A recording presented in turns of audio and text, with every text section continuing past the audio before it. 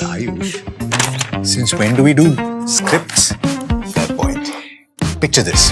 The biggest stage. Floodlights. Wow. 4K, the works. Where's the hook? There's going to be celebrities and guaranteed eyeballs. Where's the hook? Think about this. Front page advertisements and hoardings. Bro, where's the hook?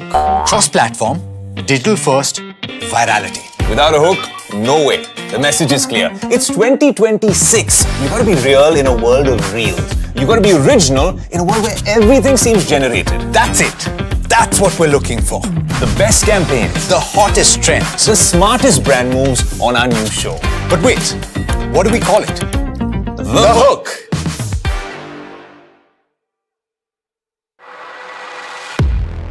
He has been tracking markets for over a decade, spots the trends before they hit the screen.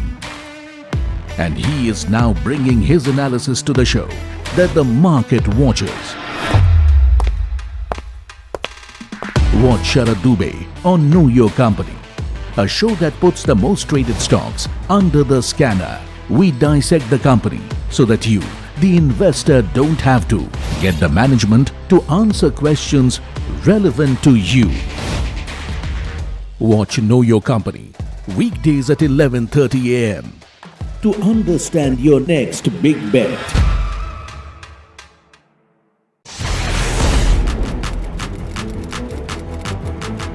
When the headlines move fast, perspective matters.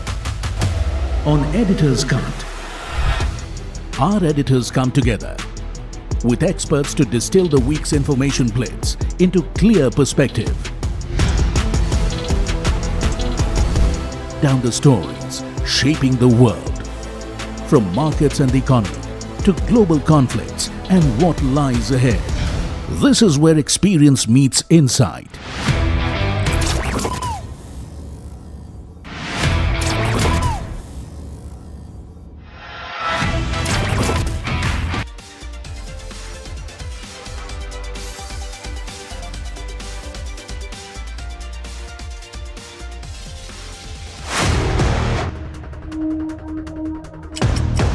You're watching live from the NDTV Profit headquarters in Mumbai.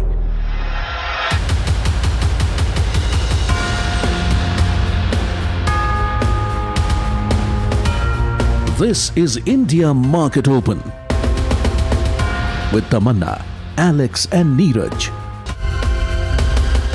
Very good morning. You're watching India Market Open and I don't know where we're going. Reports emerging just a short while ago, unverified so far, that maybe there won't be a signing in Switzerland. Some news agencies in unverified though at this point in Iran saying that what is Israel doing? That uneasiness about the peace deal so early on is, I think, a little nerve-wracking. It's barely taken a day. And I hate to say that I said yesterday. But Swiss was already off the table, right? I thought because since they did it on the 18th, Switzerland was not going to happen. No, but there was some ceremony which was expected to happen today, so maybe that is not happening. The other part, which I think is causing a bit of jitters, is that there was an address by Mujtaba Khamenei, looking like he was distancing himself from the deal, saying that Pezeshkian, president, has signed it on the condition that he will ensure that the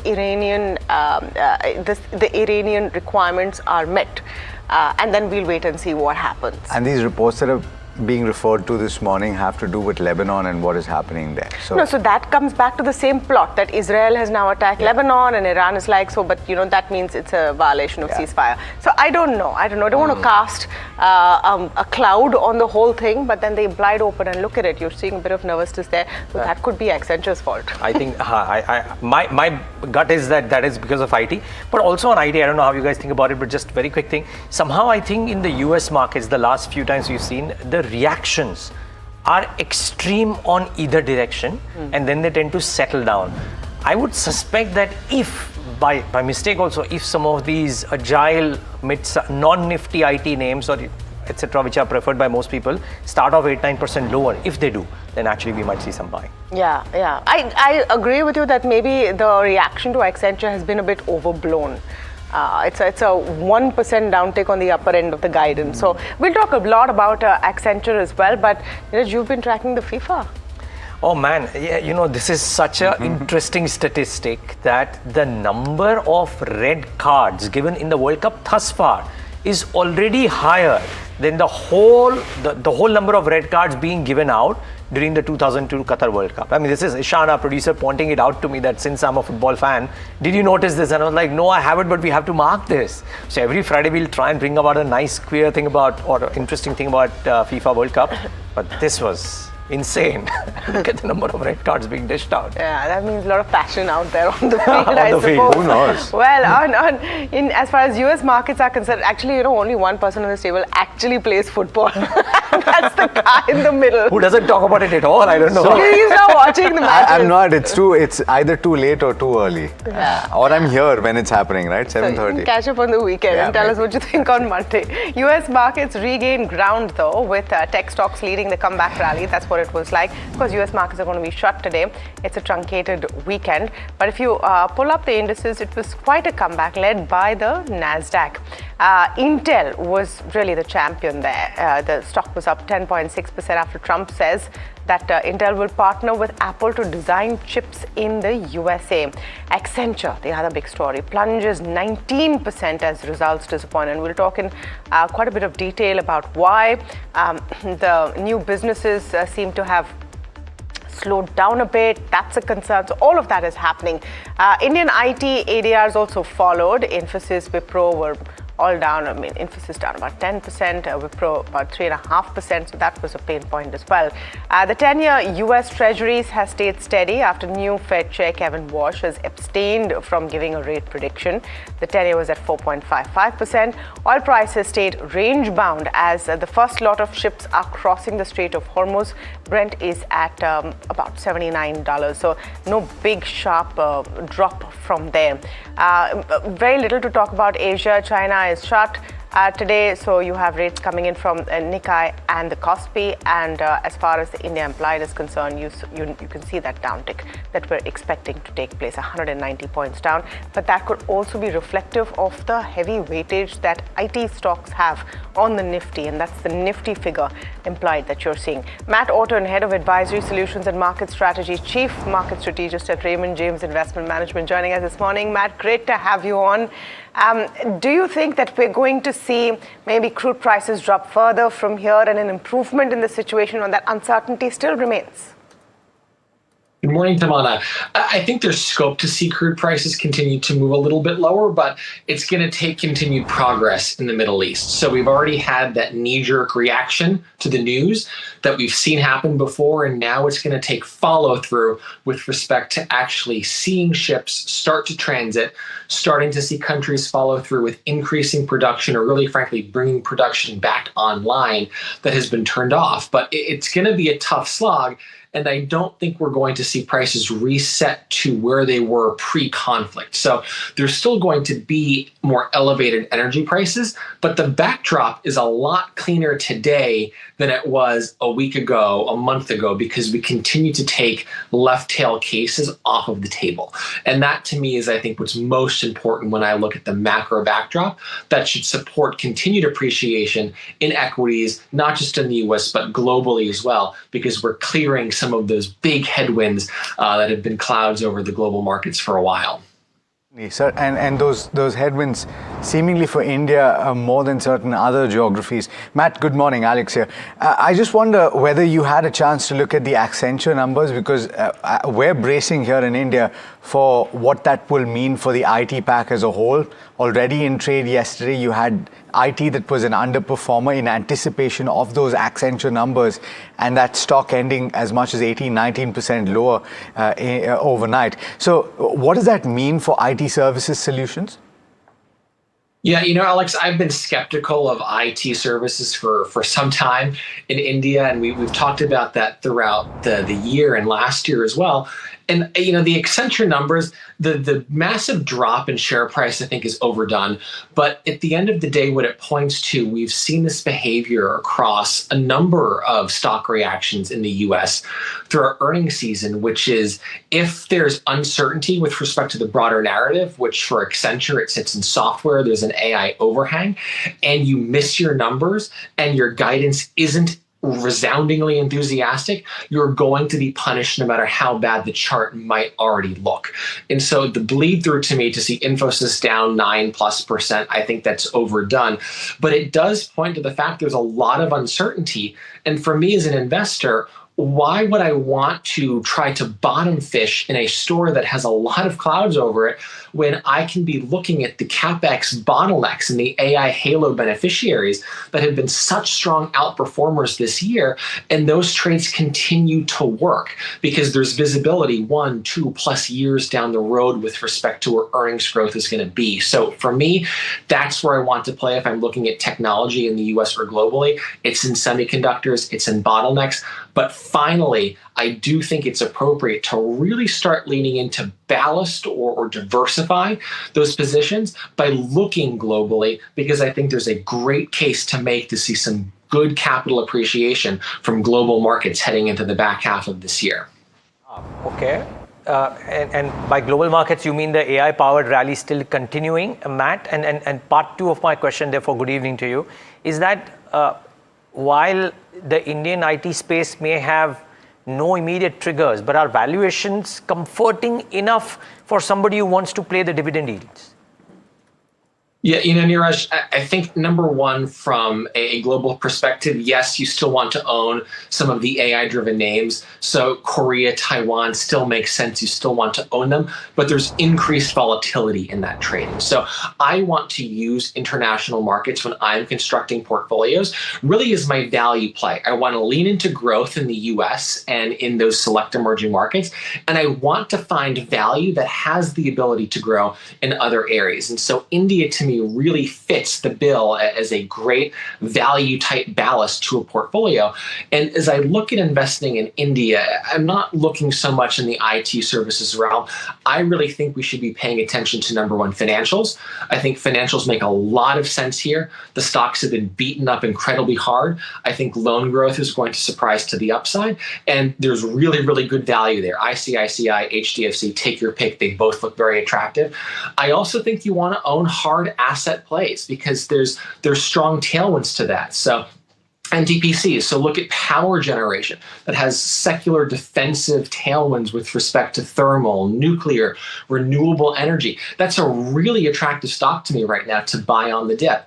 Same thing can be said for Eternal on the consumer side. And also I think M&M is just a screaming buy right now at a significant discount to where its fundamentals should trade. So there's really good opportunities across India to not only diversify a portfolio by being in India, but by playing really strong idiosyncratic stories that really have just been clouded by macro headwinds as opposed to anything wrong with the underlying securities. Set of names that you've just talked about, Matt, gives us some food for thought. Thanks so much for taking the time. Thanks. Have a great weekend. You too. All right, let's talk about what happened in trade yesterday. And there are some key takeaways. I wonder if Neeraj is going to talk about some of this in his trade setup. But foreign institutions went back to selling. The quantum, though, has reduced from what you've been used to selling. You've been used to seeing about 3,000 plus crore of selling. That wasn't the case overnight. In fact, domestic institutions buying over 3,500 crore rupees worth of equity on a net basis. Equity markets gained with a spurt in the last hour of trade. You had narrow range for the benchmark for a third day in a row, though. 140 points, not very much, in fact, for the Nifty 50 from low point to high point, and we ended near the high point of the day for the benchmark Nifty 50. Max Health was the top Nifty 50 gainer for various reasons. 6.3% is where it ended up. A couple of brokerages weighing in and saying that they're positive on the growth trajectory going forward. IT companies, perhaps in anticipation of those Accenture results, were the worst performers. Broader market points. Once benchmarks, the mid-cap index gaining in that last hour of trade as well, and ending higher by about 0.5% or so. The small cap index maintaining its leadership through the day though, and this is similar to what you saw in the previous session. It ended higher by about 0.7%. The India VIX, we've been talking about volatility all through the week. It dipped further in trade yesterday, 4%, and it ended at 12.7. The question is, do you see a little bit of a consolidation phase for a short while until you see that VIX creep up again? Market breadth tilted in favor of the advances, with the late surge aiding that breadth. Bata India was one stock that stood out. In fact, it gained as much as 16% after the appointment of Sanjay Rao as Chief Executive Officer. In case you're wondering, he was at Nike, and there's an expectation that he will bring that expertise from the global markets into Bata India, and they could see an improvement in sales performance. Yeah, well, I know the start may not show it, but I believe that the macro tailwinds are in favor. I mean, crude is the single biggest barometer that you think of it. When the markets are going down, we were telling people, look at crude, and that will be the key factor that you want to watch out for figuring out if the markets will recover or no. You probably do the same thing right now, and as long as crude prices are staying low, follow that for trying to figure out what will happen to the Indian markets in the very short term, because the other things are kind of in place. Government measures, etc., everything is in place. So I think the macro tailwinds are certainly going to help base formation, if not an uptick further. And frankly, don't look at the Nifty per se when we are talking about this as well. Look at individual pockets of strength. And we spoke about this yesterday in the trade setup as well, that look at textiles, look at the FTA beneficiaries, and look at what some of the textile names did yesterday. I mean, from an SP Apparel to an Indocount to whatever else. I mean, just the kind of buying interest that came into these stocks early part of the day, and they ending the day almost at the high point of the day, just showed sustained buying momentum. The intradays of any of these will essentially show you how strong the up moves were for them. And on IT, I mean, just actually the question that I asked Matt Orton, that on tech, there are no short-term triggers for IT, even as valuations seem close to trough. So what you will probably see buying coming in for IT will be from people who like dividend yield plays right now, because frankly, in terms of news flow, there is little to support a sustained 20, 25, 30% up move into IT names. So yeah, I mean, if they get oversold today, a bit of buying maybe from the lows, but over the course of the next few weeks or months, is there any big trigger in place? Likely not. So maybe you look at sectors with triggers versus looking at information technology in India. Just on the crude bit, if you're wondering why it's not dropped rapidly after the deal was signed. And of course it has dropped rapidly since the ceasefire, etc., but it's stuck at about 79, 78 levels. The reason is that a lot of new passage through the Strait of Hormuz is not still being booked. What you're seeing coming out of the Strait of Hormuz right now is the backlog, right? Remember, there were like several ships stuck. So just the first lot has passed through. Are new passageways or new consignments which will go through the Strait of Hormuz be booked? We'll have to wait and see if the industry actually has the confidence that we can pass through. And then what happens? I think it's going to be a factor, and to that point, on the premiums on insurance that is paid. And as soon as you see that dropping, then shipping companies will say it's now worth it to ply. Yeah, so there's not enough confidence for crude to go back to its complete pre-war levels yet. So we'll have to wait and see what's happening there. But Indian markets are entering Friday's session with strong momentum after extending gains for a fifth consecutive day. The Nifty has now reclaimed the crucial 100-day EMA for the first time since February 23rd. Fresh weakness in US technology stocks will be seen. They'll drag IT, they could weigh on the markets. The Friday's black swan could be Accenture's guidance trim and the ADR meltdown. You do have a major support zone at 24,000, a major resistance zone at 24,200 to 24,500. For the Bank Nifty, it's within striking distance of the psychological 58,000 mark. As the Nifty battles a tech drag, the Bank Nifty is perfectly positioned to act as a primary driver. Index is trading above all longer-term moving averages and key resistance at 58,000, support on 57,000. Since we're speaking in such detail about Accenture, just this Morgan Stanley note on the read-through for the IT sector. So they say that the read across from Accenture Q3 shows a tough macro climate could continue. Implied Q4 growth outlook were below estimates. Incremental data points alluded to delayed decision making and impact of Middle East. So what's relevant for Indian IT? Indirect impact of geopolitical conflict felt across different geographies and verticals. Likelihood of impact of uncertainty percolating into the next quarter as well.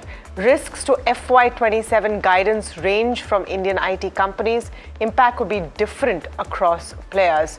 I mean, the fact that their communications and media verticals not so bad could be decent for a Tech Mahindra, etc. But we'll go into more detail on that. Let me go across to Sharad now for the F&O setup this morning.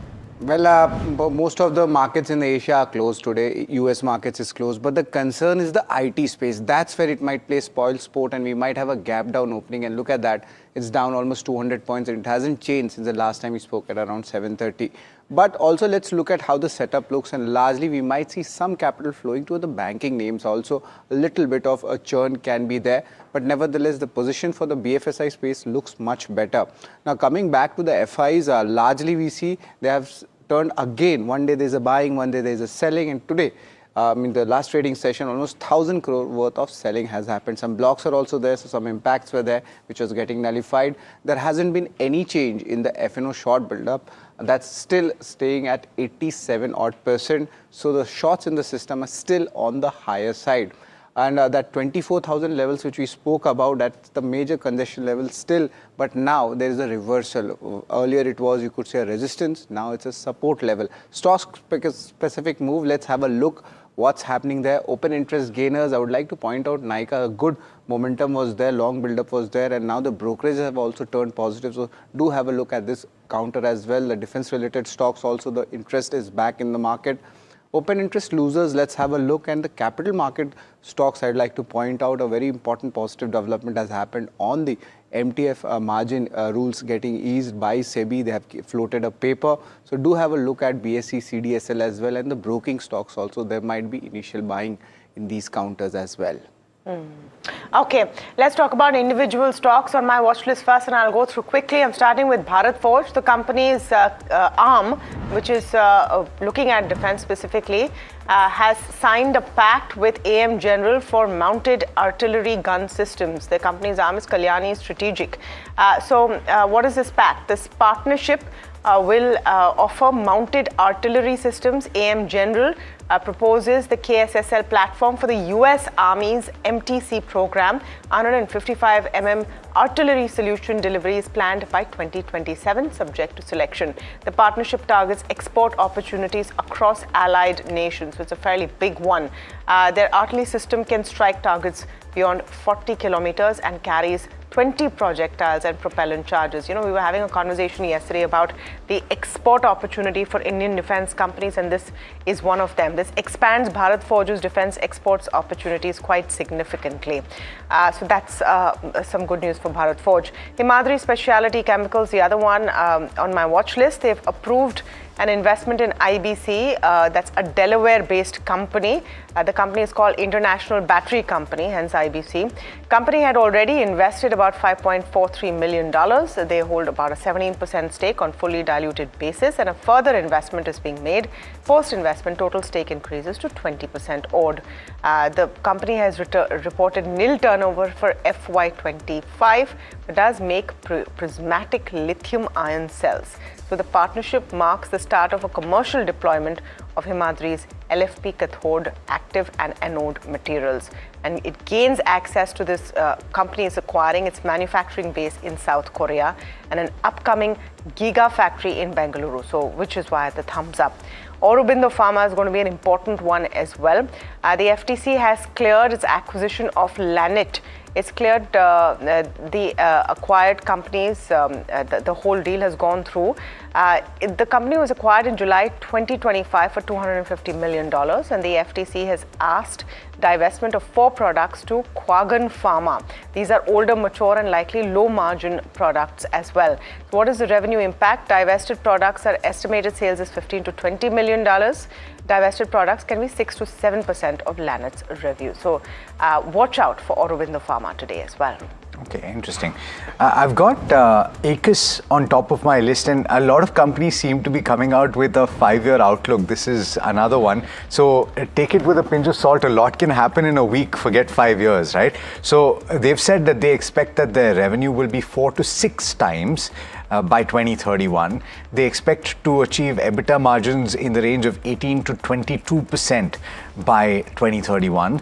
The ROCE over this period is going to be 20%, and they've got a capex planned of $350 to $450 million. So I didn't see yesterday a big move for Shyam Metallics, even though the goal that they set was pretty robust, pretty optimistic. It was up about 2% or thereabouts. Watch out for Aequs from that perspective. TrueAlt Bioenergy, this is an interesting one. This is a company that actually makes ethanol, but from different feedstock, not just from sugarcane. It has a different feedstock as well, and they've gotten approval for financial assistance of 150 crore rupees under the PM Jeevan Yojana, and this is for a proposed commercial scale sustainable aviation fuel project. It plans a sustainable aviation fuel plant with a capacity of 10 crore litres per annum. And remember, this is following the announcement by India that SAF blending target would be 1% by 2027 and 2% by 2028, taking it up to 5% by 2030. Now, the initial target, of course, is not going to require a lot of ethanol, and this is in line with global targets, particularly that in Europe. But by 2030, that requirement for ethanol might actually be substantially higher, particularly for ATF. And finally, Havells. I've picked a City note on Havells. They've maintained a buy with a target price of 1,500. They say that the room air conditioner demand has been mixed over the past 2 to 3 months, but fans as a category is less summer sensitive than AC, and non-fan categories are doing well. They've stayed disciplined on Lloyd pricing and discounts, despite competition preferring margin. They're actually preferring margin discipline, and cables and wires growth continues to remain strong. They're stepping up on R&D and innovation, and also energy transition investments. They aim to deliver mid-teens revenue growth in the medium term and expect profit growth to outpace revenue growth as well. So the target is 1,500 approximately. The stock is currently at 1,194.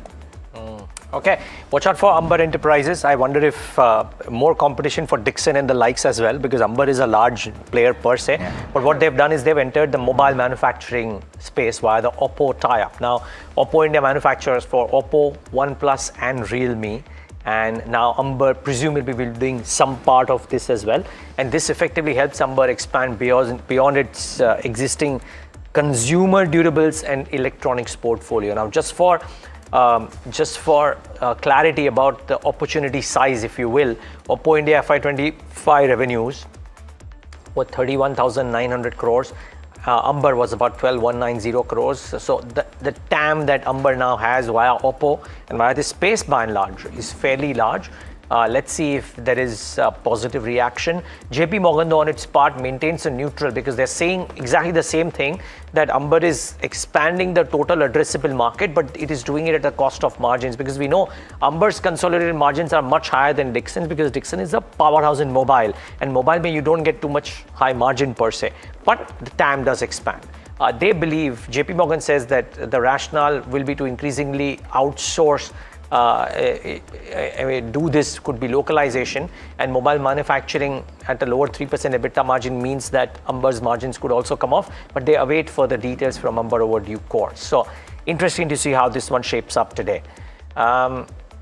Diamond Power is interesting as well. They approved raising up to 2,000 crores by QIP, but why they are doing this? They're effectively doing this because the promoter shareholding is fairly high and they have to meet the minimum public shareholding norms, and that's why this fundraising will probably help them do both the things, have some capital in the kitty, at the same time reduce the promoter shareholding as well. So keep this at the back of your mind. And from amongst brokerage notes, one that stood out for me was Bajaj Finance. JP Morgan and Bajaj Finance, they maintained an overweight with a target price of 1,080, and they say that strong execution, they've seen strong execution despite the macro noise.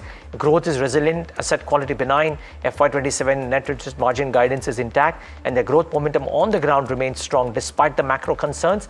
Asset quality, as I said, remains benign, they say, and the franchise remains confident of delivering on its guidance of 10 to 12 basis points net interest margin decline in FY27, nothing beyond that. Remember, they're using AI to the T, if you will, Bajaj Finance. So interesting. After a while, I've seen a fairly confident note on Bajaj Finance, so thought should bring it up. But I think Accenture's shadow is going to be cast long and wide over Indian markets today. So here's what's happened. Accenture trimmed the upper end of its full-year revenue growth guidance, signaling continued caution in discretionary tech spending, even as investments in AI and cybersecurity remain steady. Earlier on the call, the CFO of the company, Andrew Park, outlined the guidance, projecting revenue growth in the 3 to 4% range. It was 3 to 5% earlier. Listen in. For the full fiscal 26, we now expect our revenue to be in the range of 3 to 4% growth in local currency over fiscal 25, including an estimated 1% impact from our federal business. Excluding the impact of federal, our revenue is expected to be an estimated 4 to 5%. Okay, Sandeep Shah, Director, Equity Research Analyst at Acquire, is joining us this morning. Sandeep, very good morning to you.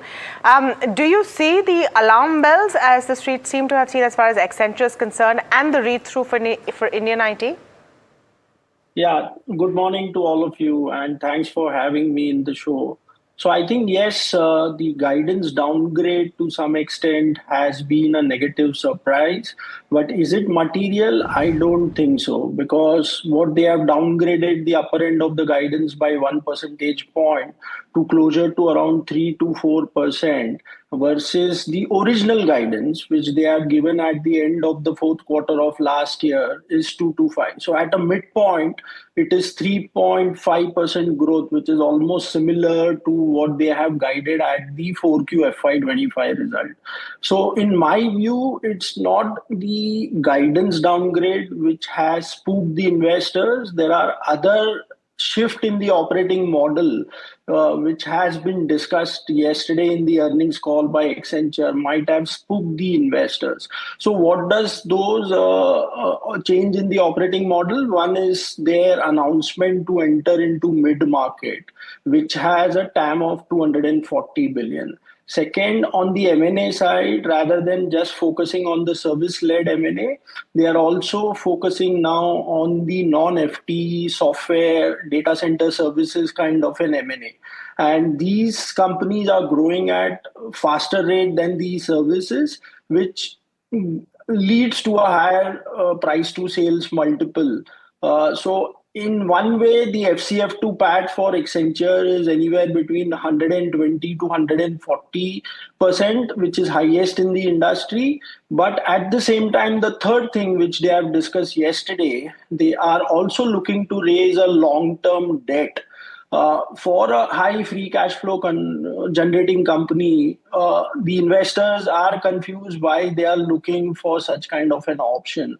So in that scenario, the investors to some extent are spooked by some shift in the operating model, where the belief is if Accenture size of company has is to take not... that. Yeah. No, Sandeep, sorry, just to get clarity. So one, are you saying it's point number 3, which is the main culprit for Accenture to face the reaction that it has? And could it be Accenture specific only? Because not that every IT company is talking about taking debt. Yeah, that's a good point, and that is also I want to highlight. So if you look at one of the reasons for the guidance downgrade, one is the $100 million hit which they had in a discretionary spend, especially in Middle East market, as well as outside the Middle East market. And over and above that, another $400 million impact which they had on the revenue in 4Q FY26 related to Middle East and the other markets, especially EMEA. So such things to some extent are specific for Accenture because it's a more diversified company vertically, geographically, as well as service-wise, versus the Indian IT is not so deep in terms of diversification in like of the Accenture. So therefore, the question arises for IT companies in India and indeed investors in India looking at IT. What is the read-through?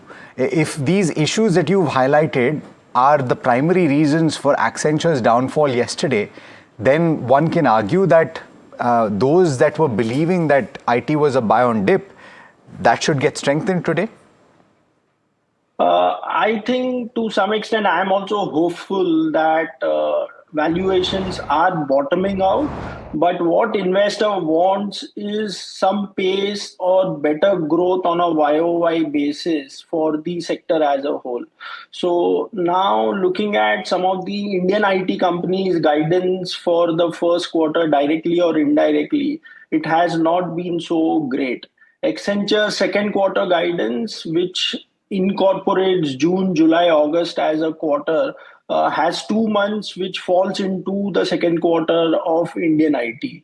And there also, they have not given a significant confidence on the growth momentum. So in that scenario, investors believe that on a base of a low growth for the Indian IT in FY24, FY25, even FY26 may not show a significant growth momentum. So my sense is, I think what is happening is investors to take a constructive call on the sector, they want to see some consistency in the growth turnaround. Right, Sandeep, thanks so much for taking the time, and we look forward to speaking to you really soon as some of these trends emerge. Thank you. Thank you for having me. Just an update, the Asian IT stocks across Australia, Japan, etc., everywhere the stocks have come off, so no surprise. Pay current is down about 11%. In Australia, the technology one is down about 4%, etc., etc. So everywhere the IT service stocks have come off. So Accenture impact is being seen all around. All right, we'll take a very short break. A lot more to discuss on the other side. It's a power-packed morning. Stay tuned.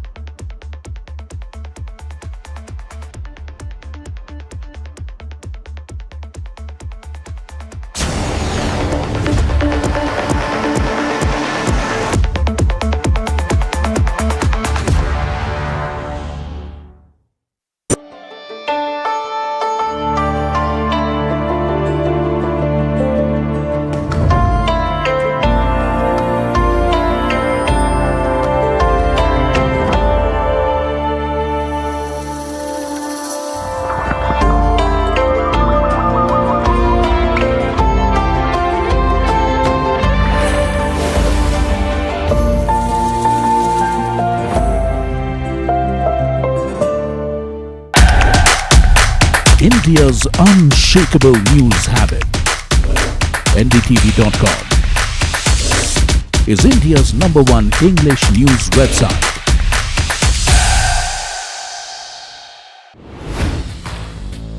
Hi, I'm Tamanna Inamdar. Watch me on NDTV Profit, where I break down the day's biggest business stories. What happened, why it matters, and what it means for your money. Hi, I'm Neeraj Shah. Watch me on NDTV Profit for the most incisive market intelligence and meaningful corporate conversations. And I'm Alex Matthew. Markets, mutual funds, insurance, personal finance. I help you cut through the noise and make smarter financial choices. And here's where you can watch us.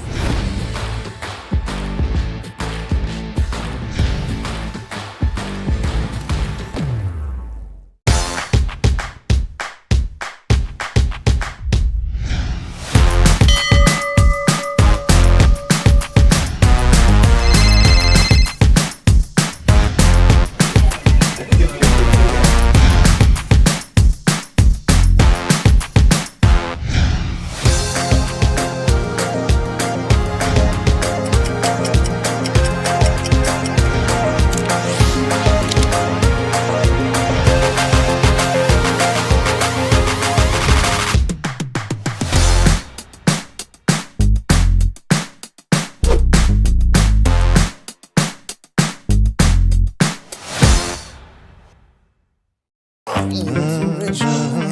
news, Ayush. Since when do we do scripts? Fair point. Picture this. The biggest stage. Floodlights. 4K, the works. Where's the hook? There's going to be celebrities and guaranteed eyeballs. Where's the hook? Think about this. Front page advertisements and hoardings. Bro, where's the hook? Cross-platform, digital first, virality. Without a hook, no way. The message is clear. It's 2026. You gotta be real in a world of reels. You gotta be original in a world where everything seems generated. That's it. That's what we're looking for. The best campaigns, The hottest trends. the smartest brand moves on our new show. But wait.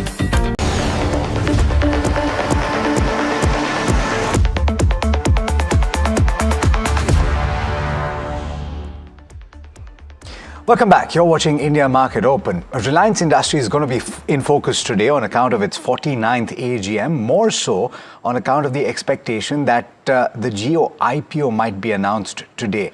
Let's bring in Nisha Poddar to talk about what's lined up and what you should watch out for. Nisha?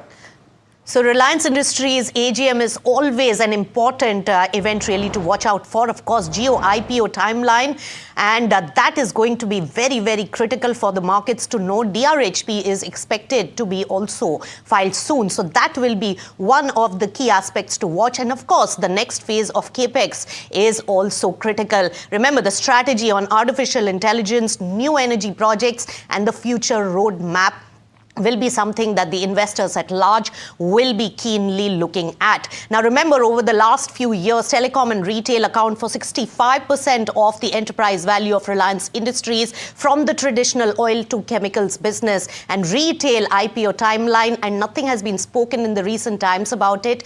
That will be also seen. Also impact on the demand on ground due to war, and for the oil and chemical business, the disruption and impact of war. So those are the important aspects from Mukesh Ambani. And Jio IPO, of course, is one thing that is going to be the first IPO in 20 years coming in for the company, and that will be the critical thing to watch. And CAPEX cycle of $110 billion over 7 years to build AI infra, data centers and digital capabilities. Remember, CAPEX cycle of this $110 billion is touted at the scale of the build out of the consumer business that was done in 2014 to 21. And also not to forget, in AI strategy, already global partnerships have been announced with Meta and more to come, and that will be critical. So sectors of the future, new energy business now enters the critical stage of execution and commercialization with all the storage facility as well as the solar modules,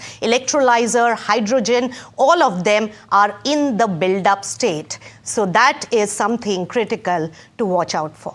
Thank you for that, Nisha, and we'll keep getting all of those updates. So with the expected listing, or at least the IPO of Jio on the bourses, what is the impact or the focus on its peer, Bharti Airtel? Let me go across to Somit, who's got those numbers going. Well, if you look at the Jio IPO, which is expected, the DRHP is expected to be filed. So the valuation that the street is currently assigning to Jio is close to 11.9 lakh crore rupees, and this is the consensus valuation that have taken of over 15 analysts that have been tracking Reliance Industries, and this is the equity value that they are assigning to a Jio platform. And equity value means the market capitalization that they are expecting for Jio platform on listing, which is close to 11.9 lakh crore rupees. So what does Jio platform include? Jio platform is the holding company of all the digital assets of Reliance Industries. It holds 100% stake in Reliance Jio Infocom, which manages the telecom and the broadband business. Then and this business, that is Reliance Jio, contributes nearly 90 to 95% of the operating profits in Jio platform. Apart from that, Jio platform also has an enterprise business, and it also owns a stake in more than 15 companies like Jio Savan, Imbibe, Haptic, Radisys, Sankhya Sutra. And these were the companies that Jio platform had acquired post the fundraise that they had done in the company in 2020 back then. Now, if you compare this with Bharti Airtel, Bharti Airtel has a market capitalization of anywhere between 11.3 to 11.4 lakh crore rupees. And what does Bharti Airtel include? It includes the India mobile business, the India broadband business, the India DTH business. Apart from that, it also has the enterprise business, which also has 61% stake in Nextra, which is the data center business of Bharti Airtel. Then they have the 79% stake in Airtel Africa and 51.3% stake in Industars. Now just let's look at how the numbers stack up here. Now for a market value of 11.9 lakh crore, Jio platform has a revenue of close to 1.47 lakh crore rupees, while Bharti Airtel has a revenue of close to 1.45 lakh crore rupees for a market value of 11.3 lakh crore. And this is just the comparable business of Jio platform that I'm taking here for Bharti Airtel. I'm not including Industars and Africa business currently. EBITDA of Jio platform for FY26 stood at close to 76,300, and while that of Bharti Airtel stood at close to 82,300 crore rupees. So you can clearly see the difference here. The India mobile customer base, obviously Jio has a larger customer base, but they are not high paying customers because the ARPU is lower at around 214, while that for Bharti Airtel stands at close to 257 rupees per user. And you can clearly see here the difference that the valuation has. 15.6 times is what the valuation Street is giving to a Jio platform, and 13.7 times is the valuation that Street is giving to Bharti Airtel, and this is excluding the additional businesses that Bharti Airtel has. And what are those additional businesses here? Now, the stake in tower company, that is Industar, which is also listed, is valued at close to 55,500 crore rupees. Then there's stake in Airtel Africa, which has been doing quite great of late. The valuation of that stands at close to 1.34 lakh crore rupees. And Nextra, which has done a recent fundraise, based on that, if you look at the 61% stake, that is valued at close to 17,847 crore rupees. So this clearly shows that there's a stark valuation gap of at what Street is assigning to Bharti Airtel compared to what analysts have been assigning to Jio platform. So Jio platform valuation is something that will be important to track here, because that could lead to a re-rating for Bharti Airtel valuations as well. Now, if you look at the analyst way, what are analysts saying? 91% of the analysts have a buy rating, while just 9% have a sell rating. The consensus target price, 12-month consensus target price, stands at close to 2,287, which suggests an upside of 23%. Highest target price on the Street is 2,750, which suggests an upside of 48%, while the lowest target price is 1,800, which clearly shows that the downside is quite limited when it comes to Bharti Airtel at just 3%. Wow. Okay. Sumit, thanks for putting this into perspective. It'll be interesting to see how this shapes up. Remember, the days of necessarily having gains in a Reliance listed entity are not necessarily true now. I mean, I was looking at Jio Financial Services, 8 September 2023, it was circa 250 rupees, currently at about 244. Reliance has done precious little in the last 2-3 years as well. So it doesn't mean that the Reliance name attached makes it a good stock. It's a great company. Is it become a good stock? May not necessarily be. Maybe Airtel is the better stock. Who knows? Maybe Nishal Maheshwari knows. He joins in right now to talk about markets at large. And Nishal, thank you so much for joining in. Lovely talking to you after a while. And I want to definitely talk about the markets as well with you. How do you think about it? But since you're at the topic of this, what do you think of telecom? What do you think of the Jio Big Bang IPO as it's going to come versus maybe an Airtel or thereabouts? How do you think about all of this? So, morning to you, Neeraj, and to your viewers. I think telecom space is a very interesting space. Now it's become clear, basically, there's going to be around 3 players. We have a fairly contested space out there. So there is a huge amount of competition. But having said that, I think India is still one of the cheapest. So definitely you are going to see some ARPU raises happening. I think it's already got delayed. So that's the space. If I look at Jio coming through, basically, I think it's fairly priced. As your analyst has very rightly put out, basically, I think if Jio lists at 13 or 12 lakh crores, there is going to be a re-rating happening for Bharti. Very clearly, basically, because if you really look at it, ARPU-wise, there is a huge difference. Similarly, the profitability-wise, there is a huge difference. So I very clearly see a re-rating story for Bharti. This is Alex here. So from the perspective of what could emerge over the next few weeks, if you're a holder of Reliance Industries stock, if you get Jio therefore, would you sell on listing and would you shift to Bharti Airtel? Is that a question for me? Yes, it is for you on the fundamentals. Oh, so I think one thing has to be clear. I think Reliance has very clearly said that they are not going to be splitting the shares, and it's going to be a listed company, majority owned by Reliance. And therefore, the shareholders will not get a split stock, unlike Jio, where they got one basically. So you would still be holding Jio through your Reliance holding. So if you are asking me whether Reliance, if it gets listed at 12 lakh crore or Jio getting listed at 12 lakh crore is a buy, I think I would avoid. I would want to actually go out and buy Bharti. Okay. And I want to make a personal disclosure. I own Bharti in my portfolio. Okay, thank you. Thank you for that disclosure. Do stay on with us, Nischal. All right, let's get a view on the charts, Kush, and pull up the implied open while we're at it. This seems to be such a fleeting moment of strength in the Indian markets. Do you think that this is a little excessive though? 200-point knockdown on the opening of the Nifty. Are you expecting some strength today or some recovery if we do have this kind of an opening? I don't think this is excessive. No? No, not at all. First up, a very good morning. See, for the last 3-4 sessions, we've been seeing buy on dips. Okay, dip aa nahi raha hai. Correct? So, like in the famous words of Mr. Ajay Sanyal, हमारे पेशे में 2 चीज़ें बहुत ज़रूरी हैं, नज़र और सब्र. नज़र तो 6-6.5 घंटा लगाए रहते हैं, कभी-कभी सब्र रखना पड़ता है. Okay. 3 दिन से. How many times have you watched Dhurandhar? No. See, it's now on OTT platforms as well, so it is on demand. Every day you're watching. थोड़ा सा dose. 20 minutes of it. Okay. No, the reason is थोड़ा सा सब्र रखना पड़ता है. हम 3 दिन से कह रहे हैं कि मार्केट बाय ऑन डिप्स है. Structure is fine, structure is intact, all of that is okay. Near term में चला गया है ऊपर, तो थोड़ा डिप आएगा फिर बाय करो. अब डिप आ नहीं रहा है. Correct. Now this is One, I'm not very happy कि बहुत मार्केट नीचे आ रहा है, but it's healthy in a way. So anyone who wants to re-enter or who wants to create fresh long positions, for them this is a good entry point. And if any of our viewers actually makes a loss on Nifty and Bank Nifty, especially now, I'll be very upset because हम consistently यही कह रहे हैं कि 24,000 on the Nifty, 56,857 thereabouts, उसके आसपास fresh long positions create करें तो better रहेगा. Now let's look at what the data is suggesting. We've had 5 sessions of gains on the Nifty, correct? The range in the last 2-3 sessions has been very narrow. The volumes have been relatively thin. FII short positioning still intact at 87%, although in number of contracts, it is starting to come off, but percentage-wise, it's still there. Bullish crossovers maintained on a lot of indicators. So that suggests that the near-term trend is intact. However, if you go to smaller time frames, that's where the trouble is. You've got this deadly combo of those indicators being overheated and then negative divergences. So कहीं ना कहीं थोड़ा cooling off बनता था. Like I said, near-term trend very much intact. Dips पे buy करें 24,000, maybe 23,900, 950 के आसपास एक अच्छा entry point मिल जाता है. Strong supports at the 20-day and the 50-day moving average zone of 23,600 and 23,800. तो उसके आसपास अपना stop loss रख के चल सकते हैं. तो if you get this dip and maybe a little lower as well, I won't fret until that support zone of 23,600, 23,800 is intact. What about stocks this morning?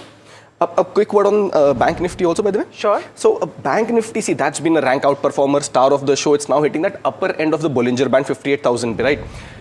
My worry is that the heavyweights have done the major lifting here, which is a positive sign, right? But now the heavyweights themselves are at resistances. Look at HDFC Bank, right? 800 major resistance.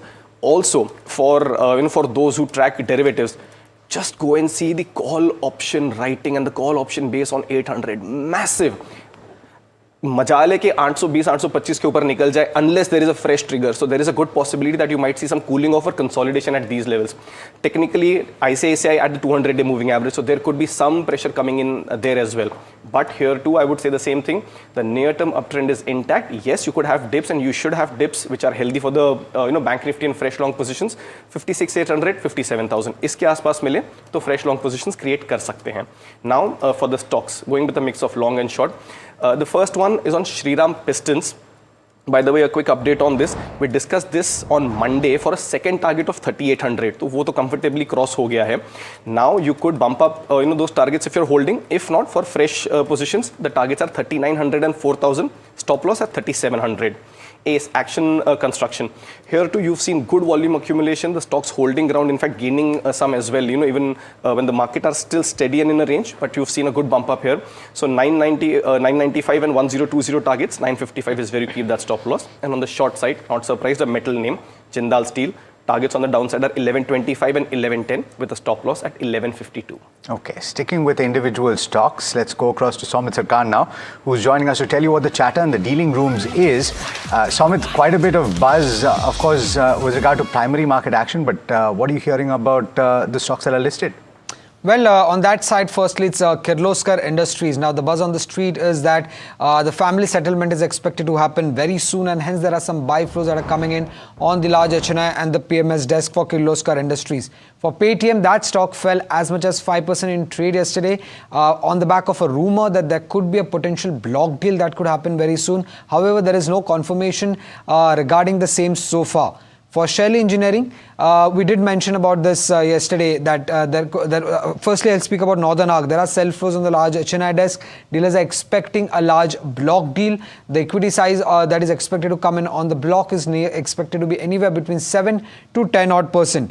And lastly, when it comes to Adani Power, there are buy flows on institutional desk. Dealers indicate that some passive flows regarding weight adjustment is happening on this counter, that is Adani Power. And this is largely because Vedanta is moving out of Nifty Next 50, and that because of that, Adani Power's weightage on the index is expected to increase, and hence this passive flows are expected to happen for Adani Power. And Shell Engineering was part of a segment yesterday where we did indicate that the seller of the big block deal could be the promoter relatives or the older promoter, and that has come out to be true in the bulk and block deal data.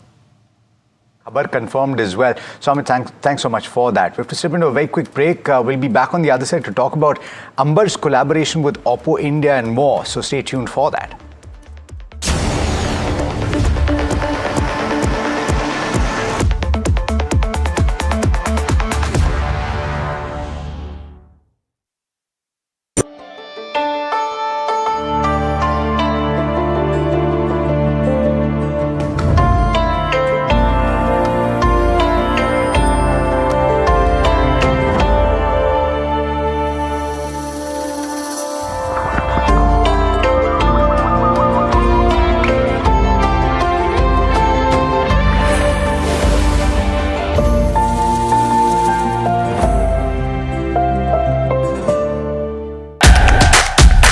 India's unshakable news habit. NDTV.com is India's #1 English news website.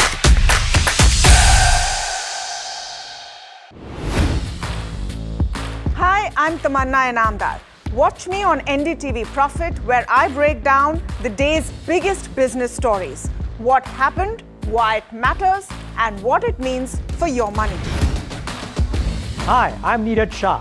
Watch me on NDTV Profit for the most incisive market intelligence and meaningful corporate conversations. And I'm Alex Matthew. Markets, mutual funds, insurance, personal finance. I help you cut through the noise and make smarter financial choices. And here's where you can watch us.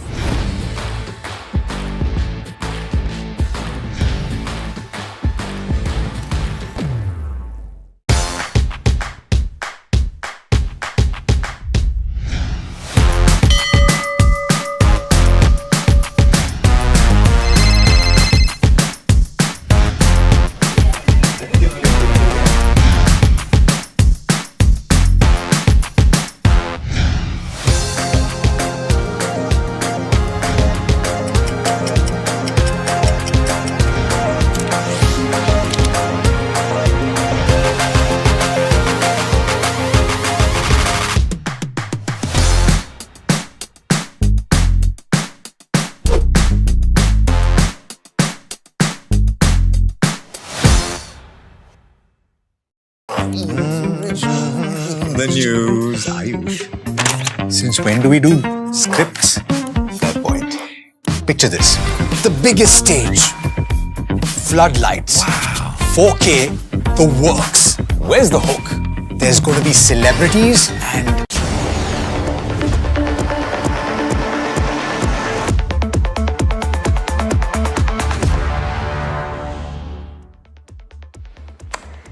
Back with India Market Open right here on NDTV Profit. Amber is a stock in focus after the company signed a memorandum of rather a manufacturing partnership with Oppo, marking its entry into mobile phone manufacturing business. Varsha is here with the details. Varsha. Well, yes, they've signed manufacturing collaboration with Oppo India, and this will mark companies, that is Amber's entry into mobile phone manufacturing. If you see, Oppo India manufactures for Oppo, OnePlus and Realme, and Amber will be manufacturing mobile phones for these brands. This is just an expansion beyond its existing consumer durables and electronics portfolio. Talking about the key strategy, this leverages Amber's manufacturing scale, localization capabilities and supply chain strength, while Oppo, if you see, contributes global product expertise and quality standards. Talking about the financials, Oppo India FY25 revenue stand at around 31,980 crore, while for Amber it is almost 12,190 crore. On the execution plan, well, gradual ramp up has been planned with close collaboration, and they're also exploring more opportunities under this partnership. So overall, yes, this is an entry into manufacturing of mobile phones for Amber. Okay, Harshit Kapadia, Vice President, Elara Securities, joins us for a quick take on Amber. Harshit, how do you look at the developments? Yeah, morning. So it's an extremely positive development for somebody who has been a non-mobile company. And this gives them a foray into one of the largest consumer durable category globally as well as in India. And what we still have to get more details on what the contours of the deals are. But certainly this is something positive for Amber. Two things. One is it will also reduce the cyclicality of the business, which was more driven by the seasonality of summer, which was room AC. So that will also come down after this, business starts doing well. How would you look at it from the perspective of timing and vis-a-vis a Dixon, who's already well entrenched in this space? So in terms of timing, I think post PLI, it was mainly because Oppo was looking to diversify its vendor base in India, and this is what the other brands are also trying to do. So that was a great thing, and since Amber understands the EMS space well, so it's a big win for Amber on that basis. So it's certainly positive for Amber. Okay, thank you so much for that, Harshit. Yeah. Quick take there. Just Kush, on the charts on the entire EMS space, Amber, Dixon, I think Sirma, if you can add to that, where are you finding opportunity? This is you seeing the sector change, in front of you for the better in this case. For a while, this was a sector that you wouldn't really touch with a barge pole. Now, things are starting to change because if I look at it, at least technically, if I look at it, Sirma rank outperformer, right? I mean, if you have it, no reason for you to sell it right now. If you don't, actually, it's a buy on dips. PG Electroplast, technically, again, making all the right noises, a massive jump up on this one, volume accumulation healthy, 200-day moving average taken out. Dixon too has had a very good run, approaches the 200-day moving average resistance, but even if you don't factor for that, the recent run on this one has been great. And now the news on Amber, which already had a rising trend line support, and this will just perhaps push the stock a little higher. So my point is that there are now interesting developments in this space, and I would look at it a little more constructively every time one of these names comes up. Keynes, the rank underperformer, maybe I would want to see some more uptick on this before I get constructive. But like I said, PG Electroplast is the stock that I would buy today, and Sirma on declines. But Dixon and Amber also are making the right noises on the technical setup. Okay, some of the other ones that we should talk about, and I just want to get your view very quickly, Kush, on a Nykaa. So decent pop yesterday after it laid out its plans for FY30. Jefferies today, in fact, has maintained a buy with a target price of 350. They're calling it beautiful, highly scalable beauty and fashion platform. Beauty to grow via omni-channel, ads, faster fulfillment, wellness to add premium, higher margin agencies, fashion to scale curated brands, improve margins, and own brands, key driver, rising off-platform mix share, AI lever, central to overall business model. Macquarie is a little bit more skeptical. They've maintained an underperform with a target price of 210. They're saying targets imply strong 4 to 5 time EBITDA growth outlook. Guidance suggests sharp beauty margin expansion ahead. Concern on rest of beauty GMV growth acceleration pace. Scale constraints persist, offline expansion faces hurdles, Dot and Key's offline expansion remains challenging, uncertainty in replacing Dot and Key's success. So you have two contrasting views on the fundamentals as far as Nykaa is concerned, and just look at what the stock did yesterday as well. The whole week has also been pretty good for the Nykaa stock. But how do you like it on the charts? Yeah, two opposing views. If mine is the vote that counts, if at all, then I would actually side with the former. There's a very clear breakout, or at the 283, 285 resistance zone, which the stock tried to hit, in February, then again tried to break out in May, but fizzled out again because of the war. But the fact that it actually came close to those levels and, attempted a breakout itself was a sign of strength. And now a volume-backed up move and a breakout is definitely a constructive one on this. If you have a position, continue to hold. If not, I would suggest a stop loss at 280 and 285 zones. 350 and higher targets positionally with the kind of moves that it's making and the accumulation that it's seen over the last few months, very likely. Okay, 9 a.m. and the markets are starting off. We'll probably have, let's just mark the rates, mark the IT names in particular, and let's just see what's happening there, because we're starting off not as bad, but these are the first trades. Maybe we will actually be about 100, 150 odd points lower, but let's get the IT names. 9% for an Infosys, 6% for a TCS. Well, I think these rates will change, but maybe it will be 4-5%. But it'll be interesting to see if the persistence, emphasis, Coforge, which actually gave a fairly decent commentary, I thought, relative to what maybe Accenture did. And it'll be interesting to see what some of these stocks do. Guys, I don't know. Something tells me that if these guys start off 8-9% lower, you might actually see some buying. It may be tactical buying for just a smart trade. It may well be that, but something will happen. Yeah, I mean, anyway, the unpredictability of IT ensures that what you say is very likely to come true. Yes, you're attributing it to luck right now. ये पीछे से तमन्ना is telling you, तू बोल कोई फर्क नहीं पड़ता. वो तो उसका कुछ भी होता ही रहता है. I'm not saying it that way, not saying it that way. But I'm saying it's so unpredictable right now that, it could very well happen. What was this? You're a third party, neutral party. What was this comment? Sorry, क्या बोल रहे हो? That's the best approach. Okay, now, so IT stocks starting weak as expected. The other pocket to just quickly look at what they're doing in the pre-open session, pick up Grow, Angel One, because, SEBI is proposing easing margin trading funding rules. So you're seeing a bit of a pop, at least on an Angel One. Look at HDFC Bank. KK Mystery's extension has finally come in as part-time chairman for 90 days. Nothing much happening with the stock. Punjab and Sindh Bank, UCO Bank, Indian Overseas Bank. There's reports today that government is planning an OFS. Nothing much in the first minute or so. And ICICI Pro AMC, Oswal Pumps have some lock-in expiries happening. So you can take a look at some of those. But what's really coming to the fore is Infosys, TechM, TCS, Coforge, HCL Tech. My point, Neeraj, is even if this is correct, how will anyone have the guts to buy? Yeah, because you've been punished on the downside. Every time you called a bottom. Just the valuation comfort. But every time you called a bottom, you've been beaten. No, but at some point of time, I mean, so I have for the longest time disagree with Parag Bhai on this, right? But the argument that at 5 times dividend yield, cash flow yield, can there be even worse times?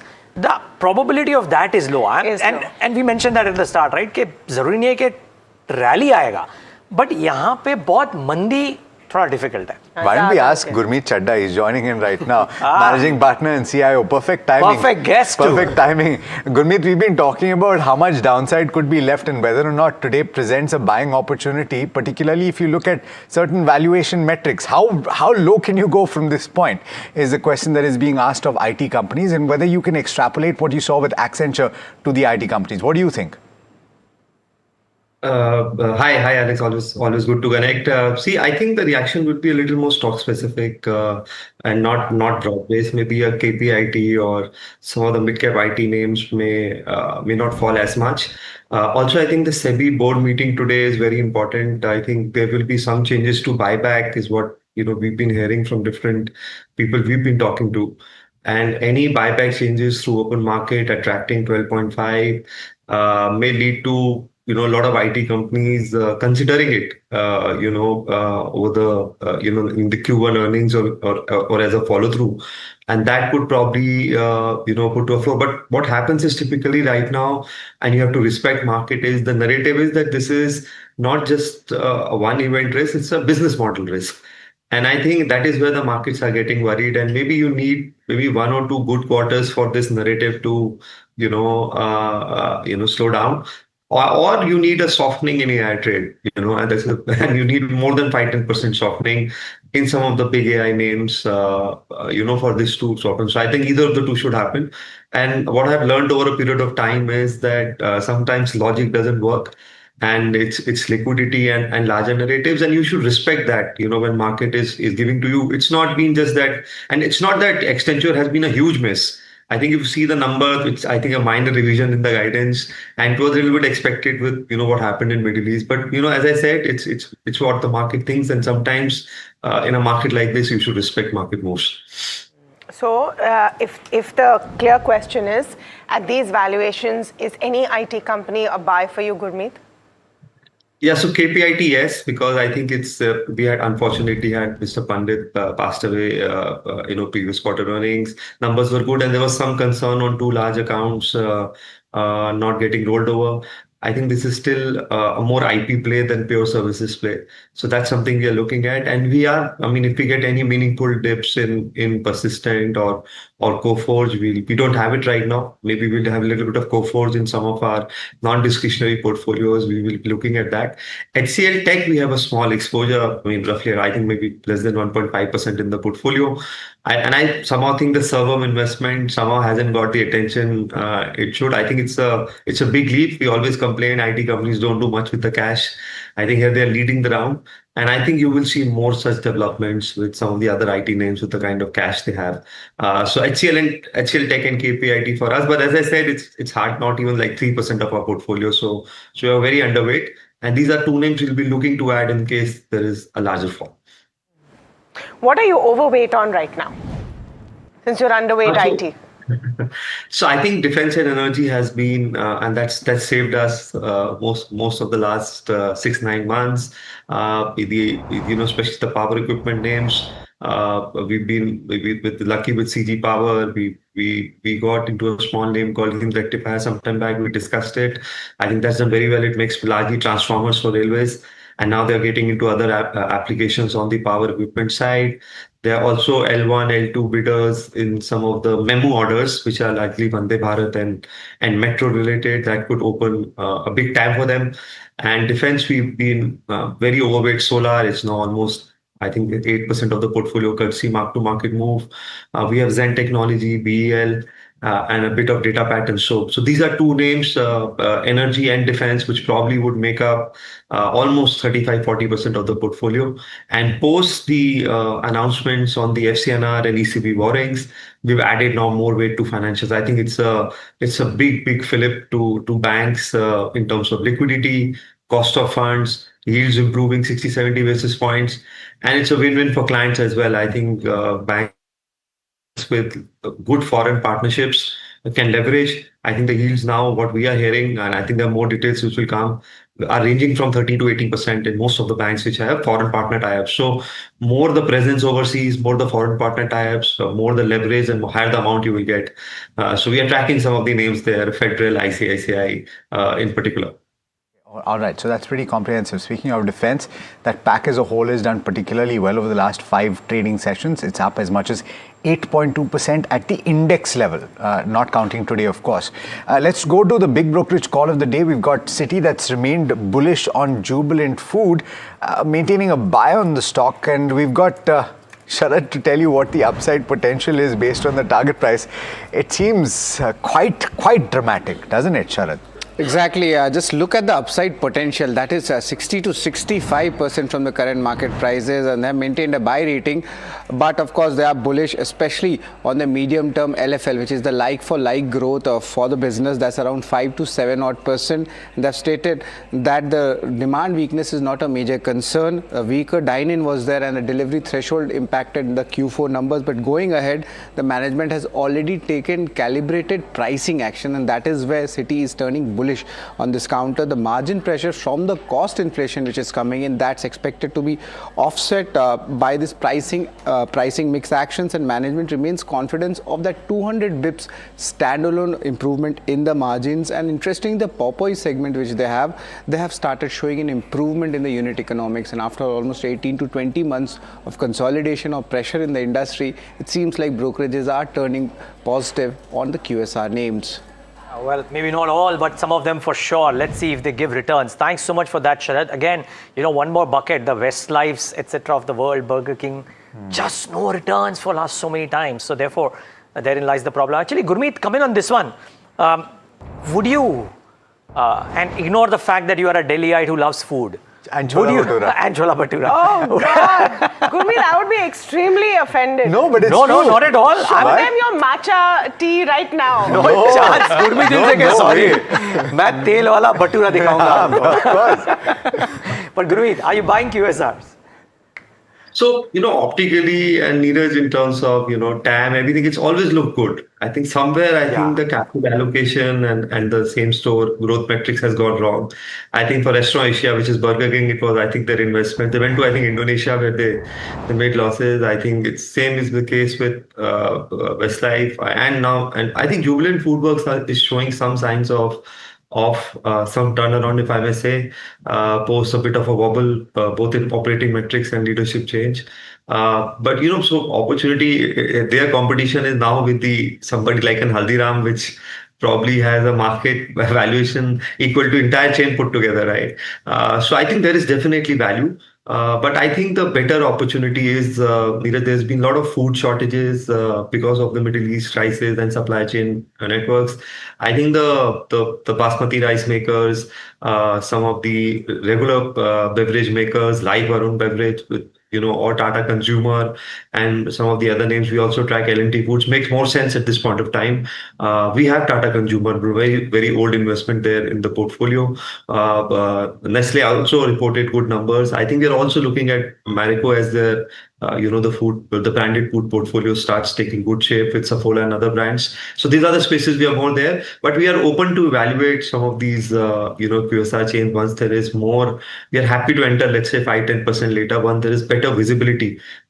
Typically after, 200, 300 stores, a lot of unit economics comes in. Unfortunately, it hasn't come.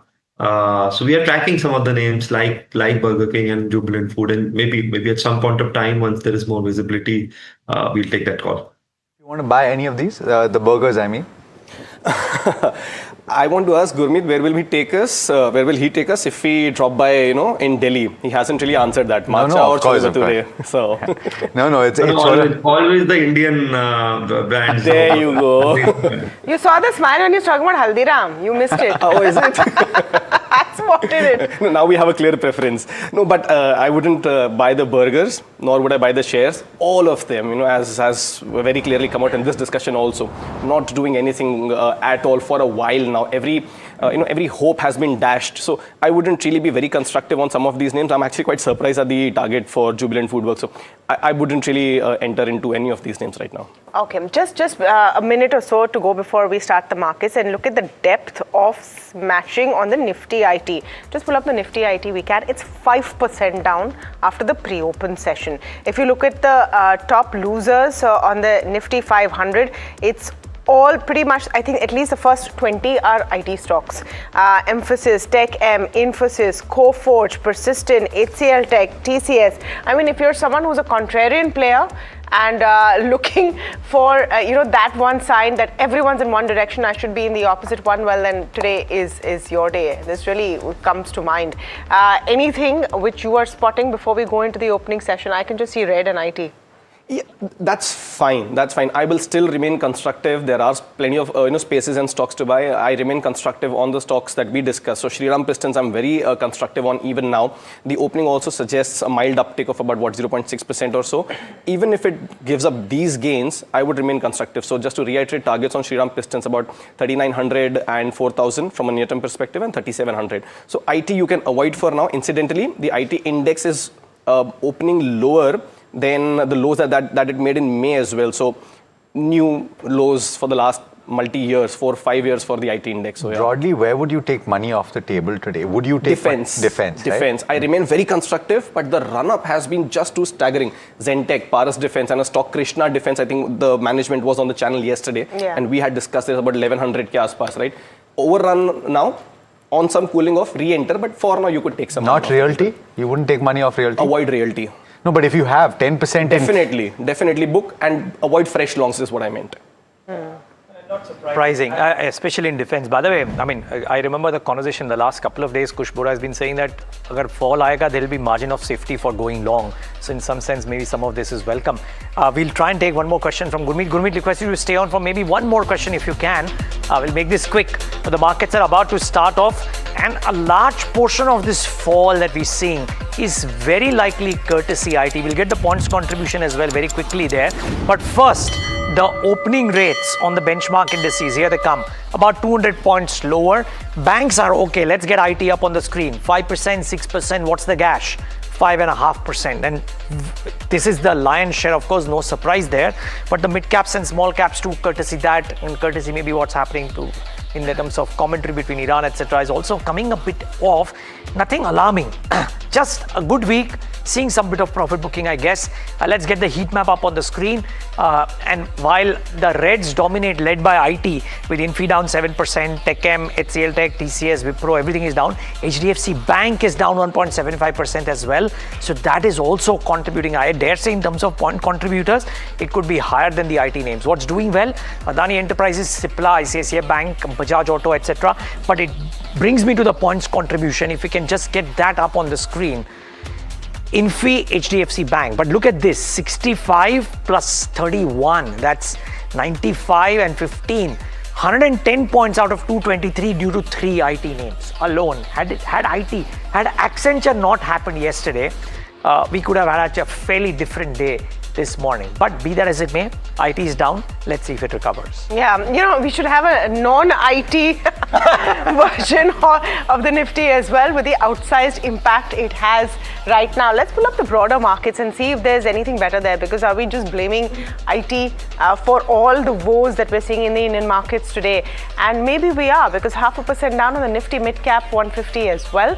The small cap is 0.25% down. The advanced decline ratio is skewed towards the declines almost 1:2, and it's not all IT companies out there, right? So there is a bigger pain. I'll just look at India VIX very quickly and look at what the fear gauge is showing us. It's about 4.5% up. So look, it's a combination of factors. The point is that there was supposed to be the first round of peace talks after the MOU was signed yesterday between US and Iran, and both sides from Tehran and from Washington were headed to take that flight, and then they stopped and decided to cancel it and come back. So, I mean, that's also going to weigh on the markets for a bit. Let's pull up the sectoral heat map, and of course, you'll have IT with a huge crack, 5.5% down. But even look at Nifty Realty, Sensex, consumer durables. You have only pharma, healthcare, defense, which is in the green.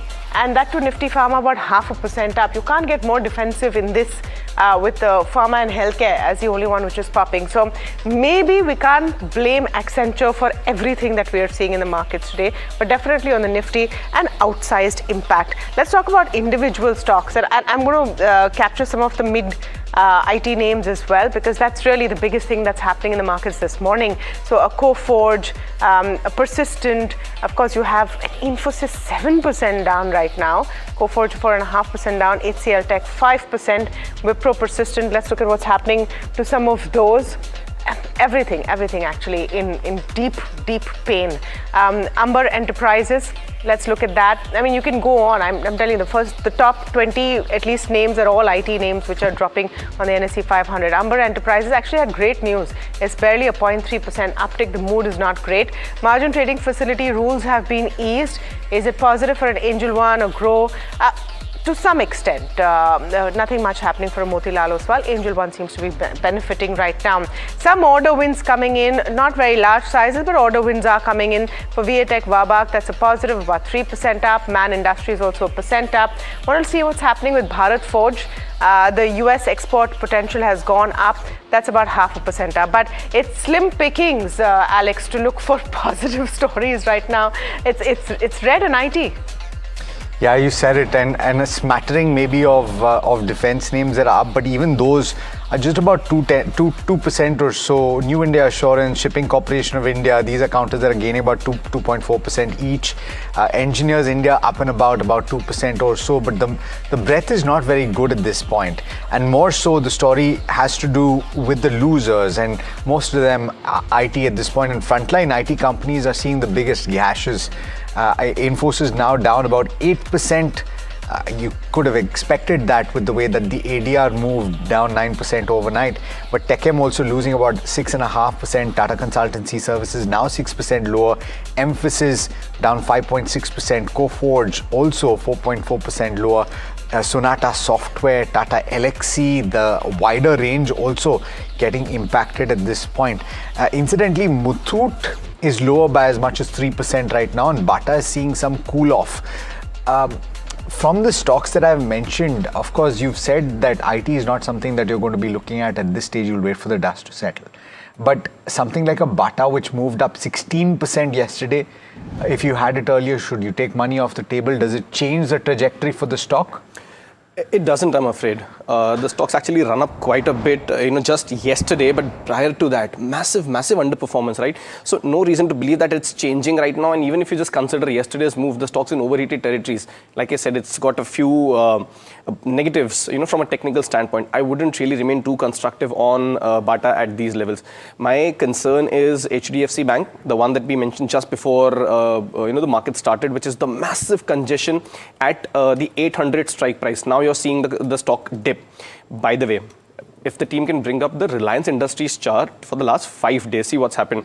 1335 thereabouts, massive resistance there, but also the call option congestion at 1350 is huge. So maybe a positive trigger could take it higher, but if that doesn't come about, then the upsides from a near-term perspective on Reliance could be also limited. Okay. Gurmeet, the other set of names, and we were just talking about it, the kind of moves that have happened in defense, for example. Is this too good to be true? I mean, you attaching values to the order inflow that is coming right now with scant regard to valuations or P multiples or EV EBITDA. Would you book profits here or would you stay long? So some pockets that you may want to book some profits, like Zen Technology, etc. Even the order wins haven't been that high. It's just been the new products and the IP announcements. But something like, let's say, a solar, they've just supplied the booster for BrahMos, which is a new addition, and this is 290-kilometer range. Now, Pinaka, what they do is they make 75 and 120-kilometer, which means that tomorrow you can develop Pinaka also at like 300-kilometer range, which can be a game changer. Similarly, they are also DCPP, which is Development Cum Production Partners, for some of the long-range missiles with 500-kilometer range. I think it's Pralay, if my memory is right. The third opportunity is the Bhargavastra, which is our own anti-drone system. Right, we have like more than 100 sensitive sites, like let's say a parliament or a PM house or some of the religious monuments, which need to have a different system. Your S-400 or a normal radars won't function in case you have a drone attack or a drone swarm, which we saw, let's say, in an Aramco refinery, which happened, or in the Russia. So that opens up another opportunity. So it's a question of what the base is. And I think because the base is so low, what we did hardly 30,000 crore defense exports. I think the potential could be maybe a 1 lakh crore. So you have to see in terms of the size of the opportunity and be selective here. But some names I agree. I may not agree with, let's say, on a Bharat Electronics or Solar, but maybe some of the smaller names which may be a sharp run up. I think maybe some part of the money can be taken, and maybe when you get sizable corrections, because these are high beta names, you can re-enter. But you should be overweight defense if you have a 3-year, 5-year view, and same thing for power equipment. So I think these are two very long-term stories. Some of the moves, of course, have been surprising and fast. Not surprising in the way that it shouldn't be, but just that Solar Industries turned to 1 lakh crores of market cap just now. The memory tells you, and then it's a 1,60,000 crores of market cap. Some moves have happened here. Okay, Gurmeet, Kush, gentlemen, thank you so much for taking the time out and being with us. Really, really appreciate your time. All right, let's get in a special market voice. It's been a while that we've spoken to Prashant Jain, Chief Investment Officer at 3P Investment Managers, and it's a delight to speak to him today. Prashant, good morning, Neeraj here, and it's a delight more so because all through the last 3-4 months that there has been talk of India's macro challenges, etc., etc. You've gone on a couple of forums and you've spoken at length about why people should not be worried about India because of select valuation reasons and other factors. In some sense, it's getting proved to be true. Would you want to talk a bit about it, Prashant? How do you see the Indian markets and economy from your lens as we stand right now?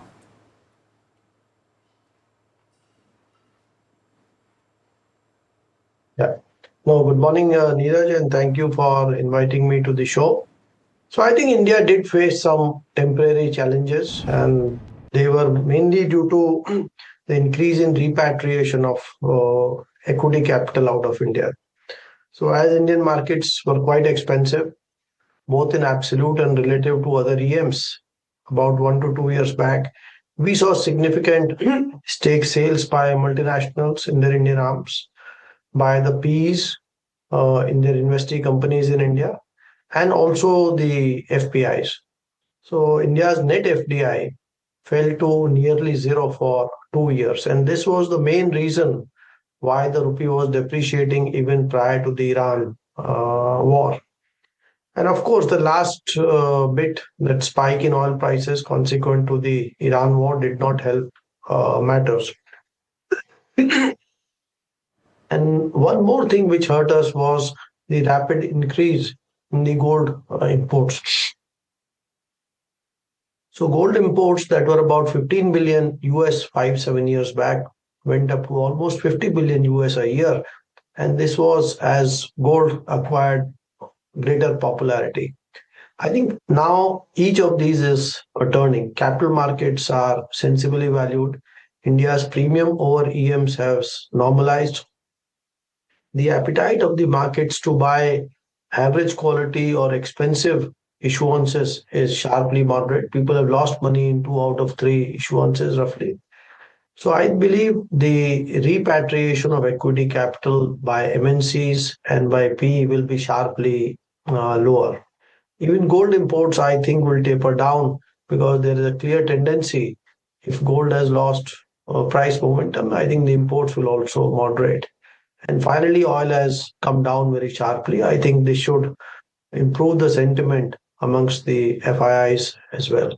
So net, I think I remain quite constructive on India, both the economy and especially the markets now, because I think almost each of the headwinds that we faced over last 1 to 2 years has now waned. Yep. Prashant, maybe just take a second and have some water or something. I just thought maybe you needed it. Okay. Yeah. No, I'm okay. Okay, fine. Okay. The follow-up question, Prashant, therefore, then is that all through your history, the way I've understood you, at times you take a lot of bets, or you take bets on the valuation and the balance sheet as opposed to just earnings growth, because you bet on a theme and for it to work out in the future. Is this the time to do that? Or would you believe betting on earnings growth in the current context more so would be more apt right now?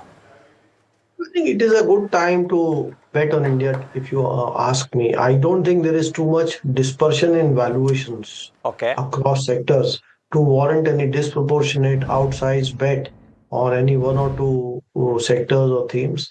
But I think India as a theme should stand out over next few years. See, this shift or the popularity of AI globally has also hurt India, because India clearly lacks AI. It is a linear growth market. It's a linearly growing economy. By the way, it's the fastest growing economy, and it is also has the lowest volatility across the top 15-20 economies. But at times like these, when AI is growing so rapidly, it does suck in capital, and linear growth market like India becomes less attractive. Memory prices have gone up 5 to 6x.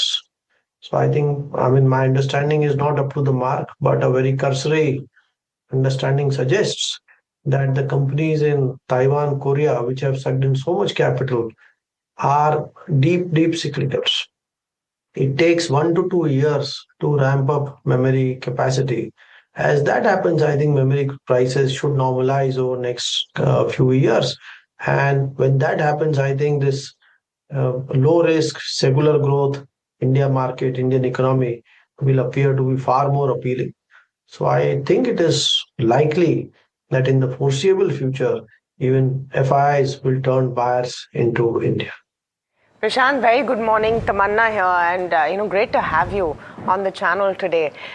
Should we conclude then the timeline for FIIs to turn to a positive bias to India, from what you've said, will be 1 to 2 years, in tandem with some of that sheen wearing off this global AI and data play?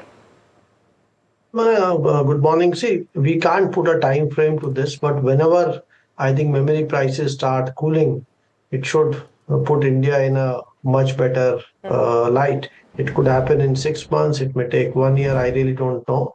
But I think we also have to appreciate the sharply diminishing role of FIIs in Indian markets.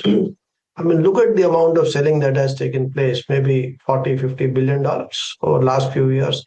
And your markets are still, I mean, they're functional, they're doing well. They have corrected 10, 12, 15%. That's not a lot compared to the selling what we have seen. I think it makes sense if you are focused on the markets to look at FII flows in conjunction with the capital that is being raised in the markets, including the primary markets and the sell downs. So when foreigners are selling, if markets are sentiment is a little weak, subdued, the primary market supply also tends to moderate, and therefore bulk of the local flows are deployed to absorb the FII selling. So I think we are in a fairly good situation. We are in a fairly good wicket, and as and when foreign flows turn positive, if markets move up, you can again expect the FPI, the primary markets to revive, more capital will get raised. So I think if you look at these two in conjunction together, you will be more optimistic on the markets. No, that's a great thought at a time when things are looking so bleak. What's the verdict on Indian IT companies, which seem very, very vulnerable to any negative news? Do you think the kind of the reaction that we're seeing to Accenture's read-through is a little overdone? So, Tamanna, this is a tough one, and even we are not very clear on this. We know the narratives on both sides. I feel the reality is probably as not as negative as what the stock prices are suggesting. But yes, outside, see, IT is core to India, but it is not core to outside India. So, and outside India, you have many options of investing in AI, etc. also. So, I feel that the Indian IT, while it may be undervalued in absolute terms, but since similar businesses outside India are much cheaper, it may still take a while before the stocks start doing well. I think these are very cash-rich businesses, and they generate huge amounts of cash.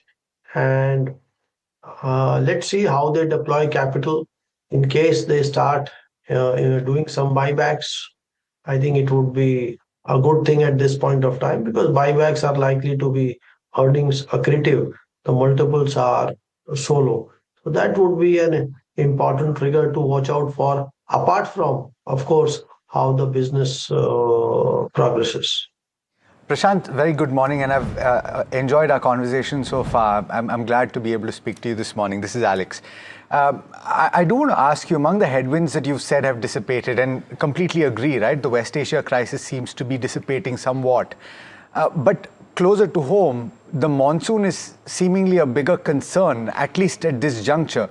The fact that we're sitting near the 20th of June, and in Mumbai, we're still waiting for the rains to come through. And of course, Mumbai is not India.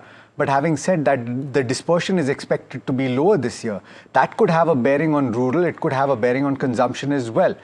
Is that something you're worried about?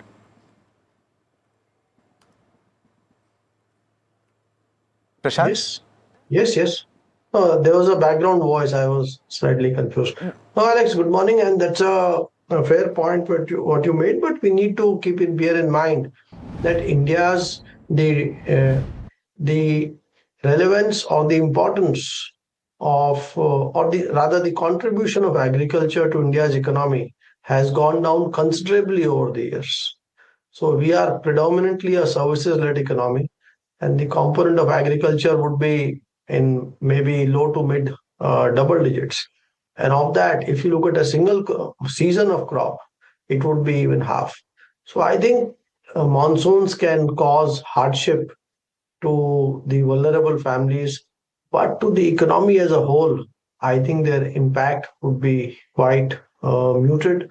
And unless, of course, we are talking of I mean, not a 10% below normal monsoon, but a much, much lower monsoon. But I would say it is too premature to think along those lines.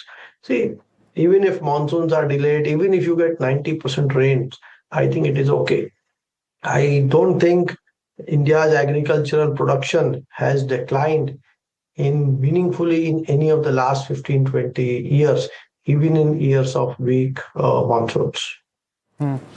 Prashant, when you talk about manufacturing in India, and I think that has been a thrust of course, and we've in the recent past also spoken about positive developments with regard to a mobile handset, some announcements coming through, etc., etc. I'm talking about broader private capex though, and we're waiting for that cycle really to pick up. Do you see signs based on the announcements that certain companies have made that the next 3 years could yield that? And what opportunities does that present? See, Alex, we need to appreciate that how the composition of India's economy has changed. So we are predominantly a services-led economy, and services are less capital intensive. On top of that, today in India, unlike 15, 20 years back, when we had shortages in basic industries like steel, power, telecom, refining, today you do not see shortages in any industry. So there is no catch up that is left for capex. So I think to expect private capex to grow much ahead of economy in the traditional industries is unlikely to my mind. Because you have adequate capacity in cement, you have adequate capacity in most industries. So only as demand grows will capex grow. Of course, we are in a very supportive environment for new manufacturing facilities to be set up in India in industries where we have not been present so far. And government is very supportive. The environment is very supportive. Geopolitically, we are in a very good position. But we need to bear in mind that it takes 3, 5, 10, 15 years for you to set up an ecosystem which was missing, for you to train people, for you to get all the approvals, for you to set up factories. So I think we are moving in the right direction. And over time, I think capex could improve, as in some of these industries which you mentioned. We have started off with assembly. As we move backwards into components, subcomponents, the capital intensity will. I would expect this capex to revive in these new industries more, but maybe with a lag, yes. Prashant, is there something that you think the street is missing out and somehow you are more constructive on? Or if not that, where is it that you see a very high growth curve coming in the future in India, which is not spoken about? It may not be in the listed space also, but something that you really like from a futuristic perspective. No, as I said, in this market, see, I don't track unlisted space much. But in the listed space, I do not see too much dispersion in valuations, too much. So I think my main argument would be at this point of time that be positive on India. And I think this we have suffered from currency, from capital outflows, from high oil, which have normalized. I think this AI impact on stock markets will also wither away with time, especially as memory prices come down. So I think Indian markets have time and price corrected significantly. Valuations are now reasonable. Our macros are strong. Whatever little challenges were there should soon abate. RBI has taken very effective steps. So I think this is time to be long equities, to be positive equities. And I think next few years, markets may give slightly higher than normal returns. Yes. Prashant, you talked about earlier in the conversation how there's no clear call on IT because of the different kind of narratives coming through. Is there any one space which is crystal clear to you right now, where it's a no-brainer that there is an opportunity which others are not seeing after the kind of dip we've seen in markets? Tumana, I feel that the large banks, there is nothing wrong there. And they have derated significantly. And credit growth is picking up. Last reading of credit growth was 17%. Bond yields have moved up slightly. So working capital cycles will become bigger because of supply chain issues, because of some rise in commodity prices. So I think large banks, relative to their growth prospects and the profitability, the ROEs, ROAs, I think are undervalued. The challenge here has been that this was the most overowned sector by far with the foreigners. And it has borne the brunt of immense selling. This may still continue for some time, I don't know. But I think over time, these banks, large banks, should turn out to be good investments. People used to be very positive on some of these banks at 4 times, 5 times price to book 5 years back. Today, the same businesses, while the growth rates are somewhat lower, the ROEs are somewhat lower, but at 1.5 to 2 times price to book, I think these are good investments for the long term. Prashant, I'm asking you this because of the background that you've had for many years at a mutual fund. And so in the very recent past, there have been a lot of people declaiming or criticizing the SIP as a route to invest, as a vehicle to invest. At its core, though, it is dollar cost averaging. And so therefore, for the viewers that are watching this program, either through mutual funds or directly in stocks, do you believe that this is the incorrect way or vehicle to invest in the equity markets in India? So, I see no valid reason why anyone should criticize SIPs. Just because equities have not done well for 2 years, I don't think you can blame SIPs. Why not look at 5 years, 10 years, 20 years, 30 years?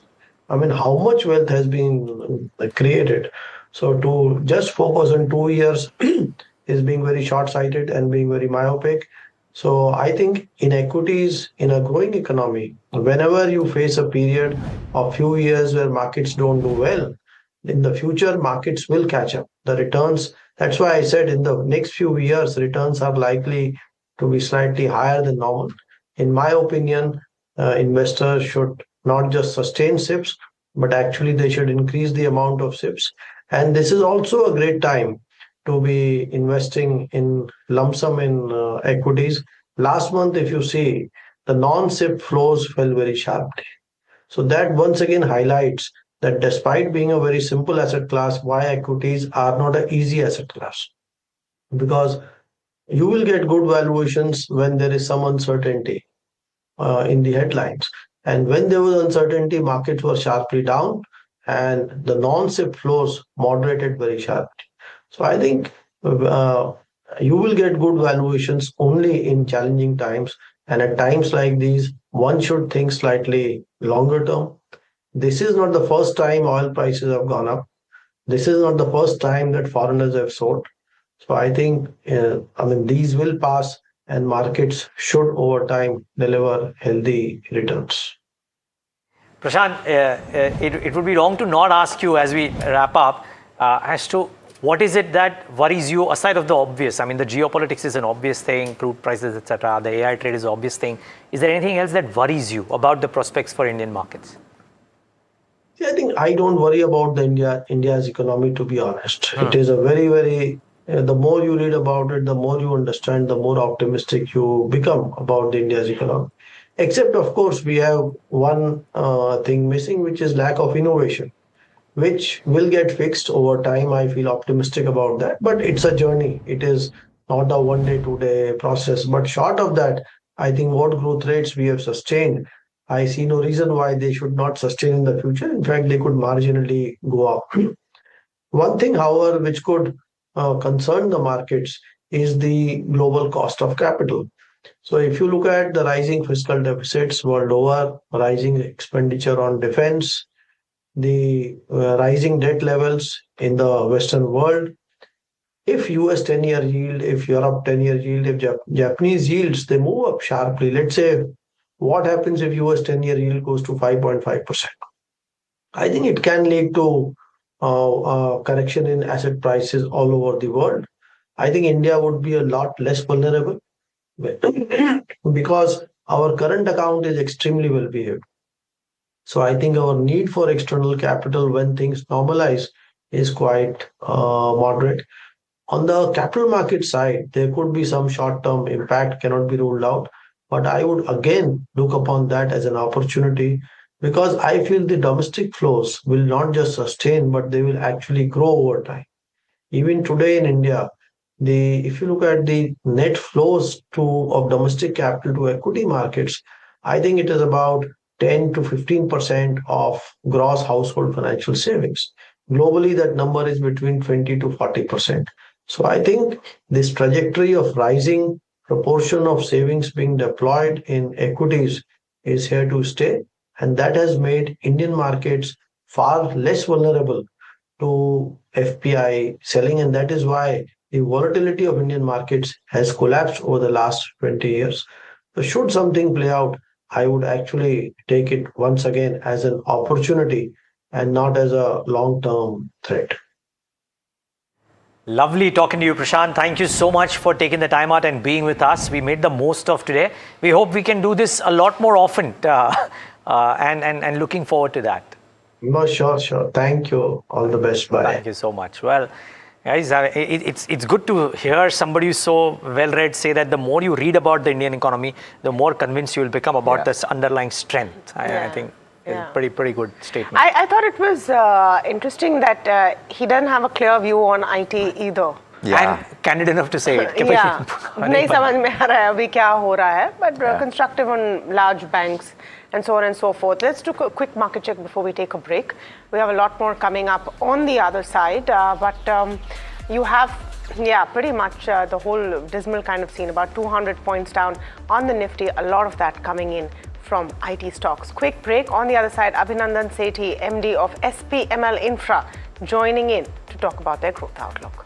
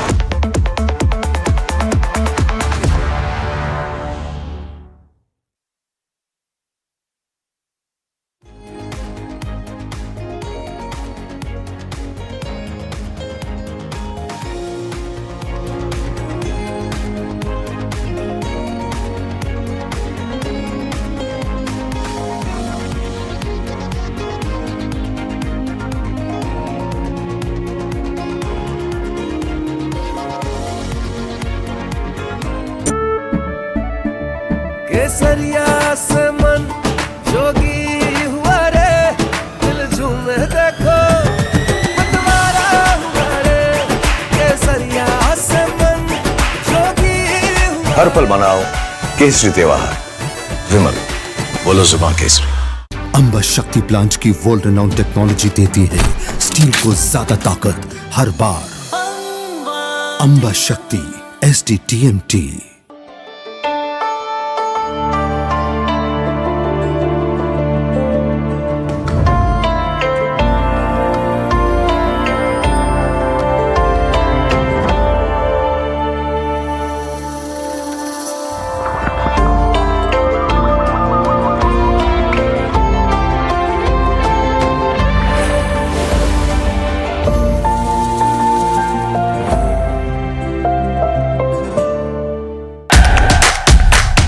India's unshakable news habit.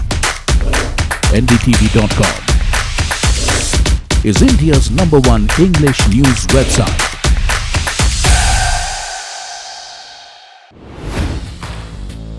Hi, I'm Tamanna Inamdar. Watch me on NDTV Profit, where I break down the day's biggest business stories. What happened, why it matters, and what it means for your money. Hi, I'm Neeraj Shah. Watch me on NDTV Profit for the most incisive market intelligence and meaningful corporate conversations. And I'm Alex Matthew. Markets, mutual funds, insurance, personal finance. I help you cut through the noise and make smarter financial choices. And here's where you can watch us.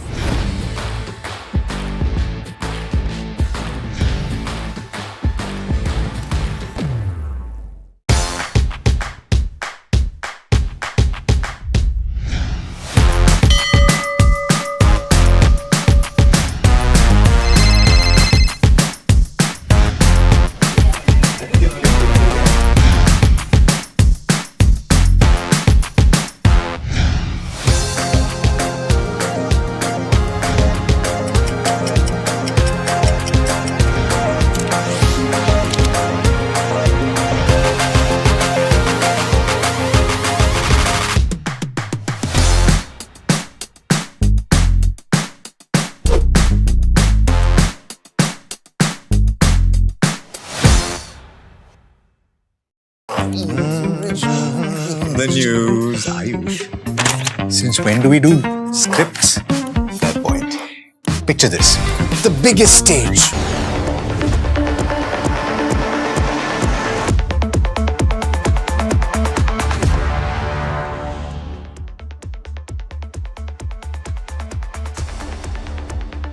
All right, back with India Market Open.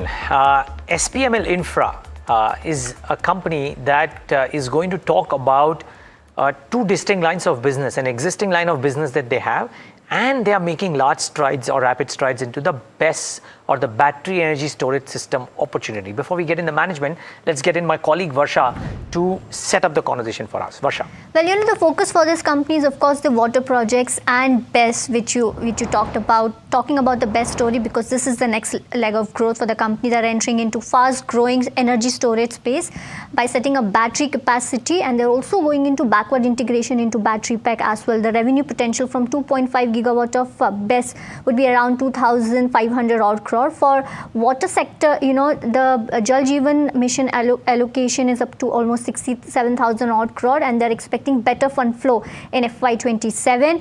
New orders share is rising over time, and margins will improve from FY27 because the new orders consist of the higher margin projects. Lastly, on the strategy shift, SPML 2.0, I would say they're focusing on quality and not volume. They're avoiding complex and low margin projects and also guiding minimum 25% of growth in revenues and margins.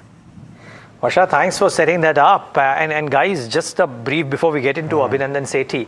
One of the reasons why I was excited to talk about this company is that we hear so much about BESS systems, right? Battery energy storage systems.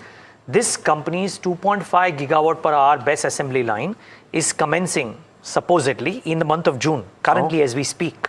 And they are doubling that capacity in the next 1 year. So we're talking about companies. Just 1 year? Yeah, you're talking about companies setting up BESS capacities 2 years, 3 years out. Inka capacity abhi aa raha hai. And hence I was excited that we should get this management. Abhinandan Sethi with us on the show. Abhinandan, thanks so much for joining in. In a nutshell, actually, in a minute, Abhinandan, if you can just tell us what SPML Infra is about, what you're trying to do. So thank you so much for having me here. So SPML Infra is a 45-year-old company. We were one of the pioneers in the water sector. We have a huge legacy in the water sector. We do everything from the river to the reservoir to the tap to the household, and from there, the household to the sewage treatment plant and to the industries. In the power sector, we have predominantly done transmission and distribution. We have done substations, and we have done distribution systems straight to the household. We are now expanding into battery energy storage systems, which we see as the future of growth. Interesting. Okay. Abhinandan, hi. Morning. Alex here. So, can you talk to us about the implications of the setting up, and is it true that 2.5 gigawatt hours of battery energy storage system is going on stream in June? What are the implications for Q2, therefore, and the rest of financial year 2027? Because the understanding is that the revenue potential is 2,500 crore from 2.5 gigawatt hours. Thank you, Alex, for your question. So SPML Infra's plant is getting commissioned as we speak. Our machines are getting delivered to our factories by the month end. Commissioning facilities will be commissioned by about 20th of July, and we will be ready for production. This line is a 2.5 gigawatt line. It will be semi-automated. We have robots. We have robots who will be doing the assembly for us, and this line will create a lot of revenue potential for the company. As you know, SPML has already won a 1 gigawatt order from NTPC, our marquee client, and we expect to deliver this product in this year. So from the revenue potential, we expect to deliver 1 gigawatt hour in this financial year, as well as we expect to gain some orders in the second half of the year. So from Q3, Q4, we expect to get more orders, and we want to move slowly into this field. Along with our partner, we have Energy Vault, who we have tied up with. They are a US-based company. They are giving us designs, drawings, the technical know-how. They will be making us do all the training that is required to be done so that we are fully successful in our first order, which is a 1 gigawatt order. We are very thankful that before our plant has commissioned, we have already got the order in our hands. And we hope to execute this with full determination and success. Mr. Sethi, good morning. Tamanna here. Before we talk about what you're doing right now, I just want to dial back a little bit, because you started by talking about how this is a 45-year-old company, you're in your 2.0 phase, and you're coming back with all of these new strategies after a significant cleanup of your balance sheet, increase in your promoter stake, and executing that turnaround as well. Give us a bit of an idea of strategically where you're taking that company and what that part of the journey has been like. Thank you for your question. So you're absolutely right. We went through some tough times in the early 2020-21. We were able to turn around the company by doing a complete debt restructuring. We were successful in negotiating a complete debt restructuring, which now only has about 380 crores that is payable. We have already paid a significant chunk in the last 2 years. Currently, the promoters have put in about 440 crores into the company to bring the company back in shape. And we expect that with all the money that we have put in, and as well as our investors, we expect that the company now has no liquidity issues. Now the company is focused on execution and building the order book. Our current order book stands at 5,300 crores. And we expect that we'll add a significant amount, about 2,500 to 3,000 crores more this year. So we can have a closing order book of about 7,000 crores by the end of this year, which will help us give a great growth.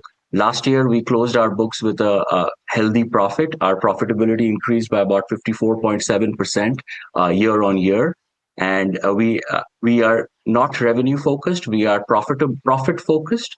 We want to be cautious. We want to be stringent in our execution capabilities. We want to deliver profitable growth for the company.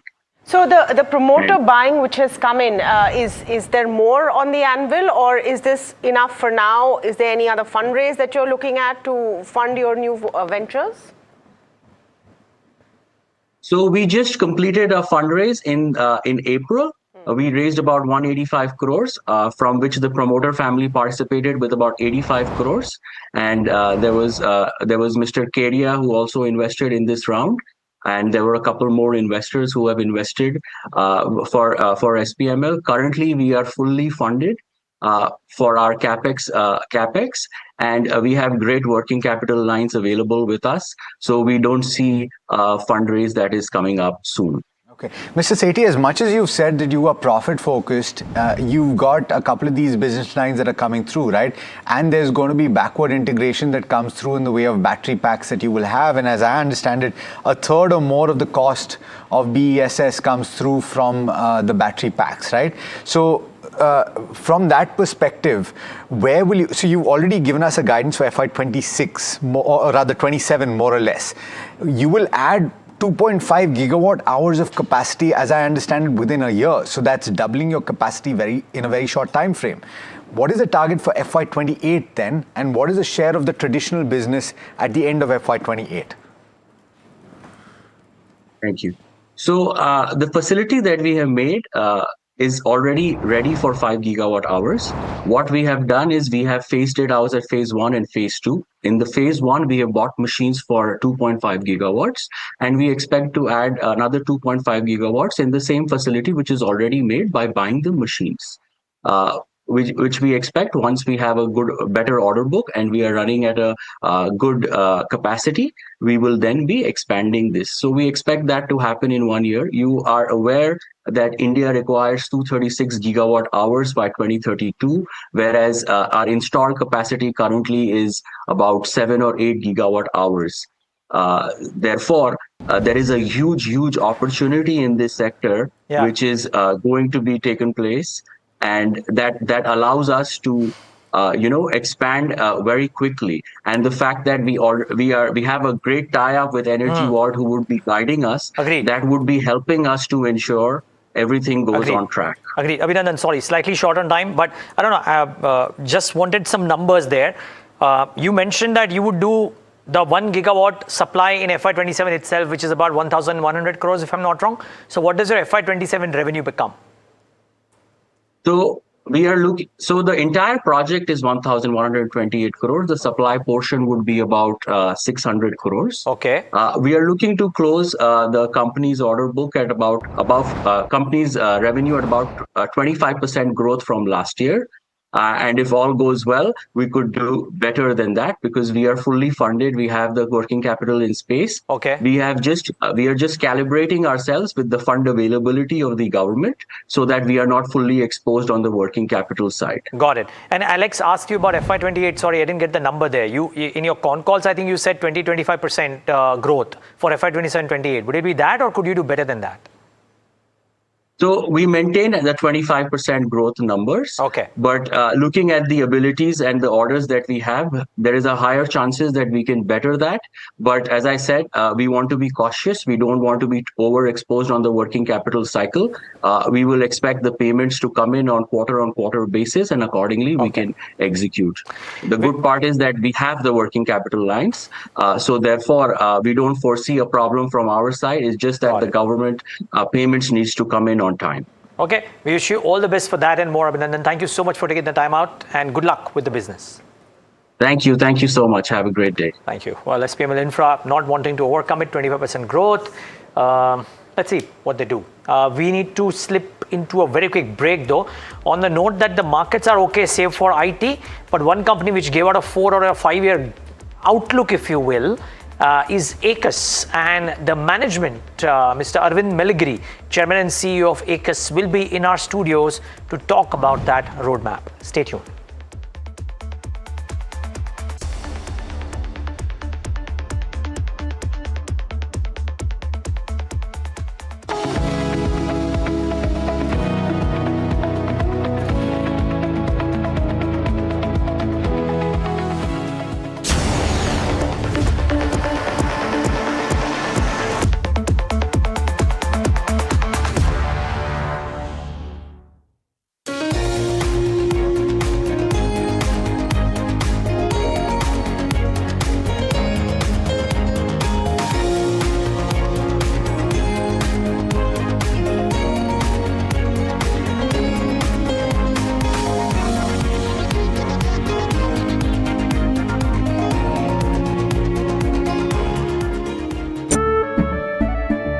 केसरिया से मन जोगी हुआ रे दिल झूमे देखो मतवारा हुआ रे केसरिया से मन जोगी हुआ हर पल मनाओ केसरी त्योहार विमल, बोलो जुबान केसरी। अंबा शक्ति प्लांट की वर्ल्ड रेनाउंड टेक्नोलॉजी देती है स्टील को ज्यादा ताकत हर बार। अंबा शक्ति SDTMT।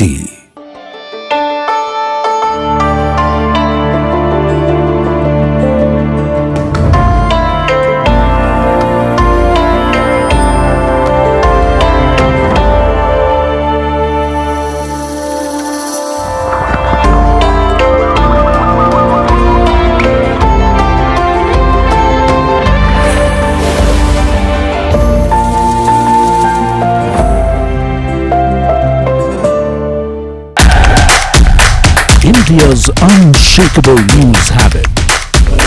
NDTV.com is India's #1 English news website.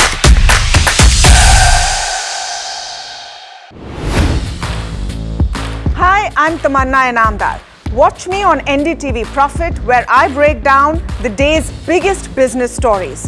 What happened, why it matters, and what it means for your money. Hi, I'm Neeraj Shah. Watch me on NDTV Profit for the most incisive market intelligence and meaningful corporate conversations. And I'm Alex Matthew. Markets, mutual funds, insurance, personal finance. I help you cut through the noise and make smarter financial choices. And here's where you can watch us.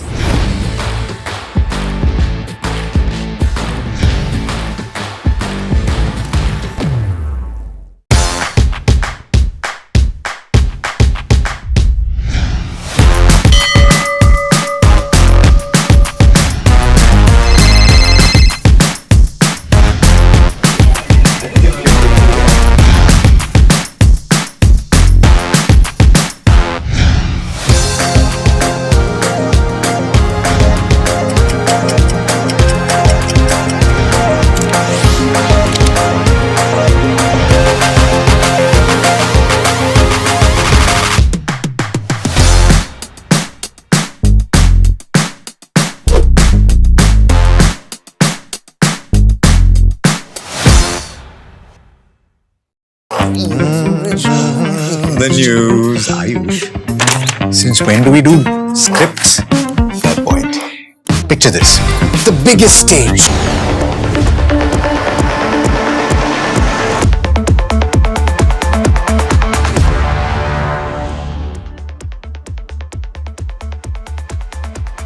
All right, we're talking to Aegis Aerospace. The MD is in our studios, and the company in focus as well, because they've talked about their next 5-year plan.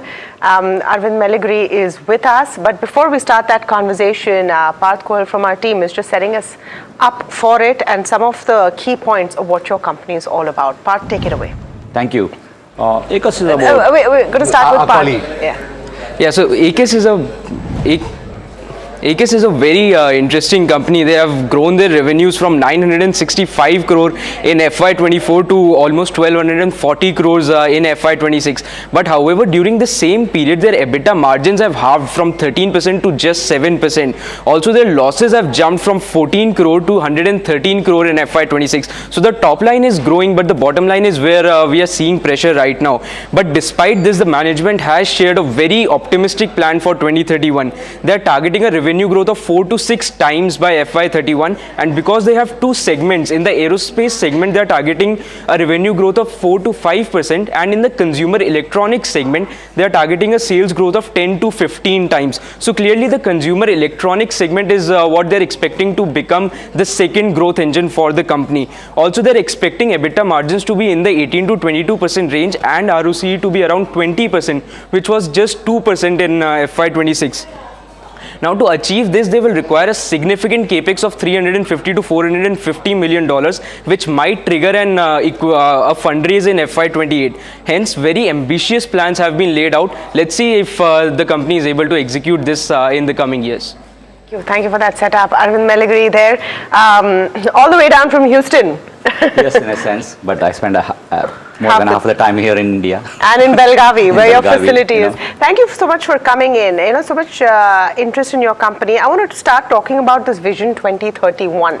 And of course, it's every company wants to set that long-term vision. How much of it is achievable in your view when you're talking about things like a 4x to 6x revenue growth, an EBITDA margin target of 18 to 22%? You're at 7% right now. How is this going to happen? Yeah, actually, if you look at it, it's for us. It's this is the ground up targets from our team. ACUS is actually two verticals, right? So one is aerospace, which is matured, performing vertical, and consumer is one which is upcoming vertical, and especially consumer electronics piece. If you double click on the headline number, basically aerospace is the mature business, which is already delivering 18-20% EBITDA as a business, and ROCs of 20% level. So we are just scaling that business. We are the largest, aerospace component manufacturer in India. We are most vertically integrated in the country. So our special economic zone in Belgavi, which predominantly focus on aerostructures today, it produces 5,000 part numbers, SKUs on any given time. So this push is coming largely from the aerospace part of the business. Base is coming from aerospace. The consumer is growing 10 to 18x from where we are.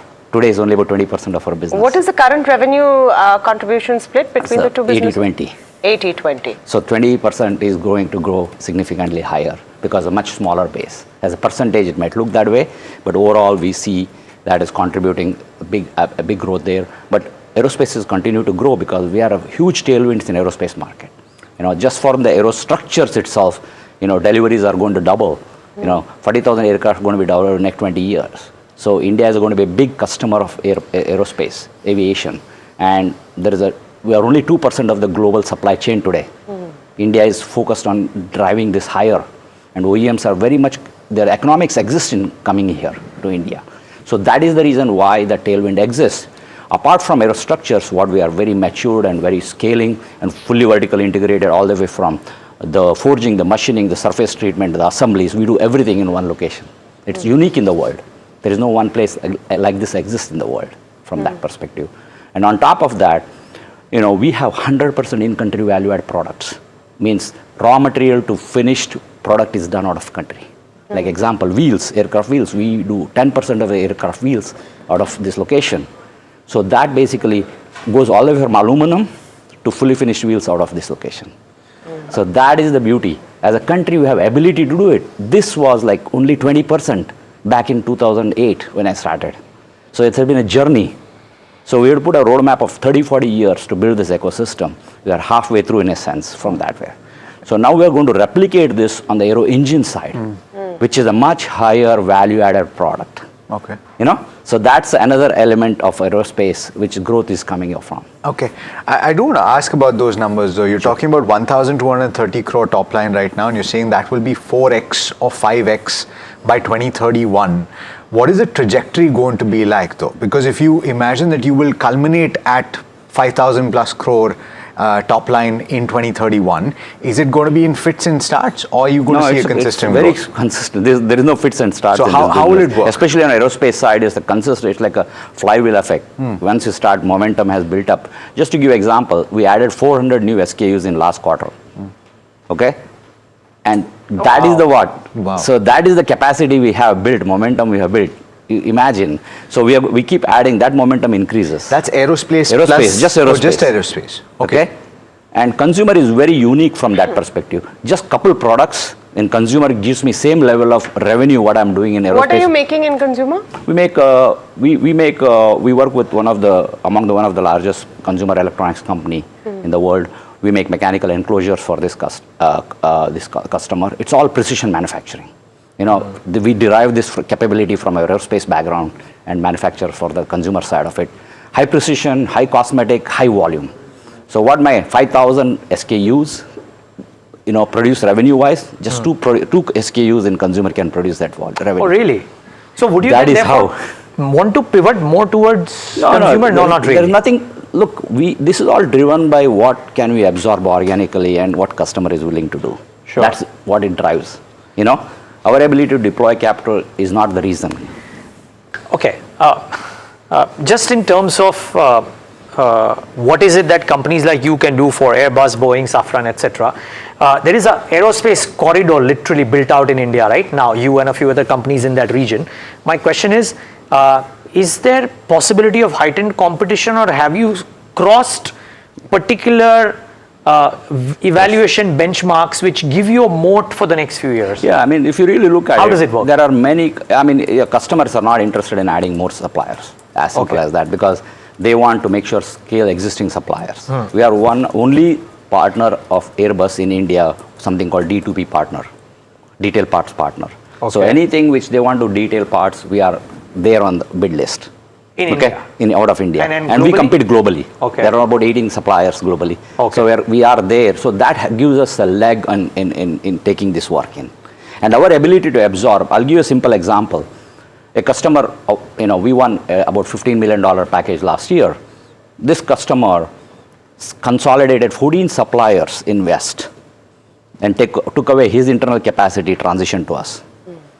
So all those capability, cost savings then on top of it, So ability to absorb such a large package and make it happen is unique for us. I'm wondering though, where are the losses coming from? So all of this is incredible, and the story that you're describing is incredible. You're talking about a top line growth. You're saying that EBITDA in your primary business is already mature. The consumer electricals is what you're building out. Why is there 100+ crore loss? Consumer electronics, where you're building that out. When does that turn around though? So we have communicated 27 Q4 is going to be a EBITDA break even for consumer business. So look, we have invested more than 800 crore, 600 crore in consumer side over last 24 months to build this capability. Unique again, nobody else has this in the country from that perspective. And that is going to be, our utilization is only 20%. All the assets are sitting on the, for me, this is a long game. You have to be there. We have to be there with me. We are the largest shareholders. I'm committing. I know what it takes to do this. Yeah. Be part of me to be there. Yeah, there's skin in the game. No, so just the capex on the consumer product side, are the corresponding order books visible now? Absolutely. Otherwise, we would never put it. It's all ability to deliver, capacity is there. Customer they really want it. What is the order book scale up on the consumer side looking like? Our $100 million is our capacity today. No, so that's the capacity. On the other side? This is how the order book looks like. Capacity is the order book in consumer business. Because you put capacity, what the order book looks like. You said you are operating at 20%, right? Because we are yet to scale this business. It's not for lack of orders. I think that's what Tamana is trying to ask. It's not for lack of order. In aerospace side, we didn't understand that. It's not for lack of order at all. I have ability to produce, means I can scale this as soon as we get the right level of utilization, we will get our. What are the number of customers? Is there a customer concentration on the aerospace on the consumer side? Look, for our strategy is very simple. We enter with one customer, prove it out, then we go to other customers. In aerospace, over 15 years, Airbus, we started with 23 part numbers. Today, we do more than like a couple thousand part numbers with them. Okay, just to give you example, that journey evolved over 15 years. And so that's what it comes down to. And so similarly, we have in consumer toys we make. Is Metal your strategic customer? Consumer durables we have. Tramontina is our JV partner. I still don't understand what do you make for consumer Consumer, we have consumer toys, which is, we make toys for Fisher Price and various brands. And consumer durables, we make cookware. Okay. Tri-ply cookware and aluminum tri-ply cookwares, aluminum cookwares, and then in consumer electronics, make mechanical enclosures. So each of them have a strategic customer. We focus on them. Each of them literally, I can build this $1 billion, no problem for me. Okay. That's amazing. One question, Arvind, if you will. Sure. You mentioned about EBITDA break even for the consumer business while the aerospace business keeps on delivering in FY27, right? Yeah. What does that do? So let's assume if I were to take the midpoint of all the guidance that you've given, let's say you do 5x, not 4x, not 6x in FY31. Let's say you do not 18, not 22, but 20% EBITDA margins in FY31, which is consolidated, right? You do maybe about 6,000 crores of revenues, about 1,300 crores of EBITDA, 22% EBITDA margin. What does your bottom line become? Is the market will care about the bottom line? So look, our targeted bottom line is 10%. 10%? PAT. 10% PAT. We already do for aerospace. Okay. You know? So by FY31, you believe you can reach 10% PAT I mean, margin? at least the mature business. Look, we're investing heavily into coming into the engine side. Maturity will be a little longer because those investments are going to start 29, 28. Obviously, I'm asking FY31, you can reach 10% consol PAT margins? On the mature businesses, we'll get to 10%. Mature businesses will be 80-90% of your 70%. 70% of your revenue. Okay. Okay. No, What are the headwinds you see for FY31 plan? Because as you game plan this, of course, you look at all of the opportunity. You must also look at, what could go wrong and what are the sort of headwinds that you have to look out for. What are those in your view? Aerospace is very geopolitical. We feel very, we don't control a bunch of things. Yeah. But we have always maneuvered around how to fix it, how to get over on it. The recent events, have they impacted? It increased our working capital. It took additional 4 weeks to bring the material in. It took another 5 days to airship because all our finished goods go by air. So all this have to be factored in, but there could be larger conflict. We see sometimes. And it's all aerospace is very political. True. That is true. So it's those are the things which I don't control, but we need to manage the business. Ultimately, it's my job. Yeah. And listing out those risk factors is a very honest way to look at the entire picture. Arvind, we've really enjoyed this conversation. Thank you once again for coming in, spending the time to explain to us and our viewers what your company does and what the outlook is. Pleasure to be here. All right. Thank you. So that's pretty much all the time we have. We've run out of time on the show, but thank you so much for watching. All of the action will continue on the other side, and we'll be right back after this very short break.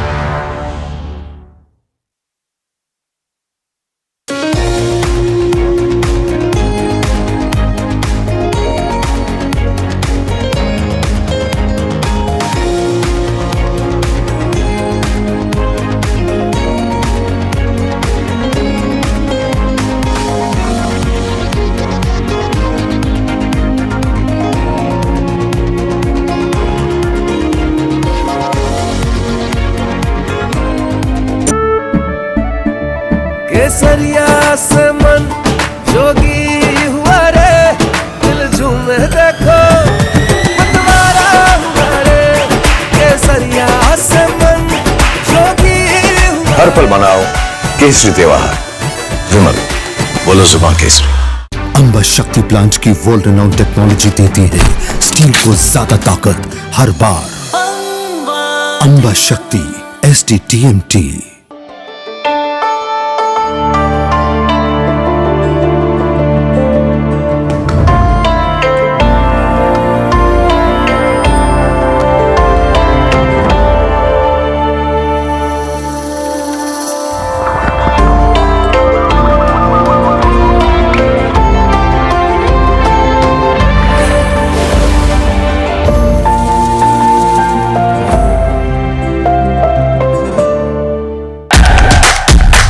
India's unshakable news habit. NDTV.com is India's #1 English news website.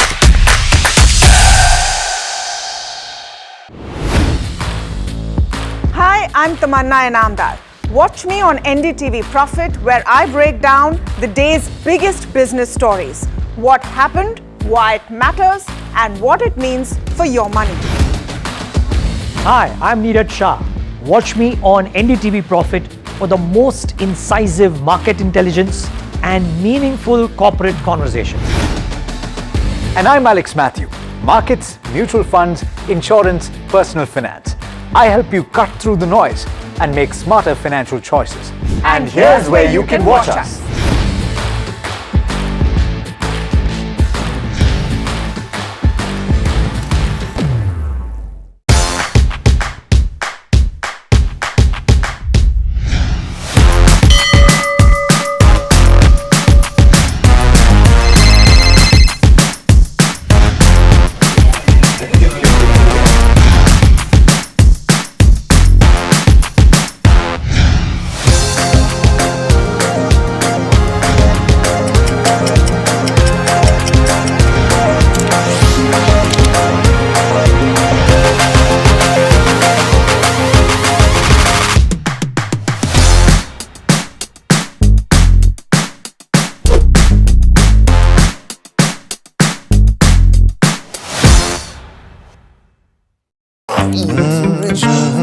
The news, Ayush. Since when do we do scripts?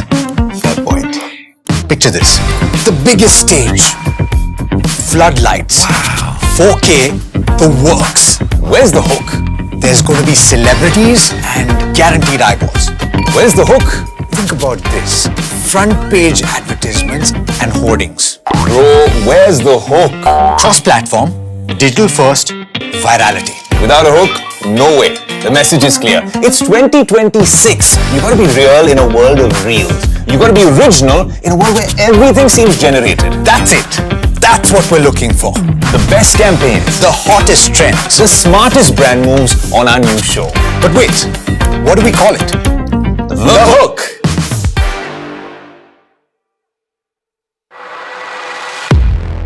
He has been tracking markets for over a decade, spots the trends before they hit the screen. And he is now bringing his analysis to the show that the market watches. Watch Sharad Dubey on Know Your Company, a show that puts the most traded stocks under the scanner. We dissect the company so that you, the investor, don't have to get the management to answer questions relevant to you. Watch Know Your Company weekdays at 11:30 a.m. to understand your next big bet.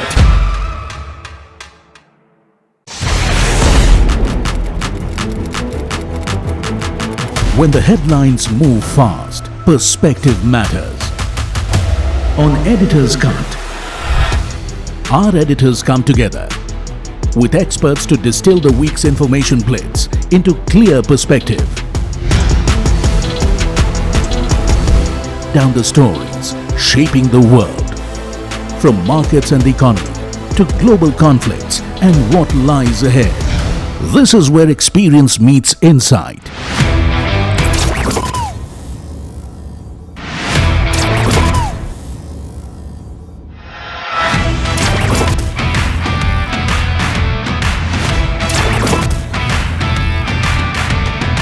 No noise, no hype, just sharp takes on what to watch next. Editor's Cut, every Friday, 3:30 p.m. only on NDTV Profit.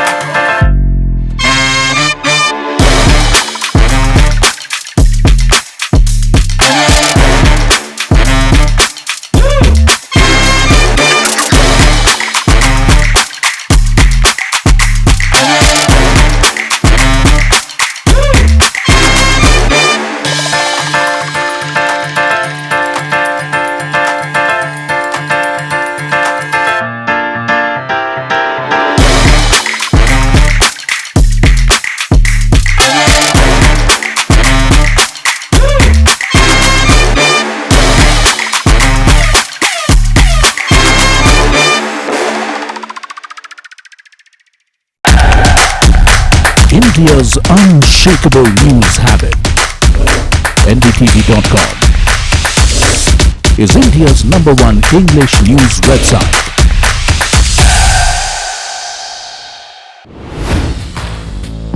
Hi, I'm Tamanna Inamdar. Watch me on NDTV Profit, where I break down the day's biggest business stories. What happened, why it matters, and what it means for your money. Hi, I'm Neeraj Shah. Watch me on NDTV Profit for the most incisive market intelligence and meaningful corporate conversations. And I'm Alex Matthew. Markets, mutual funds, insurance, personal finance. I help you cut through the noise and make smarter financial choices. And here's where you can watch us.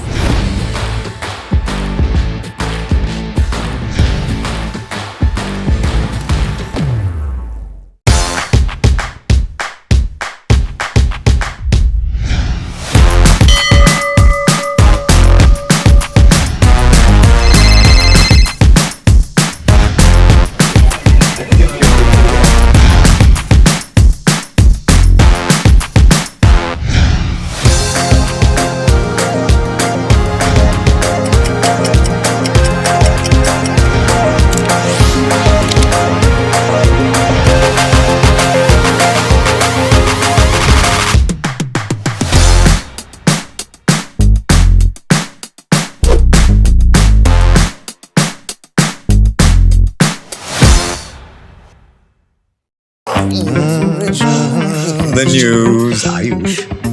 Since when do we do scripts? Fair point. Picture this. The biggest stage. Floodlights. 4K. The works. Where's the hook? There's going to be celebrities and guaranteed eyeballs. Where's the hook? Think about this. Front page advertisements and hoardings. Bro, where's the hook? Cross-platform, digital first, virality. Without a hook, no way. The message is clear. It's 2026. You gotta be real in a world of reels. You gotta be original in a world where everything seems generated. That's it. That's what we're looking for. The best campaigns, The hottest trends. the smartest.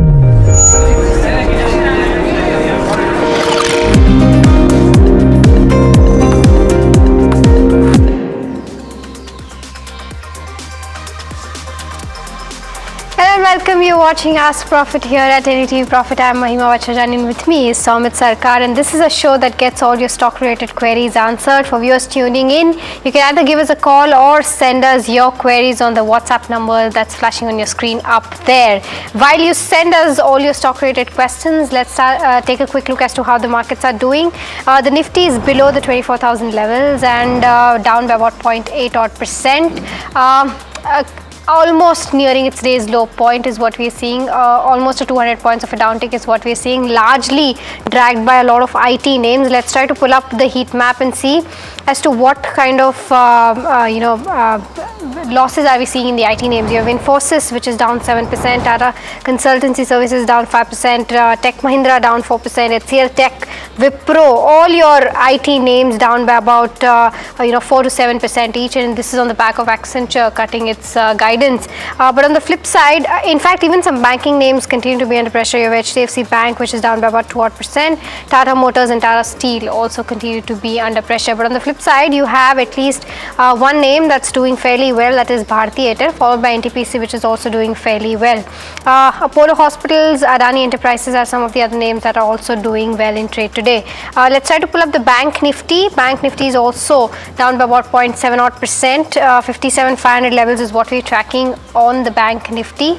Let's try to pull up the sectoral heat map and see as to what action we are seeing there. Of course, we talked about IT down by about 5.5%, but you also have Realty, which is back in the red today, down by about almost 1%. Auto down by about 0.7%, and you have Media as well as Defense plus Pharma doing fairly well and at least standing by in the green. Let's try to pull up the mid cap 150 and the small cap 250 as well. The mid cap 150 is down by about 0.2%. It's in the red, but at least slightly doing better as compared to where the benchmarks go. But the small cap 250 is holding up in the green and is up by about 0.3%. Quickly, the BSE 500 also to see as to what are the names that are buzzing. You have Berger Paints topping that chart, up 8%. SW Solar up 8% as well. New India Assurance also doing fairly well, but on your flip side, you have almost all IT names in the red. So that's with regards to where the markets go. But let me get in our guests for the day who will answer all your stock related questions. We are joined by Sameer Dalal of Natwalal and Son Stock Brokers and Saumil Mehta, who is the head alternate research at Mirae Asset Share Khan, joining us now. Welcome to both of you gentlemen, and a very good morning to the both of you. I'll start by taking the first question, which is from Gaurav, who's writing us from Bengaluru, asking about Anantaraj. He's saying that what could be the good price to enter into this counter from a short-term perspective. Saumil, a very good morning to you. Your view on Anantaraj? The overall Anantaraj is positive. I'll be expecting this stock to go down till at least 475. That will be a good time to nibble into the stock. This is in a range between 400 and 600, broad range. So view bullish in the long term, medium term. However, buy on decline should be the strategy. Right, moving on to an NDTV Profit exclusive now. Sources tell our channel that after the reappointment of K.K. Mistry as the interim chairman for a period of 90 days, HDFC Bank is likely to recommend the permanent chairman name soon. Piyush is joining us with more details on the same. Yeah, that is right. According to sources, the bank will not wait for the 90 days to actually appoint a chairman, permanent chairman, and is moving very fast. And we can hear the bank applying to the RBI for a permanent chairman within the next 10 to 14 days. According to sources, the bank has been meeting with potential candidates and has likely zoomed in on a couple of them. The bank, as we are aware, the bank is yet to appoint the CEO as well. The CEO reappointment is yet to happen, and that is because the legal review on the allegations laid by former chairman Mr. Atanu Chakraborty is pending. So that when the new permanent chairman comes in, he is expected to take both of these matters into stock and give a call, review the legal findings that are there on the ex-chairman's allegation, and subsequently approve or consider reappointing the current CEO, Mr. Sachidhar Jagdishan. His term ends in October this year. And as we are aware, yesterday the RBI had approved another 90-day extension for the interim chairman, Mr. K.K. Mistry. He is supposed to be, he has gotten approval till around September 18 this year. But however, the bank will fast pace that, and we are also, according to sources, Mr. Mistry is not so keen on continuing as a permanent chairman. So the bank is actually moving fast in terms of appointment of a new permanent chairman. Back to you. All right, Piyush, thank you so much, for bringing us that story. In fact, viewers, we'll keep updating you with regards to this story as and when it progresses. But let's, get back to the questions that you have for us on the show. The next one that we have is coming in from Mahesh, who's writing us from Andhra Pradesh. And this is particularly on a very small name. He's asking about Sai Silks, that's also known as Kalamandir. He's got 100 odd shares at an average price of 165 and wants to know whether he can continue to hold this one or not. Somil, any view on this one? See, in the medium term and long term, the trend is down. So I would not recommend to hold on to the stock. But in the very short term, yes, there is a spike, and I think 102 should be a very, very strict stop loss for the stock. And my target should be around 122, 123 max. Okay, all right. The next one that we have is coming in on Zentech, and this is from Ankit, who's writing us from Mumbai. He's bought 200 shares, I think, at the levels of 1,800 rupees, and from a long-term perspective, he wants to know whether he can add more or not. Samir, a very good morning to you. Your view on Zentech? Hi, good morning, Mahima, and thank you for having invited me on the show. No view on Zentech, so sorry. No worries. Somil, your view on the charts for Zentech? Absolutely positive. Been recommending this stock for a little while now. It's broken out of a triangle pattern, trading about 200 daily moving average. We got a breakout in the month of April this year. High top, high bottom formation on the monthly, weekly charts. I'll be expecting a target of 2,270. That is my first target, and the next target would be 2,500. Right, moving on to our next and the first caller query coming in from Chandigarh. Christopher, you can go ahead and ask your query. Yeah, good morning. I have got 700 shares of Vatek Vabag bought at 1539. Now I'm looking for a long-term view on this stock, as I see the company is a good pick and shovel candidate for the data centers boom in India, and I also feel that the water is like the next oil. Okay, and you mentioned you want a long-term view on this, right? Yes. Okay, Samir, any view on Vatek Vabag? Yes, absolutely. So to first counter, water is the new oil. I think water is more important than oil, to be very frank. If anything in Mumbai is to go by, you will know about it. I mean, we are finding serious shortages of water here. Having said that, Vatek Vabag is not a play pure say on data centers. I would not categorize it as that. This is a play on the fact that globally, you will need a lot of desalination plants. You will need more as urbanization happens, sewage treatment plants, and all of these things. So what we think is Vatek Vabag's orders and execution will keep increasing year on year. However, having said that, even though we're very positive on the business prospects of the company, since the recent run-up, the stock's valuations have moved up quite a bit. I'll not say it's super expensive, but it's fairly valued. So it's going to be a market performer for me. So for me, it would be a buy on corrections closer to say 1560, 1600. I wouldn't go out and buy it at 1800. My 2-year price target for this is 2300 rupees. All right, okay, so that's the view coming in on Vartech Vibhag. But with that, time to step into a short break, but don't go anywhere. We'll be back with more queries on the other side.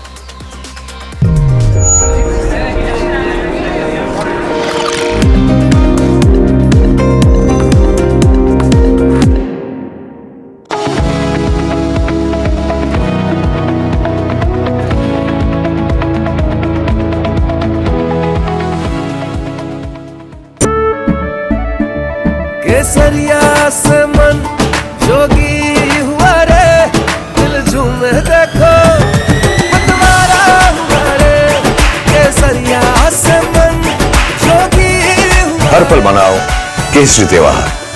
विमल, बोलो जुबान केसरी। अंबा शक्ति plant की world renowned technology देती है steel को ज्यादा ताकत हर बार। अंबा शक्ति SDTMT। India's unshakable news habit. NDTV.com is India's #1 English news website.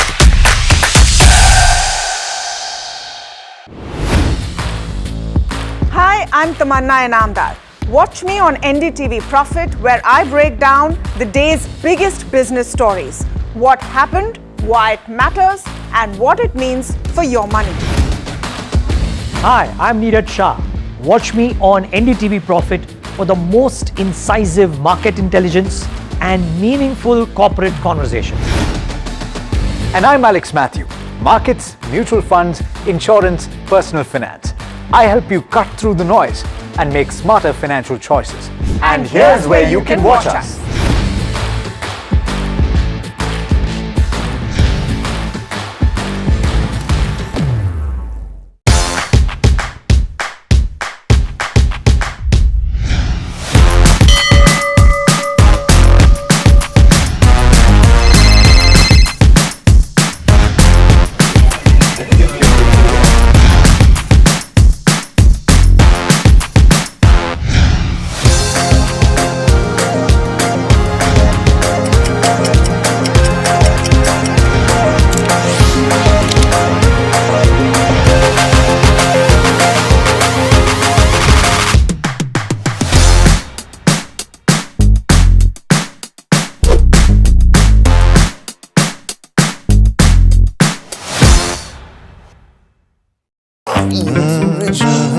The news, Ayush. Since when do we do scripts? Fair point. Picture this. The biggest stage. Floodlights. Wow. 4K, the works. Where's the hook? There's going to be celebrities and guaranteed eyeballs. Where's the hook? Think about this. Front page advertisements and hoardings. Bro, where's the hook? Cross-platform, digital first, virality. Without a hook, no way. The message is clear. It's 2026. You gotta be real in a world of reels. You gotta be original in a world where everything seems generated. That's it. That's what we're looking for.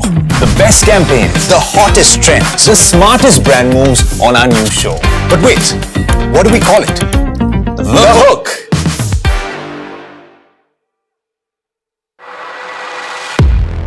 He has been tracking markets for over a decade, spots the trends before they hit the screen.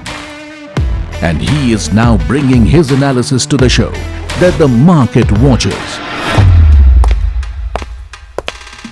Watch Sharad Dubey on Know Your Company, a show that puts the most traded stocks under the scanner. We dissect the company so that you, the investor, don't have to get the management to answer questions relevant to you. Watch Know Your Company weekdays at 11:30 a.m. to understand your next big bet.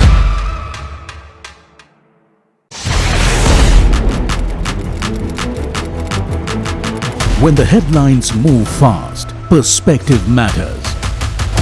On Editor's Cut, our editors come together with experts to distill the week's information plates into clear perspective. Down the stories shaping the world, from markets and the economy to global conflicts and what lies ahead. This is where experience meets insight.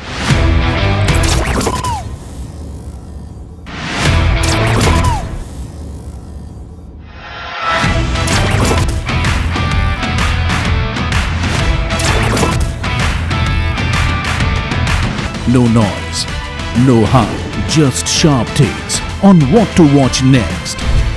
Editor's Cut, every Friday, 3:30 p.m. only on NDTV Profit.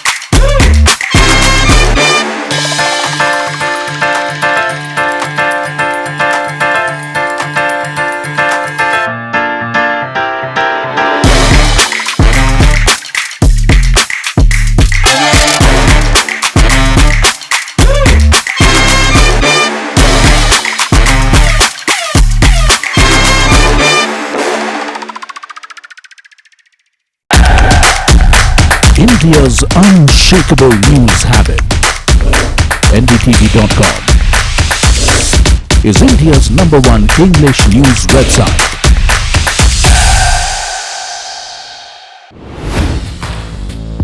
Hi, I'm Tamanna Inamdar. Watch me on NDTV Profit, where I break down the day's biggest business stories. What happened, why it matters, and what it means for your money. Hi, I'm Neeraj Shah.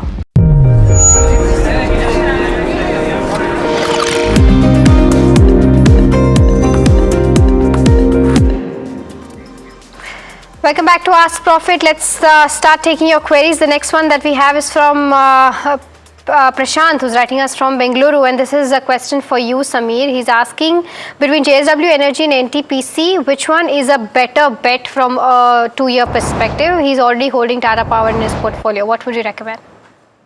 So between these two, I would pick JSW Energy. I think the kind of expansion that they're doing in the green energy space, I think, is quite excellent. I think over a period of time, what you'll see is the operating leverages, the profitability. They're doing a huge capex. No doubt, so is NTPC through its subsidiary, NTPC Green.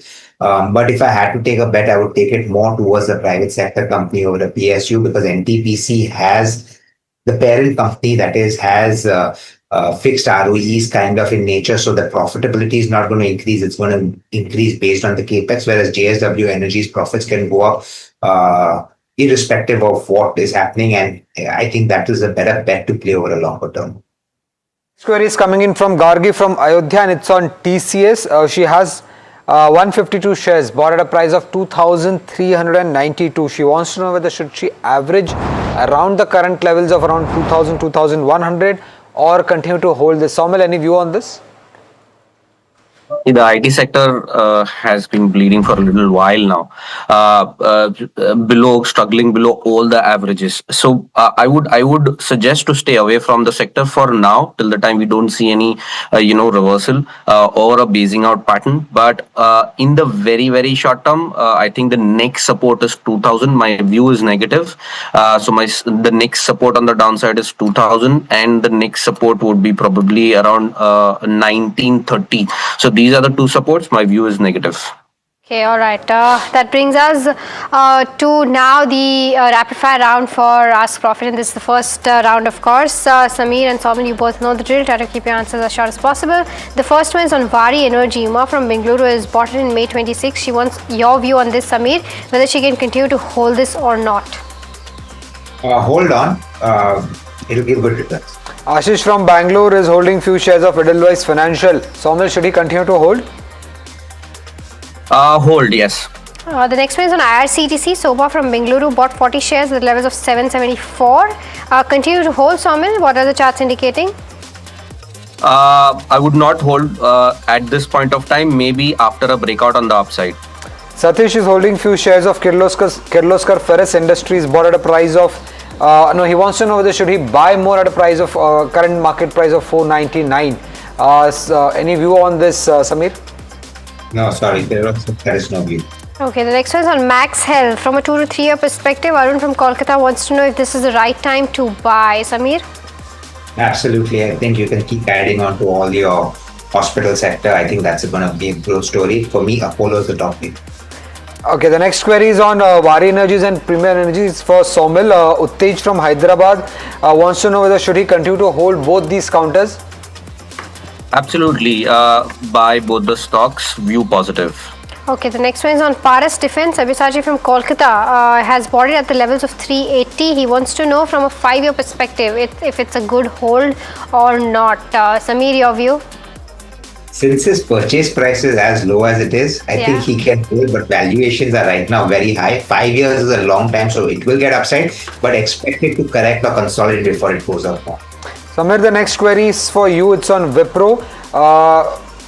KVS Rao from Andhra Pradesh is holding 500 shares, bought at a price of 200. Should he continue to hold or exit? Samir? I think now the time to hold IT is definitely there, so hold on. Okay, the next one is on Narayana Hrudalaya, and this is from Kanan from Kerala. She's holding at a price of 1840. From a 6 months view, Somil, continue to hold? Hold, yes. The next query is for you, Somil. It's on JK Tires. Kiran from Hyderabad is holding 268 shares, bought at a price of 606. Should she add more or continue to hold? I think continue to hold. You can add more as well. It's a good stock to be in. It's a winning bet. Okay, the next one is on BEL. Soumya from Bengaluru is holding 300 shares, bought at the levels of 438. What should her next course of action be, Somil? Buy definitely in the short term as well. There's a breakout, so buy for medium term, short term, and long term, all 3 time frames. Samir, the next query is for you. It's on LIC. Shankar from Delhi wants to know whether should he continue to hold LIC at current levels. Absolutely, please hold on. Okay, the next one is on 2 stocks that have seen significant momentum: Sterlite Tech and HFCL. Any of these that still are looking attractive on the chart, Somil? HFCL still looking good, but I would not buy fresh. Somil, the next query is for you. It's on Salasa Techno. Govind from Kerala is holding few shares of Salasa Techno. He wants to know whether should he continue to hold this counter. Any targets here? See, I would not hold for long term. In the very short term, I have a short term target of 7 rupees, 7.8 paisa, but not more than that. Okay, the next one is on Pidilite. Lalita from Bengaluru is holding at the levels of 1480. Continue to hold this from a long term perspective, Sameer? Absolutely, hold on from the longer term perspective. The next query is for you, Somil. It's on Nephro Plus Care.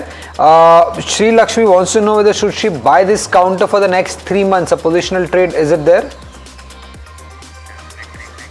Nephro.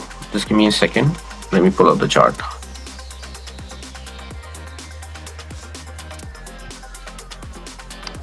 Nephrocare, yes. Nephrocare, yeah. Positive on the stock, hold on. Okay, all right. So that brings us to the end of this rapid fire round. Somil and Sameer, do stay with us. It's time to step into a very, very short break. But viewers, we'll be taking more queries definitely on the other side of the break. So do stay tuned.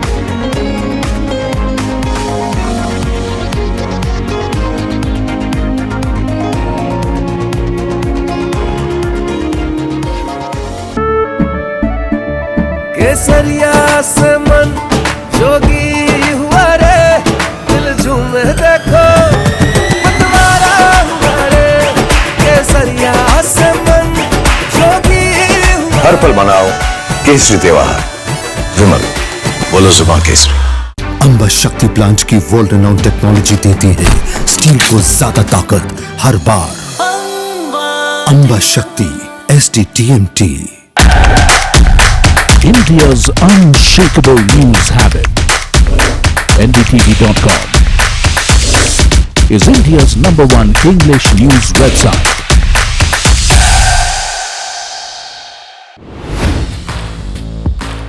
I'm Tamanna Inamdar. Watch me on NDTV Profit, where I break down the day's biggest business stories. What happened, why it matters, and what it means for your money. Hi, I'm Neeraj Shah. Watch me on NDTV Profit for the most incisive market intelligence and meaningful corporate conversations. And I'm Alex Matthew. Markets, mutual funds, insurance, personal finance. I help you cut through the noise and make smarter financial choices. And here's where you can watch us.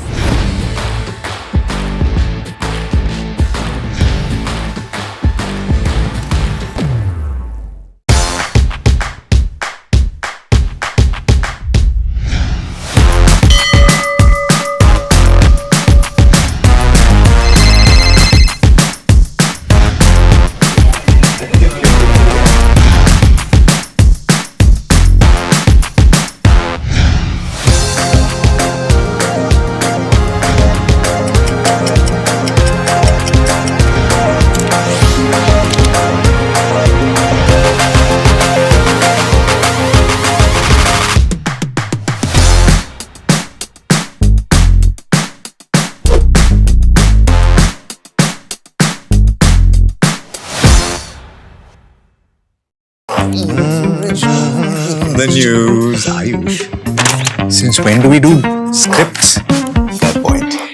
Picture this. The biggest stage. Floodlights. 4K, the works. Where's the hook? There's going to be celebrities and guaranteed eyeballs. Where's the hook? Think about this. Front page advertisements and hoardings. Bro, where's the hook? Cross-platform, digital first, virality. Without a hook, no way. The message is clear. It's 2026. You gotta be real in a world of reels. You gotta be original in a world where everything seems generated. That's it. That's what we're looking for. The best campaigns, the hottest trends, the smartest brand moves on our new show. But wait, what do we call it? The hook.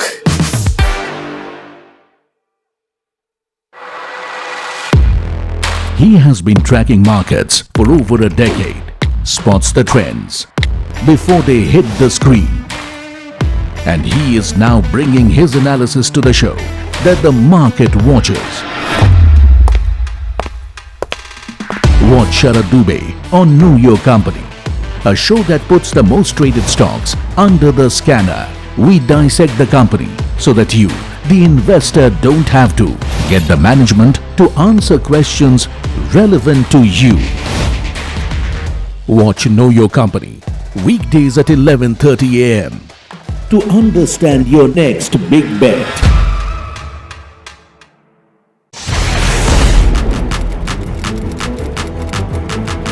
When the headlines move fast, perspective matters. On Editor's Cut, our editors come together with experts to distill the week's information blitz into clear perspective. Down the stories shaping the world, from markets and the economy to global conflicts and what lies ahead.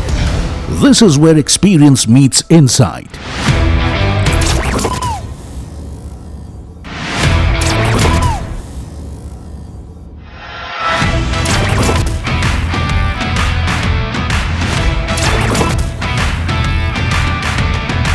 No noise, no hype, just sharp takes on what to watch next.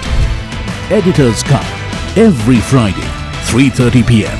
only on NDTV Profit.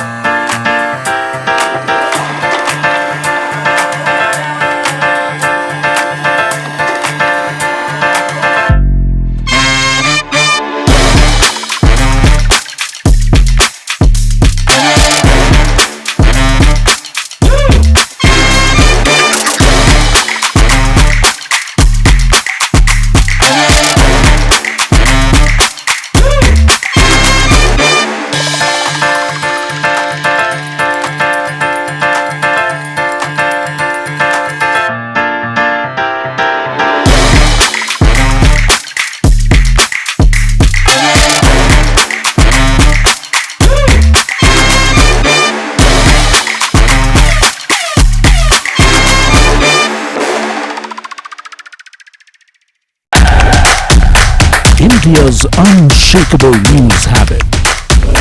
NDTV.com is India's #1 English news website.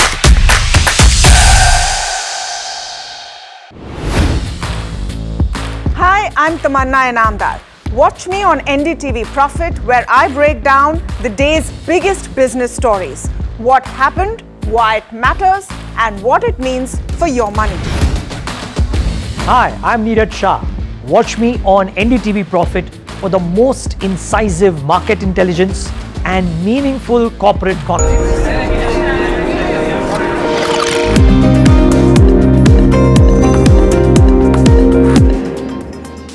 Welcome back. You're watching Ask Profit, and on this side of the show, we're also joined by Devin Mehta, Manager Tech and Derivative Analyst at IDBI Capital, joining us now. Devin, a very good morning to you. I think we've got a caller waiting by. Rajneesh is calling us. Rajneesh, a very good morning to you. Go ahead, ask your question.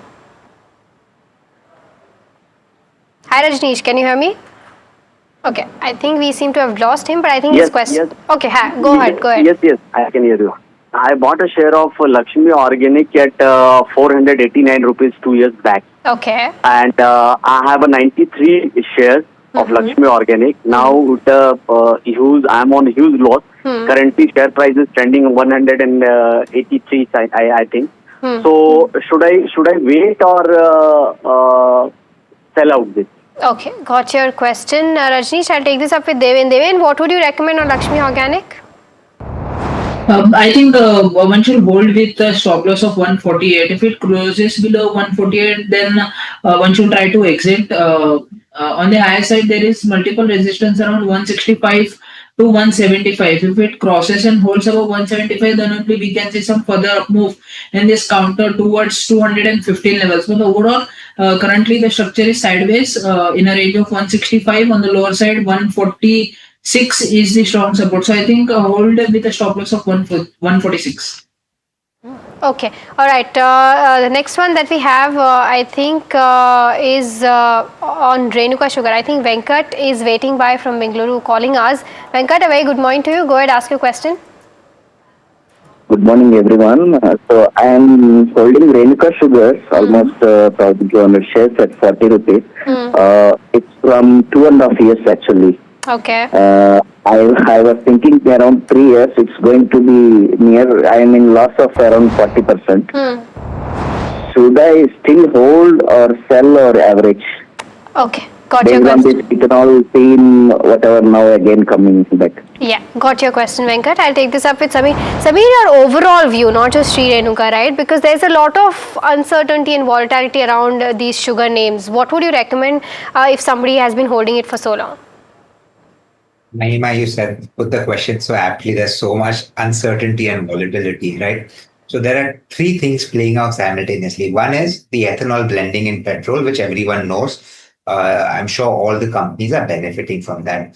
The other side, what you have is that if the monsoon gets delayed this year and the crop production is not so good, then what does it do for some of these sugar companies who will not be able to produce the higher volumes?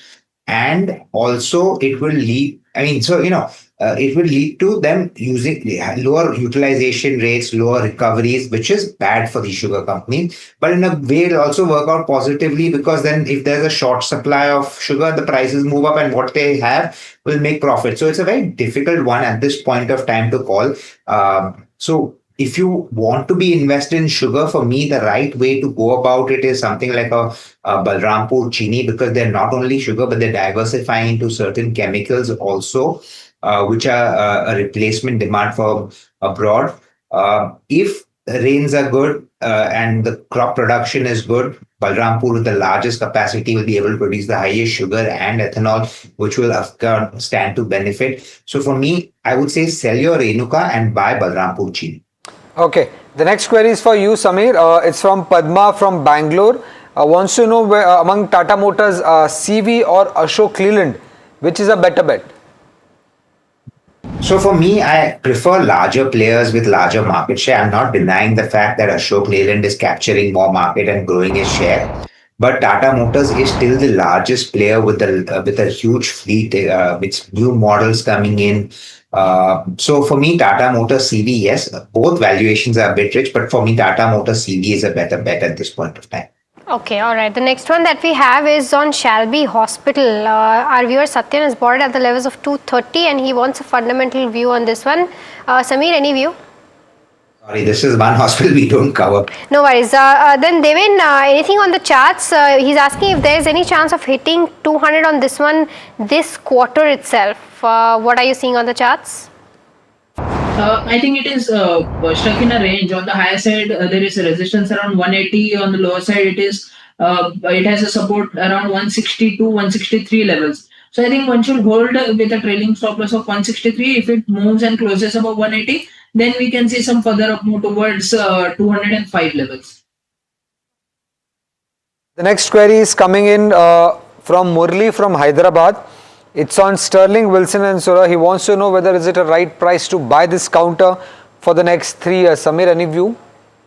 Yes, I'm sure Mahima knows I have a view because she's been on this show quite a bit. So I am very, very positive on the long-term prospects of this company.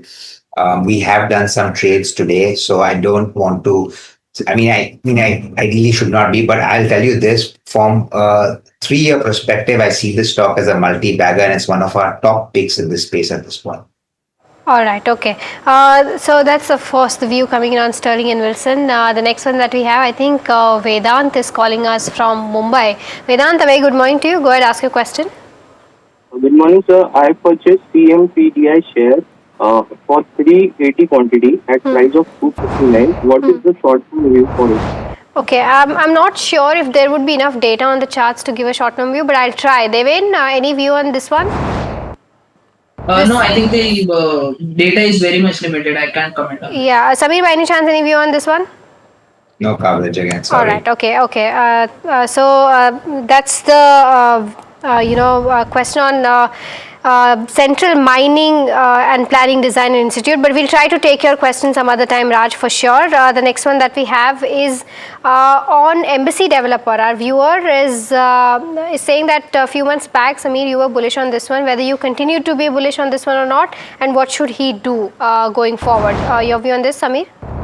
Yes, I continue to be very bullish on this counter as well.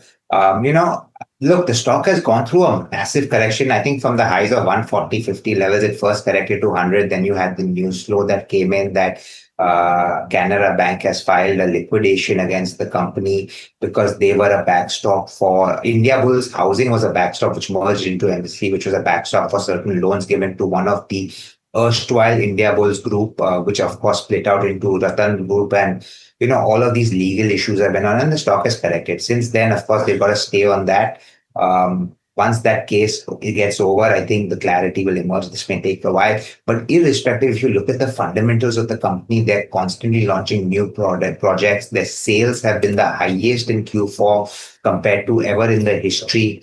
Execution of these projects are moving forward. They just selected their the construction team for the project in Mumbai, which is the Citadel project at Worli. We think the cash flows will keep improving. The company is attractively, very, very attractively priced. I think the stock can move back to 150, 160 over the next 2 to 3 years. Okay. The next query is on Piramal Pharma. Raj from Gurugram wants to know the long-term outlook on Piramal Pharma. Samir, any view on Piramal Pharma? So I think we can continue to hold on to Piramal Pharma. Look, they are launching new products in the domestic market. We think the opportunity still is extremely large. For me, this is a company that's actually not super expensive. They've come out of their difficulties and they're turning around and they're doing well. So hold on to this. I think the stock can probably move back up closer towards 200 levels over the next year and a half. Okay, all right. The next one that we have is on HFCL. Yet another query on this one. Venu from Hyderabad wants to know if this is a good price to buy. We talked to Saumil about this in the first half of the show. But Deven, your view on the charts on this one?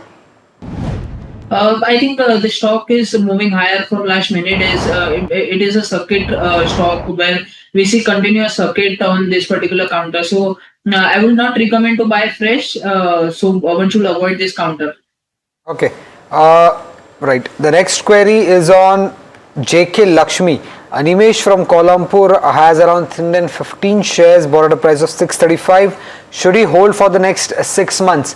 Any view on this, Devin? No, I think one should try to exit on bounce. The overall structure is weak for this counter. Okay, the next one that we have is on Cupid. Suman from Hyderabad wants to know if this is the right time and rate to enter. Devin?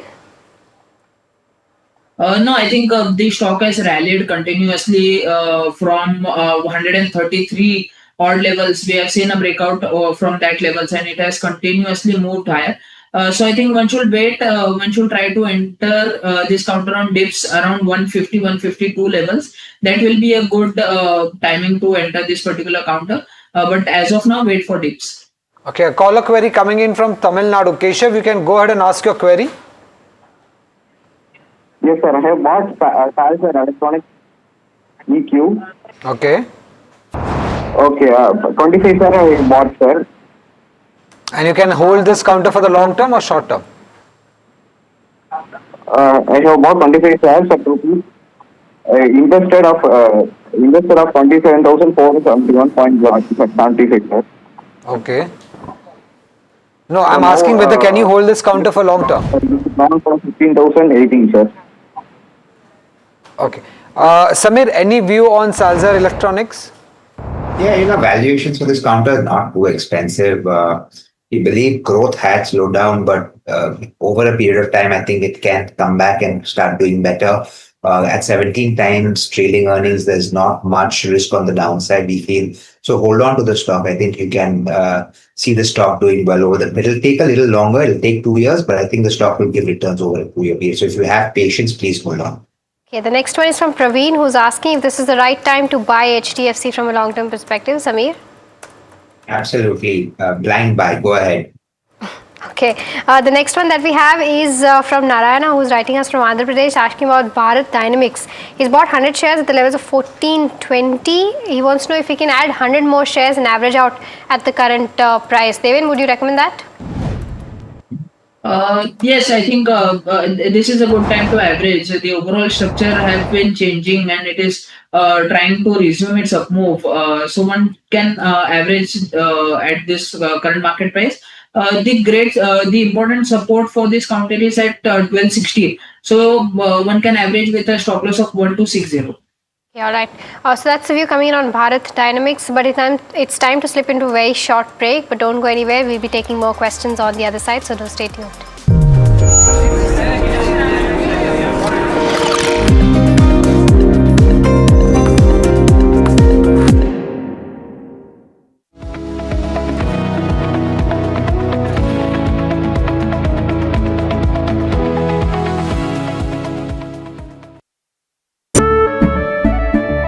केसरिया से मन जोगी हुआ रे दिल झूमे देखो मतवारा हुआ रे केसरिया से मन जोगी हुआ हर पल मनाओ केसरी त्योहार। विमल, बोलो जुबान केसरी। अंबा शक्ति प्लांट की वर्ल्ड रेनाउंड टेक्नोलॉजी देती है स्टील को ज्यादा ताकत हर बार। अंबा शक्ति SDTMT, India's unshakable news habit. NDTV.com is India's #1 English news website.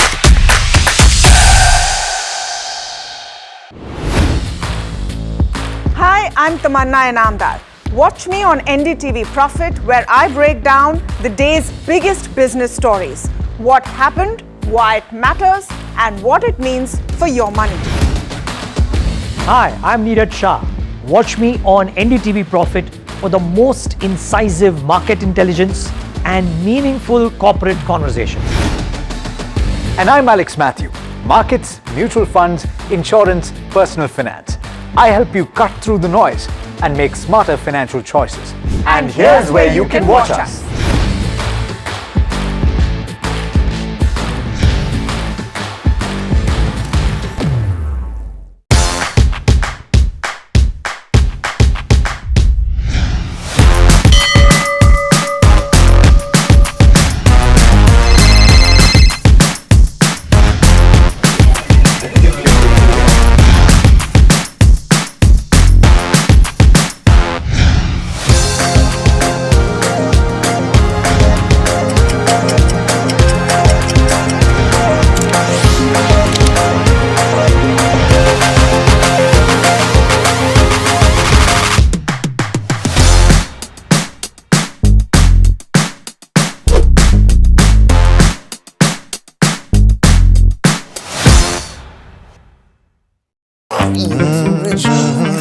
news, Ayush.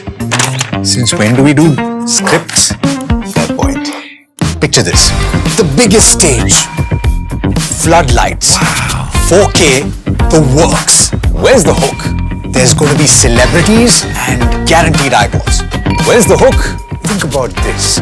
Front page advertisements and hoardings. Bro, where's the hook? Cross-platform, digital first, virality. Without a hook, no way. The message is clear. It's 2026. You gotta be real in a world of reels. You gotta be original in a world where everything seems generated. That's it. That's what we're looking for.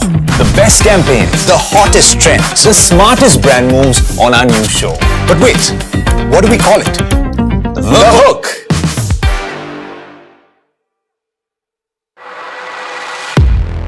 He has been tracking markets for over a decade, spots the trends before they hit the screen. And he is now bringing his analysis to the show that the market watches. Watch Sharad Dubey on Know Your Company, a show that puts the most traded stocks under the scanner.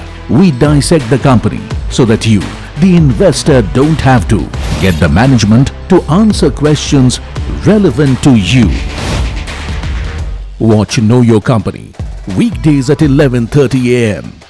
to understand your next big bet.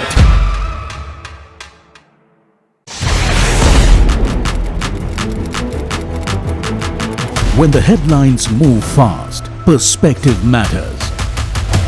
On Editor's Cut, our editors come together with experts to distill the week's information plates into clear perspective.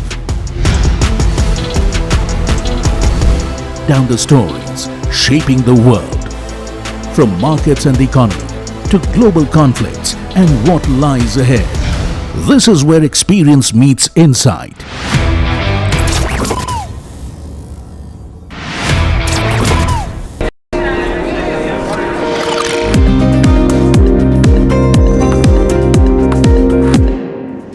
Welcome back. You're watching Ask Profit. It's time for our second rapid fire round. Samir and Devin, try to keep your answers as short as possible. The first one is on transformers and rectifiers.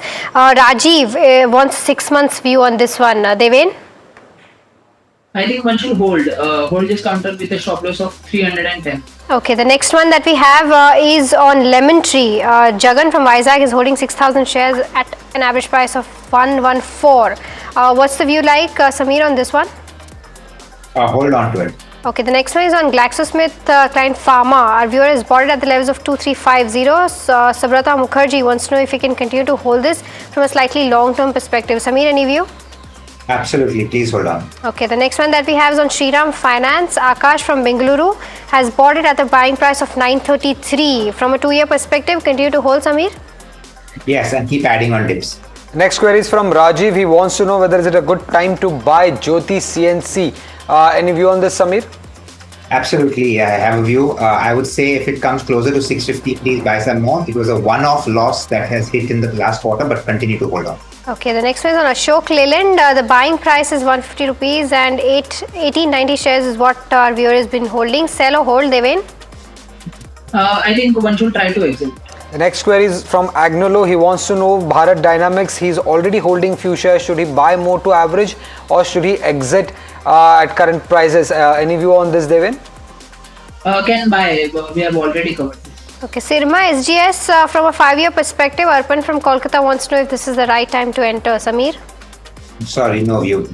Okay, the next one that we have is on from Aarti, who's writing us from Bengaluru, wants a 6 months view on Electra Green Tech. Devin?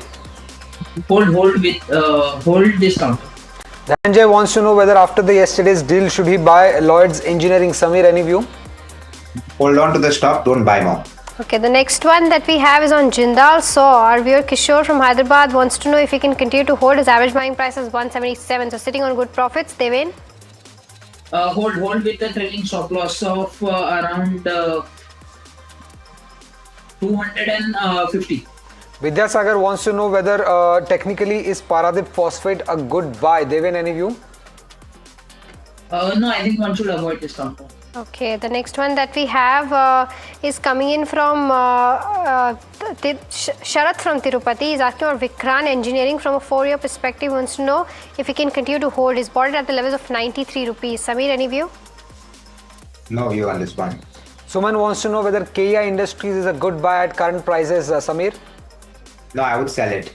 Okay, M&M bought at the levels of 3131. 235 shares is what Prakesh from Kerala has been holding. Short-term view on this, Deven? Try to exit on bounce above cost. Okay, the next one is on Timex Group. Mahadev from Hyderabad has bought 100 shares at the levels of 488. Hold or sell, Deven? Sell, I think. Okay. Technically, it's... Jay wants to know whether Aurobindo Pharma is it a good buy at current levels. Devin, any view? Aurobindo Pharma, I think one should wait for dips in this particular one. Okay, Hindustan Cropper from a 6 months perspective continue to hold. Shankar from Dubai has bought 70 shares at the levels of 553. Deven? Wait for dips. I think this can correct more. Dave wants to know whether should he continue to hold Maruti Suzuki for the next 3 years. Samir, any view? Hold on to it. If it comes closer to 11,000, you could probably add. Okay, the next one is on Transtrade Lighting. Rahul Patel from Ahmedabad bought 27 shares at the levels of 614. Short-term perspective on this, Deven? I think try to exit on bounce. The overall structure is weak. Rishabh is holding on to few shares of Wellspan Living. Should he continue to hold this? Deven, any view technically here? Yes, hold with the trailing stop loss on this with 145 as a stop loss. Okay, Linde India, fresh entry into this one from a long-term perspective. Any view, Samir? No, I wouldn't enter at this price. Stock has seen too much of a run-up. Alright, that brings us to the end of this rapid fire round as well as Ask Profit. Samir and Deven, thank you so much for taking out the time and helping us answer all those stock-related questions. Viewers, like I said, completely out of time in this edition of Ask Profit, but do stay tuned because KYC comes up next.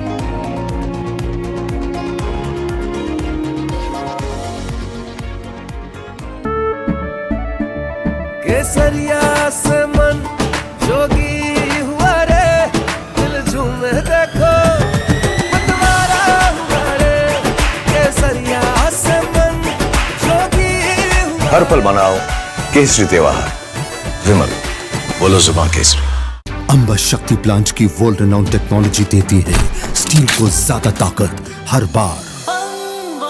Amba शक्ति SDTMT। India's unshakable news habit. NDTV.com is India's #1 English news website.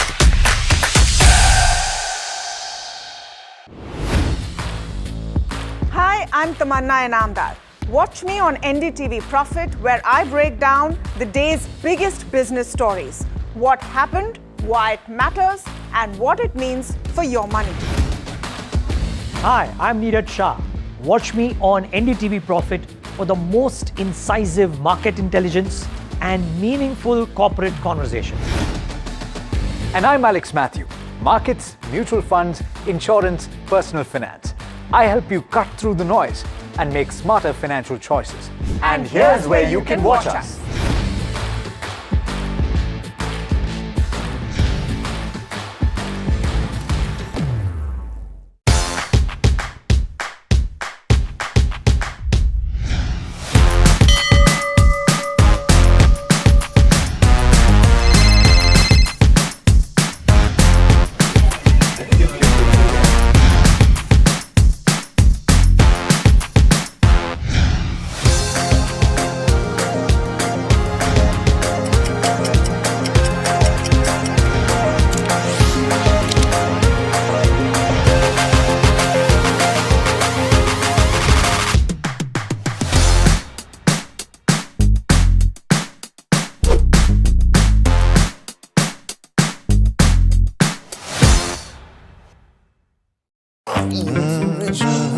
The news, Ayush. Since when do we do scripts? Fair point.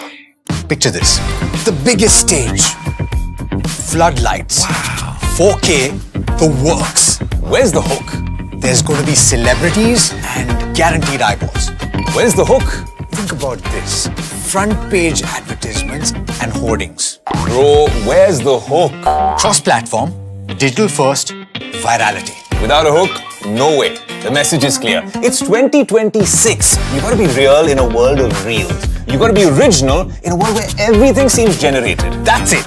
That's what we're looking for. The best campaigns. The hottest trends. The smartest brand moves on our new show. But wait, what do we call it?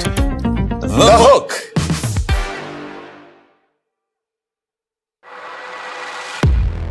He has been tracking markets for over a decade, spots the trends before they hit the screen. And he is now bringing his analysis to the show that the market watches. Watch Sharad Dubey on Know Your Company, a show that puts the most traded stocks under the scanner. We dissect the company so that you, the investor, don't have to. Get the management to answer questions relevant to you. Watch Know Your Company weekdays at 11:30 a.m. to understand your next big bet.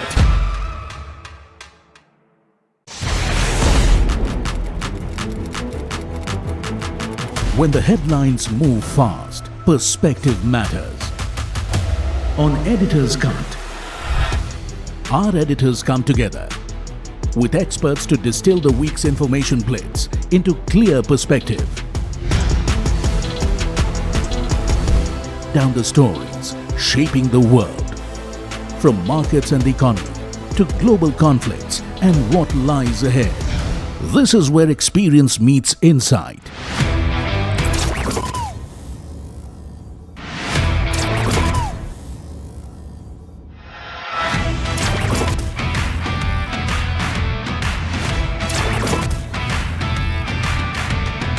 No noise, no hype, just sharp takes on what to watch next. Editor's Cut, every Friday, 3:30 p.m. only on NDTV Profit.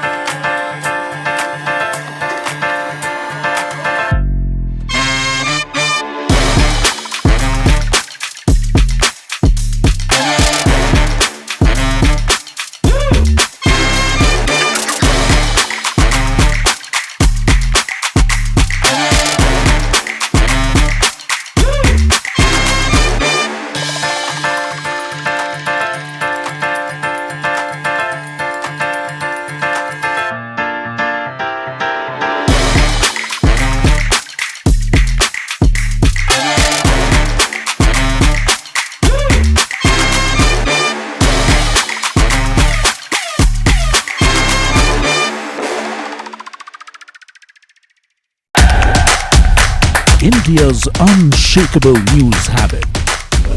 NDTV.com is India's #1 English news website.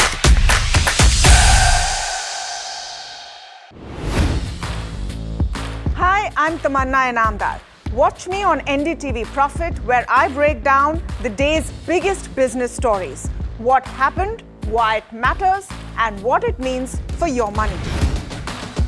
Hi, I'm Neeraj Shah. Watch me on NDTV Profit for the most incisive market intelligence and meaningful corporate conversations. And I'm Alex Matthew. Markets, mutual funds, insurance, personal finance. I help you cut through the noise and make smarter financial choices. And here's where you can watch us.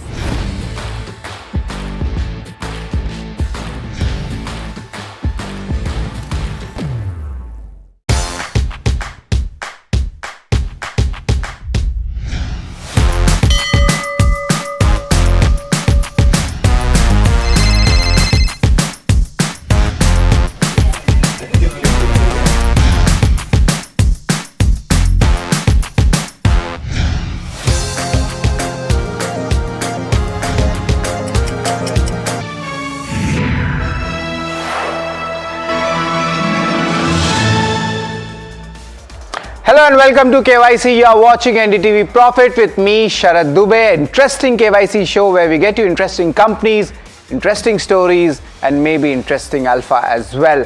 But let's start the show and let me give you a hint. Try to guess this company, and the company has been doing really well over the last 4 to 5 years. The company's name, I'll tell you in a bit. It's a Hyderabad-based company. Recently, it's in the news for 1500 crore QIP. I'm sure you must be guessing it by now which company I'm talking about. The stock is up 5 times in the last 5 years. That's a big up move coming in, and it's also backed by larger names. This includes Vanguard and Amansa. So, of course, Hyderabad-related hospital chains, a lot of them are listed, but the company in focus is KIMS, Krishna Institute of Medical Science Hospitals. This is the company which we are talking about. But why are we calling this company in KYC? The first and foremost reason is the QIP fundraise. That's around for 1500 crore rupees. Where will this be used? And what's the growth and expansion plans looking like when it comes for bed expansion or even geographical expansion? And of course, we'll ask the management what's the margin and the revenue outlook looking ahead for FY27. Another important question comes to my mind is the operational parameters, and I'll explain you everything. It's not technical. I'll make it very simplified version for you. Also, another question I'll be asking the management is the international medical tourism. It's a hub. Hyderabad, Telangana, even Andhra Pradesh, it's a medical hub. So we need to understand what are the trends coming from there. And to decode that, we'll have Dr. Bhaskar Rao. He's the chairman and MD at KIMS Hospital. But let's go deep dive into the company, what it actually does. Of course, it's a multi-specialty company in the healthcare segment. It was founded by Dr. B. Bhaskar Rao. Also, importantly, it's a Hyderabad-based hospital chain. That's where they had started with a 500-bed hospital. Also, looking at the key details, the company recently did a 1500 crore fundraise. And remember, when these fundraisers happen, there are some pain in the balance sheet also. But it's backed by Amansa Holdings and Vanguard. A lot of good coverage coming in the FIs and DIs. They operate around 26 hospitals across 7,300 beds. And of course, the exposure is there in a lot of states, especially Telangana and Andhra Pradesh. That's where the concentration is there. But now they are expanding Karnataka, Kerala, as well as Maharashtra. Apart from the beds, we look at the addition. What's the future holding like? That's around 1300 beds addition is expected in the upcoming projects.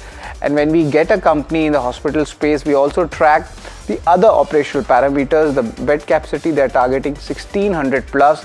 FY26, the occupancy levels, if we talk about it, that was around 51% and the operational beds was 4,852. So there is a little bit of cyclicality as well. But let's look at the abbreviations. Whenever you are judging a hospital company, you should know its full form kya. IP is of course your inpatients. Second is outpatients, the ones who do not stay at night. That's the definition. APROB means average revenue per occupied bed. That's one operational parameter to track a hospital stock, and also ARPP, where hospital revenue is divided by the inpatient volumes coming in. But what are these numbers looking like for FY26? And it's a pretty interesting take, and this is on the screen it comes in. This is the IP volumes, OP volumes, and the two important operational parameters, and most of them are doing well as a decent growth coming in, and they're sustaining it. It's just not 1 year. Revenue share, Telangana and Andhra Pradesh, that's where the overall momentum, or you could say the majority of the revenues come in, but they're trying to expand to other states as well, which we had discussed. This is the FY26 revenue breakup looking like for KIMS Hospital. Also, let's talk about, the rating parameters are what's very much important, and we'll talk about, of course, the income statement, balance sheet, cash flow, and the return ratios as well. If you look at it, there is shareholding, street cred, valuation, analyst stake, which we will discuss and judge the company. Let's move on to the income statement. Largely, the income statement, this has been pretty decent. The top line growth of 25% to CAGR coming in, but a little bit of concern is definitely on the PAT numbers. Remember, company is expanding also. There's a lot of going to be a pressure in the return ratios, so wait for that. but as of now it's a neutral rating. Balance sheet, you must be seeing a very high set of numbers. If you could just show the balance sheet now, how things have moved. And largely we see the borrowings that has gone up almost 2673 crore, but remember there is a QIP issue also, so this borrowing actually comes down, so this nullifies this. So that is why I'm going to give this a neutral rating. So we spoke about income statement, we spoke about balance sheet. Let's talk about the cash flows, what's happening here. And in the cash flow segment, lumpiness is there, little bit a slight correction coming in, but look at the conversion, that is pretty strong, and that is why I have given this a strong thumbs up. Let's talk about the shareholding, what's happened, I mean to say the return ratios. After that we'll come to shareholding. It was pretty high in the month of March, the ROC numbers, but then the pressure started coming in and now it's at the lower side of 9%. There's a lot of hospital expansion, there is, you could say, the working capital also goes up. That is why we are seeing depressed return ratio. So it's a thumbs down when it comes to the analysis of that. Shareholding, as we have spoken about, there was a QIP fundraise and other fundraisers, and because of that the dilutions is down to 34%, and this is expected to come down as well. But the one good part is FIs and DIs still have almost 50% stake in the company, and they haven't majorly reduced their stake. It's been decent enough, and that is why a good amount of institutional money like Vanguard and Amansa still are holding up with the hospitals. So it's a neutral rating when it comes to the shareholding. Street cred, if you look at it, that's from Jan lows, it's up 36%. 1 year 2026 returns, those are also doing well. Last 5 years the stock is up 5 times when it comes to the returns, so it's pretty interesting. But let's talk about the valuations also, how things are looking like. And if you know, the stock has moved up a lot, so the valuations will be on the higher side. The 66 times the 12-month PE ratio, the forward one is coming in. Compare that with Apollo Hospitals or Narayana Hrudayalaya, that's ranging between 31 to 47 times, making it very expensive. Same story with Jupiter and Rainbow, their valuation stands between 36 to 43 times. So I'm going to give this a thumbs down when it comes to the valuations amongst the peers. Let's talk about the outlook, what has happened here. And largely we see the buy rating is 95%. There are totally 20 analysts tracking the stock, and that is what we are seeing. But remember, the return potential, because the stock has gone up, is just 5%. So a little bit of concern is there. 12-month target price of 829 rupees. But nevertheless, analysts are bullish, so I'm going to give this a thumbs up as well. Now, let's talk about, of course, the KYC ratings. What happens there? The total numbers, which we have got for you, and what's the exact final result? Let's get those numbers in. And largely neutral reaction from income and balance sheet, but I really like the cash flows, and that's how the business model is. If you look at the shareholding, there is a good DIFI participation, and the valuations a little bit expensive because of the run coming in the stock. And the analyst stake, if you talk about it, they are quite bullish. So net, let's give you the final KYC rating, and that is 4.5 out of 8. So that's a pretty interesting number. It's largely in line with what the numbers we generally give, slightly a bit below it. But nevertheless, we'll try to understand the entire picture of the company and also talk about the management as well. And we'll be joined in by Dr. Bhaskar Rao Bolineni. He's the chairman and managing director, but a very interesting tidbit about him. He started at Mahavir Cardiovascular Center, Hyderabad. Is the first, you could say, hospital with around 50 beds, and then he has performed more than 30,000 surgeries in his segment, career spanning over more than 25 years, and instrumental in formulating Rajiv Gandhi Arogya Sari scheme, and of course some revenue also comes. So interesting conversation with the management, but just after a break. Stay tuned.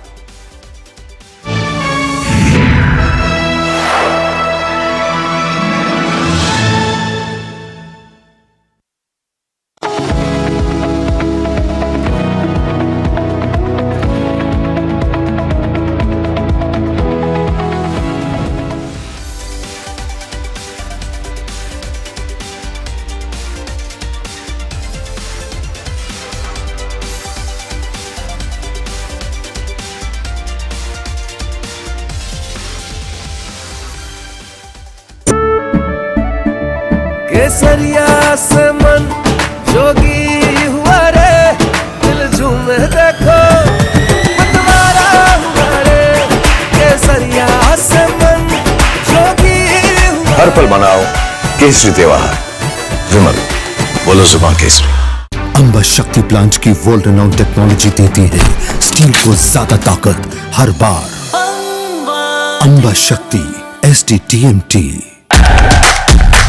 India's unshakable news habit.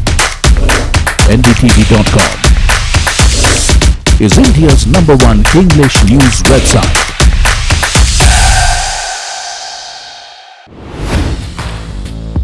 Hi, I'm Tamanna Inamdar.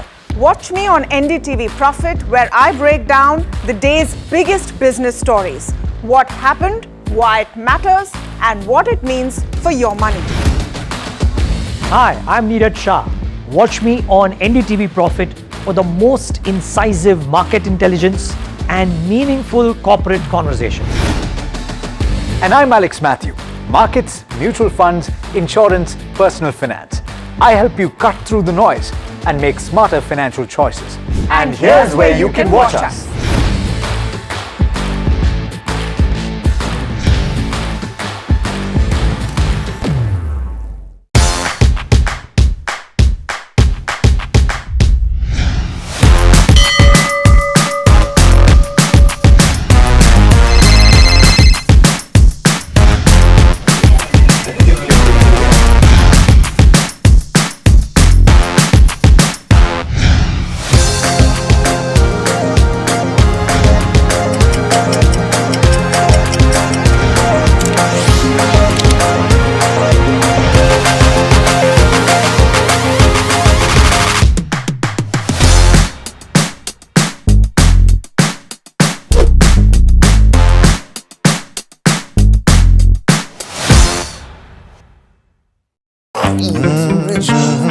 The news, Ayush.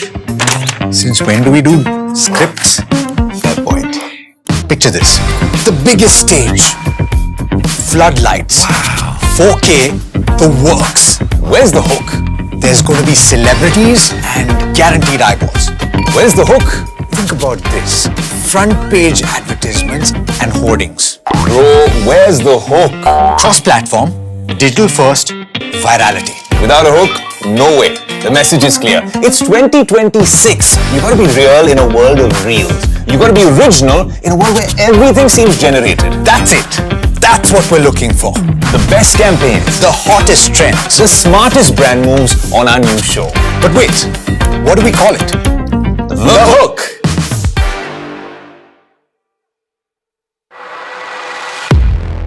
He has been tracking markets for over a decade, spots the trends before they hit the screen. And he is now bringing his analysis to the show that the market watches. Watch Sharad Dubey on Know Your Company, a show that puts the most traded stocks under the scanner. We dissect the company so that you, the investor, don't have to get the management to answer questions relevant to you. Watch Know Your Company weekdays at 11:30 a.m. to understand your next big bet.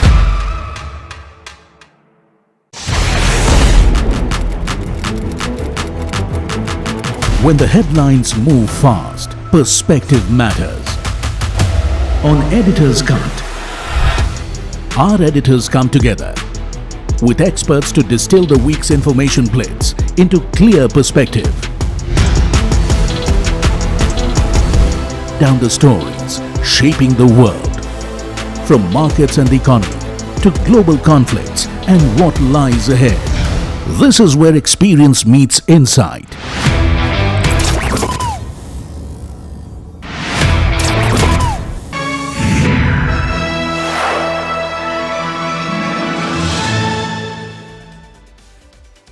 Welcome back to KYC. Now we are joined in by Bhaskar Rao. He is the chairman and managing director at KIMS Hospital.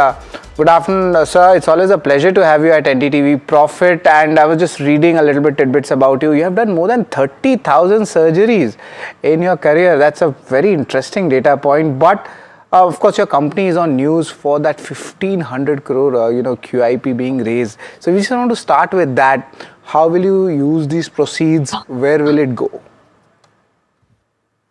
75% of this 1500 crores, we are going to use it for repayment of the existing debt. Debt is a little bit of a higher side, nearly 3000 crores. And 25% we are going to use it for our corporate, for a little bit of corporate actions and the loss funding, operational cost. Dr. Rao, your debt reduces from that 3,000 crore levels and it becomes to how much levels now? 1125 we are going to do that. Maybe it will be there around 1800 or 1700. Right, so 17 to 1800 debt would be there. That's coming out. Of course, that's going to benefit the balance sheet also. But I just want to understand, there's an expansion also at play. Most of your revenue comes from Telangana and Andhra Pradesh. You combine that. But now Kerala, Maharashtra and even Karnataka, that's where the expansion is happening. Just wanted to understand, how things are moving ahead. What are the initial numbers coming from the fourth quarter and Q1 trends suggesting? So basically, when we started this beyond our territory of Andhra and Telangana, when we moved on, we know it will be definitely, and we understood the market well, and we are very, very confident. Whatever we planned and projected and what we thought that we can able to do that, it is going on in the same pace and same numbers, maybe a little bit of positive than what we anticipated. So we are very, very confident and very comfortable also. So we are doing well. Right. Dr. Rao, apart from this, the revenue and the margin outlooks, how things are looking like? Will it be quite stable, a double-digit growth we can expect in the coming 1 or 2 fiscal years? Or is there something more? So usually whatever we were used to make the profits in the historically before we start expansions, it was around 25, 26. And then it is a little bit down because of the loss funding and the new projects that has come. Maybe after 3 to 4 quarters, again we will be able to come back to our original things. Maybe 4 to 6 quarters, because initially the loss funding and EMIs will be there. To reach to that figure of what we are historically were doing, we are very confident that we will be able to reach that figure, but it will take about 4 to 5 quarters from now. So historical numbers or the average numbers your company comes back, it is going to take at least 4 to 6 quarters. That's a very interesting take and a pretty honest way to talk about it. The stock, however, is on the other side doing really well in trade as well over the last, you could say, March, June, and good returns have come in. But let's talk a little bit about the operational numbers. I try to make my audience understand in the KYC segment about the APROB, which is nothing but the average revenue on bed additions. It seems like around you have a 50% or something occupancy levels looking like, but you are going after this bed additions. So could you help us understand these operational targets and what are the timelines? So these again this 50% occupancy is because of we added new beds in the last 12 to 15 months. That will be able to take 4 to 6 quarters to ramp up. Once that reaches to 60-65% of the volume occupancy, then definitely we will reach our historical numbers. And we are pretty well. And even though the ARPOBs were a little low all these years, now we added the both Maharashtra and Karnataka and expansion in Telangana. All three are high ARPOB oriented markets when compared to Andhra and Kerala. So definitely these ARPOBs also can grow upwards. Maybe double-digit growth will come in the next 2-3 years. That's pretty interesting. Doctor, let's try to understand the broader picture also in the market, especially on that international medical tourism. I have visited Hyderabad. I had seen a lot of international footfalls coming in, hospitals, not only your company but other peers as well, listed, unlisted, both. So how does this international medical tourism puts, Hyderabad or Telangana in focus, and what kind of benefits we are seeing from this inbound kind of numbers? So basically the international marketing, medical tourism will depends upon the connectivity, a direct connectivity is the one important aspect. Second important thing is they are looking for a pricing. So usually, historically, when compared to Bombay, Delhi, Calcutta and Bangalore, Hyderabad was a little low when compared to all those four metros. The reason is there is not much of a direct connectivity. Of late, we also started getting some patients of African countries and apart from the UAE. Maybe as far as KIMS is concerned, moving forward, now we have a presence in Bangalore and Bombay and then Thane and as well as in Kerala. Our medical tourism will definitely improve than what we have seen historically. Okay, that's an interesting take coming in on the international medical tourism segment. But I just wanted to understand, are you looking at any kind of an acquisition of a hospital chain? Because there is a, debt has reduced, your balance sheet is strong right now. Are you looking at any local, or a smaller players in the regional players for acquisitions as well right now? See, not at the moment. The reason is now today we have been put lot of capex, even though debt has come down. Whatever is the beds that are added, we need to be able to improve their operational efficiency.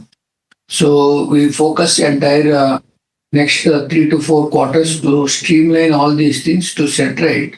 Later on, if we got any opportunities, we will be able to look into that. By the time, even further debt also will come down.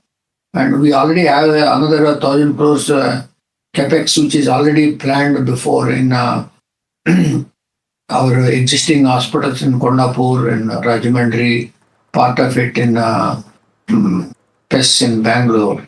So this year, the expansion project capex has been already planned, and also we need to improve the operational management efficiency because all different areas.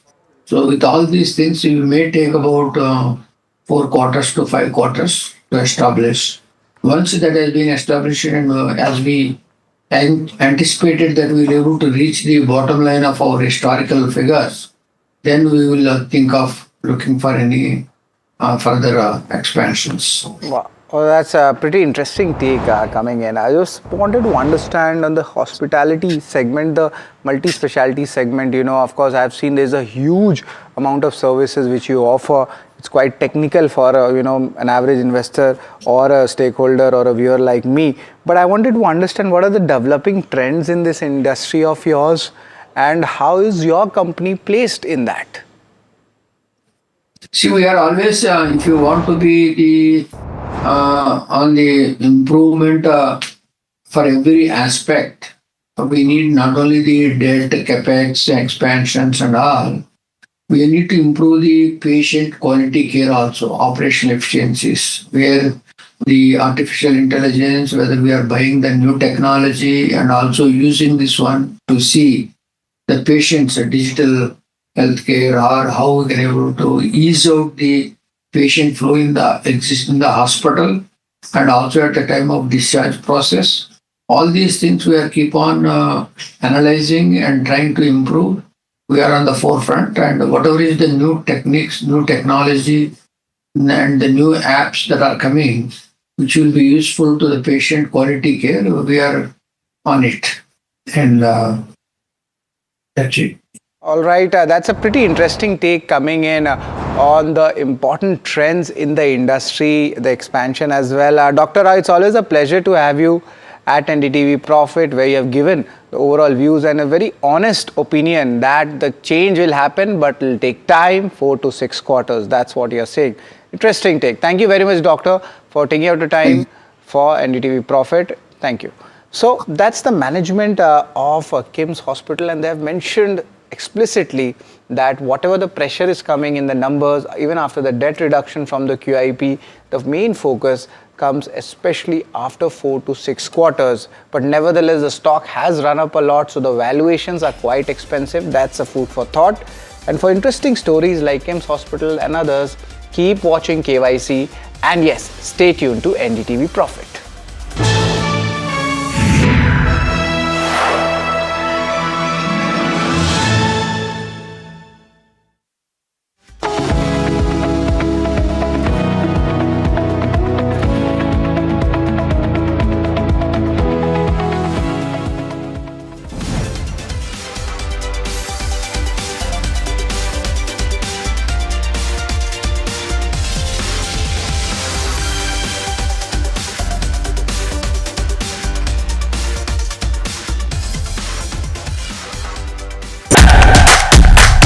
India's unshakable news habit.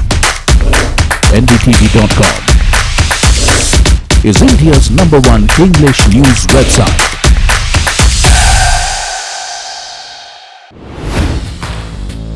Hi, I'm Tamanna Inamdar. Watch me on NDTV Profit, where I break down the day's biggest business stories. What happened, why it matters, and what it means for your money. Hi, I'm Neeraj Shah. Watch me on NDTV Profit for the most incisive market intelligence and meaningful corporate conversation. And I'm Alex Matthew. Markets, mutual funds, insurance, personal finance. I help you cut through the noise and make smarter financial choices. And here's where you can watch us.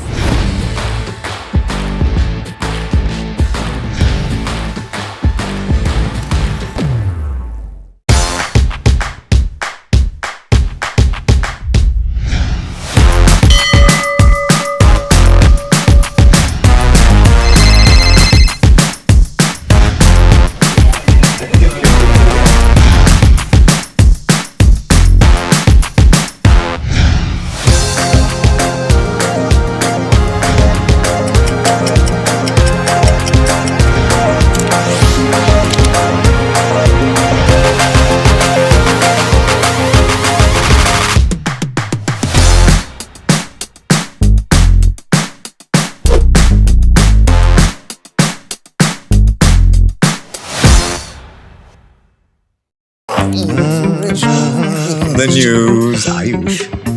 Since when do we do scripts? Fair point. Picture this. The biggest stage. Floodlights. 4K, the works. Where's the hook? There's going to be celebrities and guaranteed eyeballs. Where's the hook?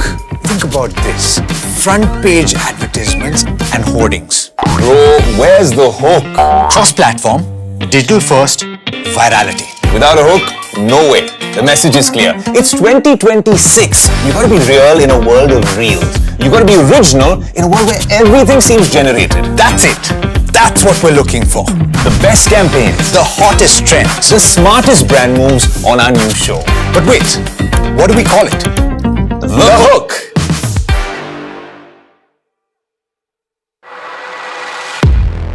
He has been tracking markets for over a decade, spots the trends before they hit the screen. And he is now bringing his analysis to the show that the market watches. Watch Sharad Dubey on Know Your Company, a show that puts the most traded stocks under the scanner. We dissect the company.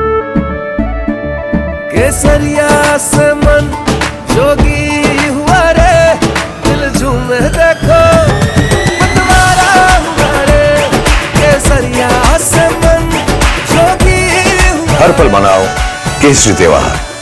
विमल, बोलो जुबान केसरी। अंबा शक्ति plant की world renowned technology देती है steel को ज्यादा ताकत हर बार। अंबा शक्ति SDTMT। India's unshakable news habit. NDTV.com is India's #1 English news website.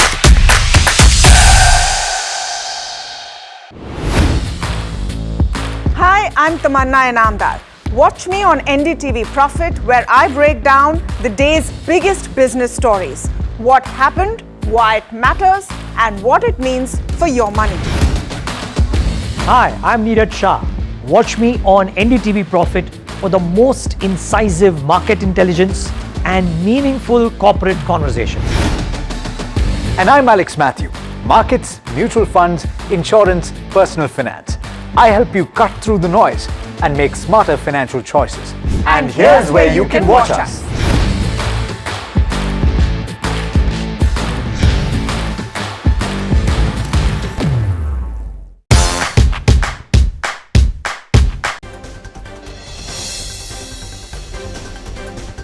Fresh technical talks on Iran's nuclear program have been delayed as details of the interim deal are still being worked out, with both Washington and Tehran continuing to project a firm public stance.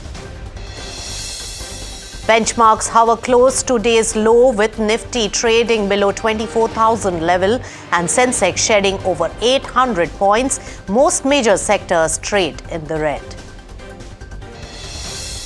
IT stocks tumble after Accenture cuts its FY27 growth outlook, dragging the Nifty IT index, leads sectoral losses to plunge to a 2-year low. Crude is headed for its biggest weekly drop in months as supply fears are fading and as the US-Iran peace deal dramatically reshapes the global energy landscape.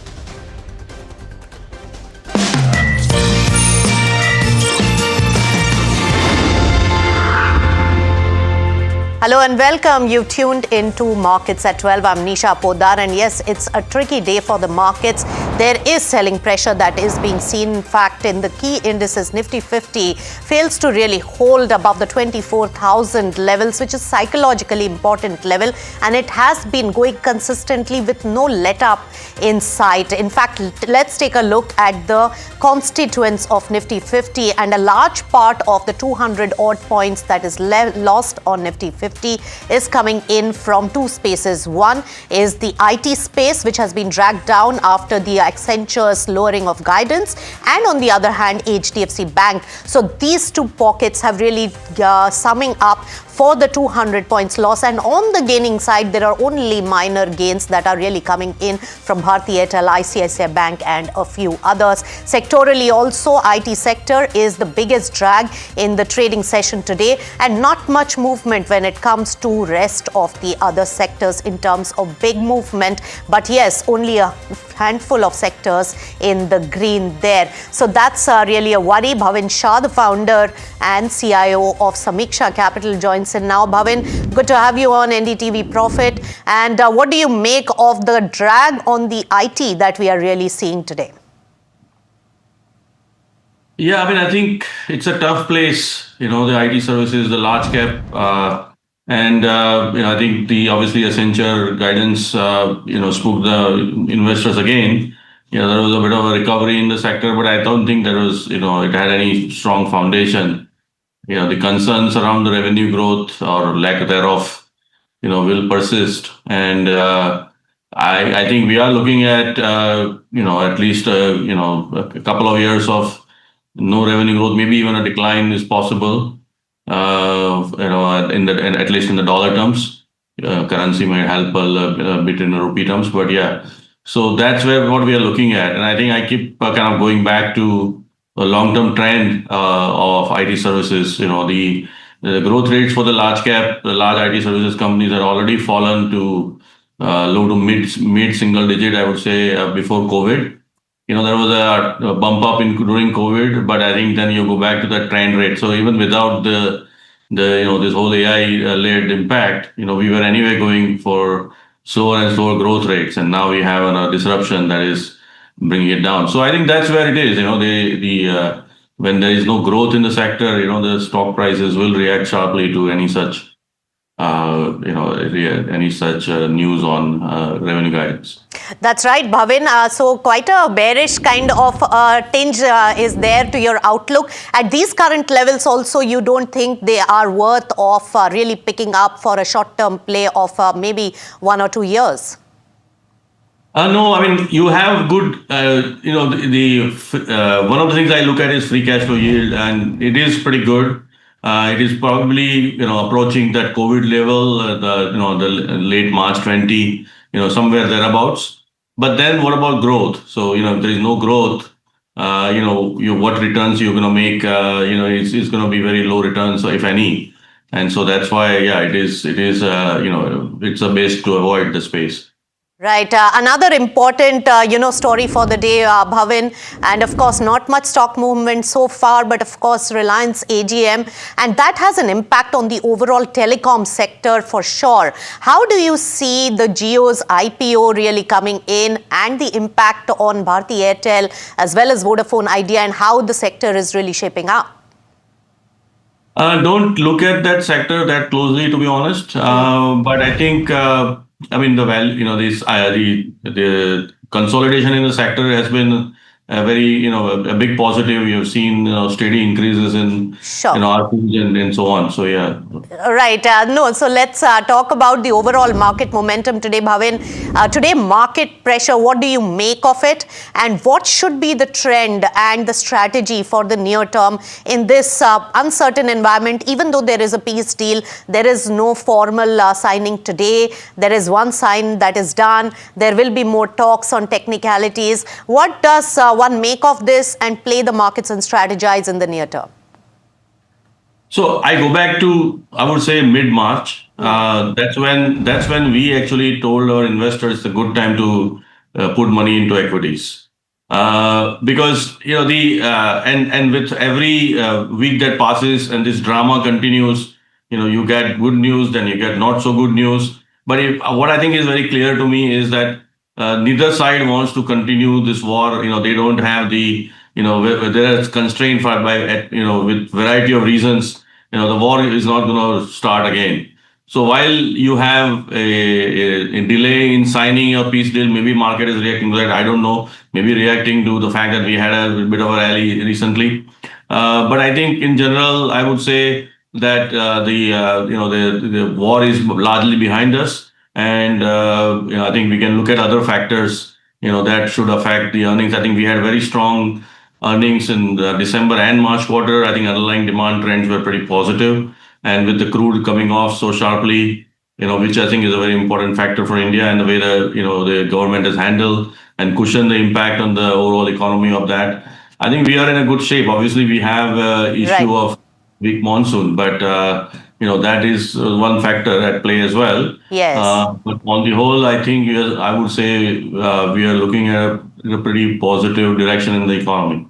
All right. So overall looking positive. War will not restart. So at least that certainty is there. And our own El Nino impact needs to be seen. Bhavin Shah, always a pleasure to get your expert opinion on the markets. Thank you so much for joining in. And yes, crude is strengthening a little today. But for the week, remember, there is a huge drop of 9% for the week. We'll slip into a short breather and come back for more news.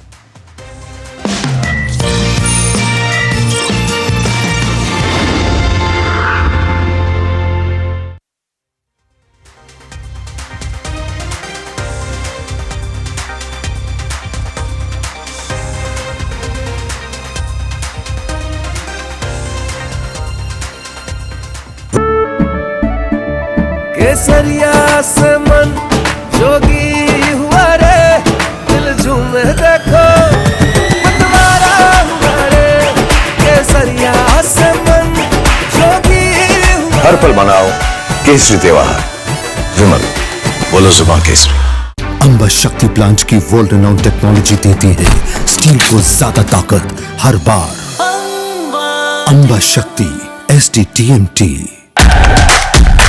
India's unshakable news habit. NDTV.com is India's #1 English news website.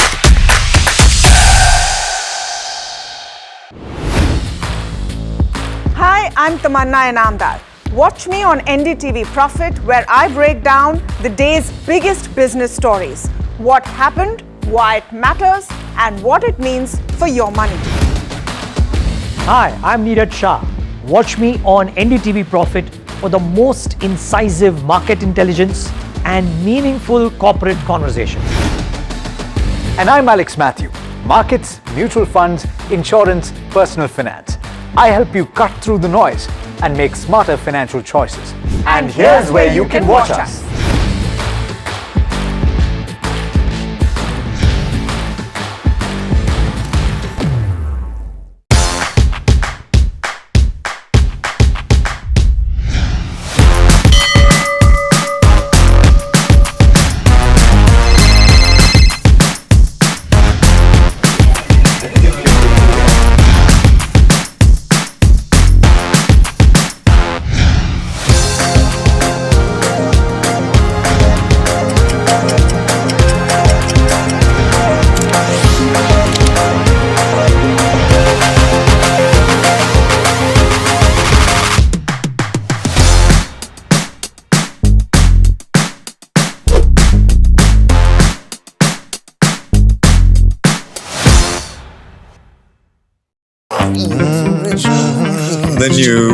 Ayush, since when do we do scripts? Fair point. Picture this. The biggest stage. Floodlights. 4K, the works. Where's the hook? There's going to be celebrities and guaranteed eyeballs. Where's the hook? Think about this. Front page advertisements and hoardings. Bro, where's the hook? Cross-platform, digital first, virality. Without a hook, no way. The message is clear. It's 2026. You gotta be real in a world of reels. You gotta be original in a world where everything seems generated. That's it. That's what we're looking for. The best campaigns, the hottest trends, the smartest brand moves on our new show. But wait, what do we call it? The hook.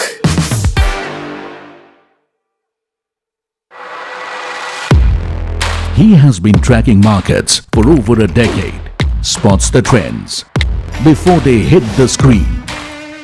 And he is now bringing his analysis to the show that the market watches. Watch Sharad Dubey on Know Your Company, a show that puts the most traded stocks under the scanner. We dissect the company so that you, the investor, don't have to get the management to answer questions relevant to you. Watch Know Your Company weekdays at 11:30 a.m. to understand your next big bet.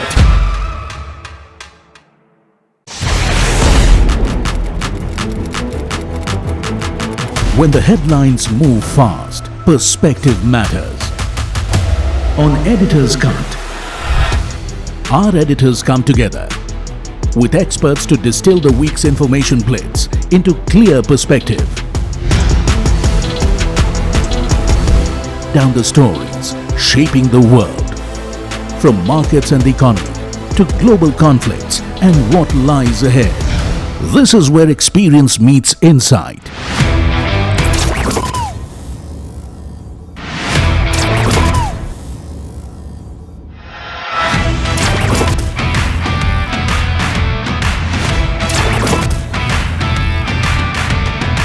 No noise, no hype, just sharp takes on what to watch next. Editor's Cut, every Friday, 3:30 p.m. only on NDTV Profit.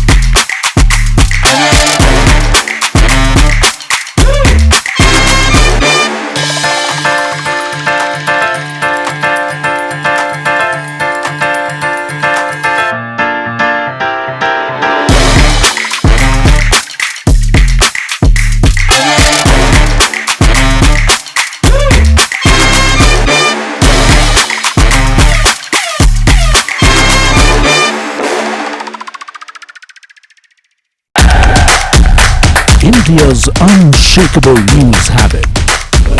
NDTV.com is India's #1 English news website.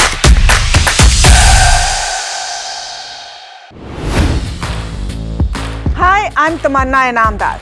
Watch me on NDTV Profit, where I break down the day's biggest business stories. What happened, why it matters, and what it means for your money. Hi, I'm Neeraj Shah. Watch me on NDTV Profit for the most incisive market intelligence and meaningful corporate conversations. And I'm Alex Matthew. Markets, mutual funds, insurance, personal finance. I help you cut through the noise and make smarter financial choices. And here's where you can watch us.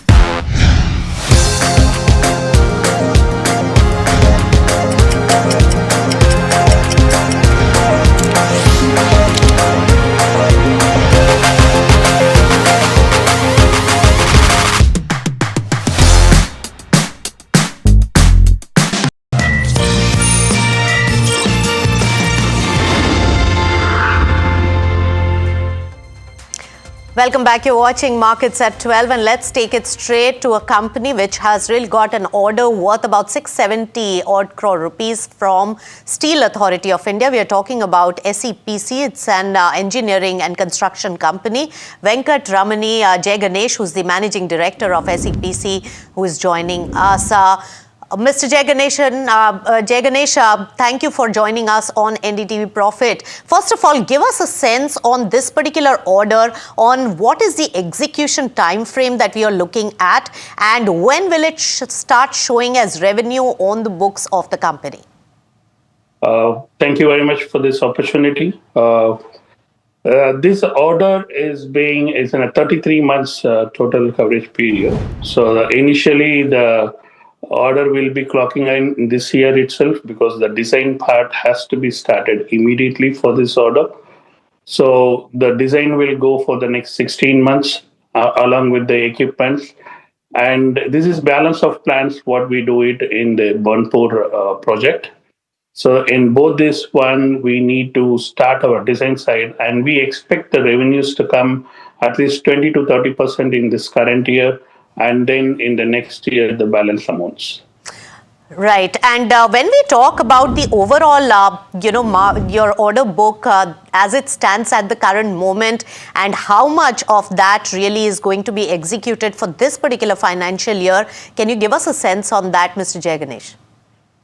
We have a quite good, close to 6,000 crores of order book as of today with the company. And we expect, and majority we do only with the government. So what we look for is the clearances and the NOCs from different departments, what we look at it. So on an average, if you take a project base, we will be able to do around 20% to 25% in a financial year. If the clearances and everything has gone up, then it can go up to 40% increase in the overall numbers. So based on the order book, what we have right now, there are different structures what we have it. So based on the clearances and other requirements, we expect our revenues to grow around 1,500 in this coming year, in the current financial year. All right, so 1,500 crores of revenue. FY26 had 1,086, so it will be a fair amount of uptick there. But what about the margin picture? Because despite getting the orders, the margins are the ones which are seeing some bit of pressure coming in. Can you give us a guidance on the margin, and also what are the factors and levers which are really impacting your margins? Actually, when we look at the orders and when we agree for ourselves, we are in a position to take it at a reasonable margin of double digit. But the current situations across the regional areas and the prices of the commodities related to steel, cements, and other things which has an impact over it, can pull down the number of margins over the period of time. So certain factors are in our control, certain factors are not in our control. So when we look at the orders, we look at it at a reasonable margin for us. But as and when we progress based on the different geopolitical situations and the market situations, the raw materials cost can go up also. So we try to take advantage whenever it is low, but sometimes it happens, sometimes the cost overruns. Right. So what is the kind of margin guidance that you are going to give for this financial year, Mr. Jay Ganesh, and is that going to improve over the last financial year? Definitely, we will be improving our overall margins in the coming year. We are looking at an EBITDA and also the PBT, what we are looking at it. We are looking for a reasonable number in doing that. Right. And when we talk about the profit figure, you clocked in 54 crore rupees in the last financial year, and it was an uptake of over 100% on a year-on-year basis. Can you give us a sense on the kind of profits also that you're aiming for this particular financial year? And given the war impact and the inflation on the ground, what could be the impact for this particular quarter's numbers? So the overall impact for the financials will be good margin, reasonably a two-digit number what we are looking for at that EBITDA level. considering the other factors, what we have it within our numbers, the PAT can come down for that particular reason. It is only an adjustment entries related to what we have it from our earlier years. So that is what we are looking.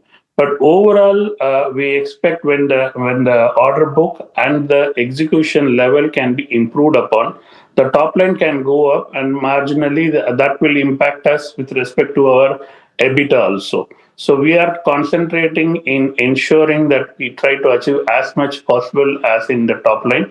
That will help us in the EBITDA and in PAT also. Right. Just a final, idea that I wanted to get on the kind of order book and orders that are really in the pipeline. Of course, 700 odd crore rupees or 673 crore rupees from sale is a large amount of order book coming in. What's on the anvil, and where all and what all type of orders are you looking at in the near term? We are expecting more orders from sale itself. We are expected to get our one or two more packages from the sale. And we are also looking at, and a road infrastructure is doing very well. So we are looking at more orders from the road infrastructure. Water is doing well. We have been specific about certain states where we see a good amount of opportunities, and we have having a good experience of managing the businesses there. We also will be getting into the oil and gas, which is our primary business activities. We will be coming in. So we see a lot of good opportunities in the oil and gas piping side of it. So we will be poised for a different method where we will be concentrating more on the water side earlier, but now we will be spreading our businesses into different verticals within the EPC sector.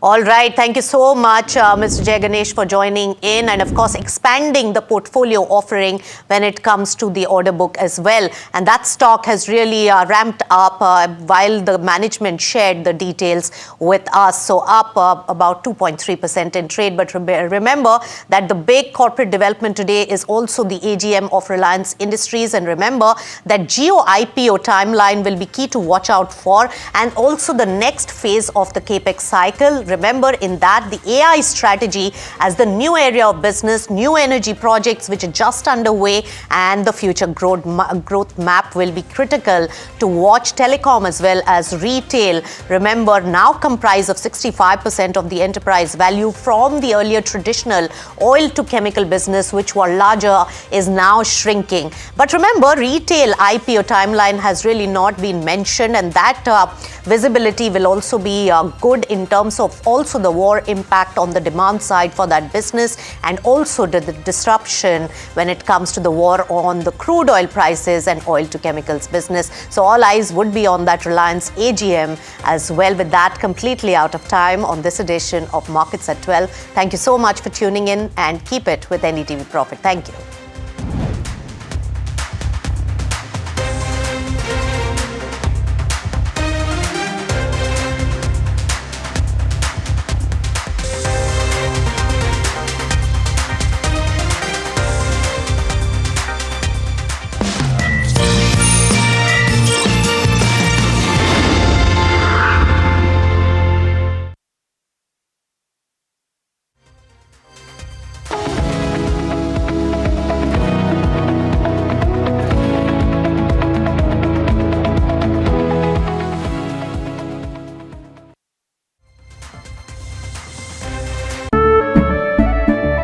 केसरिया से मन जोगी हुआ रे, दिल झूमे देखो मतवारा हुआ रे।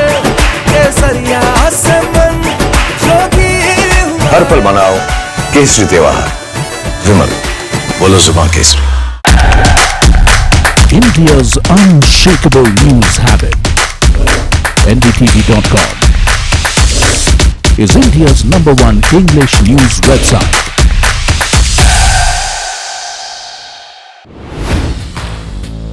Hi, I'm Tamanna Inamdar. Watch me on NDTV Profit, where I break down the day's biggest business stories. What happened, why it matters, and what it means for your money. Hi, I'm Neeraj Shah. Watch me on NDTV Profit for for the most incisive market intelligence and meaningful corporate conversations. And I'm Alex Matthew. Markets, mutual funds, insurance, personal finance.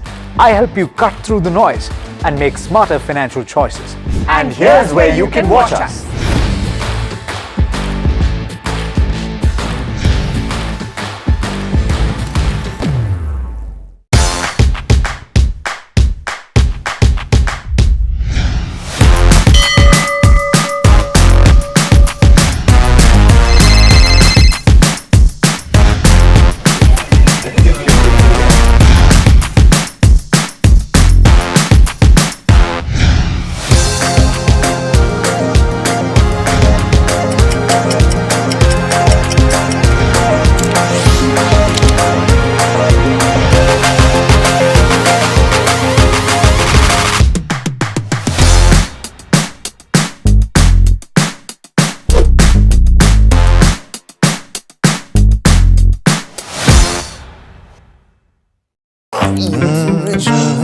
The news, Ayush. Since when do we do scripts?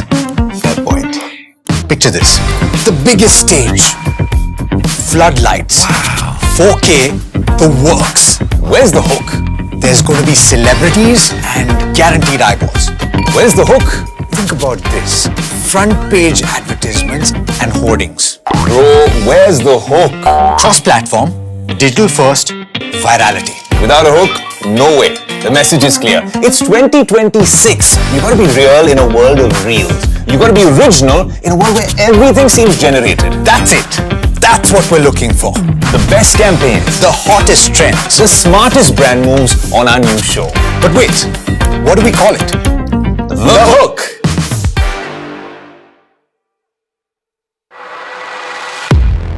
He has been tracking markets for over a decade, spots the trends before they hit the screen. And he is now bringing his analysis to the show that the market watches.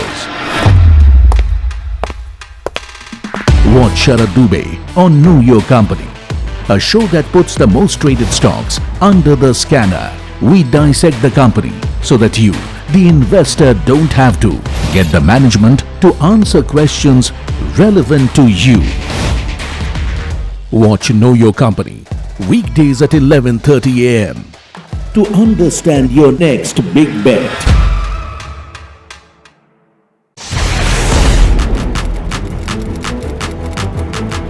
When the headlines move fast, perspective matters. On Editor's Cut, our editors come together with experts to distill the week's information plates into clear perspective. Down the stories shaping the world, from markets and the economy to global conflicts and what lies ahead. This is where experience meets insight.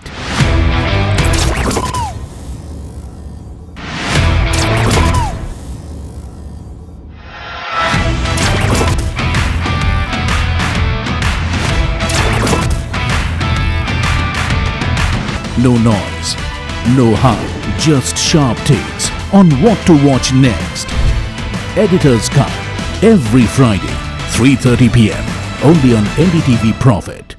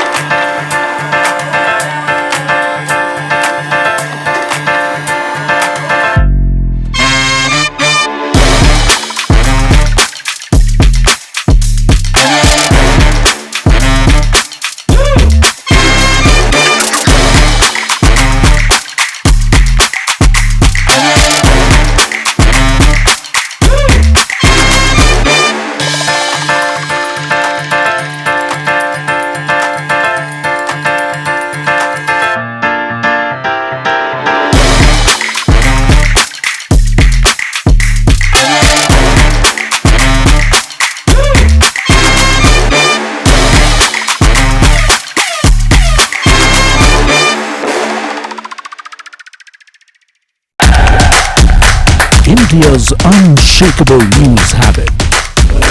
NDTV.com. is India's #1 English news website.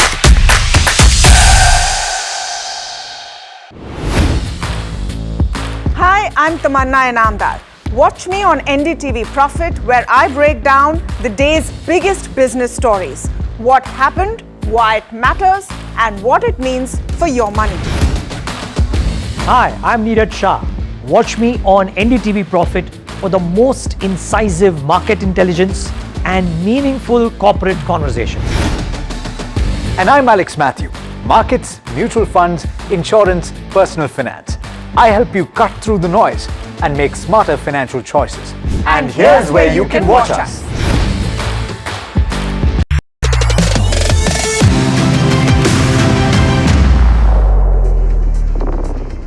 Hello and welcome to NDTV Profit. You're watching Trending Stocks with me, Hiral Ratia, and Sharad Dubey, who's standing at the Profit Market Pit with all the action. Good morning, Sharad. Afternoon, I would say.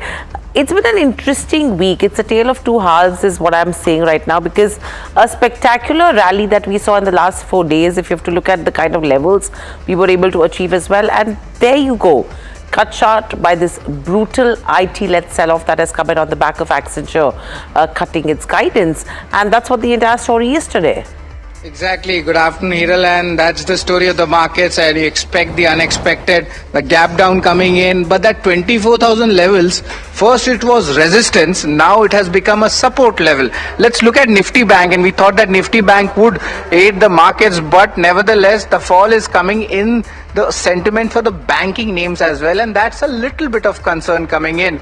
Of course, major announcements might be coming in from Reliance AGM as well. We'll be tracking that. But let's try to understand the factors for the day, what's happened. And you are right, Hiral, IT stocks have played spoiled sport, and they are dragging Nifty, and a significant almost 8.5% of contribution of the index comes from the IT stocks.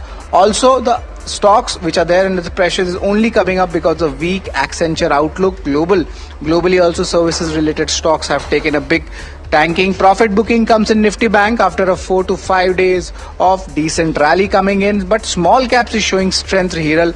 It's better placed than the benchmark indices, so that's why there is a little bit of hope, at least in the broader indices. Apart from this, the pharma, power, capital goods, they are showing good technical strength also. I checked the sectoral numbers, they are in the green. And also, if you look at the other key factors, this is the Reliance AGM. That's there today, so we'll be tracking that. And of course, there will be some action on the counter as well. US-China markets are shut, so the global trade today is quite thin as well. Smaller global skirmishes may happen over the weekend, but net, most of the rallies factored in, and we'll be looking for new triggers for the market going ahead next week. Okay, so lots to watch out for as we speak. But let's look at the watch list. IT stocks, Accenture has trimmed guidance, and that is the story of the day. You have Camlin Fine as well, which is in focus on the WinPi open offer that has been approved. Aurobindo in focus as the US regulatory hurdle has been cleared. And you have Nykaa, which extend gains, and this is on the back of the brokerage notes that have come in, but the view is pretty much mixed right now. ONGC, the correction in crude prices is what is keeping ONGC also in focus. Berger, again a beneficiary of easing oil prices. Trent is at the highest price level in 8 months. That bounce back has been spectacular. And on the back of Sensex rebalancing, $5 million worth of inflows likely in terms of Eternal, and that's the reason why that stock is in focus. HDFC Bank, RBI has extended KK Mistri's term right now, and you have Garware Fibers, where the stock is trading at an 8-month high. Paras Defense, strong up moves coming in there, strong volumes in terms of Jyoti CNC as well. And you're talking about the Sterling and Wilson, which is at a 7-month high. On the back of the NSE IPO, New India Insurance and IFCI, 2 days of consecutive rallies is what you're seeing on both of these counters. And you have a Schloss Bangalore, the stock is at an all-time high. You're seeing profit booking coming in terms of KPR Mills after a good rally. And the gold financiers continue to see a downtick on the back of a 2% fall as well in terms of gold prices in overnight trade. So that's what the watch list is looking like at 12:30 p.m. But Sharad, over to you to take the rapid fire with Rajesh Bhosle of Angel One. Thanks a lot, Hiral, for that. Good afternoon, Rajesh. It's always a pleasure to have you at NDTV Profit. We'll start our rapid fire round. And the stock in focus is ONGC. The stock has been falling as, of course, the Brent crude that has come down below the $80 per barrel mark as well. More downward way coming in for ONGC, or do you think the selling has been almost completed now? Yeah, hi, afternoon. If you remember last week as well, we discussed ONGC when the prices first time slipped below 200 DMA, and the weakness persists for this week. And in the near term, we expect the weakness to continue. Possibly 230 to 225 levels is what we are expecting in the near term. And as long the prices don't cross beyond 255, they are likely to remain under pressure. Right, Rajesh, what about HDFC Bank? A little bit of overhang is still there because the company needs to actually appoint their full-time chairman. There was an extension also which announcement was made. Do you think there's going to be an overhang or at least a 60 to 90 day consolidation from here? What are the chart levels suggesting? So, from a chart perspective, if we see, yes, definitely there is profit booking. But if we see chart structure of last week, there was a bullish engulfing pattern. So on the lower levels, we expect buying to emerge. So possibly any dip towards 750, 760 zone would be a buying opportunity. On the higher side, if we see 800 is acting as a resistance. So once that is crossed, we can expect further momentum. So as of now, profit booking is there, but one can consider buying it only. Right, Rajesh, speaking of profit booking, let's get the Paras defense in the charts. Last 1 month stock is up 70%, and next week they are meeting more than 60 funds and HNI investors. A lot of buzz in the street as well. Good time to book a little bit of profit if you are holding this counter. So yes, definitely strong positive momentum backed with volume, and there are no signs of weakness. So we'll suggest to continue to hold, but somewhere around 1520 to 1550 levels, there is a reciprocal retracement level. So somewhere around there, look to partial profit booking, and on the lower side, 1350 to 1300 seems to be a strong support for this counter. Right. Another stock or a group of stocks, New India Assurance, IFCI, all of them have stake in NSE, and now we know that NSE has filed a DRHP, so a little bit of value unlocking will happen. But out of these two stocks, anything looking good on the charts? Both the counters are looking good. IFCI has already rallied, whereas NICL, New India Assurance, has rallied from this week. Fresh breakout is also there, so possibly New India Assurance can move further towards 220 to 230 level. So any dip towards 190 or 188 would be a buying opportunity in New India Assurance. Right, and of course the gold prices are volatile as well right now. Of course, from its tops it has corrected. There is the Fed's hawkish stance also coming in. But your view on Muthoot, Manappuram or CSB Bank, more pressure or more selling can be there in these levels as well? And if yes, which counter do you think a short can be made? If we talk about relative strength between Muthoot, Manappuram and CSB Bank, definitely Manappuram looks very strong. It has performed well, but as compared to that, Muthoot and CSB Bank, they are trading in a very tight range and are placed below short-term moving averages. So if any kind of short bets have to be created, that would be in Muthoot Finance and CSB Bank. Right, that's the end of the rapid fire round. Over to you, Hiral. What are the Google trending stocks?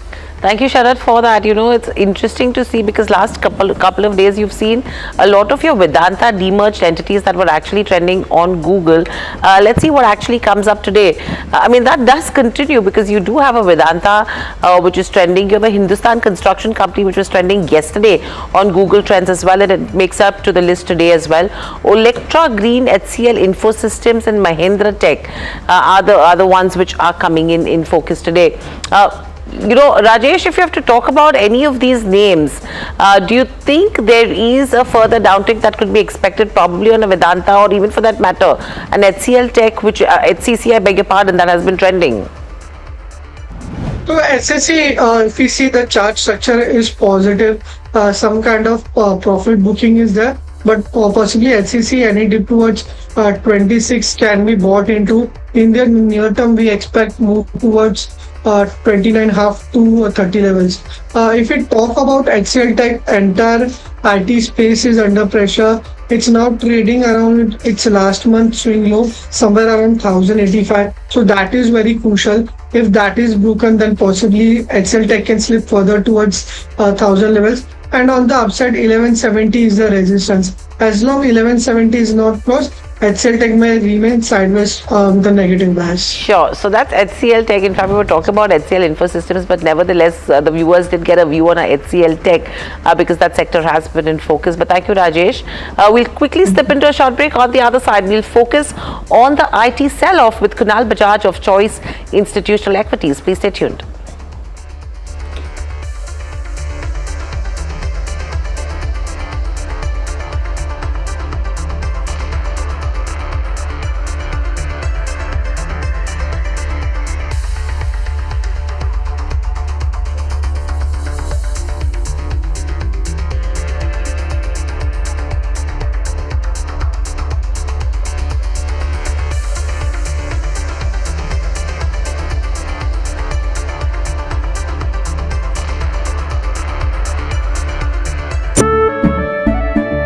केसरिया से मन जोगी हुआ रे, दिल झूमे देखो पतवारा हुआ रे।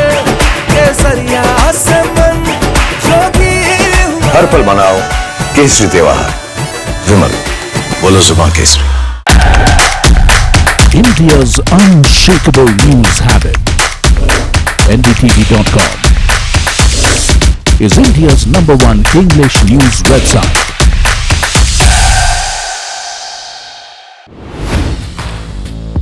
Hi, I'm Tamanna Inamdar.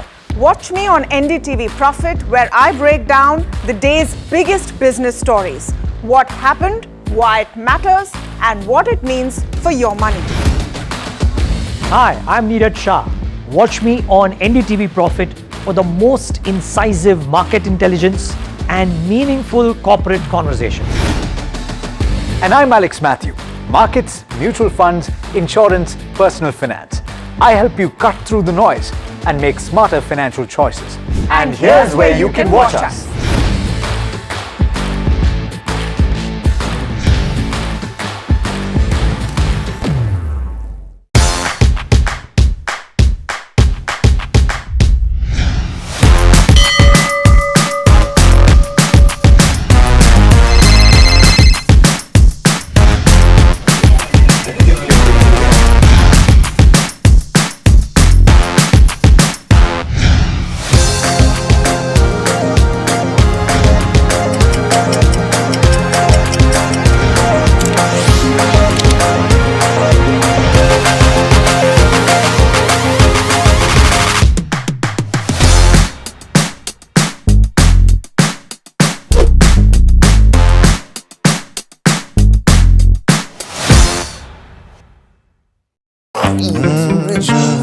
The news, Ayush. Since when do we do scripts? Fair point. Picture this. The biggest stage. Floodlights. Wow. 4K, the works. Where's the hook? There's going to be celebrities and guaranteed eyeballs. Where's the hook? Think about this. Front page advertisements and hoardings. Bro, where's the hook? Cross-platform, digital first, virality. Without a hook, no way. The message is clear. It's 2026. You gotta be real in a world of reels. You gotta be original in a world where everything seems generated. That's it. That's what we're looking for. The best campaigns, the hottest trends, the smartest brand moves on our new show. But wait, what do we call it? The hook.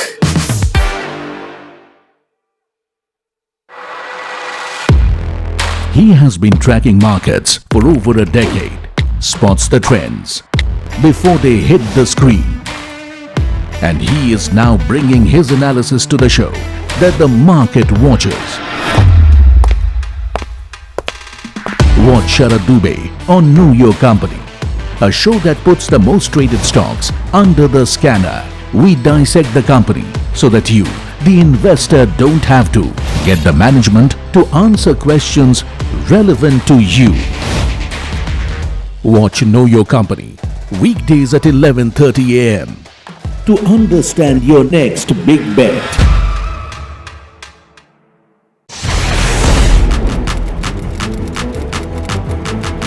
When the headlines move fast, perspective matters. On Editor's Cut, our editors come together with experts to distill the week's information plates into clear perspective. Down the stories shaping the world, from markets and the economy to global conflicts and what lies ahead. This is where experience meets insight.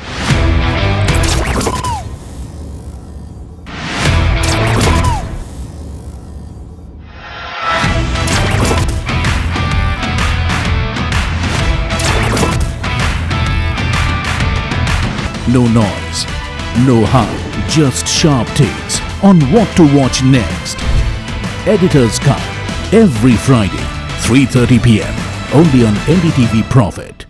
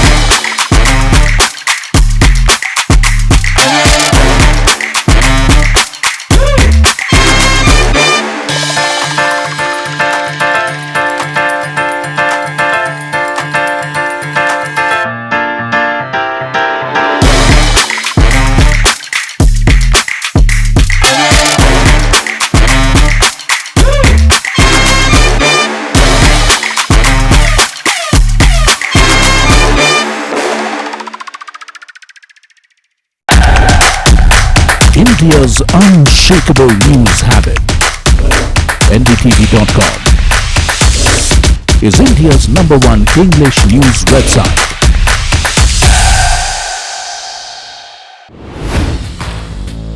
Hi, I'm Tamanna Inamdar. Watch me on NDTV Profit, where I break down the day's biggest business stories. What happened, why it matters, and what it means for your money. Hi, I'm Neeraj Shah. Watch me on NDTV Profit for the most incisive market intelligence and meaningful corporate conversations. And I'm Alex Matthew. Markets, mutual funds, insurance, personal finance. I help you cut through the noise and make smarter financial choices. And here's where you can watch us.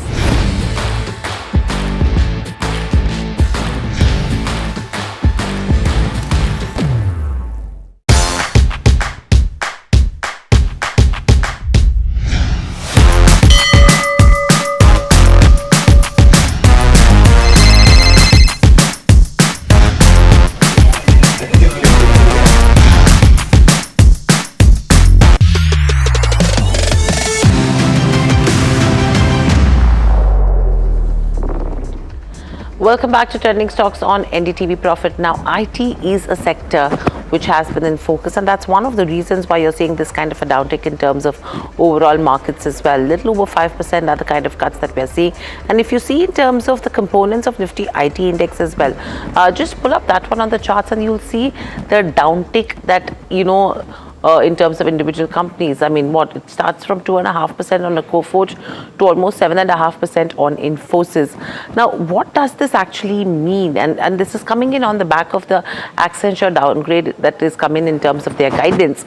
Kunal Bajaj, equity research analyst at Choice Institutional Equities, joins in. Kunal, good afternoon and welcome to the show. This is Hiral on this side.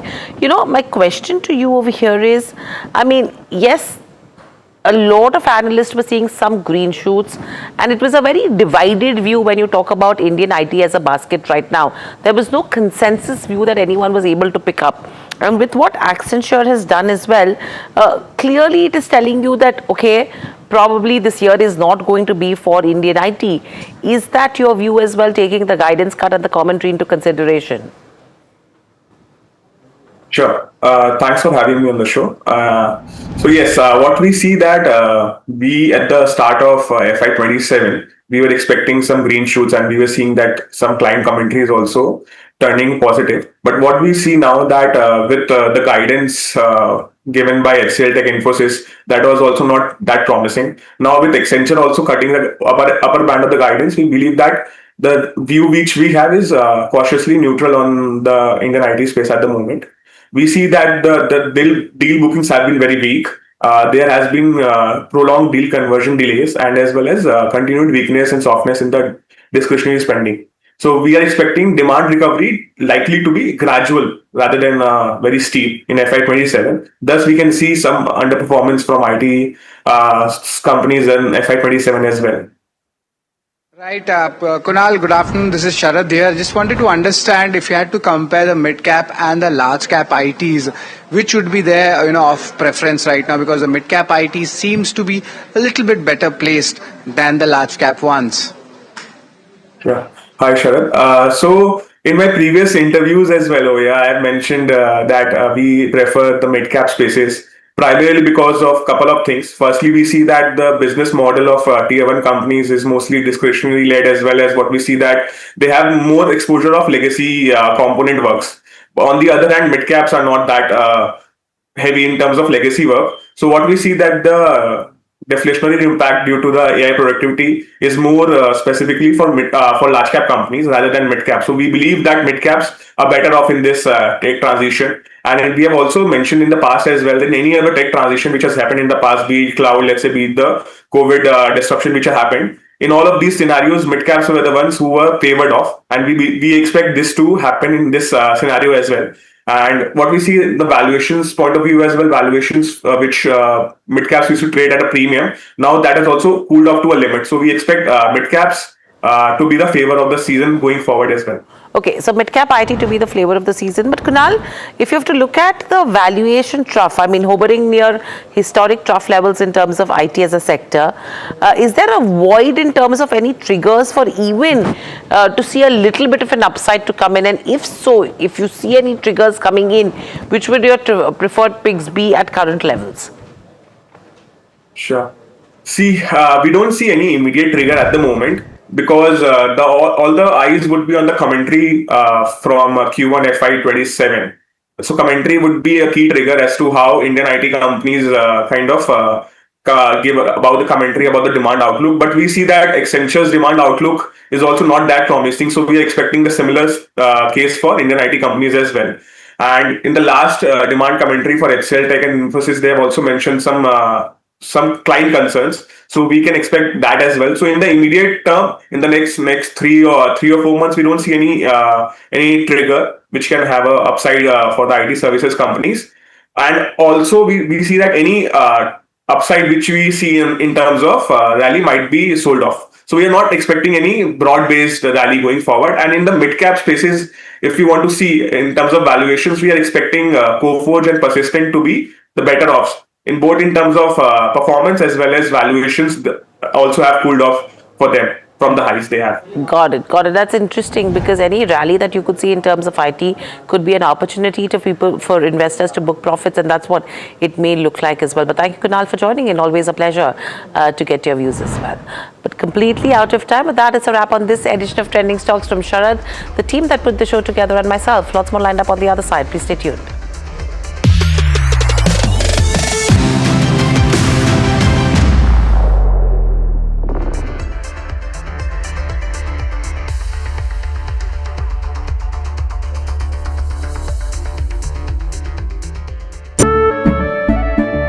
केसरिया से मन जोगी हुआ रे, दिल झूमे देखो मतवारा हुआ रे। केसरिया से मन जोगी हुआ। हर पल मनाओ केसरी त्योहार, विमल बोलो जुबान Kesari. India's unshakable news habit. NDTV.com is India's #1 English news website.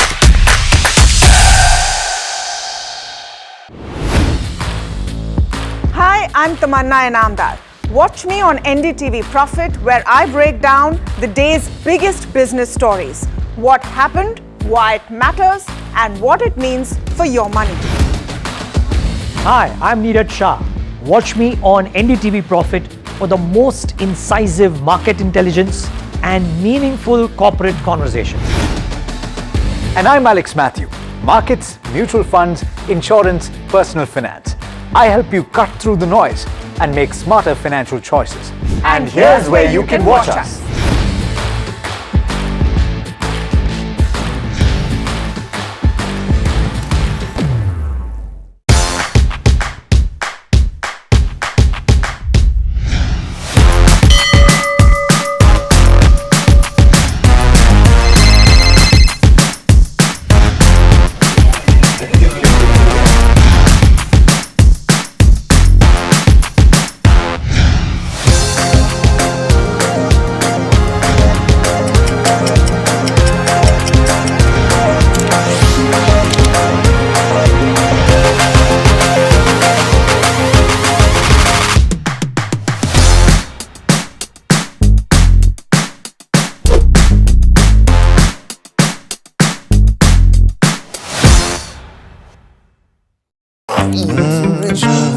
The news, Ayush. Since when do we do scripts?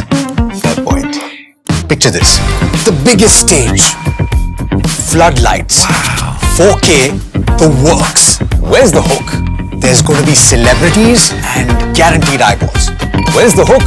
Think about this. Front page advertisements and hoardings. Bro, where's the hook? Cross-platform, digital first, virality. Without a hook, no way. The message is clear. It's 2026. You gotta be real in a world of reels.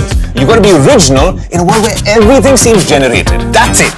That's what we're looking for. The best campaigns, the hottest trends, the smartest brand moves on our new show. But wait, what do we call it? The hook.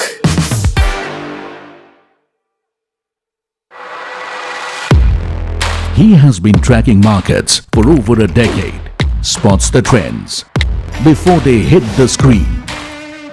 And he is now bringing his analysis to the show that the market watches. Watch Sharad Dubey on Know Your Company, a show that puts the most traded stocks under the scanner. We dissect the company so that you, the investor, don't have to. Get the management to answer questions relevant to you.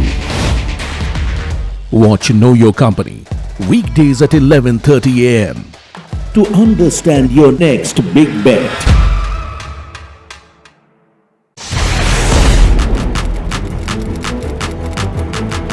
When the headlines move fast, perspective matters.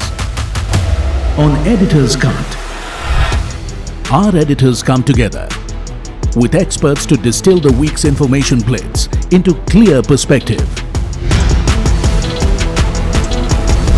Down the stories shaping the world, from markets and the economy to global conflicts and what lies ahead. This is where experience meets insight.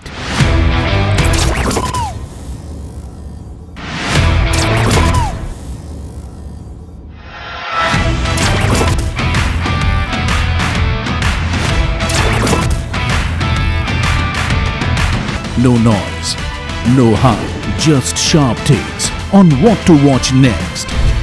Editor's Cut, every Friday, 3:30 p.m. only on NDTV Profit.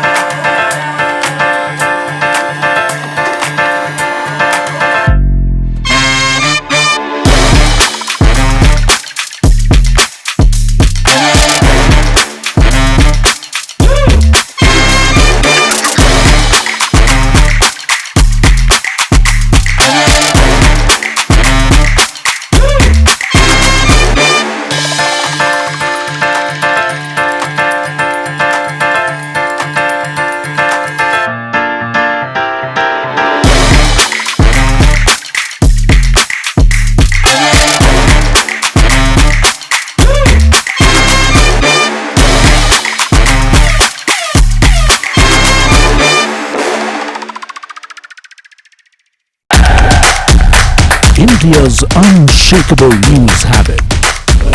NDTV.com is India's #1 English news website.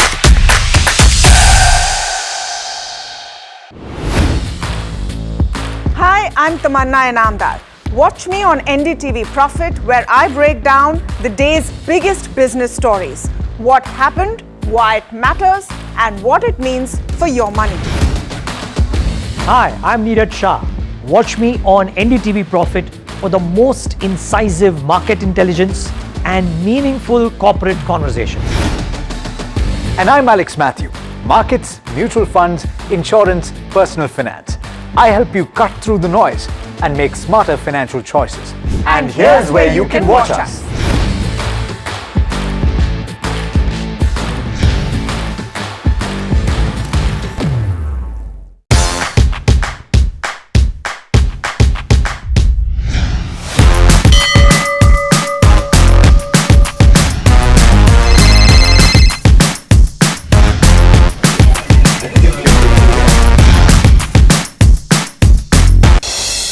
Fresh technical talks on Iran's nuclear program have been delayed as details of the interim deal are still being worked out, with both Washington and Tehran continuing to project a firm public stance.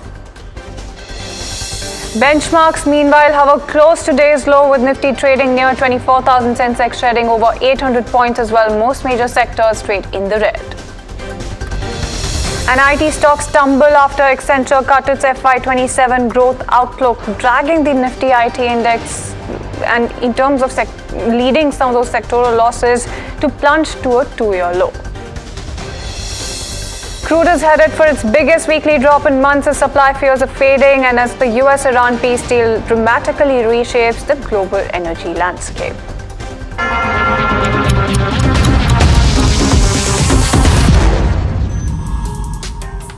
Good afternoon, you're watching Lunchtime Trades with me, Shreyanshi Singh, and this is the show that gets you a roundup of everything that is happening in the world of commodities, news and updates as well on the top buzzers at this hour, all while you grab lunch. But before we do that, let's take a very quick look at the markets right now.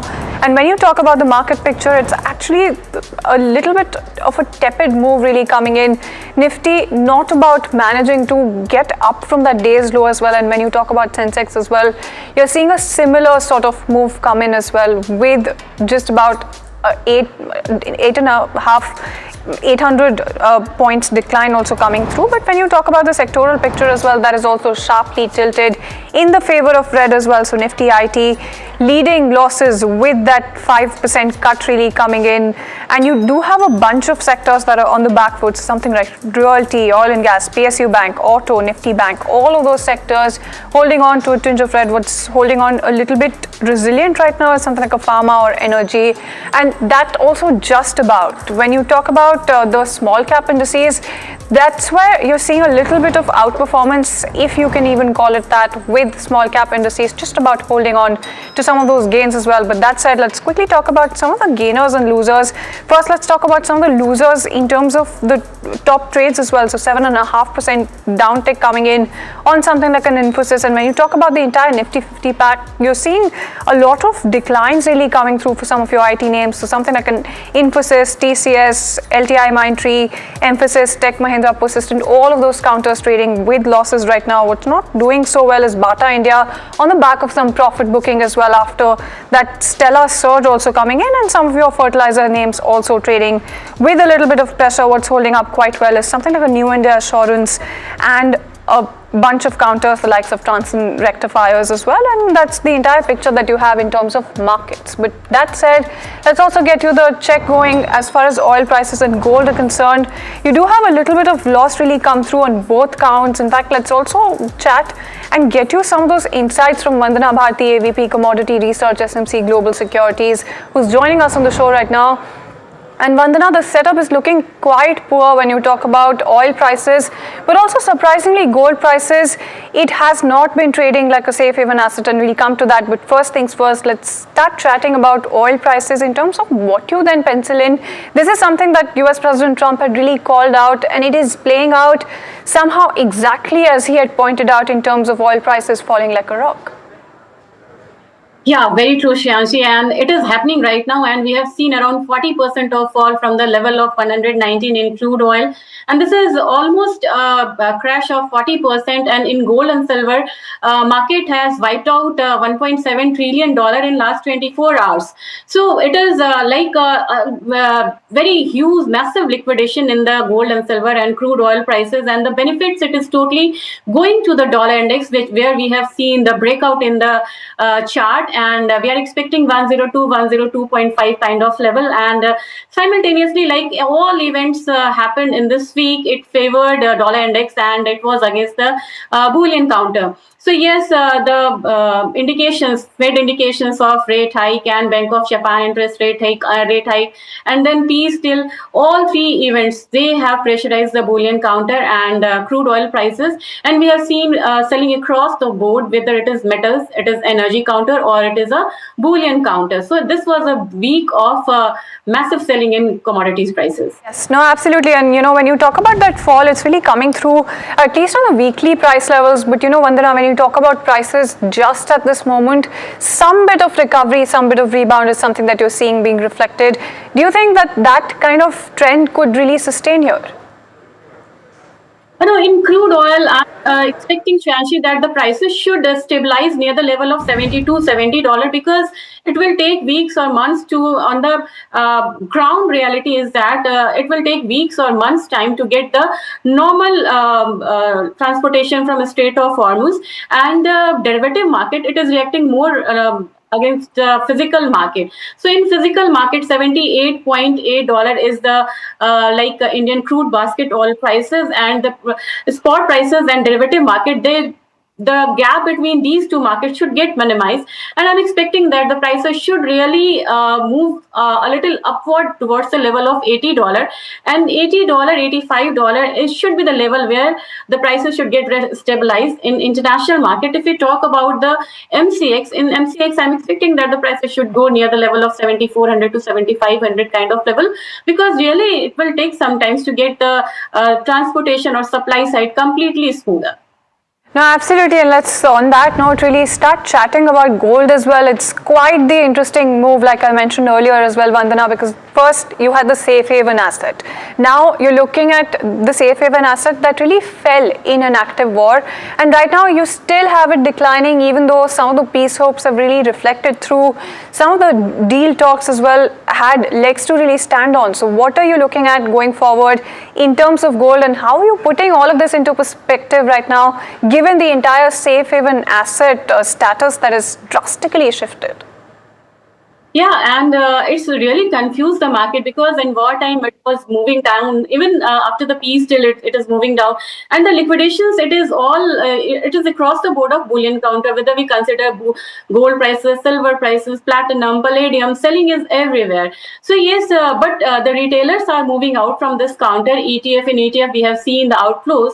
But this is the time for institutional buying, and central banks, they can get really active at this price level, because during the war time, what we have seen that ETF buyers, they were out from this counter, and retailers, they were out from this counter. But yes, it was central banks, they continuously bought this metal, and at this level, 4,000 kind of level, it is really very lucrative and attractive for the central banks as well as the retailers. So yes, this level can attract physical buying. Earlier it was ETF buying. Now this time ETF buying and physical buying both can emerge in the second quarter or third quarter of 2027, and slowly it will make a base for bullion counter.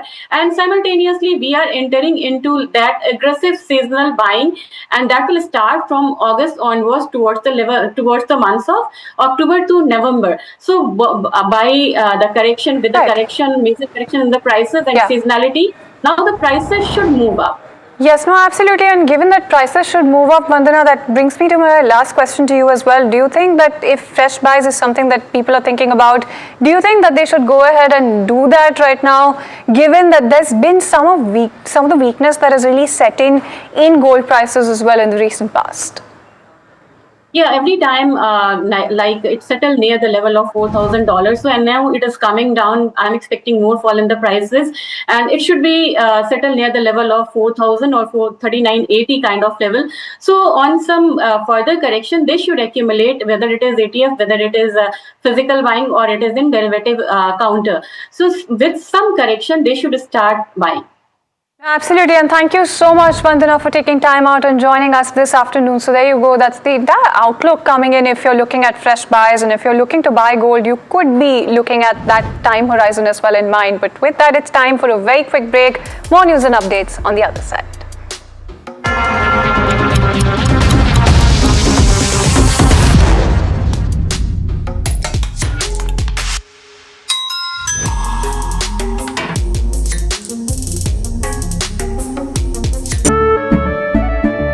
केसरिया से मन जोगी हुआ रे, दिल झूमे देखो मतवारा हुआ रे।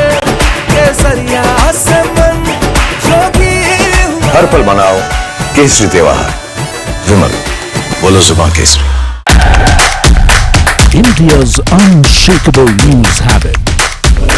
NDTV.com is India's #1 English news website.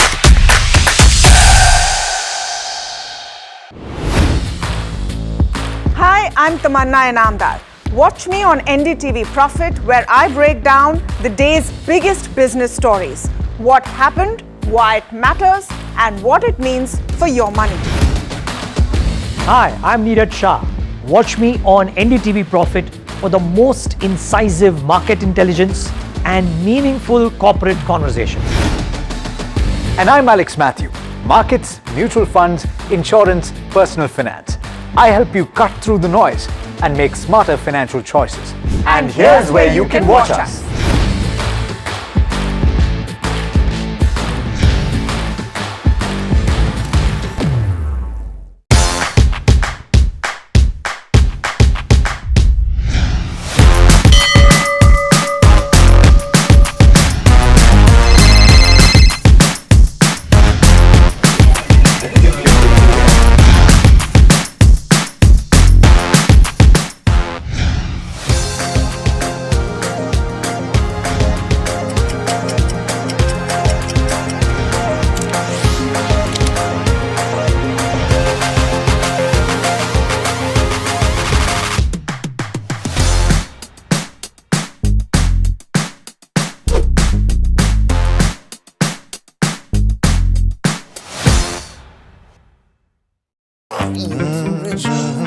The news, Ayush.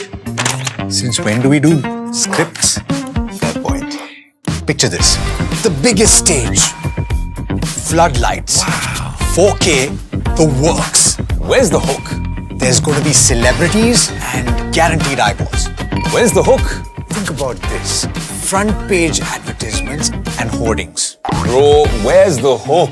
Cross-platform, digital first, virality. Without a hook, no way. The message is clear. It's 2026. You gotta be real in a world of reels. You gotta be original in a world where everything seems generated. That's it.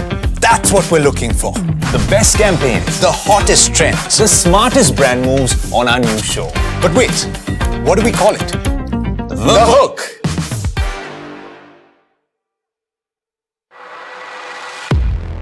He has been tracking markets for over a decade, spots the trends before they hit the screen. And he is now bringing his analysis to the show that the market watches. Watch Sharad Dubey on Know Your Company, a show that puts the most traded stocks under the scanner. We dissect the company so that you, the investor, don't have to get the management to answer questions relevant to you. Watch Know Your Company weekdays at 11:30 a.m. to understand your next big bet.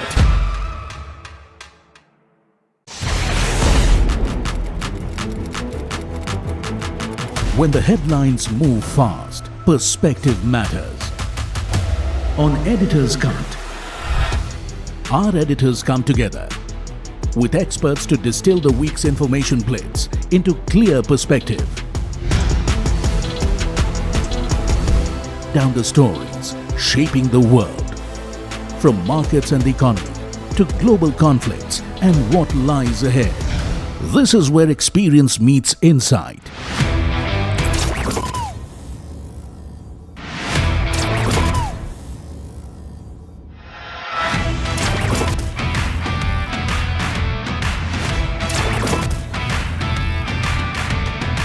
No noise, no hype, just sharp takes on what to watch next. Editor's Cut, every Friday, 3:30 p.m. only on NDTV Profit.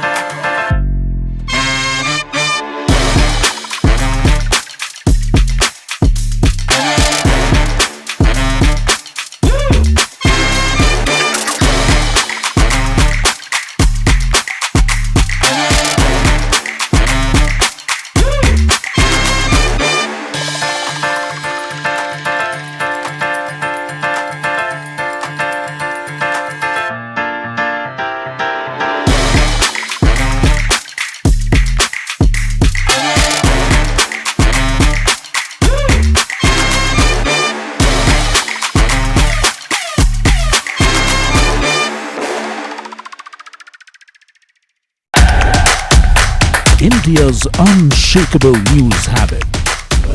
NDTV.com is India's #1 English news website.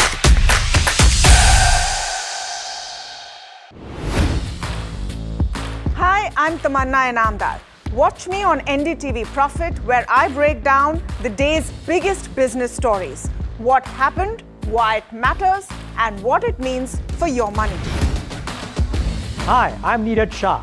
Watch me on NDTV Profit for the most incisive market intelligence and meaningful corporate conversation. And I'm Alex Matthew. Markets, mutual funds, insurance, personal finance. I help you cut through the noise.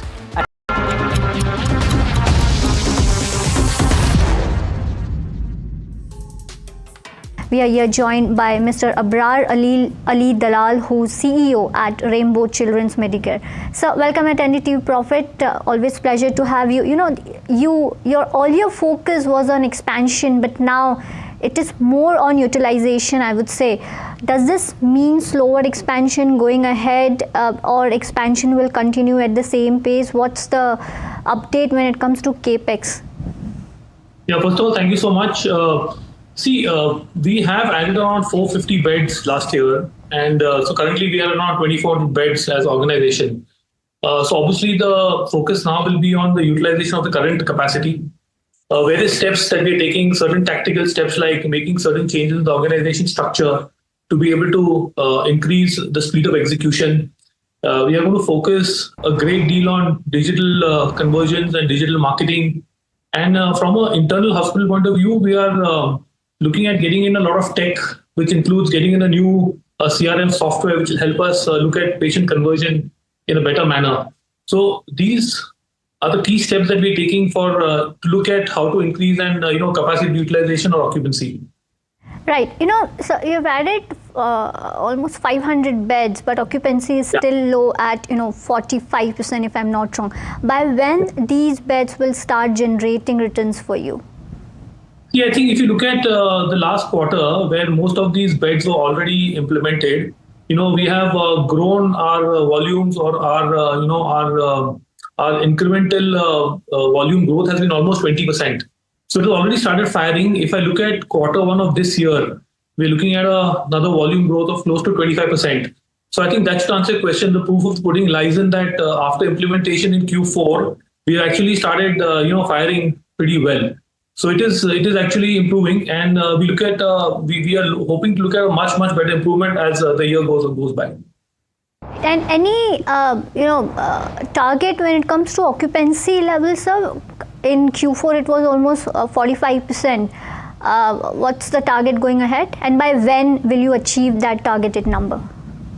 See, I believe that occupancy of around 55 to 60% on 2,400 beds will be a good occupancy from a pediatric specialty and birthing fertility point of view. So I think that's what we're targeting. And we're not far. If I would look at it, somewhere around August, September, we should be hitting those numbers.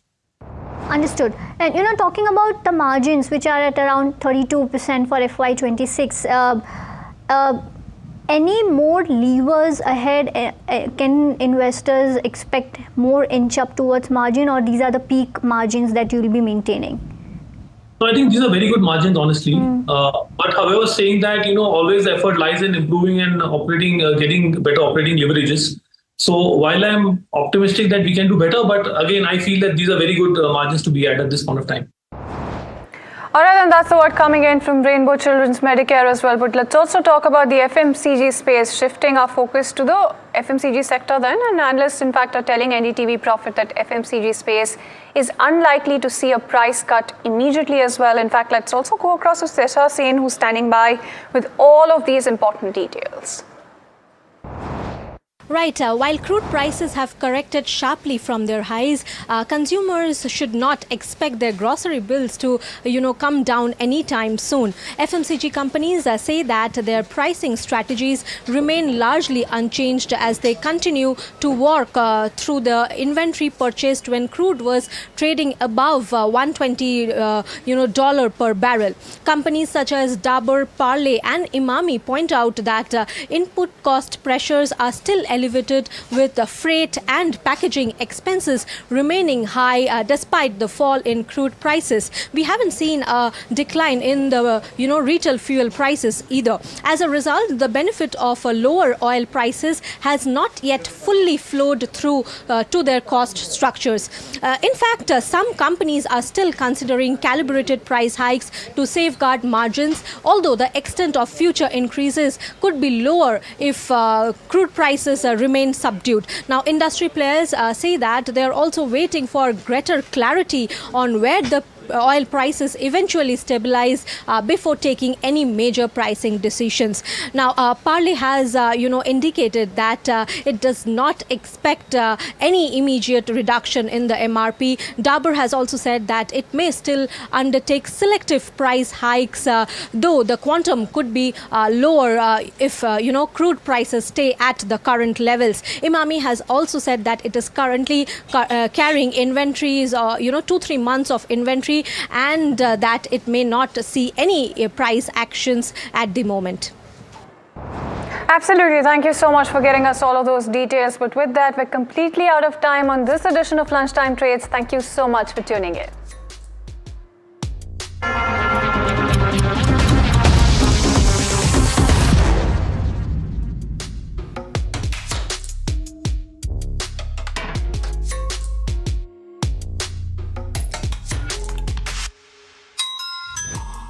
Millions of people sleep every night but never truly rest. Their breathing stops again and again without them even knowing it. This is sleep apnea, a condition far more common and far more dangerous than we realize. This week on NDTV Lifeline, we decode sleep apnea, the hidden disorder linked to heart disease, diabetes, fatigue, and more. केसरिया से मन जोगी हुआ रे दिल झूमे देखो मतवारा हुआ रे केसरिया से मन जोगी हुआ हर पल मनाओ केसरी त्योहार विमल बोलो जुबान Kesari India's unshakable news habit. NDTV.com is India's #1 English news website.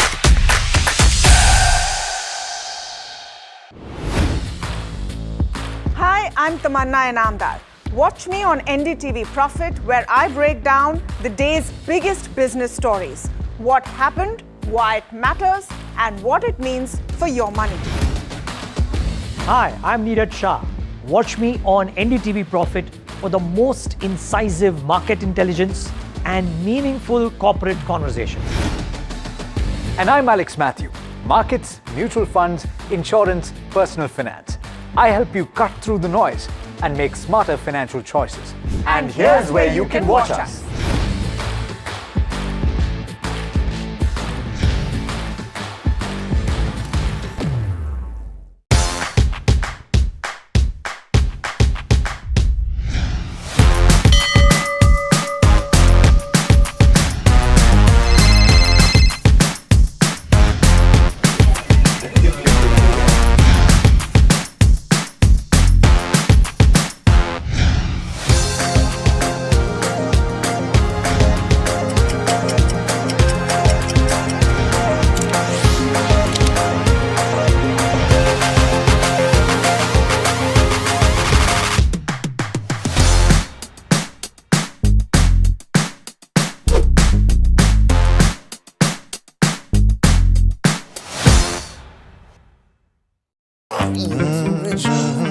the news, Ayush. Since when do we do scripts? Fair point. Picture this. The biggest stage. Floodlights. 4K, the works. Where's the hook? There's going to be celebrities and guaranteed eyeballs. Where's the hook? Think about this. Front page advertisements and hoardings. Bro, where's the hook? Cross-platform, digital first, virality. Without a hook, no way. The message is clear. It's 2026. You gotta be real in a world of reels. You gotta be original in a world where everything seems generated. That's it. That's what we're looking for.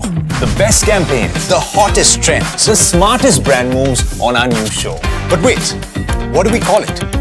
The hook.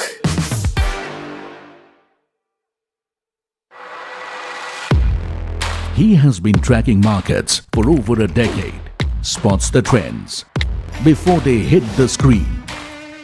And he is now bringing his analysis to the show that the market watches. Watch Sharad Dubey on Know Your Company, a show that puts the most traded stocks under the scanner. We dissect the company so that you, the investor, don't have to get the management to answer questions relevant to you. Watch Know Your Company weekdays at 11:30 a.m. to understand your next big bet.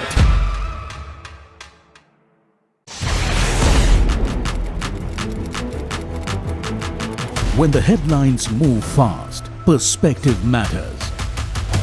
On Editor's Cut, our editors come together with experts to distill the week's information plates into clear perspective. Down the stories shaping the world, from markets and the economy to global conflicts and what lies ahead. This is where experience meets insight.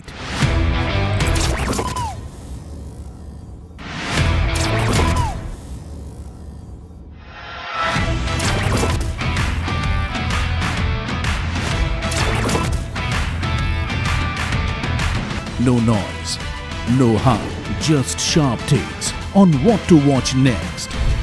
Editor's Cut, every Friday, 3:30 p.m. only on NDTV Profit.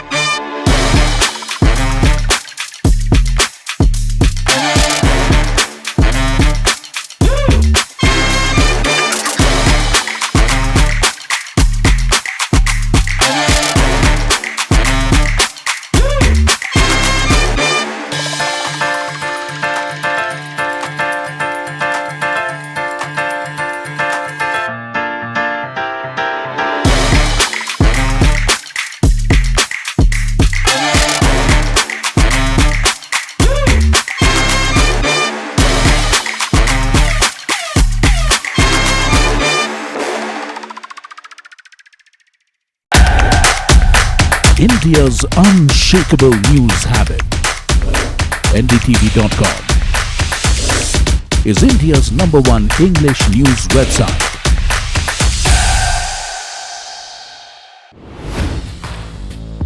Hi, I'm Tamanna Inamdar.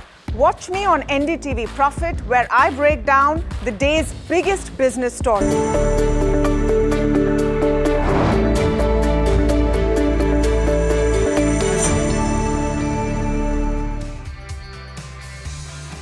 Good afternoon, you're watching Small Cap Buzzers on NDTV Profit with me, Somit Sarkar, and my co-anchor Mahima. In the next half an hour, we'll take you through the most important small cap stocks that have been buzzing in trade today. Now, if you look at the market, the Nifty has snapped its 5-day winning streak. We're down nearly 240 points in trade, and this is largely led by the IT names and HDFC Bank. In fact, HDFC Bank and IT names are pulling the index down by nearly 180 odd points. Apart from that, on the gaining side, we have indices like Okay, the Nifty Small Cap Index, that has been trading in green, but apart from that, other sectoral names that have been trading in green is Nifty Pharma, up around 0.5%, while all other indices are down anywhere close to 0.2 to 1% in trade. Not much of an action that we are seeing, some kind of a profit booking after 5 straight days of gain. But yes, as I was mentioning, the Nifty Small Cap Index, despite the market weakness, it's largely flat in trade. But Mahima, which are the key stocks here that have been buzzing? Right, so Samit, a lot of names definitely in action on the small cap side. You have Ravindra Energy, which is seeing gains of almost 15%. There is NACL, which is also doing very well, up 13%. SP Apparel is also up 12%. Rane Limited also doing very well, up 12%. ESAF Small Finance Bank up 11% as well. And also buzzing very strong on the back of very good volumes. Restaurant brands also doing fairly well, up 8%. But on the flip side, you have some counters which continue to be under pressure. Something like Som Distilleries is down 6.4%. You have names like Shakti Sugars, which is also down by about 3% odd. Signpost India also seeing a downtick of around 3.6% odd. So that's with regards to where some of these names go. But the first small cap name that we're going to talk about is Godavari Biorefineries. Now, this particular counter is into ethanol and sugar, and now kind of foraying into a drug which is used to cure cancer, and they've gotten a Japanese patent approval for this particular drug. To take this conversation ahead, we are now joined by Samir R. Somaiya, who is the CMD of Godavari Biorefineries, joining us now. Samir, very good afternoon to you. Thank you so much for taking out the time. I think my first question, and I think everybody who's tracking your counter wants to ask this, that originally you are into sugar, ethanol, etc., right? But now you're foraying into a cancer drug. What has led to this shift? What is the way forward from here, and what is the thinking behind this? Thank you very much. We are actually an innovation-led company. We are in the field, of course, from agriculture, sugar, ethanol, biofuels, biochemicals. We've always wanted to do stuff that is unique, different, and not done before. That's how we ventured also into bio-based specialty chemicals. So we have a very good research base. We have more than 50 scientists working for us. And there was a time about a couple of decades ago when we thought that India is the pharmacy to the world. But can we not also think of whether we can try and crack a major molecule in terms of drug discovery? Why couldn't India also do that? And we wanted to show that.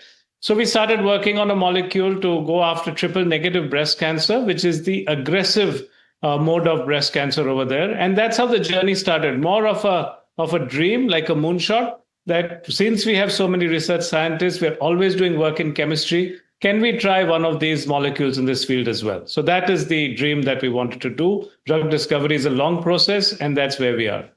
Okay. I believe you are also piloting something called the DME project. If you give us, can you give us some more understanding on that, and at what stage is this project? By when can we expect some commercialization news on the same?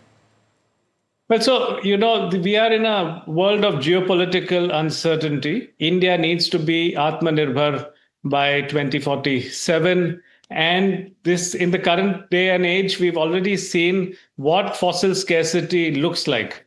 DME is the use of carbon dioxide, mixing it with hydrogen and making a product which can be used as a blend with LPG.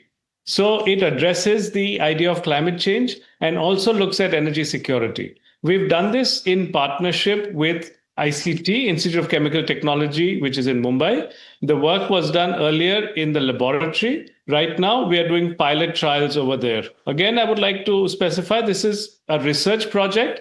That idea is a dream to try and make something that meets Indian energy security using carbon dioxide with electrolyzed hydrogen to make the product. That's what the idea is. It is currently in pilot trials.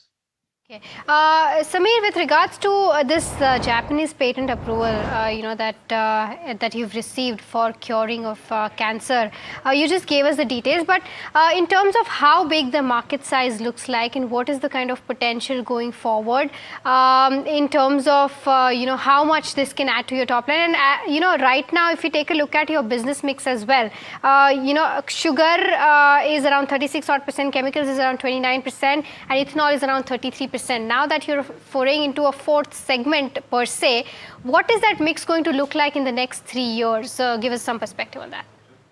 See, cancer, I'll give you some background. We are taking one of our molecules into the clinical trials right now. We have just finished safety trials of this one molecule for triple negative cancer, and we are now looking to preparing an application to apply to CDSCO for preliminary efficacy trials.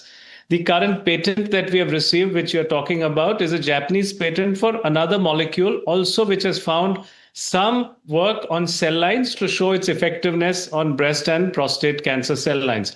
But this is because as a company, we need to create a pipeline of chemical products ready as we develop this portfolio of products. The molecule that we are taking forward right now is a different molecule, and the time frame for that molecule to complete preliminary efficacy trials is about 2 to 3 years. And we would be looking to partner with some pharmaceutical company, provided those trials are successful, and then see how they could take it forward. Okay, got it. With regards to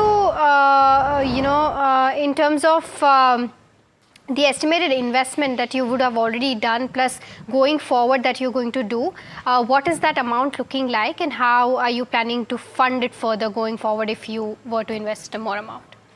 So right now, that's the idea is to take the current molecule to CDSCO and do preliminary efficacy trials. Our budget amount for this over the next 2 to 3 years is about 20 crores. And we would do that with internal accruals. It is the stage after that which requires a lot of money. And that is why we have now set up a US-based step-down subsidiary called Sajjan Therapeutics. And that company is now looking to find partners in parallel with the effort that we do in the clinical trials. Okay. Coming now to your mainstay business currently, that is the ethanol business. Now, government has targeted E85, E100. What have been your initial conversations with the government? How will this work out? If you could share some insights on that front. See, E85, again, going back to the field of geopolitics and energy security, India has to play to its strengths. Our strengths are in the sun, the soil, and the small farmer. And Godavari has always championed the use of sugarcane juice, sugarcane molasses to make ethanol. And we are also now adding a maize-based facility, which is under commissioning right now. We have this fundamentally as a resource in the country, and to increase, because in the last oil tender, 17 billion liters were offered and 11 billion liters were what was demanded by the OMCs. So we have already a 20% blending, and this could provide a platform for much higher blending as we go forward. As we know, for higher blending to take place, flex fuel cars need to be in the market, and there has to be E100 or E85 higher blends over there needed. So one is you increase the current blend from E20 to higher than that to what the engine can take. And flex fuels provide the complete flexibility for cars to take ethanol blends of up to 100%. So when we have surplus ethanol in the country, which is energy that the country much needs, it addresses climate change and makes sure and ensures farmer income security. It is a way to have that homegrown energy, homegrown biofuel meet the energy needs of the nation. So Godavari is expanding its production. It uses juice, molasses, and now grain-based distillery to further expand capacity. And we think India is showing a great path forward how to further movement towards a sustainable future. Got it. What about capacity utilizations? Where do they stand at right now, and going forward in a year or two, where does your capacity utilization go at? So we are adding, we are currently at a 600,000 liters per day juice to ethanol facility. We also are adding a 200,000 liters per day grain-based distillery. The the distillery functions with different molasses, different feedstock at different capacities. During the season, it's high. So we also make ethanol-based biochemicals. So our whole plan is to sell maximum what we can into the ethanol blending program, and whatever is not consumed by the ethanol blending program, we use to sell to or use ourselves in ethanol-based chemicals, as well as the ENA market and other specialty markets in the pharmaceutical and also in the cosmetics markets. So that's how we are strategizing multi-feedstock and multi-product. Right. And lastly, sir, if you could just take us through what is your guidance for FY27? Where are you looking at the company's revenue, EBITDA, and net profit? What's the internal target here?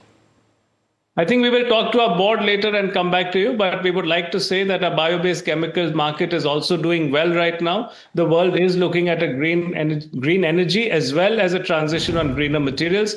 And we have customers in all over the world for our specialty markets, multiple geographies, multiple applications, and we are definitely seeing a good move across the segments of ethanol and bio-based chemicals as we go forward. Thank you, sir. Thank you for joining us and giving us the way forward for Godavari Biorefiners. Well, before we move on to our next small cap stock, let's slip into a short break now.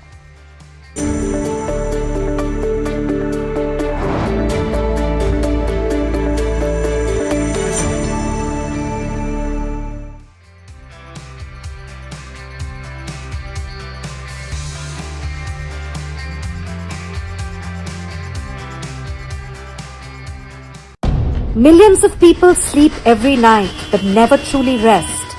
Their breathing stops again and again without them even knowing it. This is sleep apnea, a condition far more common and far more dangerous than we realize. This week on NDTV Lifeline, we decode sleep apnea, the hidden disorder linked to heart disease, diabetes, fatigue, and more. I'm beginning to breathe a little easier. I can see a glimpse of the possibility of India kind of having seen the worst in terms of potential impact of the ongoing conflict. So I wouldn't have felt this way in April or May. With the measures put in place on Friday, the 5th of June, I have a feeling that we may be able to handle FY27 much better than what we may have feared in April or May.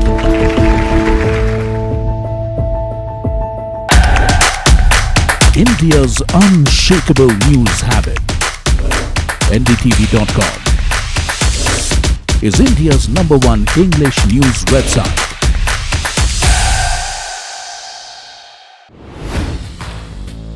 Hi, I'm Tamanna Inamdar.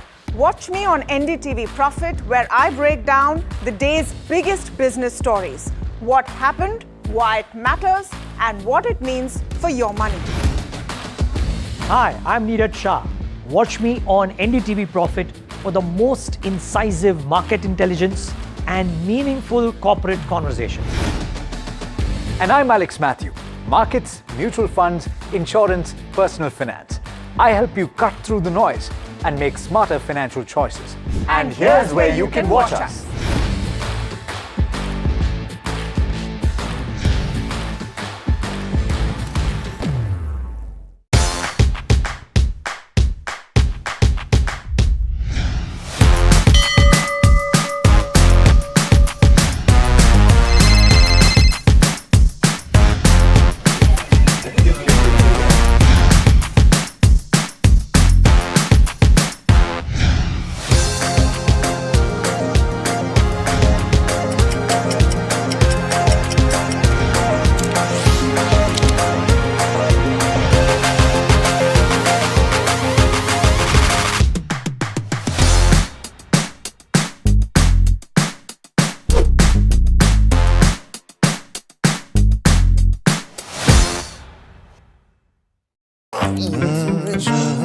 The news, Ayush. Since when do we do scripts? Fair point. Picture this. The biggest stage. Floodlights. Wow. 4K, the works. Where's the hook? There's going to be celebrities and guaranteed eyeballs. Where's the hook? Think about this. Front page advertisements and hoardings. Bro, where's the hook? Cross-platform, digital first, virality. Without a hook, no way. The message is clear. It's 2026. You gotta be real in a world of reels. You gotta be original in a world where everything seems generated. That's it. That's what we're looking for. The best campaigns, The hottest trends. the smartest brand moves on our new show. But wait, what do we call it? The Hook.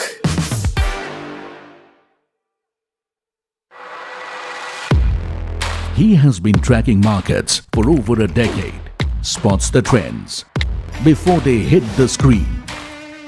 And he is now bringing his analysis to the show that the market watches. Watch Sharad Dubey on Know Your Company, a show that puts the most traded stocks under the scanner. We dissect the company so that you, the investor, don't have to. Get the management to answer questions relevant to you. Watch Know Your Company weekdays at 11:30 a.m. to understand your next big bet.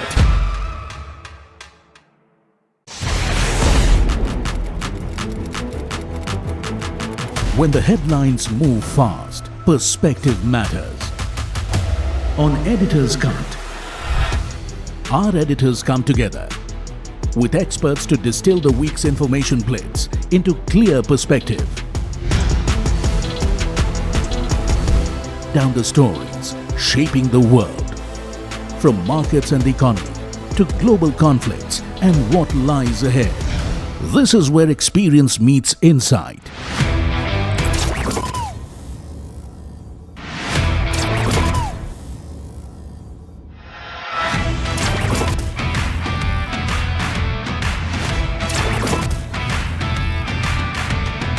No noise, no hype, just sharp takes on what to watch next. Editor's Cut, every Friday, 3:30 p.m. only on NDTV Profit.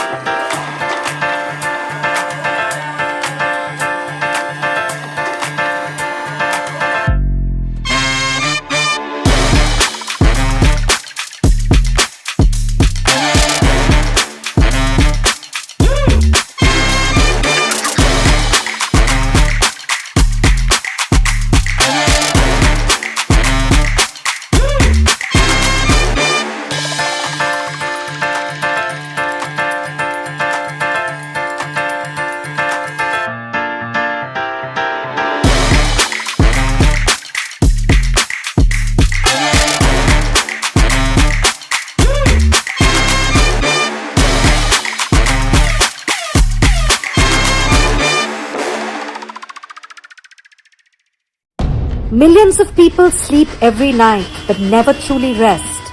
Their breathing stops again and again without them even knowing it. This is sleep apnea, a condition far more common and far more dangerous than we realize. This week on NDTV Lifeline, we decode sleep apnea, the hidden disorder linked to heart disease, diabetes, fatigue, and more. I'm beginning to breathe a little easier. I can see a glimpse of the possibility of India kind of having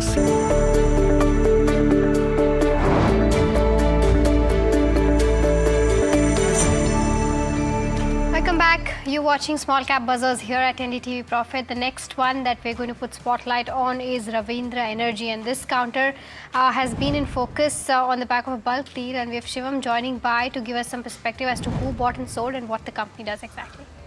Yes, the stock has seen a strong momentum in today's market, and the stock is currently at 5-month high, and the volumes in stock has also been around 4 times the average. Also, there has been multiple block deals, but before moving on forward to the block deals, let's see about the brief description about the company, where the company is involved in business of selling solar pumps and setting up the solar generation power plant and generation and sale of power. Now, the company's main operations are concentrated in Maharashtra and Karnataka too. Also, regarding the bulk deal, a renowned investor, Utpal Seth, who is currently the founder of Trust Group and has been CEO of Rare Enterprises, has bought shares around 1.1 lakh at a price of 23 rupees. Apart from that, recently the company has also launched a right issue of around 200 crores, and the fund from this was to be utilized for the support of renewable and EV business expansion. Apart from that, a key development also includes the associate company EIM, which is into EV business, that has partnered with Paradeep Parivahan to deploy 45 electric buses for the Ultratech cement, and this was among the largest electric truck deployments in the North India cement sector. Apart from this, if we talk about the Q4 FY26 financials, the company has financials were slightly on the weaker side, where despite increase in revenue, the company has seen the net loss of around 12 crores. Also, in terms of valuation, Ravindra Energy has been reasonably valued in terms of comparison to its peers, and currently is trading at 40 times its price multiple. In terms of stock performance, to the company has the stock has given a positive performance in 1 year and 1 week and 1 month basis. Okay, all right, Shivam, thank you so much for getting us those details on Ravindra Energy. The stock is up at its day's high point as we speak, up 16%. The next one that we're putting focus on is Magellanic Cloud. Now, this counter is going to consider fundraise very soon, and we have Jasmeet joining by to give us more perspective on this. Jasmeet?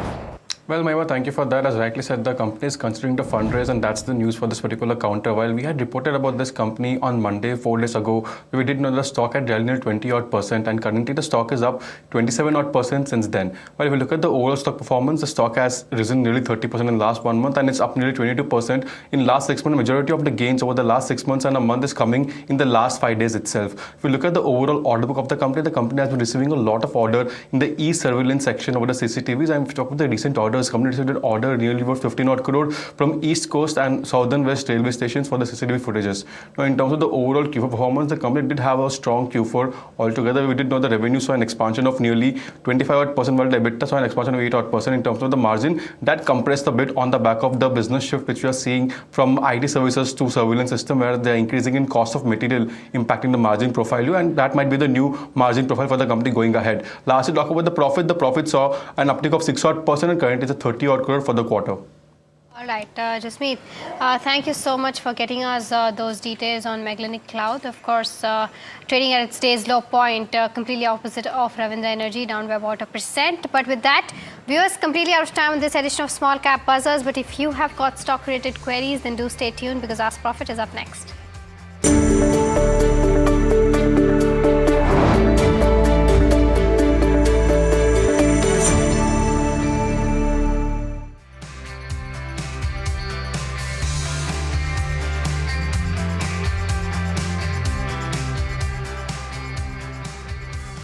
Millions of people sleep every night but never truly rest. Their breathing stops again and again without them even knowing it. This is sleep apnea, a condition far more common and far more dangerous than we realize.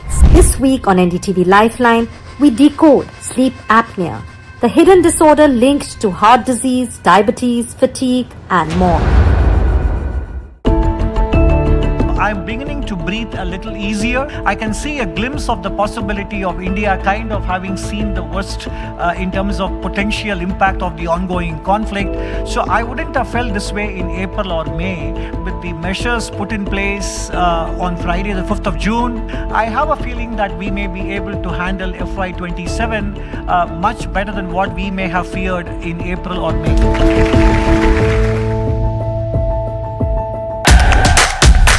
India's unshakable news habit. NDTV.com is India's #1 English news website.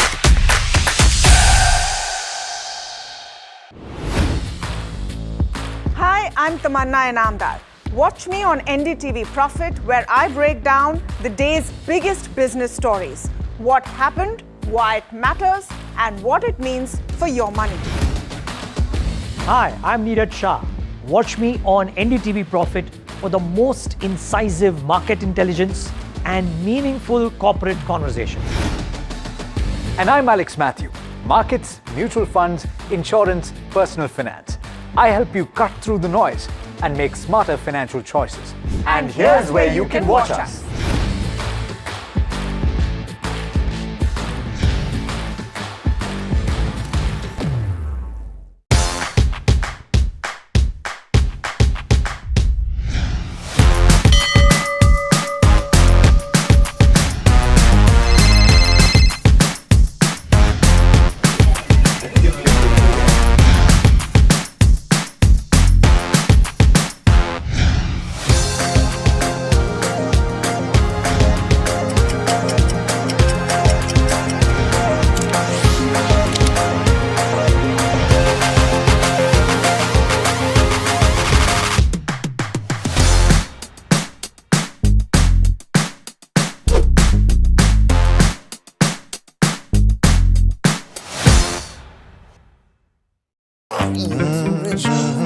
The news, Ayush. Since when do we do scripts? Fair point. Picture this. The biggest stage. Floodlights. 4K, the works. Where's the hook? There's going to be celebrities and guaranteed eyeballs. Where's the hook? Think about this. Front page advertisements and hoardings. Bro, where's the hook? Cross-platform, digital first, virality. Without a hook, no way. The message is clear. It's 2026. You gotta be real in a world of reels. You gotta be original in a world where everything seems generated. That's it. That's what we're looking for. The best campaigns, the hottest trends, the smartest brand moves on our new show. But wait, what do we call it? The hook.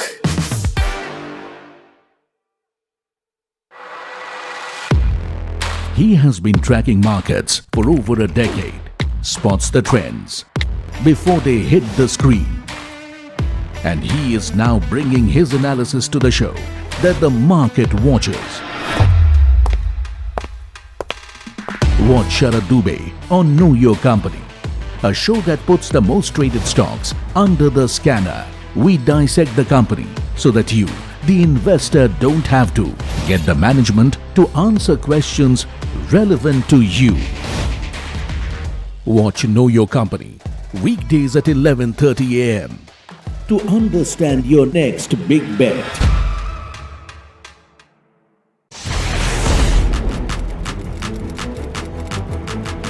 When the headlines move fast, perspective matters. On Editor's Cut, our editors come together with experts to distill the week's information plates into clear perspective. Down the stories shaping the world, from markets and the economy to global conflicts and what lies ahead. This is where experience meets insight.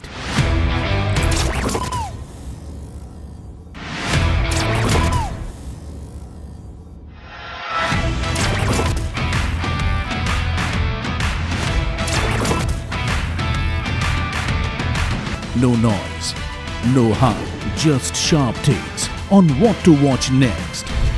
Editor's Cut, every Friday, 3:30 p.m. only on NDTV Profit.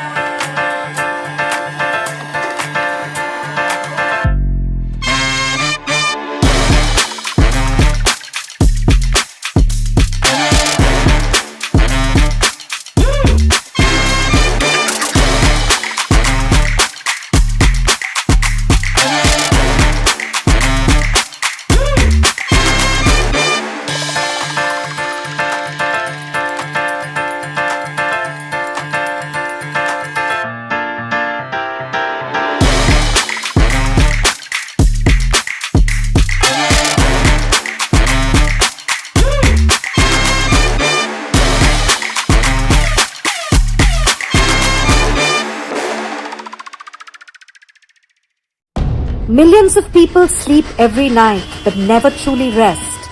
Their breathing stops again and again.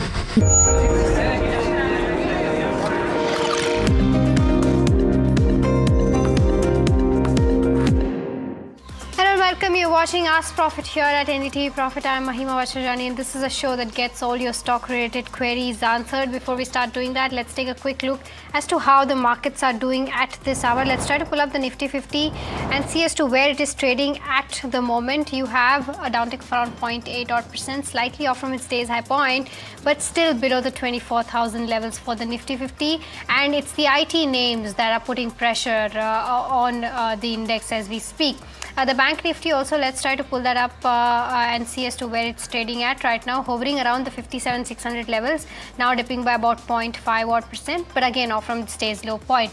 Let's try to pull up the sectoral heat map as well and see as to what sectors are doing at this hour. You have some specific names that have been doing well and are still doing well, like defense, pharma, healthcare. You have media, which is doing fairly well, but IT down 4.9%. Realty also seeing profit booking back in the red, and You also have Nifty Auto, which continues to be under pressure.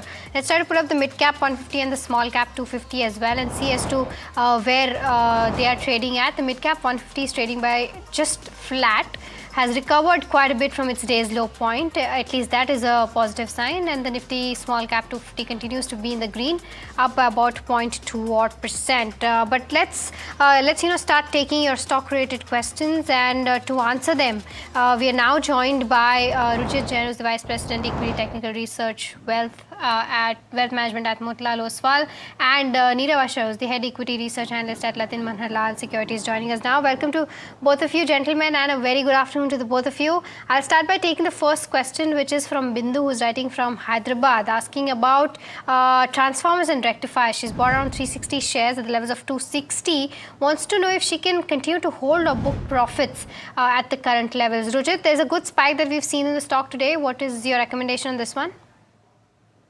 Yeah, hi, very good afternoon, Emma. Well, today we have seen the stock surpassing its 200 EMA hurdle after a long period of time, and that too with very good volumes compared to what we have seen in the recent past.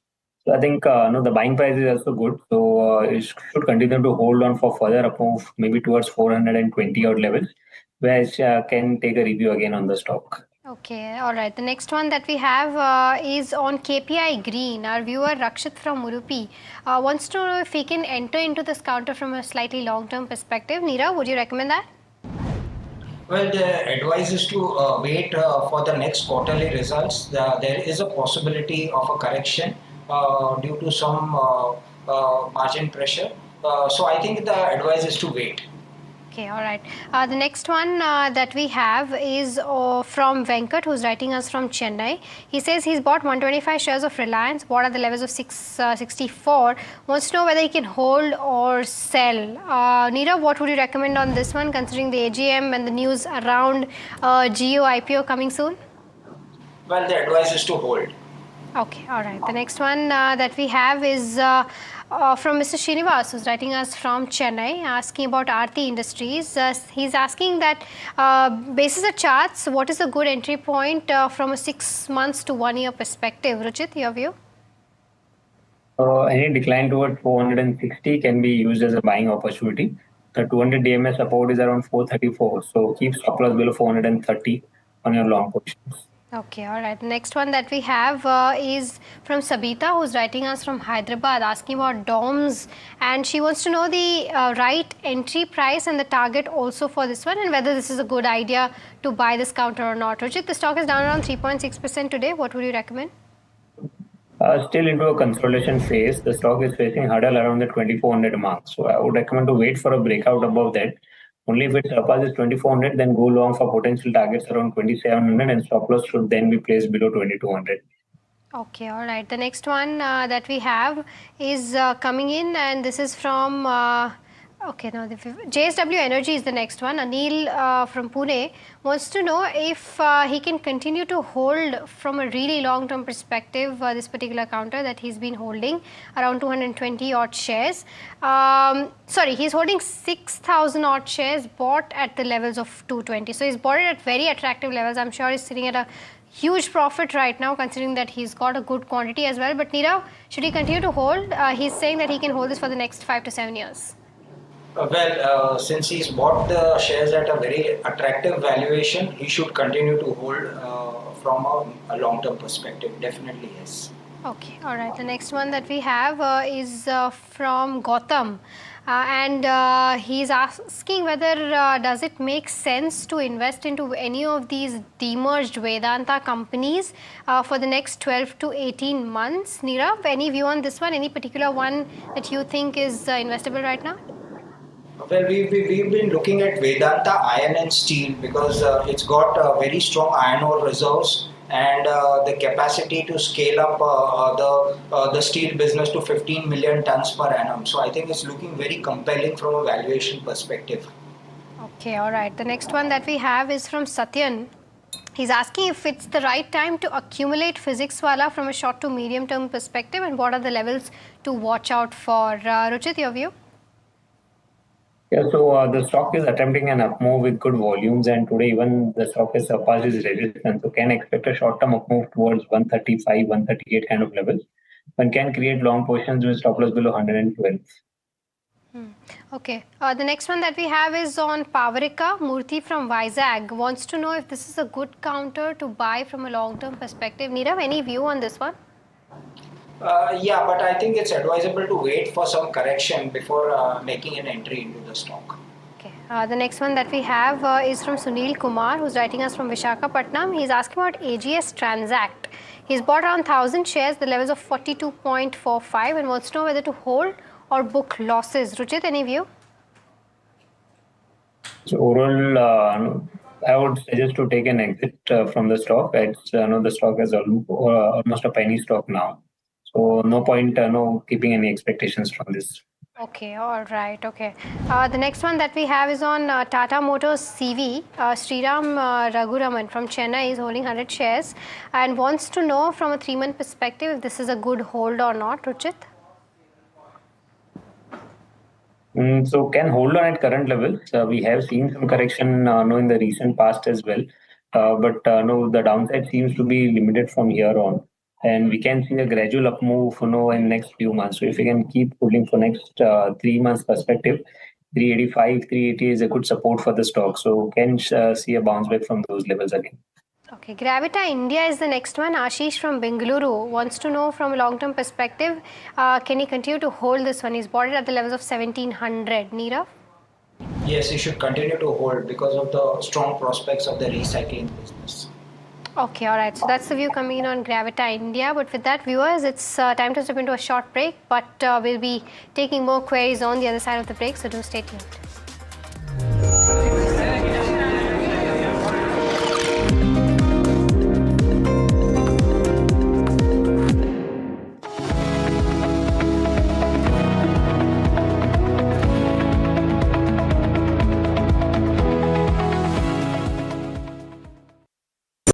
Millions of people sleep every night but never truly rest. Their breathing stops again and again without them even knowing it. This is sleep apnea, a condition far more common and far more dangerous than we realize. This week on NDTV Lifeline, we decode sleep apnea, the hidden disorder linked to heart disease, diabetes, fatigue, and more. I'm beginning to breathe a little easier. I can see a glimpse of the possibility of India kind of having seen the worst in terms of potential impact of the ongoing conflict. So I wouldn't have felt this way in April or May with the measures put in place on Friday the 5th of June. I have a feeling that we may be able to handle FY27 much better than what we may have feared in April or May.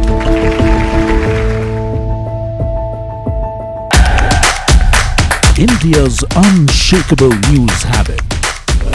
NDTV.com is India's #1 English news website.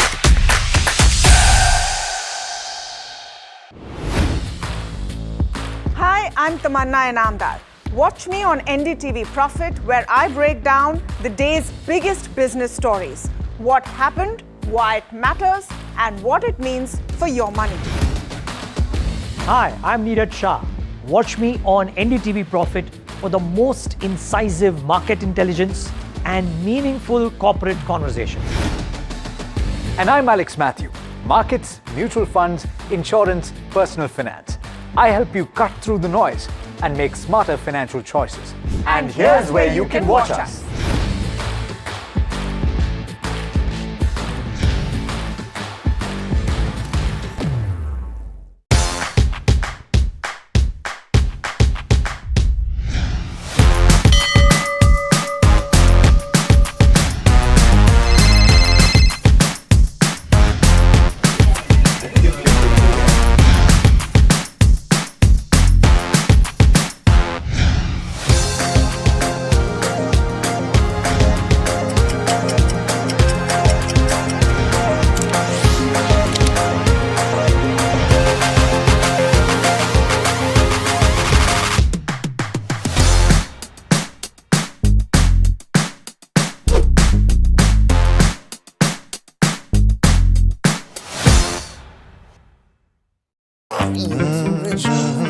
The news, Ayush.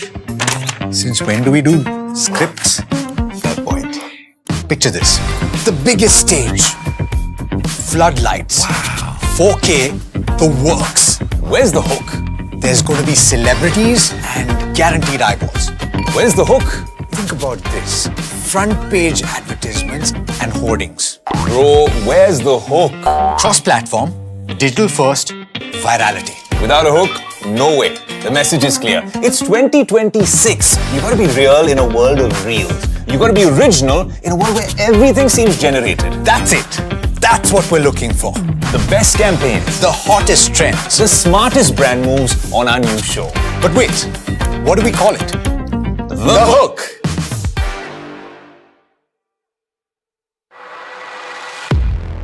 He has been tracking markets for over a decade, spots the trends before they hit the screen. And he is now bringing his analysis to the show that the market watches. Watch Sharad Dubey on Know Your Company, a show that puts the most traded stocks under the scanner. We dissect the company so that you, the investor, don't have to get the management to answer questions relevant to you. Watch Know Your Company weekdays at 11:30 a.m. to understand your next big bet.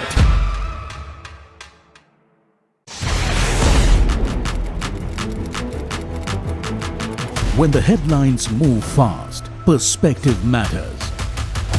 On Editor's Cut, our editors come together with experts to distill the week's information plates into clear perspective. Down the stories shaping the world, from markets and the economy to global conflicts and what lies ahead. This is where experience meets insight.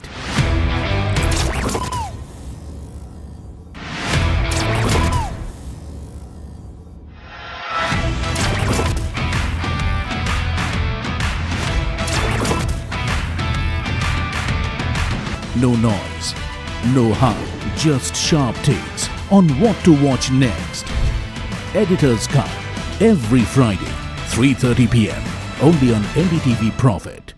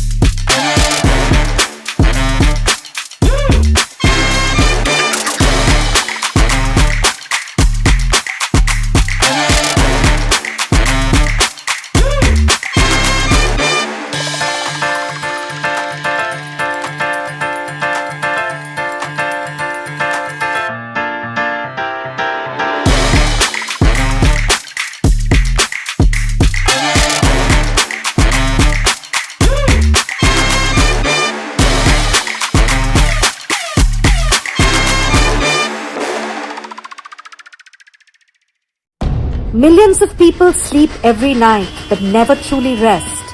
Their breathing stops again and again without them even knowing it. This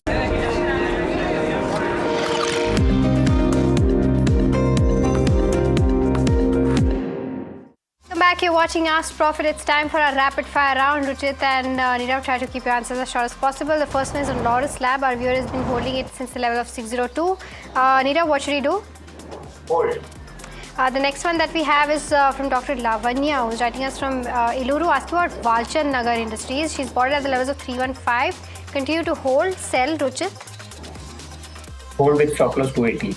Okay, the next one is on Vartek Vabag. Our viewer has bought it at the levels of 1539. A long-term view on this one. Christopher is asking this, Nirav. Hold. Acme Solar is the other one. Gaurav from Bengaluru wants to buy this one from a short-term perspective. What's the technical view, Ruchit? Can buy with stop loss below 315. Okay, the next one is on DLF. Our viewer has bought it at the levels of 634. Can he continue to hold this one, Nirav? Well, yes, from a medium-term perspective. Okay, the next one that we have is on Crompton Greaves, and this is from Manju, who's writing us from Amritsar, Punjab. She's bought around 1,000 shares at the levels of 300 rupees. Wants to know as to, from a short-term perspective, what should she do, Ruchit? Hold for potential targets around your cost price. Okay, the next one is on Garden Reach. Mahesh from Maharashtra has bought 292 shares at the levels of 3074 for a month. Continue to hold, Ruchit?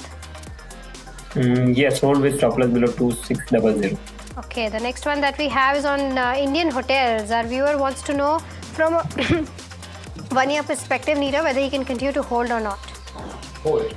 Okay, the next one that we have is on Ola Electric. Rajiv from Mumbai is holding since the levels of 63. 500 shares is what he's holding. Book loss, continue to hold. Ruchit? Hold with stop loss below 38. Okay, the next one is on Pidilite. Lalita from Bengaluru wants to know if she can continue to hold this from a long-term perspective. She's got 15 shares at the levels of 1480. Neera? Hold and add if possible. Okay, Kane's Tech, long-term view on this one. Uttej Kumar from Hyderabad wants to know. Neera? Avoid. Okay, the next one is on Engineers India. Reenu from Bengaluru is holding 200 shares, bought at the levels of 216. Ruchit, your view on the charts. Can she exit now? Hold, but needs to give 6 months perspective. Okay, the next one that we have is from Srinivasa Rao, who's asking about, this is on Z Limited. He wants to know whether from a long-term perspective, this is a good hold. Neera, would you recommend that? Avoid. Okay, the next one that we have is on Methan Alloys. Sivraj from Chennai is holding 45 shares, bought at an average price of 1100 rupees. Ruchit, any view on this one? Exit. Sterlite Tech is the other one. Our viewer has bought it at the levels of 195. This is a query from Raghuram Patro. He wants to know from a 6 months perspective, is this a good hold after this run-up that we've seen, Ruchit? Would you recommend that? I would say book profits. Okay, the next one is on Dabur. 1500 shares bought at the levels of 460. Vikram from Chennai wants to know if this is a good hold from a long-term perspective. Neera? Yes. Alright, okay, that brings us to the end of this rapid fire round as well. Ruchit and Neerav, thank you so much for taking out the time and helping us answer all those stock related questions. If I'm not wrong, we've managed to answer around 96 queries today in the morning and the afternoon show. So thank you so much for that. But viewers, like I said, completely out of time with this edition of Ask Profit. But do stay tuned because India Market Close is up next.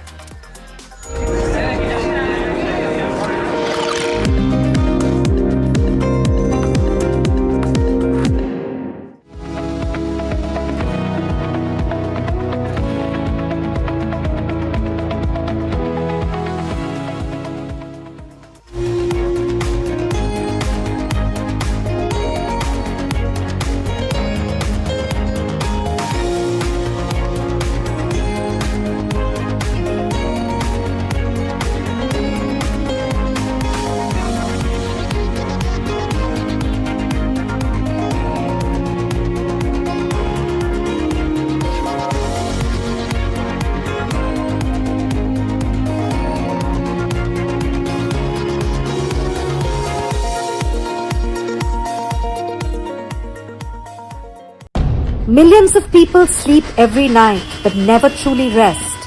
Their breathing stops again and again without them even knowing it.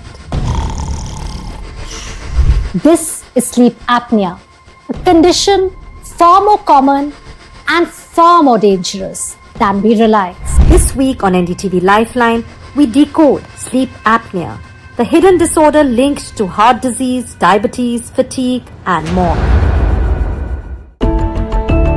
I'm beginning to breathe a little easier. I can see a glimpse of the possibility of India kind of having seen the worst in terms of potential impact of the ongoing conflict. So I wouldn't have felt this way in April or May with the measures put in place on Friday, the 5th of June. I have a feeling that we may be able to handle FY27 much better than what we may have feared in April or May.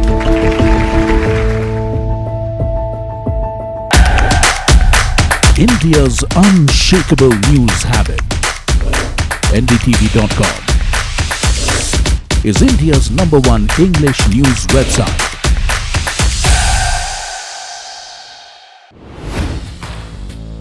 Hi, I'm Tamanna Inamdar. Watch me on NDTV Profit, where I break down the day's biggest business stories. What happened, why it matters, and what it means for your money. Hi, I'm Neeraj Shah. Watch me on NDTV Profit for the most incisive market intelligence and meaningful corporate conversation. And I'm Alex Matthew. Markets, mutual funds, insurance, personal finance.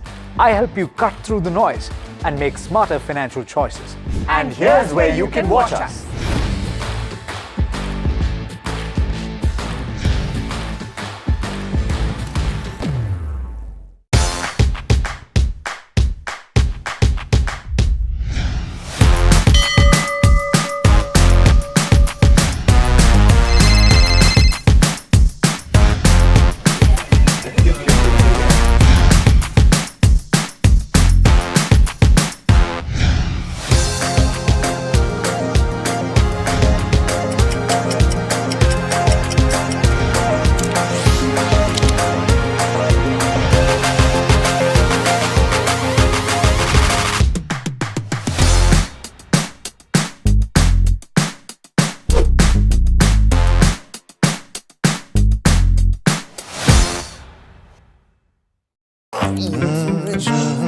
The news, Ayush. Since when do we do scripts?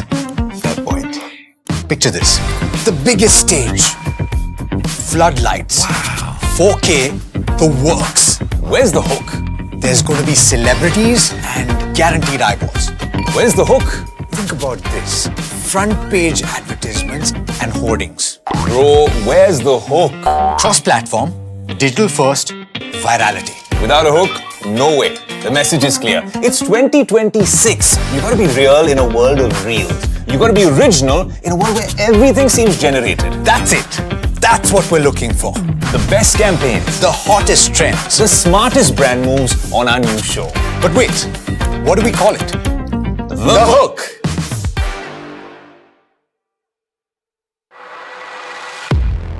He has been tracking markets for over a decade, spots the trends before they hit the screen. And he is now bringing his analysis to the show that the market watches. Watch Sharad Dubey on Know Your Company, a show that puts the most traded stocks under the scanner. We dissect the company so that you, the investor, don't have to get the management to answer questions relevant to you. Watch Know Your Company weekdays at 11:30 a.m. to understand your next big bet.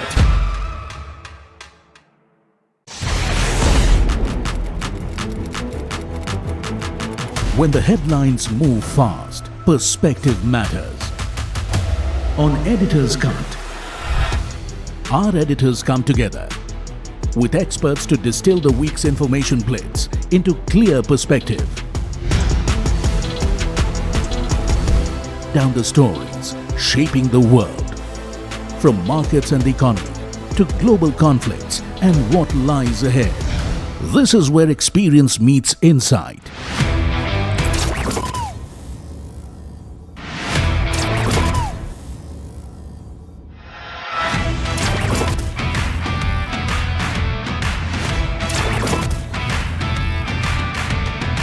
No noise, no hype, just sharp takes on what to watch next. Editor's Cut, every Friday, 3:30 p.m. only on NDTV Profit.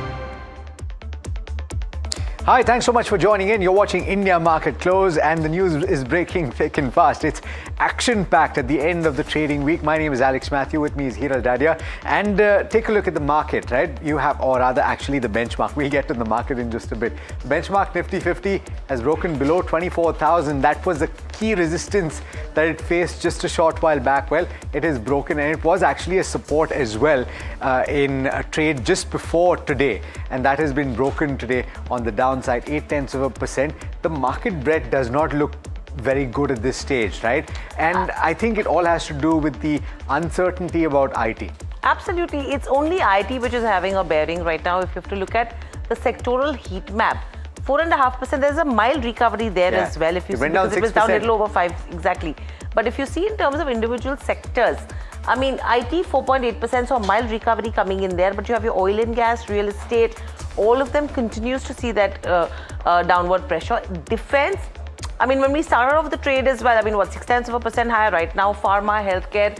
So it's, the route is only IT. This is the pressure point, and this itself is having a bearing on real estate as a whole as well. Yeah, absolutely. I was looking at some of these indices and the way that they've done over the last 5 days, because bear in mind that for most of these indices, including the benchmark Nifty 50 and in fact the broader markets, you've gained for 5 sessions in a row.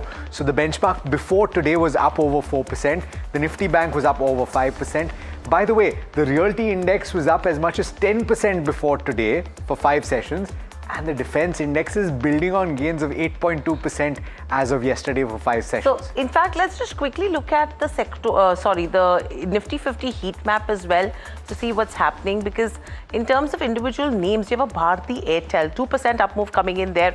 And obviously, this is on the back of the DRHP that is going to be filed, that has been announced by Reliance Industries as well at their AGM. And this is an absolute valuation catch-up that we're going to see. And that's an interesting piece that Soumit Sarkar brought for us. Those numbers, do you remember? I don't have the exact numbers. So around 12 lakh crore is what it's expected that Jio will be valued at. And so from that perspective... In consonance to that, you have a re-rating candidate coming in there.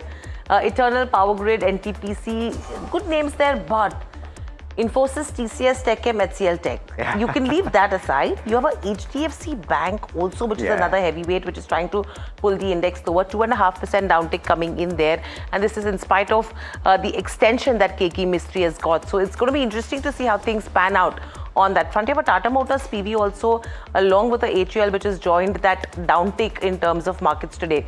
Broader markets, I don't know what to look at in terms of broader markets, because it's a lot of stock-specific action, Alex, that we've been seeing over the last couple of days, and that's the story today as well. Yeah, absolutely. Just pull up very quickly the mid-cap and the small-cap index, and after we do, I do want to look at the contributors for the Nifty 50. I know that Hiral was saying ignore the IT pack, but the reason why she's saying that will be apparent when you pull up the contributors, right? So 0.1%, you're still holding on. HDFC Bank, my goodness. So that's 2.5%. And now you have a Reliance. TCS and Reliance Industries, you know, the cuts won't be very substantial for Reliance Industries, but it's just the sheer weightage. And we've seen this story play out over the course of 2026, right? It's these two heavyweights primarily that are proving to be a drag, and not too much in the way of gainers to but balance I like that the out. contribution that's coming in from an ICICI Bank, because that's holding steady in spite of that pressure coming in on a HDFC Bank, so which is somewhere a positive. We have a Bajaj Finance also, which is in the positive today, but that stock has really moved up quite a bit. A Finance and a Finserv have seen some strong, strides over the last couple of trading sessions. It is interesting to see this kind of a market, but closing at this kind of a level on a Friday, I think, is a downer. We'll quickly look at a couple of factors that we should be watching out for, because it's your 5-day, you've snapped that 5-day streak as well in terms of markets. That's the gaining streak that you're talking about.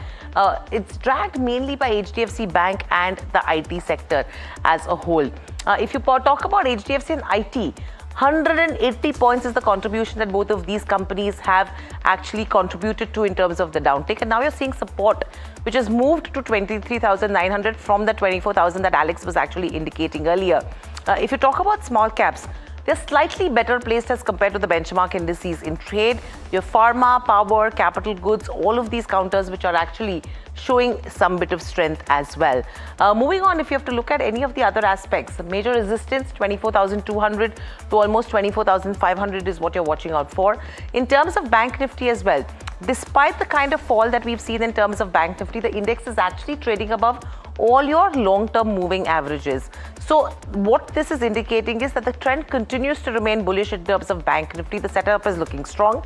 Your resistance is coming in at levels of around 58,000 and your key support at 57,000 in terms of Bank Nifty as well.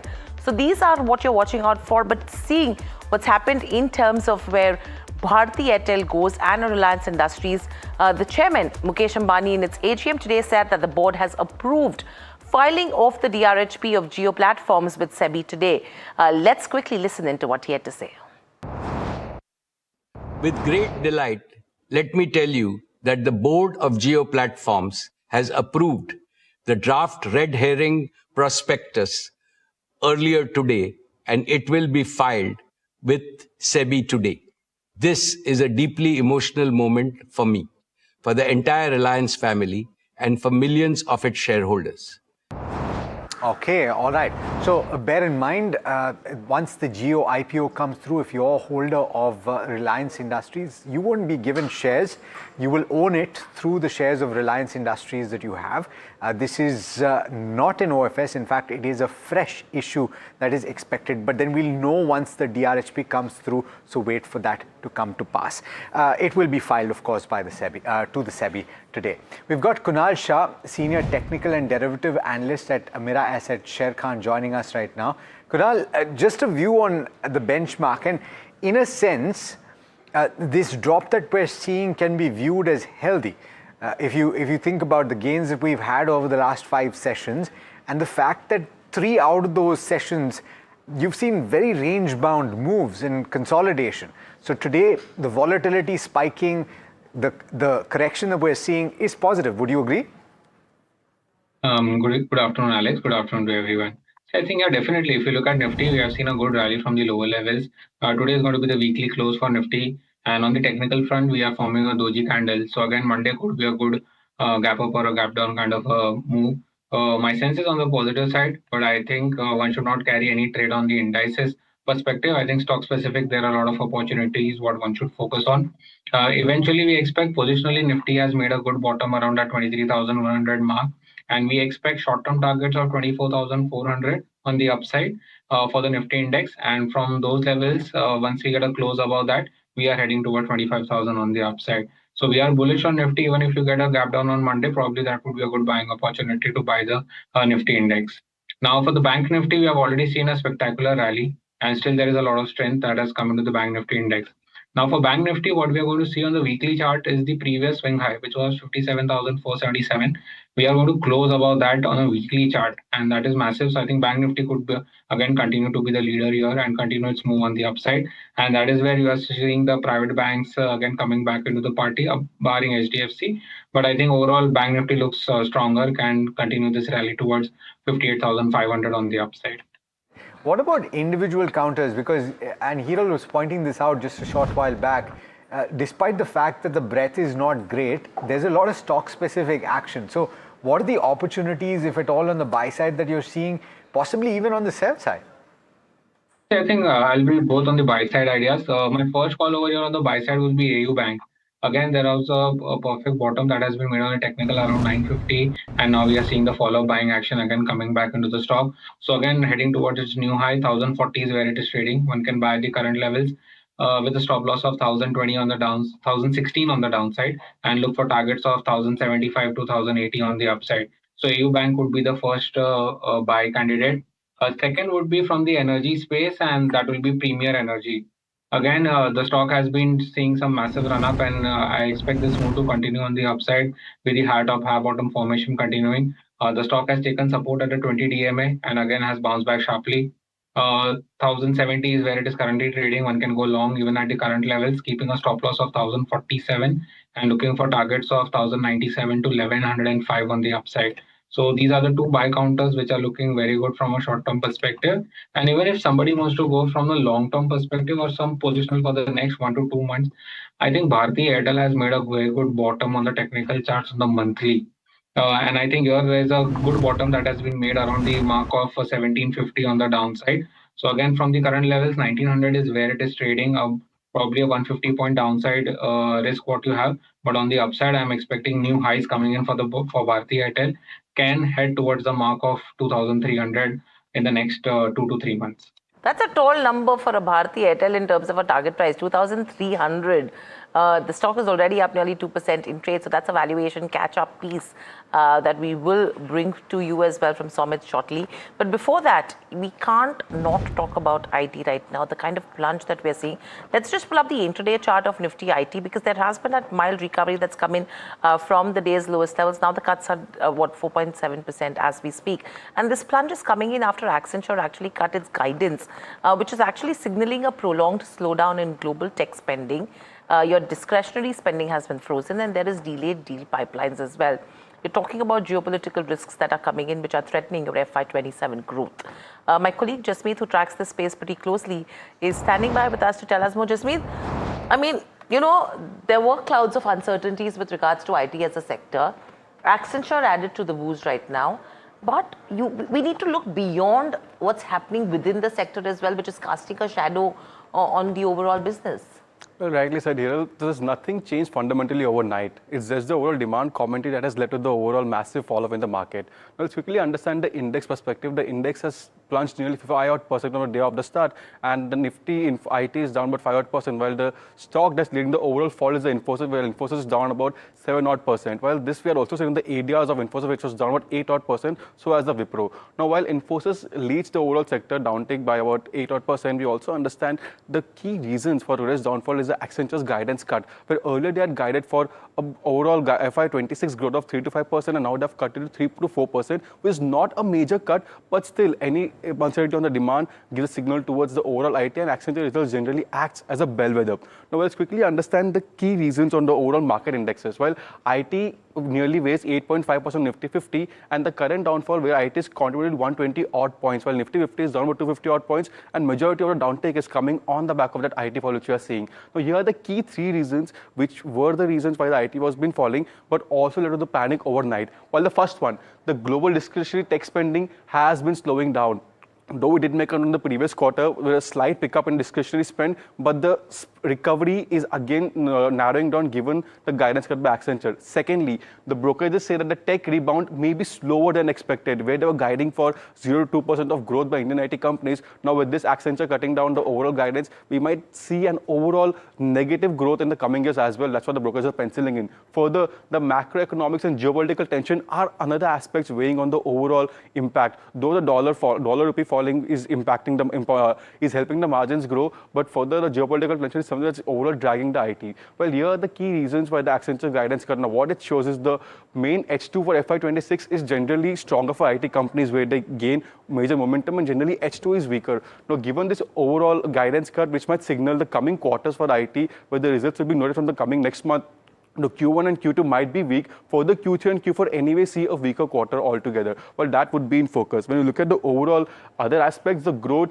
deceleration means the overall clients are delaying the projects, which also impacts on the client ramp up. Now, we do make a note that the companies are earning heavy revenue, but the deal signing might become slow going ahead given the overall discretionary demand has become slow. For a moment, let's keep AI as a separate question. Right now, the question remains on the demand recovery. Well, there is no demand, then we would have the overall AI where the client is not spending at all. Now, let's quickly understand the valuation aspect of the IT, and let's see the current valuation where they stand. Now, in terms of the overall IT valuations, they are at multi-year low, and IT seems attractive at this point in time, but the overall geopolitical tension and the overall demand tension is something that's still testing the IT levels.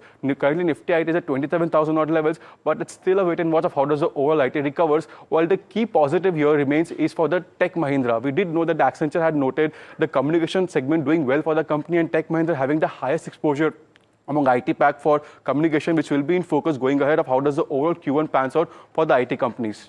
All right. Thank you, Jasmeet, for that. That's really extensive and helps us understand what's actually happening overall. Now, to understand what spooked the investors as well, Sandeep Shah, Director, Equity Research Analyst at Equirus Securities, also spoke to us this morning. Let's listen into his views. the guidance downgrade to some extent has been a negative surprise.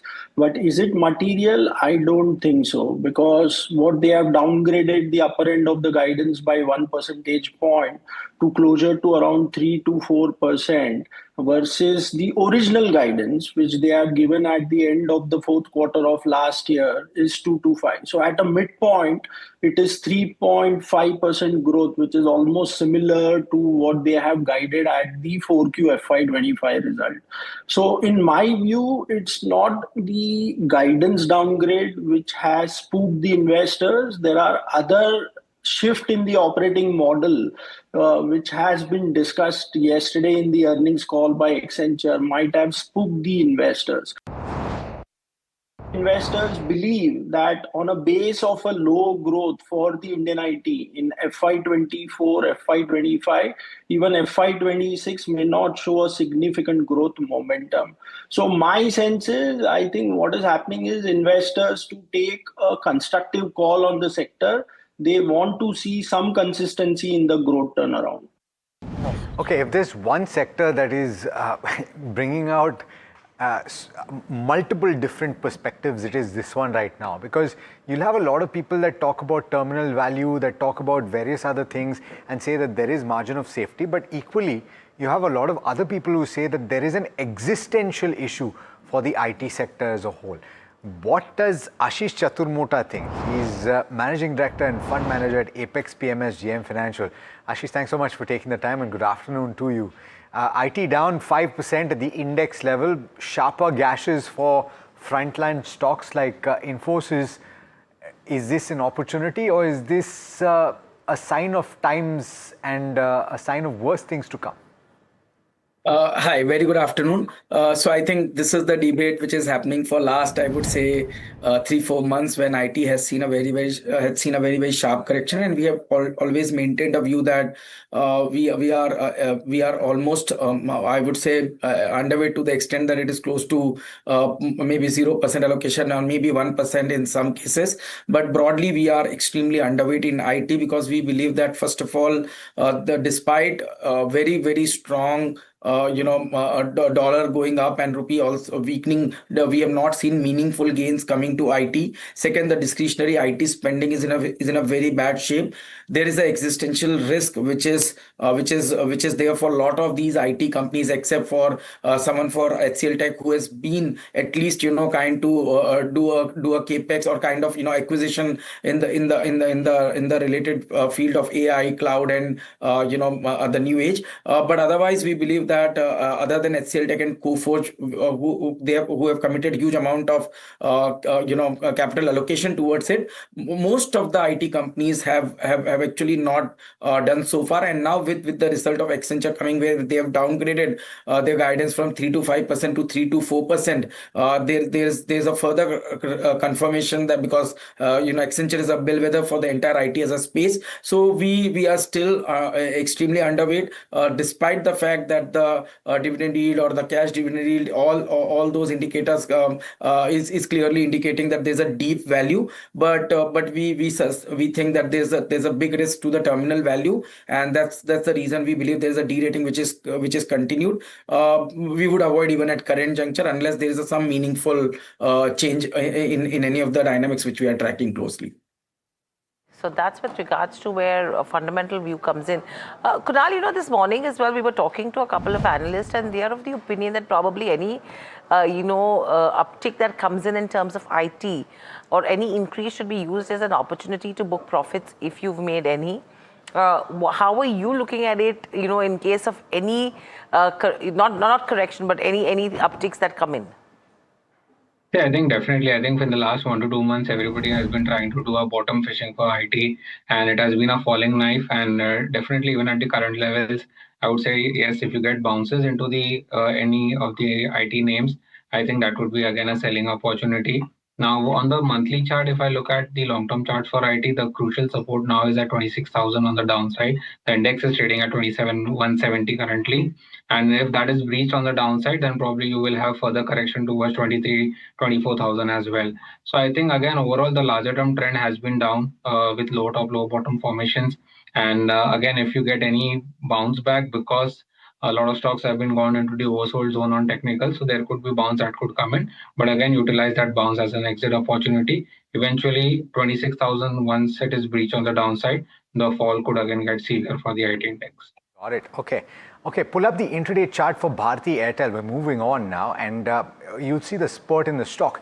This is after the announcement of the Jio Platforms IPO that was made just a short while back. There's expected, that's the 3-month chart, of course, but the stock is up about 1.3% right now. There's an expectation that there could be a valuation catch-up, but what are the numbers that you should be focused on, and what is the extent of the catch-up that could take place? Somit Sarkar has more. Somit? Well, with Jio filing its DRHP, or supposed to file its DRHP with SEBI, if you look at the valuations, consensus of over 15 analysts tracking Reliance Industries have assigned an equity value of close to 11.9 lakh crore. Equity value is indirectly the market capitalization that analysts are expecting for Jio Platform on listing. So let's see what Jio Platform holds. It is a holding company of all the digital assets of Reliance Industries. It holds 100% stake in Reliance Jio Infocomm, which has the telecom and the broadband business. Apart from that, Jio Platform also has the enterprise business, but it's Reliance Jio which contributes nearly 90 to 95% of the operating profits for Jio Platform. Apart from this, then there are stakes that Jio Platform owns in more than 15 odd companies that they bought post the large fundraise that they had done back in 2020, companies like Jio Savan, Imbibe, Haptech, Radisys, Sankhya Sutra, but it's Reliance Jio which contributes the maximum part to the operating profit of Jio Platform. Now on the other side, Bharti Airtel, now that company has a market capitalization of anywhere between 11.3 to 11.4 lakh crore rupees, but what does it have? It has India mobile business, India broadband business, India DTH business, then there is the enterprise business which also has the 61% stake in Nextra, which is the data center business of Bharti Airtel. Apart from that, it has 79% stake in Airtel Africa and 51.3% stake in Industars. Now, if you look at the financials here, for 11.9 lakh crore, Reliance Jio has a revenue of 1.47 lakh crore rupees, while for 11.3 lakh crore market capitalization, the like-to-like revenue for Bharti Airtel stands at close to 1.45 lakh crore. But the clear differentiation comes on the EBITDA front. 76,300 crore is the EBITDA of Jio Platform, while that of Bharti Airtel stands at close to 82,300 crore rupees. Now, despite the fact that Jio Platform has a lot of subscribers on its network, they are not high paying, and that is the major reference why there is a difference in the EBITDA number as well. The ARPU for Jio Platform stands at 214, and while that of Bharti Airtel stands at close to 257. And if you look at the valuations, the EV to equity value, that stands at 15.6 times for Jio Platform, and for Bharti Airtel it stands at 13.7 times. And this gap is expected to narrow down going forward, is what the street is also expecting. Now, apart from this, Bharti Airtel also has a stake in the tower company, that is Industar, the listed company, which is close to 55,459 crore rupees. That is the value of Bharti Airtel's stake in Industars. The stake in Airtel Africa, that is valued at close to 1.34 lakh crore rupees, while its stake in Nextra, which had recently done a fundraise, is valued at close to 17,850 crore rupees. So clear valuation gap is something that we are seeing for Bharti Airtel when compared to Jio Platform, and that is expected to catch up going forward. If you look at what analysts are viewing, 91% of the analysts have a buy rating, while 9% have a sell rating. The consensus target price stands at close to 2,287, which suggests an upside of over 20 odd percent. Highest target price is 2,750, which suggests an upside of 45%, while the lowest target price is 1,800 rupees, which clearly shows that the downside is quite limited when it comes to Bharti Airtel. You know, that's very interesting. The last slide itself tells you the story from an investor's perspective. Thank you so much, Somit, for that. Kunal, if you have to look at Bharti Airtel on the charts as well, from the fundamental target prices that we're talking about, 3% downtick, that could be the maximum. And on the upside, you're seeing a 48% as well. You know, on what band are you, on what side of the tree are you? I think we discussed at the start of the show where I gave a positional view on Bharti Airtel. So I think here what we feel that already a bottom has been made in Bharti Airtel after a good correction what we have seen in the last 6 months. And now that 1750, 1760 has been a good bottom on the technical chart. So I'm not expecting that to be breached. And overall, I'm expecting a Bharti Airtel to make a new high. And I'm expecting targets of at least close to 2300 on the upside for Bharti Airtel in the next 3 to 4 months. All right, quick view, Ashish, on Bharti Airtel. Would you buy at this stage? So definitely, yes. I think, first of all, we are holding stock in our portfolio, and we firmly believe that this entire industry is moving towards a very, very strong ARPU growth, which is going to inch towards 300. And I think Bharti Airtel, which is already, at a higher base in terms of its ARPUs, is going to see a very, very significant benefit. Second, we are seeing the the capex intensity is coming down for a lot of these players, which will ultimately get translated into a lot of these free cash flows to the firm, and this is also going to be a very good reason for the valuation re-rating to take place. Third, there is an immediate trigger of Jio platforms listing, so ultimately there can be a very good value unlocking which will start happening for Reliance, and eventually there can be see what has happened to NSE versus BSE. So BSE was the biggest beneficiary of NSE's IPO coming into the bourses. So I think even in this situation, Bharti Airtel could be a very strong re-rating candidate at current levels. And fourth, I think even the technical setup for Bharti Airtel is very, very strong. Stock has been consolidating near its 200-day moving average, which is close to 1950. So my sense is if this base continues to remain at these levels, the possibility to move towards 2150, 2200 is very, very high. Okay. All right. One of the points that you made is interesting to touch base on, and specifically on BSE, but we'll come back to that. In fact, Soumit Sarkar is still with us because he's set to tell us what he's hearing from the dealing rooms. And it's quite interesting on a day like today with money being taken off the table, Soumit. What are the individual stocks that dealing rooms are focused on? Well, yes, money is being taken off the table, specifically when it comes to HDFC Bank and IT. But do remember, there is the FTSE and the Sensex rebalancing as well that will happen in the last half an hour. So some inflows are expected to come in. Few stocks that would remain in focus, we can discuss about that later. But a few stocks that dealing rooms are keeping an eye out for is firstly Acme Solar and Tejas Network. There are buy flows on the large HNI desk. On both the counters, dealers are indicating that there could be a big order win announcement that could come in very soon in both the names. For Paradip Phosphate and Bharat Electronics, multiple dealing rooms are suggesting their clients buy calls on technical charts. For Gabriel India, dealers indicate that large prominent HNIs have been accumulating this counter in trade today. The recent merger is expected merger with its own parent company or a promoter company's subsidiary is expected to be quite beneficial for the company going forward, is what dealing rooms are indicating. Multiple FMCG names, Godrej Consumer, Marico and Tata Consumer. There are buy flows on institutional desk on all the three names. Dealers are expecting strong Q3 update to come in from all the three names going forward. And lastly, though there is a sell-off in IT names, dealers are specifically indicating Infosys is one counter where they are seeing some fund managers now starting to accumulate this counter at lower levels. So keep an eye out for Infosys as well. Very interesting over there where, people are probably looking at that long-term opportunity when you talk about Infosys. Thank you, Soumit, for that. But, few names I want to talk about as well. Acme Solar, Tejas Network. There could be a order win announcement that we're talking about. Acme Solar is trading in the positive. On the charts, Kunal, anything that you like from Acme or Tejas? I think overall, yes, Acme looks much more stronger compared to the others. So already it has been trading in an uptrend where high top, high bottom, there was a double top breakout that had happened around 314, 315 zone. And now it is again testing the 20 DMA on the downside. So Lost Kunal. We've just lost Kunal in terms of the feed. We will come back to this question as well. But before that, we'll quickly slip on to a short break. On the other side, we'll get you the top trading strategies as well. Please stay tuned.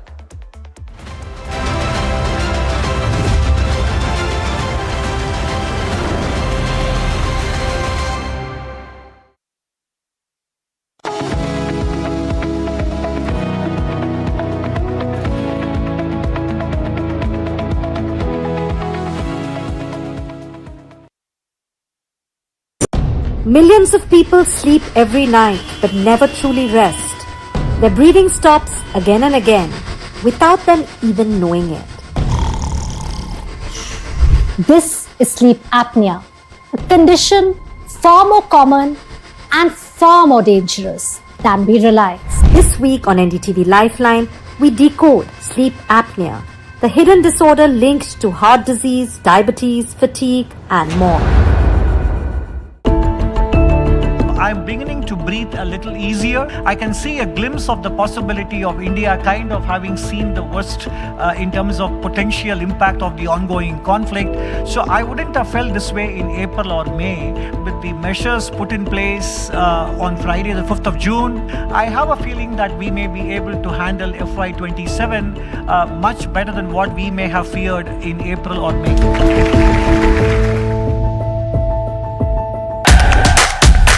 India's unshakable news habit. NDTV.com is India's #1 English news website.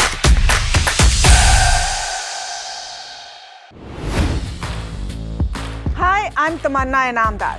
Watch me on NDTV Profit, where I break down the day's biggest business stories. What happened, why it matters, and what it means for your money. Hi, I'm Neeraj Shah. Watch me on NDTV Profit for the most incisive market intelligence and meaningful corporate conversations. And I'm Alex Matthew. Markets, mutual funds, insurance, personal finance. I help you cut through the noise and make smarter financial choices. And here's where you can watch us.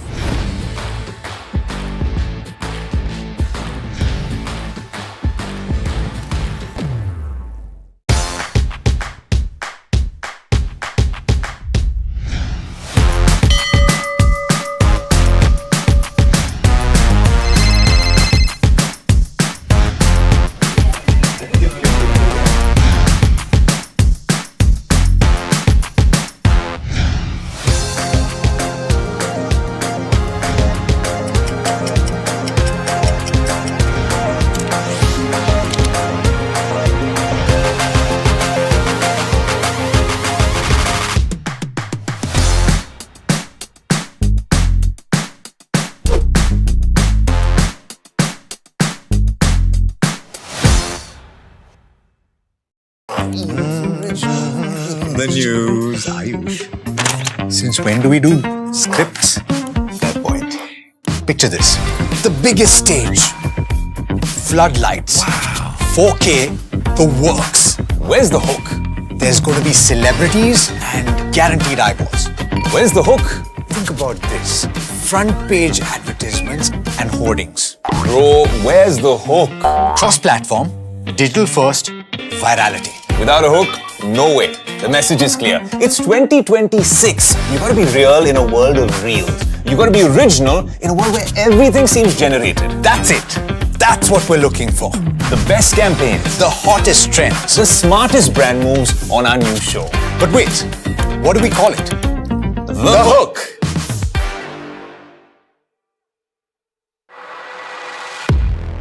He has been tracking markets for over a decade, spots the trends before they hit the screen.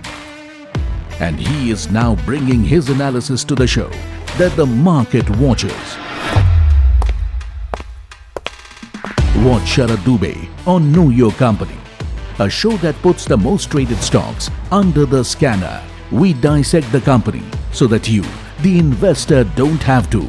Get the management to answer questions relevant to you. Watch Know Your Company weekdays at 11:30 a.m. to understand your next big bet.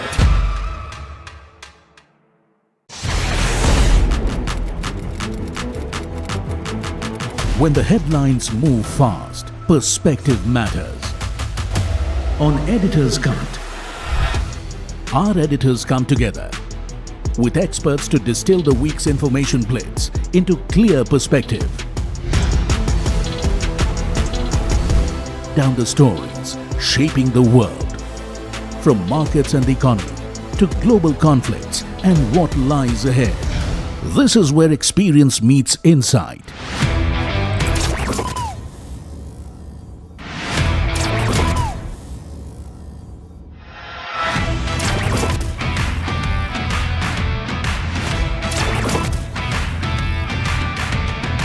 No noise, no hype, just sharp takes on what to watch next.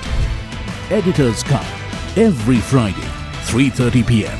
only on NDTV Profit.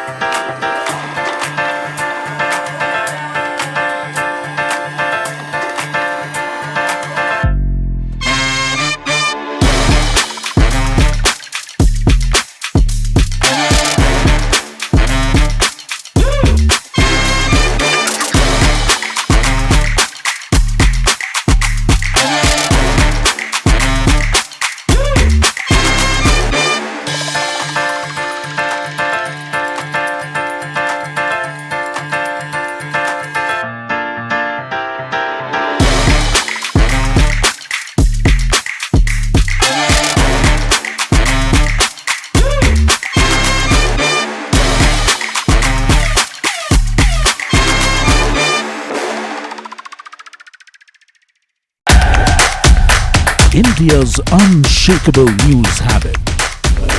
NDTV.com.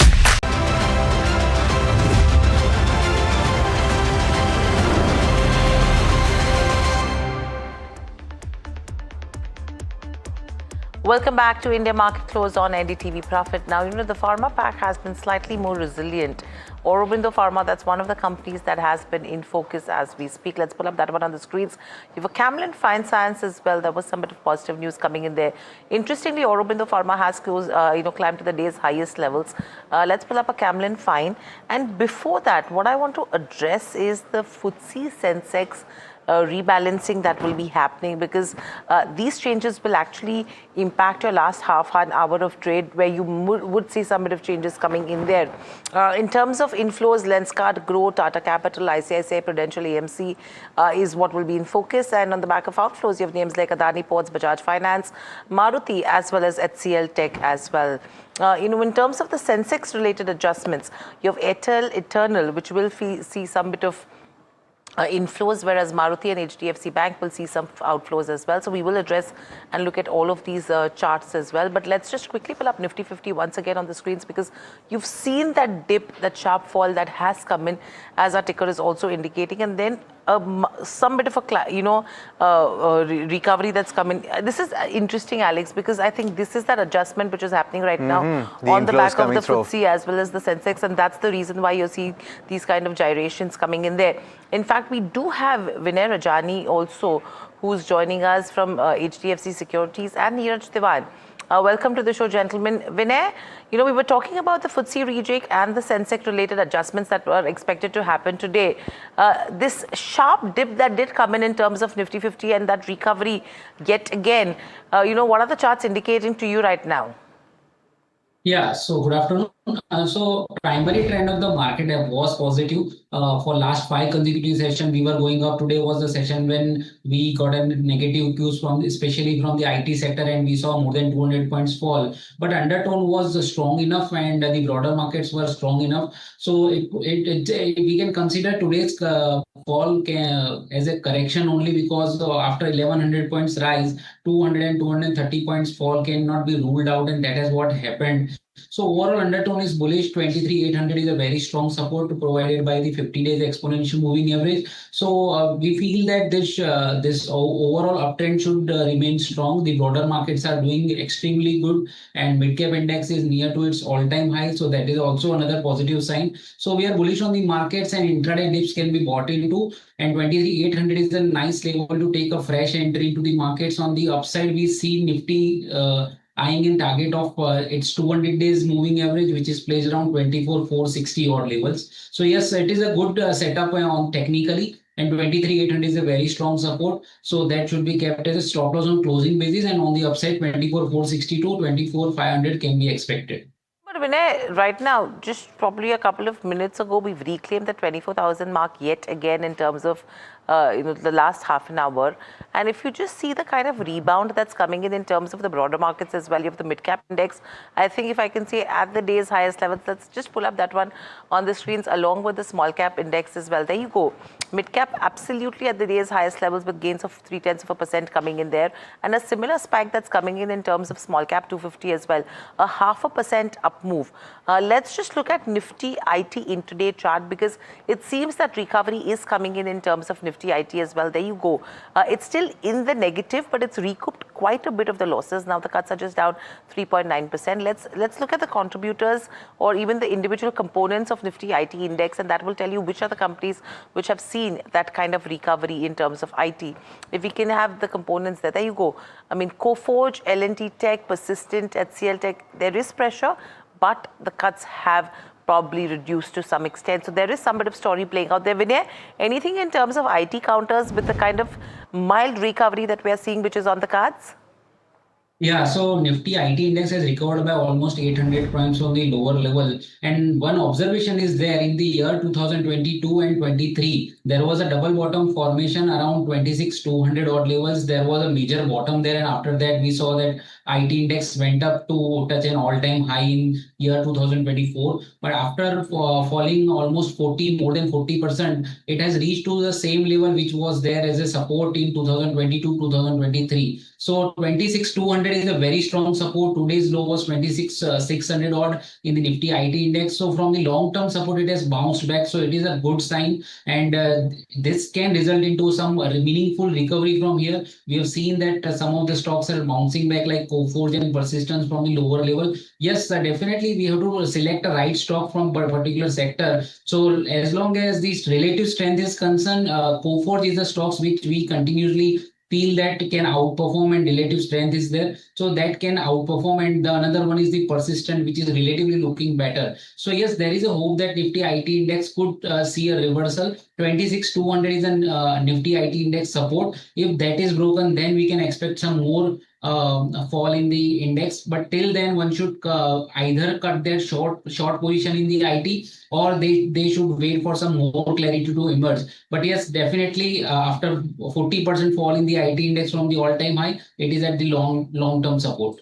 Okay, interesting take there. In fact, Neeraj, coming to you, how are you looking at this entire sector right now? Because there is that recovery that's coming in terms of IT as well.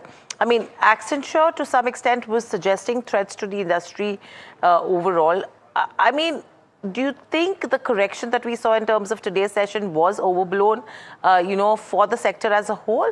Or do you think this could actually be used as an opportunity to start accumulating IT? Yeah, good afternoon. If you generally see the sector, the guidance by Indian wages also not great. Whether it was Infosys, TCS, they didn't give a very good guidance about this current year for IT. But stock specific, you look at Oracle Financial, OFSS. They are strong product software companies. They're not some companies like TCS, Infosys. They have strong products, and the demand for their product subscription is very strong. So I think stock specific for investment, one can look at companies like Oracle or other product software companies. But otherwise, I think they will get correction in the market for trading bounce back. Maybe today's correction or last few days correction will give you an opportunity to make a trading bet on these companies and maybe make some trading profit. But to make a sustained up move will be difficult for IT as a whole. So you'll have to be very stock specific and not really play the whole sector for a uptrend. But maybe some trading bounce back definitely will be due. Good recovery that we're seeing in quite a few of these frontline names. You saw Wipro, you saw TCS. The index as a whole, from a low of I think 6% down, is now just about 3.8 or 3.7% down and climbing. Let's see where we end up. Just about 21 minutes or so left for the end of trade. Aurobindo Pharma is a stock that has been in focus, and this is obviously from the pharma pack. It's gaining in trade after getting a US FTC clearance for its $250 million Lannett acquisition. How significant would this be for the company, though? Let's go across to Varsha to find out. Varsha? Well, yes, FTC has cleared Aurobindo's acquisition of Lannett, which they did in July 2025 for $250 million. But FTC has asked Aurobindo to divest 4 products. Now, these are older, mature, and likely low-margin products, and these has the divested products have estimated value or sales of around $50 to $20 million, which can be 6 to 7% of Lannett's overall revenue. Onto the Lannett scale, if I were to speak about sales of around $306 million at acquisition, 113 approved ANDAs, and Lannett can actually add almost 7 to 8 rupees per share of EPS for Aurobindo, and their Indiana plant capacity is at 3.6 billion tablets annually, and the deal is expected to close ahead of management's guidance timeline. And the key triggers for Lannett would be, of course, FDA clearance for generic Advair and for insulin Glargine. So overall, 6 to 7%, the divested products will form almost 6 to 7% of Lannett's total revenue as of today. Okay, thank you so much for that. So that's with regards to where Aurobindo Pharma goes. Neeraj, how are you looking at Aurobindo with the positives that are coming in? That stock is at the day's highest levels. Yes, there were a couple of inspection concerns at their Ujia facility number 3. But in terms of fundamentals and the way you could probably look at valuations for this one, what's your view? The first Aurobindo valuation comfort is there. It's not a very expensive stock on valuation. So as far as valuations are concerned, plus even the acquisition that they made of Lanet is also a decently priced acquisition. I think it is less than 12 months sales of Lanet. So that also price-wise is not very expensive. It's going to be EPS accretive for Aurobindo. So I feel that overall, definitely it makes sense to be with a company like Aurobindo. So there'll be definitely some volatility based on inspection report. But if someone is investing for 2 to 3 years, I think it makes sense even after this acquisition. Okay, so that's with regards to Aurobindo Pharma. Another stock that you need to watch out for is a Berger Paints, and this is in focus because of what's happening with crude as well. That stock up around 8.5%. Softening of crude prices is something which will benefit them, but the intense competition continues to shadow over their margins as overall, in terms of business. Now, there is a bull case building up because you're talking about lower crude prices, but there is a bear case to it as well. Mahima joins us with all the details. Mahima, today the stock absolutely in a bull case scenario, but I am sure you're picking up the bears as well, which someone needs to keep in mind. Definitely, Hiral. So, we've seen as to how price hikes have happened across the board for a lot of paint names, right? And so has Berger, right? We saw 3 different price hikes in the last 2 odd months for Berger Paints. And on the back of that, the first hike was between 3 to 5%. The second was between 5 to 10%. So price hikes have been taken. But now that crude price is lowering, it will take at least 2 quarters to kind of, absorb those price hikes and then come back in terms of volumes as well as margins for something like a Berger Paints as well as other paint names like Asian Paints as well. The other factor is with regards to competition, as Hiral mentioned, right? Because slowly and steadily in the past 3 to 4 years, Berger Paints has seen market share gains from an 18% to now at over 20.5% mark.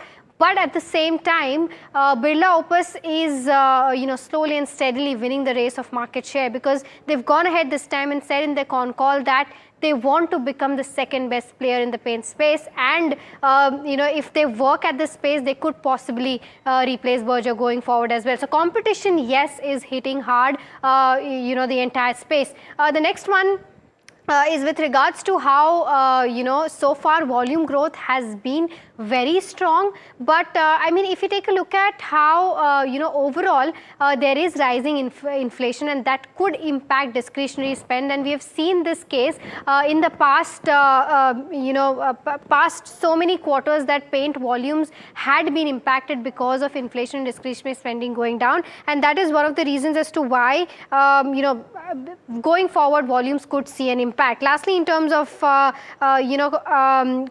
crude price has softened. That could benefit company going forward, but this will take 2 to 3 odd quarters to see the full impact coming in. So this is the overall view of how a bull versus bear case of Berger Paints stacks up like. Interesting, actually, because this is kind of gelling with what you're seeing in the consumption pack as well, because my colleague Sesha has actually had conversations with a few FMCG companies as well as with analysts and distributors, and the sense that she's getting is that you may not see prices correct too quickly, even despite the fact that you've seen crude oil prices drop quite dramatically from the peak of around $120 per barrel to lower than $80 per barrel right now.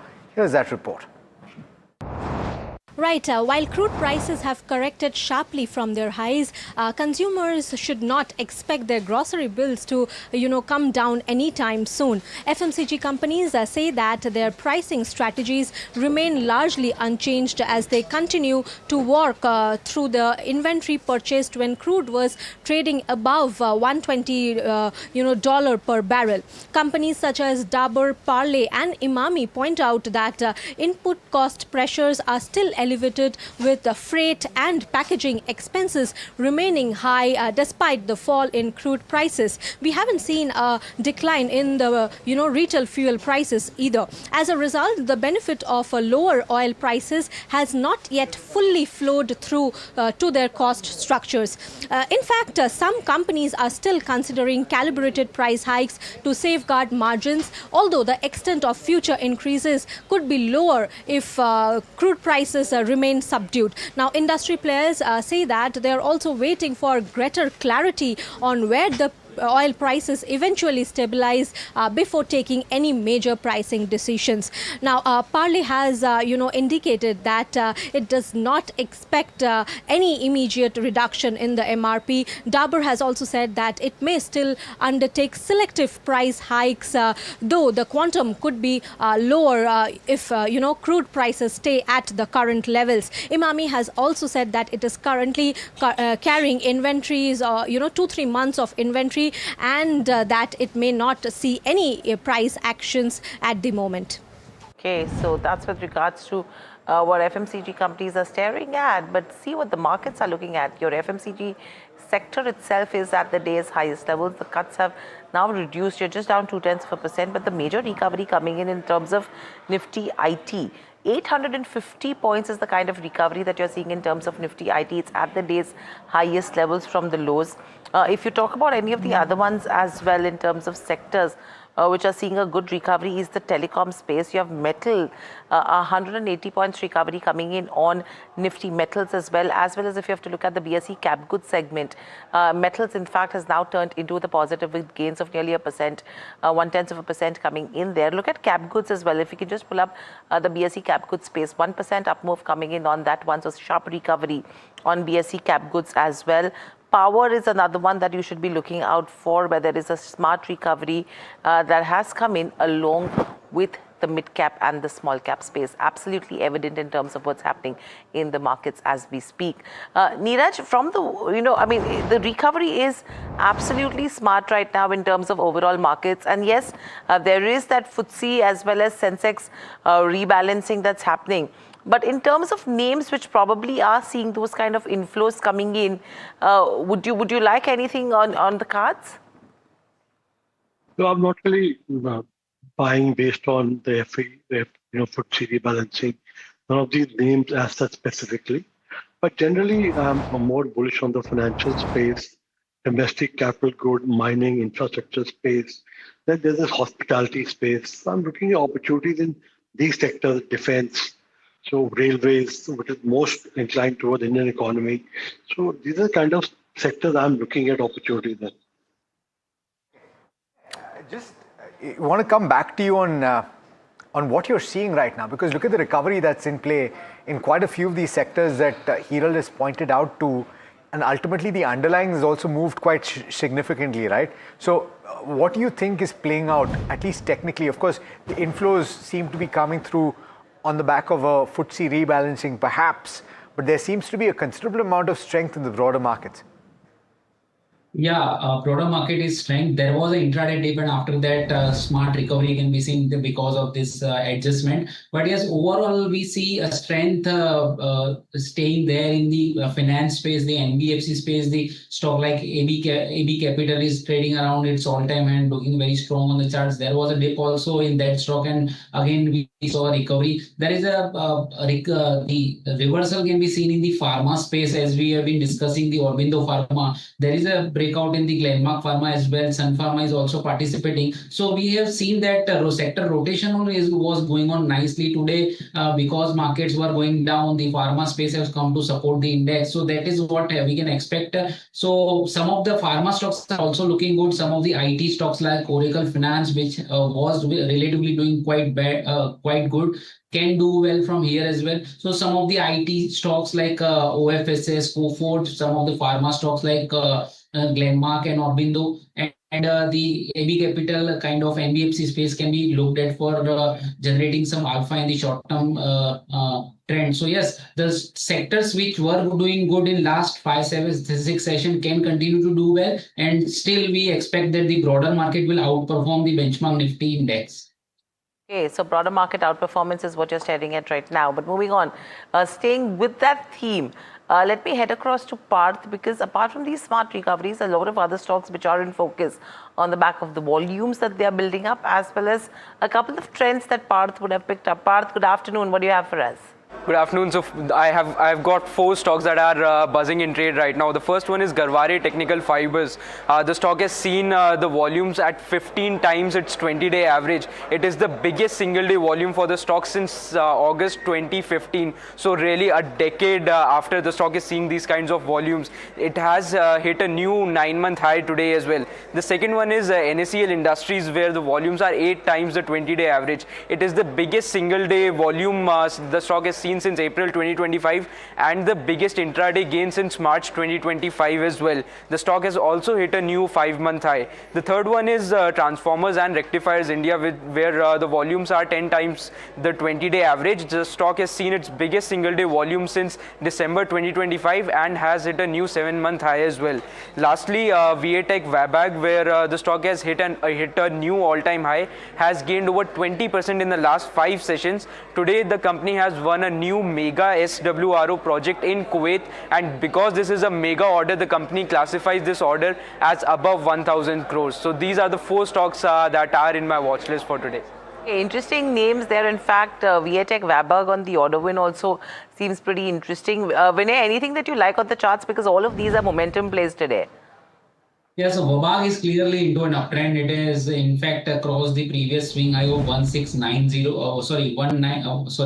That the high was 1944. So that has surpassed, and still it is going up and looking extremely strong. I'm expecting further upside in the stock, and stock can easily move 100 rupees up from here. So looking quite strong with the trading stop loss. One can look this counter for generating some trading gains. Okay, a couple of interesting names being seen in the broader markets that are looking good. In fact, a few hotel companies are looking good as well, right? Look at ITC Hotels. It's up about 6-7% at this point and trading at the high point of the day. Anything that you would say with regard to this particular pack? Of course, they're beaten down, but then if things are starting to look better, I think the hospitality pack might actually also benefit. Neeraj, would you pick any of these? Yes, actually, I've been recommending hotel stocks for the last 1 week, 10 days. I feel they have got beaten down a lot. If you look at the names like Chalet Hotel or EIH Limited, Indian Hotel, these are the top picks according to my portfolios. And I think that after the fall, I think the valuations are also quite supportive at these levels. So definitely these stocks would be in the buy list as far as my time concerned. Schloss Bangalore also one of the top gainers in trade today. SCHLOSS, Schloss is the name of the company. It's a hotel company based in Bangalore. It's up about 8% at this point. That entire pack seems to be doing well.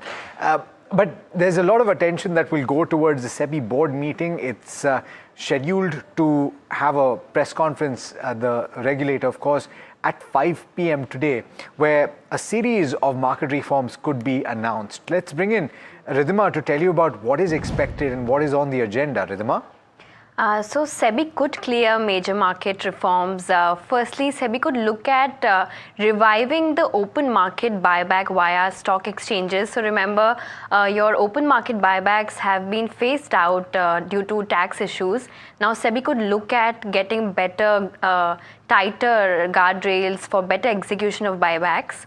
And apart from this, it could also look at fastening the rollout scheme for the AIFs.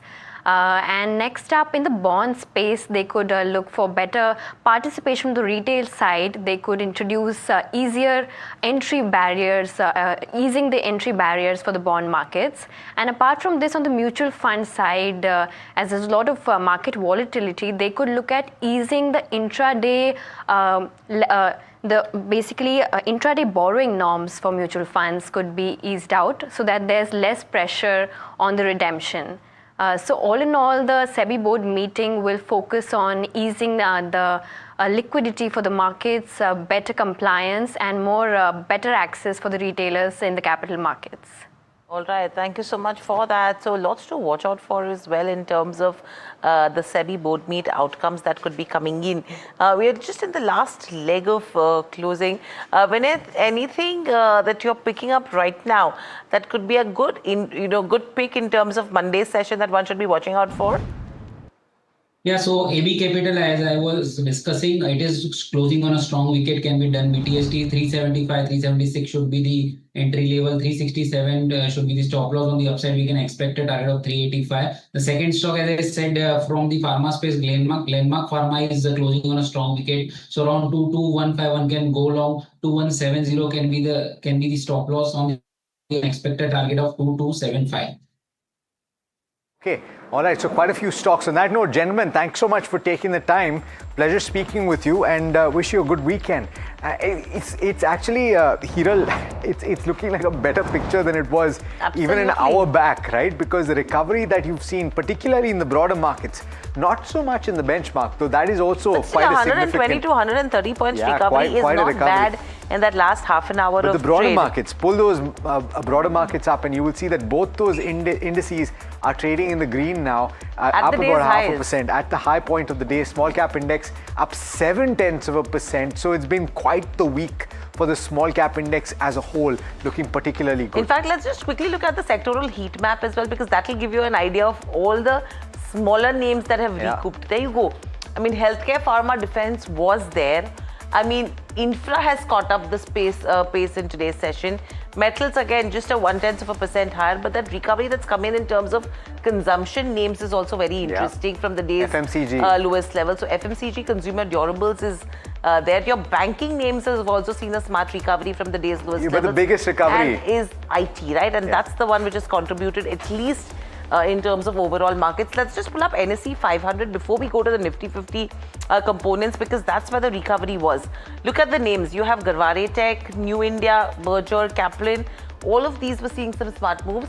Here again, the Bata, which has seen profit booking after that 14-15% surge yesterday. So Nata Software cuts, which was still deeper. They have probably reduced here as well. LTM has reduced in terms of cuts as well. So the recovery in terms of IT is seeming to be very smart. Let's look at the Nifty 50 components. We should look at the Nifty 50 components, and you will see more green on the screen than you did even at the start of trade, or rather at the start of this hour. And a few names have come off the low point of the day, though some are still languishing, and those are actually resulting in the Nifty 50 staying more or less under pressure. This one in particular, right? So you started this 1 hour with HDFC Bank seeing cuts of about 2.5%. You're ending with 2.4% cuts. Infosys, which again, as you started with cuts of about 7% or there about 6.5% is where you're ending. TCS and HCL Tech.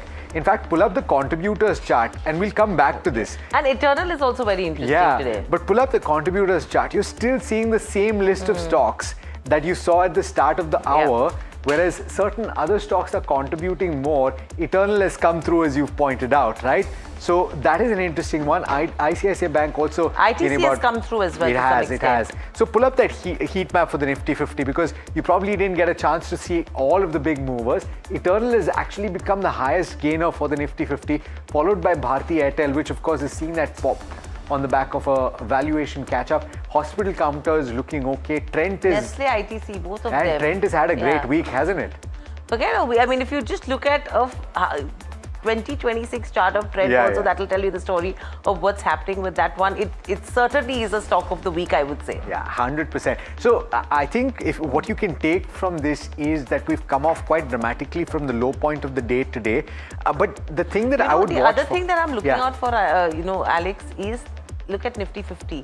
The 24,000 support level is something which is being maintained and which is the key positive. That should be your key takeaway in terms of the week as well. We've not given up 24,000 on closing basis, which is one of the positives. Yeah, but so what I was going to say is that the one thing, and we're drawing to a close right now, that's where you can hear that music, but we're closing likely at 24,030 levels or thereabouts, where we settle in just a bit, but we're settling well above that 24,000 mark. Just the advanced decline ratio. We should pull up the advanced decline ratio, and then I'll tell you what I'm thinking about, right? So pull up the advanced decline ratio to close this out, and wow, that's actually a pretty interesting chart, to close things out, right? So you're seeing the advances pipped the declines at the end of the session. But what I was going to point out, Hiral, is a lot of this is on the back of the West Asia crisis dissipating, right? And the only thing that I will say, the fly in the ointment heading into the weekend, is that a lot of risk assets are not trading today. A lot of those markets are shut today. Those talks were meant to start today. The technical talks between Iran and the US. Correct. And I would watch very closely for any headlines that emerge over the weekend, because that could well set the tone for what risk assets do on Monday. And your US markets in terms of IT sector will be very important to watch out for in terms of today's session as well, because if any major recovery that comes in terms of IT, that is something that will reflect in terms of Indian IT as well on Monday. That will probably help your Nifty 50 come up again. So watch out for all of these aspects pretty closely in trade, and have a great weekend as well. We're coming back. Don't go anywhere. We're coming back in a few seconds for Editor's Cut. We'll talk about what went through the week, but we'll also talk about what's up next. And we're going to be joined by Nilesh Shah of Envision. So stay tuned for that conversation.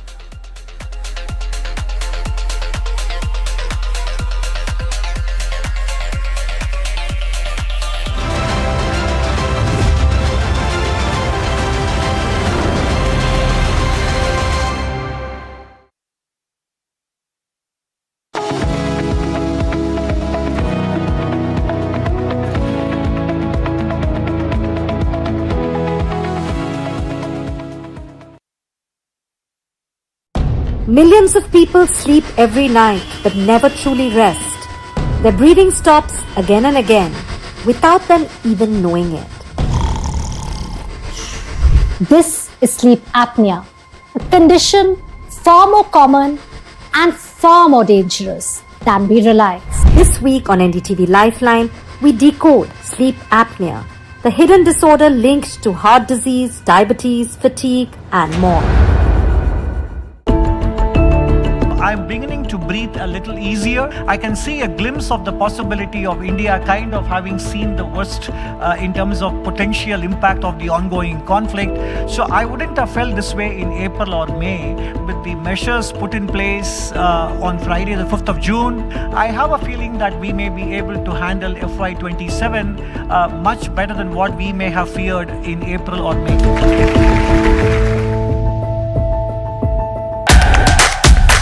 India's unshakable news habit. NDTV.com is India's #1 English news website.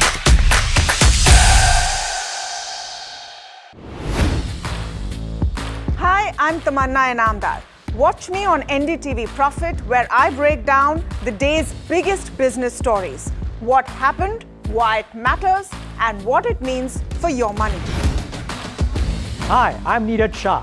Watch me on NDTV Profit for the most incisive market intelligence and meaningful corporate conversations. And I'm Alex Matthew. Markets, mutual funds, insurance, personal finance. I help you cut through the noise and make smarter financial choices. And here's where you can watch us.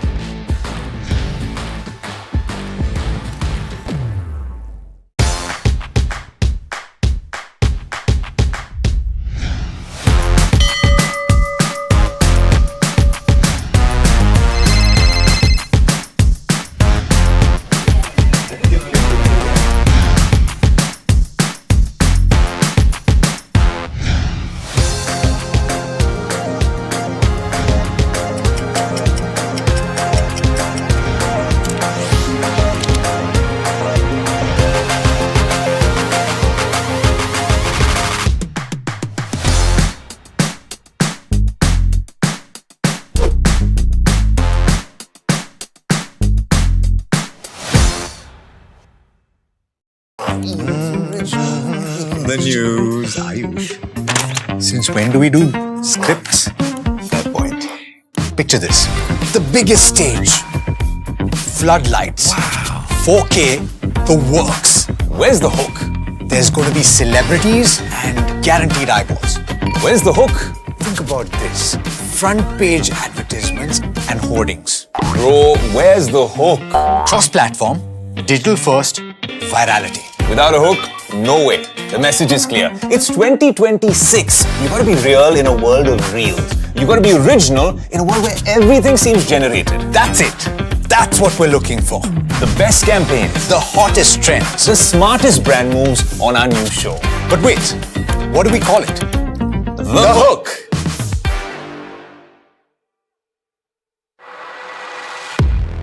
He has been tracking markets for over a decade, spots the trends before they hit the screen. And he is now bringing his analysis to the show that the market watches. Watch Sharad Dubey on Know Your Company, a show that puts the most traded stocks under the scanner. We dissect the company so that you, the investor, don't have to. Get the management to answer questions relevant to you. Watch Know Your Company weekdays at 11:30 a.m.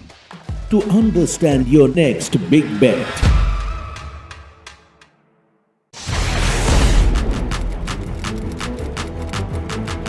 When the headlines move fast, perspective matters. On Editor's Cut, our editors come together with experts to distill the week's information plates into clear perspective. Down the stories shaping the world, from markets and the economy to global conflicts and what lies ahead. This is where experience meets insight.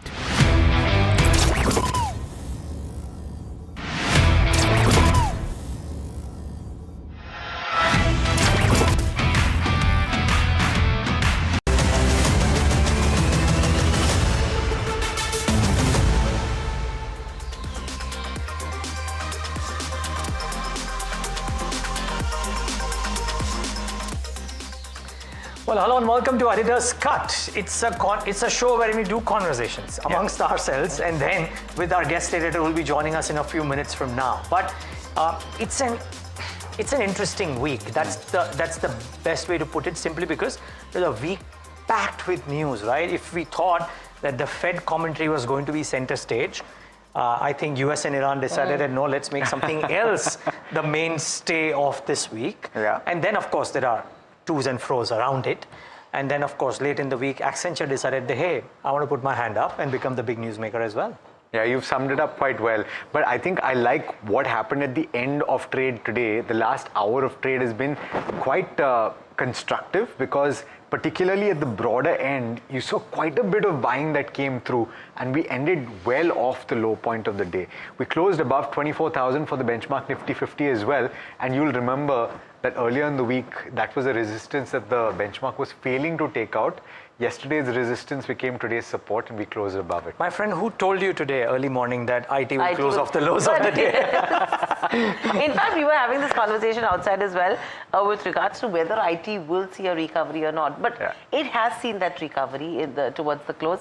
I think your Sensex rebalancing and your FTSE rebalancing did manage to get a bit of buying interest in some of the larger, the smaller names, I would say, because it's the mid cap and the small cap that saw a rally. But I think I would want to call this a week as a tale of, more in terms of a roller coaster ride for the markets, because you've seen those 5 days of gains that have come in, and then that sharp downtick that we saw in today's session. The question is, what happens to this brutal tech-led sell-off, right? Is this something which is structurally getting built in to the system, or is this a short-lived one? Well, we'll talk about that in detail with people. But here's my small take on everything around us, right? I think markets are on a decent macro footing. You have to give it that with crude prices coming off, the measures that the government and the RBI have taken, you can't find a fault with the macro now. So that is one clear take, that the macro is decent for the time being. FIs coming back is probably some time away, but the pace of outflows are lower. I hope these are not the famous last words, and today doesn't seem to be a really bad number, but be that as it may, I think the pace of outflows has come off a little bit, which is actually good news. And I think bottom-up ideas remain. So therefore, textiles, other export sectors in focus, and you probably got to keep an eye out for them, because even at 93 to the rupee, I think there is merit for exporters to make money, and therefore, what we are going to see is some benefits for some of those. How was Metro? It was quite nice. Okay. Okay. Either of you, what did you think? I, to be very honest, don't have a very strong opinion around it. Okay. But I'll tell you what, I think some part of what I wanted to say has to do with what you've pointed out. I've just picked a few data points out though. I did want to talk about the intervention that the government had on the 5th of June with regard to the bond markets and the inflows that have come through from that, because you've seen inflows of over 37,000 crore rupees by foreign institutional investors into government bonds after that measure took place, right? So in June, quite considerable. And foreign institutional investors, to your point, where it seems like that selling is dissipating. If you look at the last 5 trading sessions, not counting today, you've seen outflows on a net basis of 2,555 crore rupees in the equity market. And in the first 5, just to compare, in the first 5 trading sessions of June, you've seen outflows of 31,115 crore rupees. So that just puts in perspective the fact that just 15 days later, you're seeing a dissipation of selling. Just the point on the rupee, right? So what has happened because of multiple factors, of course, FCNR has come into play, but the inflows because of bonds as well has recovered as much as 2.6% from the low point of close to 97. It now stands at 94.44. And that argument that a lot of people were making, which we've spoken about on the editor's cut, which is the real effective exchange rate and the reason why you should not bet against Indian assets right now, it has come from a low of 86 on the 20th of May to now at 88. But it doesn't mean that it's moved up very dramatically. It still is depressed. So watch out for that space. And bond yields, more interestingly, have come off quite substantially. Of course, that's a factor of the CAD looking better, of the macros looking better, as you've pointed out. But the 10-year GSEC, which is a government bond that you look at as a benchmark, you've seen a 26 basis point drop from the peak, which was also in May sometime, and it's come to about 6.88%. The thing is that it can fall even further. On the 28th of February, just before the conflict began, we were at 6.66% on the 10-year benchmark. So you could see even more in the way of benefits for Treasury, for banks in the second quarter.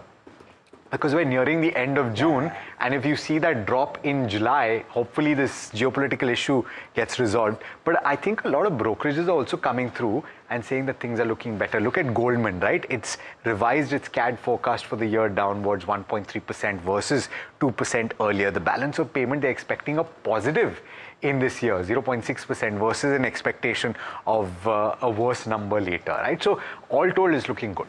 So are we saying that the global macro picture is somewhat improving for the Indian markets? That's the question that comes in.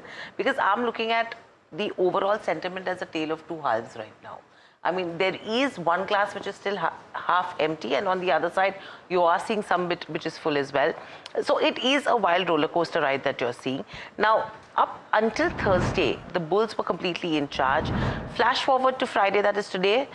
Friday, the screen is a sea of deep red. So the global macro picture, as Alex was also pointing out, a massive tailwind. Brent crude dropped below that $78, $79 per barrel. You have the Strait of Hormuz, which is reopened up as well in terms of shipping, and the Indian rupee, a 5-day winning streak. So all of this, yes, working in favor, but the IT meltdown. You're talking about Accenture, which has gone ahead and cut the revenue growth guidance.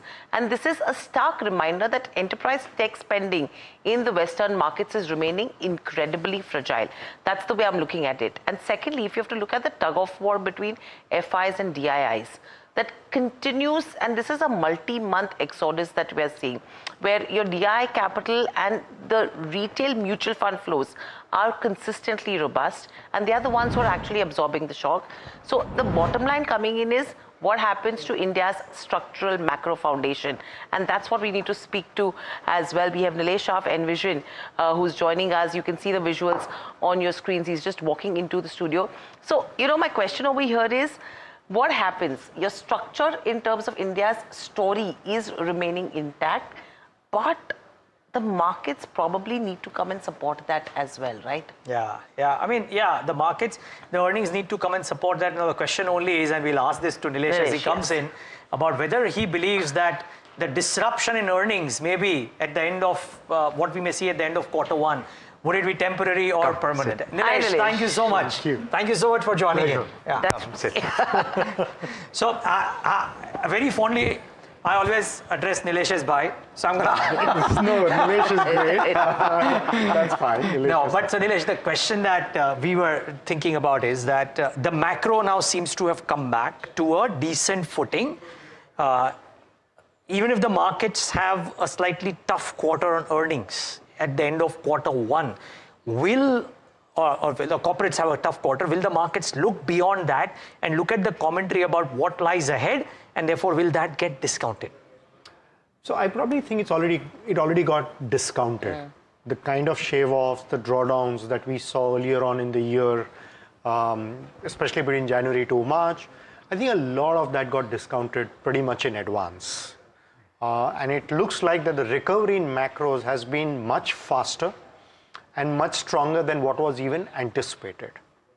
So to that extent, I don't think the market is going to be very focused on Q1. Yes, there would be some sectors where the Q1 commentary would be very important, which is more to do with, say, things like IT services.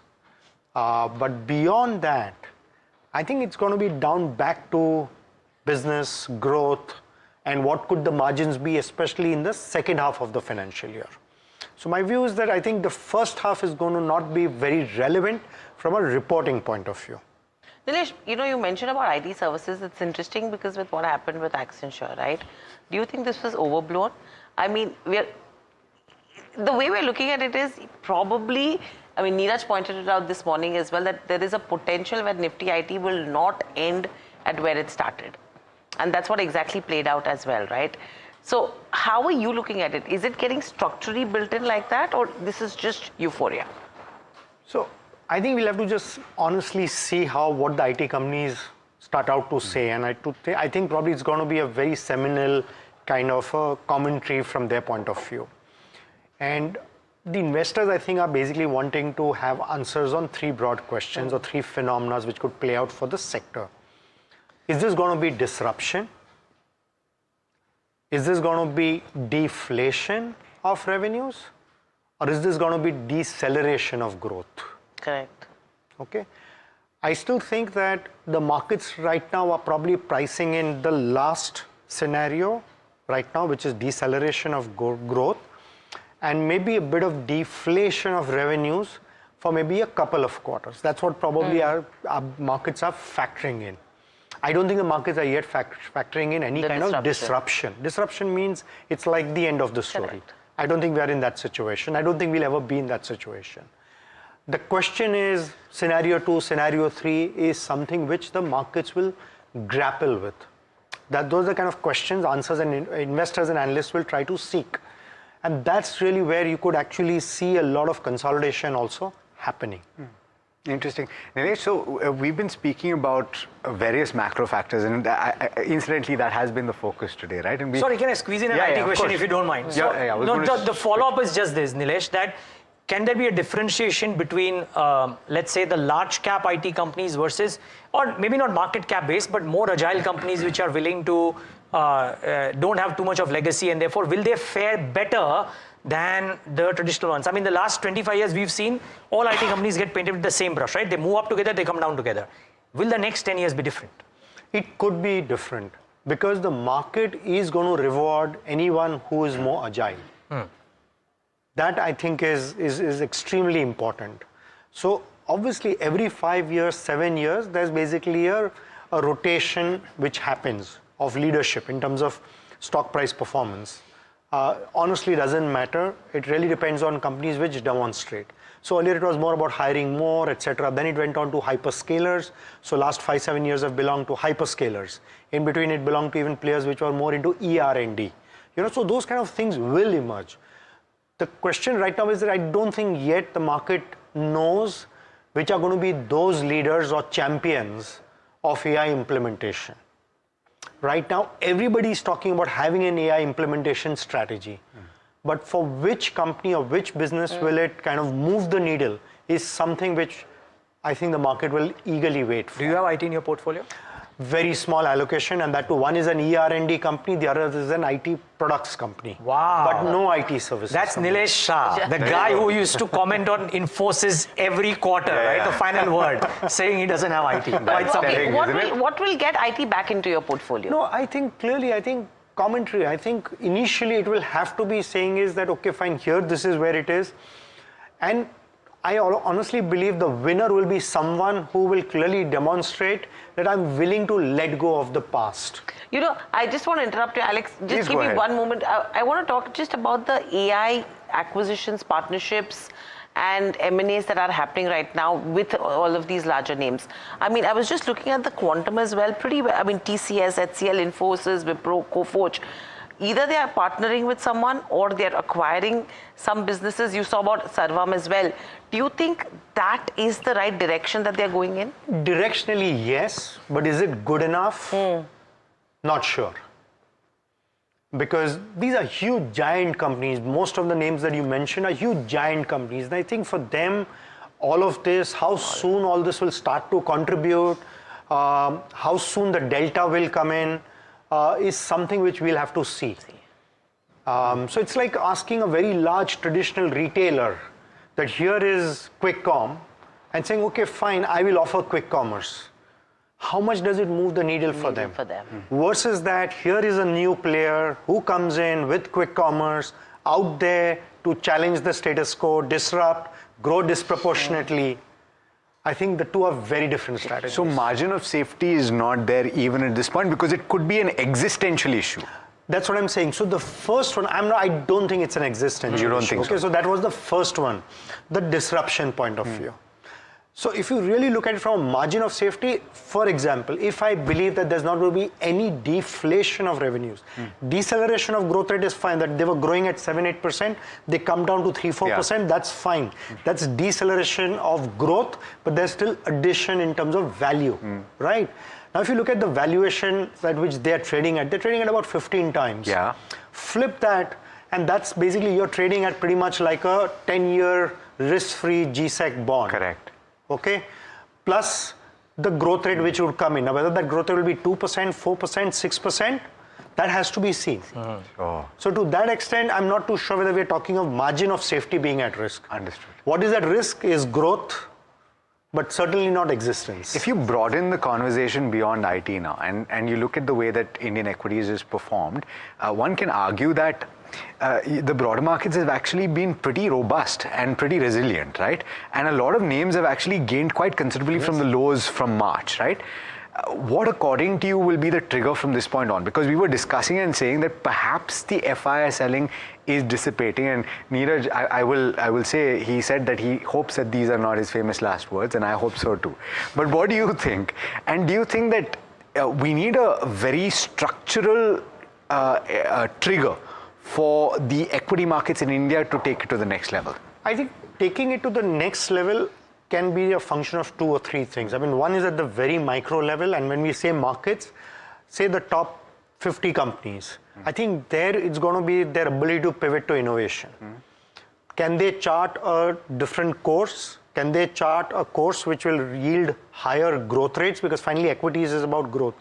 You can't be growing at 5%, 6%, and trading at 20, 25, 30p multiples, in some consumer companies trading at 50, 60, 70p multiples, and say that, okay, why are these stocks not going up? Because investors, or for that matter, global investors, are not going to come in and invest in a bunch of companies which will probably grow in single digit. So I think one is the companies themselves will have to chart a different course, or this could be a slightly long drawn affair where in the next year or 2 or 3 years, there's a whole reshuffle where out of, say, the Nifty 50 companies, out of the 50 companies, 10, 20 companies find their way out, and a new bunch of 10, 20 companies come in, which are growing at a disproportionately higher rate, and there are many candidates out there. But that's something which will still take a year or 2. Or the other is basically where at the policy level, something happens which makes the foreign investors, global investors see India as a way more attractive market from their standpoint of view, from an investment point of view, which means tweaking with the tax rates, exempting capital gains, removing tax on dividends. These are things, of course, which have been talked about and widely expected as well. If something like that happens, that could be a bit of a pivot or a game changer. Interesting. Nilesh, we may not be at 97, but at 93, 94 or thereabouts, are exporting themes still a kicker? Because we've seen what's happened to textiles the last couple of days because of the FTA conversations. Are exporters a key part of the portfolio? Yes, I think we're watching that space very carefully and we own some of them, but I'm sure that there are going to be many more winners out there. And look at what's happening. One, of course, is the currency itself. Okay, I think versus where we were 2 years ago at 85 versus now at 95, I think it's a much better situation from an exporter's point of view. The second is the bilateral trade agreements, the free trade agreement, that creates access to huge markets. I think that's the second big thing. The third is that I think those markets themselves are itself looking out for companies. So we talked about a diversified supply chain many years ago. We talked about China Plus, all of that. I think what the most recent war has done again is basically saying is, can we basically now look for companies, say in a market like India, which can be our outsourcing partners.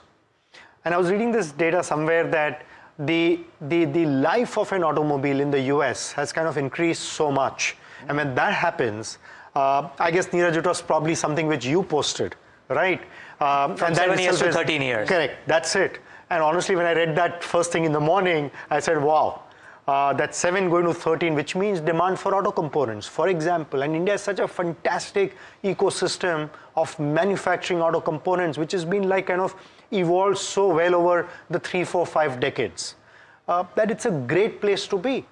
And that could be a massive additional growth lever for a sector like auto components. While we talk about defense, space, aerospace, all of that, but auto components itself can be a massive opportunity. Okay. How are you looking at utilities, power? Because that has been playing out. With all of this underperformance, we've been talking about these sectors which have already ballooned quite a bit. Do you think, now, yeah, there will be that churn that will start to happen where it's time to probably start booking profits there? I don't think yet it's time to start booking profits. I still think this bull market or this uptrend in this kind of a sector, I still has kind of a bit more way to go. I think the broad thing is that when you are in a growth sector, don't preempt valuations, especially if you're holding the stocks. I think identifying a sector is 5% of the whole game. Identifying the stocks within that is the next 10%, but then riding it is the next 70, 80, 90%. And the quarrel you can always have about valuations, yes.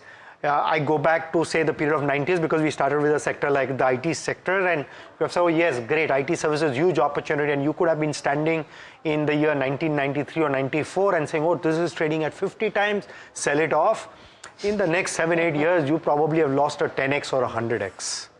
Yeah.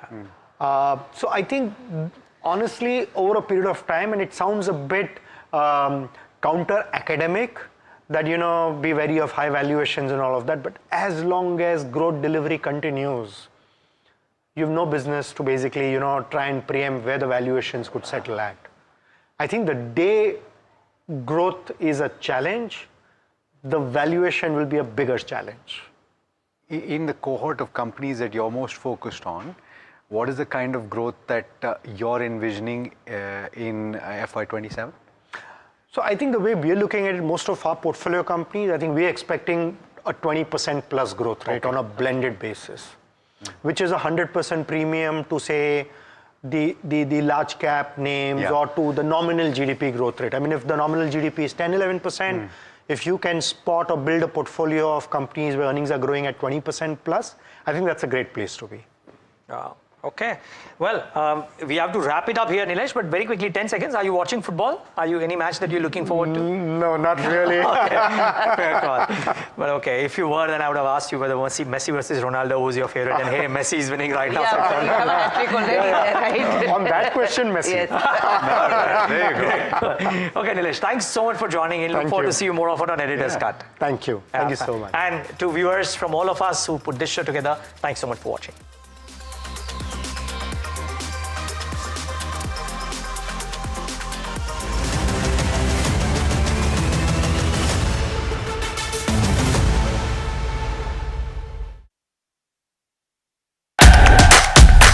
India's unshakable news habit.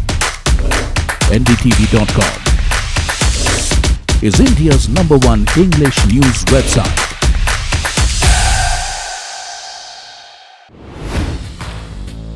Hi, I'm Tamanna Inamdar. Watch me on NDTV Profit, where I break down the day's biggest business stories. What happened, why it matters, and what it means for your money. Hi, I'm Neeraj Shah. Watch me on NDTV Profit for the most incisive market intelligence and meaningful corporate conversations. And I'm Alex Matthew. Markets, mutual funds, insurance, personal finance. I help you cut through the noise and make smarter financial choices. And here's where you can watch us.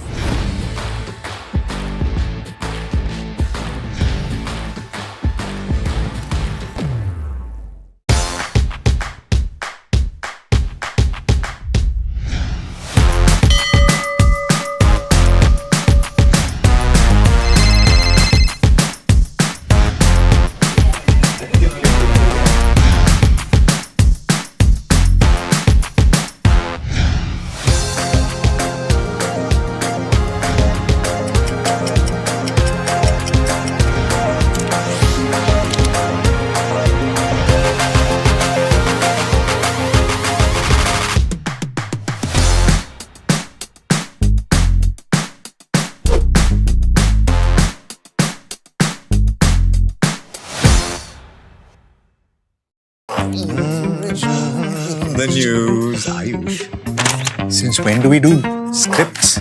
Fair point. Picture this. The biggest stage. Floodlights. 4K, the works. Where's the hook? There's going to be celebrities and guaranteed eyeballs. Where's the hook? Think about this.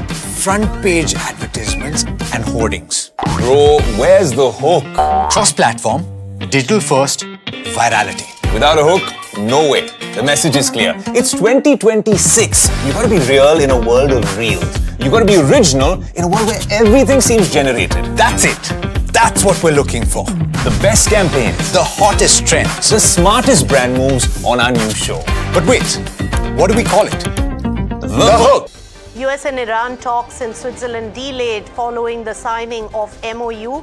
JD Vance pulls out of Switzerland trip. Iran, with both Washington and Tehran, in continuing to project a firm public stance. Israel continues to pound Lebanon, hits Hezbollah targets, 18 killed amid intense fighting. Iran says violation of pact. Oil's war premium is evaporating fast. Tankers are returning to the Strait of Hormuz. Crude is headed for a steep weekly drop of over 9%. Transit volumes have surged to their highest level since the conflict began, signaling a rapid easing of supply fears. Markets end stronger today and extend gains for a second straight week, ending over 1.6% higher. Trent and Eternal lead the Nifty 50 gainers chart, while IT emerges as the weakest weak sector. IT stocks stumble after Accenture cuts its FY27 growth outlook, dragging the Nifty IT index, but Nifty IT recovers over 2.5% from day's low at closing. Reliance Jio Platforms files the draft papers after Reliance AGM board approves much-awaited Jio IPO. The double also Reliance Industries announces to double consolidated EBITDA in the next 5 years. Reliance Industries stock ended session nearly 2% lower today. No relief for Telegram. Delhi High Court upholds government's decision for temporary ban on Telegram ahead of NEET re-examination. India faces 41% rainfall deficit as southwest monsoon stalls over Maharashtra. Meanwhile, heatwave conditions prevailed at isolated parts over East Uttar Pradesh, Bihar and Vidarbha.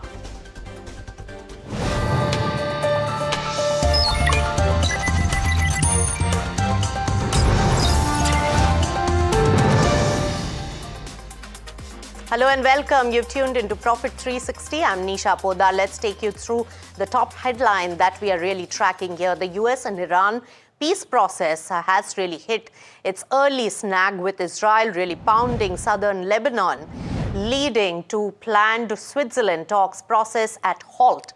At least 18 people were killed after a heavy night of Israeli airstrikes in southern Lebanon. Iran's supreme leader has also said that the deal was reached despite significant internal reservations and intense pressure. But due to attacks, Iran leadership won't be traveling to Switzerland. In fact, US Vice President J.D. Vance is not traveling to Switzerland tonight, as logistics are still being worked out. Listen in. Our plan is to go to Switzerland. I don't know exactly when. The way that we're setting up this technical negotiation is that obviously you're going to have the political leadership involved. Excuse me. We're going to have people on the ground actually driving the technical talks, the nuclear talks. How do you destroy this highly enriched uranium? All that stuff that you really just have to get into the nitty gritty on. So, I plan to go to Switzerland. Exactly when, we think these technical negotiations are going to start sometime this weekend. That's still the plan, but that could change because it's not an easy country, Iran, to get out of. And so we're trying to figure out exactly when that's going to happen. I suspect this weekend, but I'm not sure. Right, that's the latest coming in on the peace deal between US and Iran. Now let's shift our focus to our Indian markets, and they have fared this week. Well, the bulls stayed firmly in control. The Nifty closed higher for a second straight week and gaining over 1.5%, led by the strong buying in consumption, defense, as well as the broader markets. So Trent was the top performer in the Nifty 50, surging over 16%, while Eternal added nearly 8% today. The broader markets, they outperformed the benchmarks. Nifty mid-cap really climbed more than 3%, and the Nifty small-cap rose almost 4%, hitting its highest level since July 2025. Sectorally, if you take a look, all indices ended in the green, except the IT sector. Defense emerged as the top gainer, up over 6.6%, while IT was the lone laggard, dragged down by Infosys, which fell more than 5.5% for this particular week. And the Indian IT stocks really plunged after Accenture's guidance cut signaled a prolonged slowdown in the global tech spending, with discretionary spending frozen. Delayed deal pipelines as well as geopolitical risks are threatening FY27 growth, leaving the sector with weak near-term triggers despite the low valuations coming in. Jasmeet is here to tell us all about the IT sector and what really was the pain point. Jasmeet. Well, Nifty IT remains in focus after the Accenture's result yesterday, where we did see that Accenture cut its overall guidance for FY26 from earlier 3 to 5% to the current levels of 3 to 4%.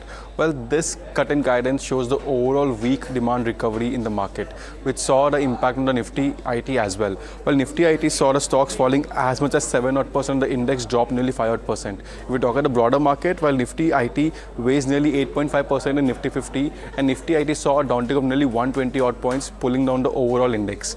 Now, in terms of the key reasons why the Nifty IT was under pressure at a macro level, we do make a note that the global demand pressure continues to be there for the Nifty IT companies. Further, the brokerages also pencil in that the overall recovery in the demand will be slower than what they were expected before. Lastly, in terms of the macroeconomics and geopolitical tension, even that's weighing on the overall Nifty IT.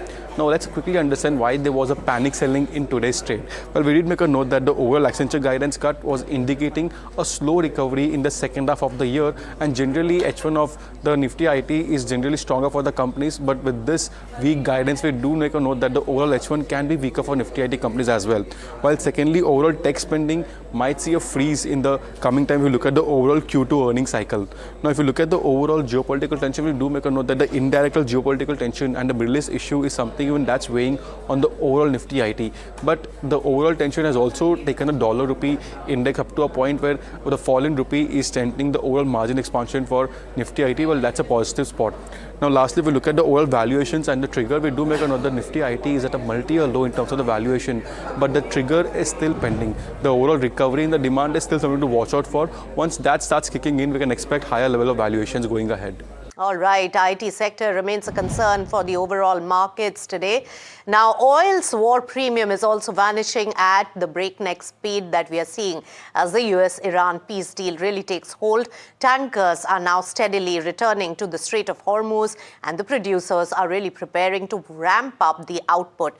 Brent is headed for an over 9% weekly drop, while crude traffic through the key waterway has really surged to its highest level since the conflict really began in Feb end this year, signaling that the market is rapidly shifting from fears of shortages to expectations of recovering supply coming in. All right, we'll slip into a short breather and come back for more news developments of the day right here on Profit 360.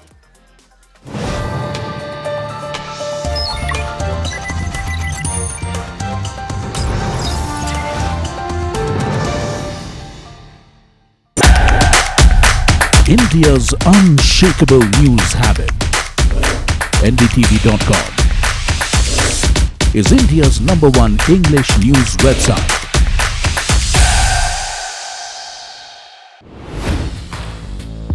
Hi, I'm Tamanna Inamdar. Watch me on NDTV Profit, where I break down the day's biggest business stories. What happened, why it matters, and what it means for your money. Hi, I'm Neeraj Shah.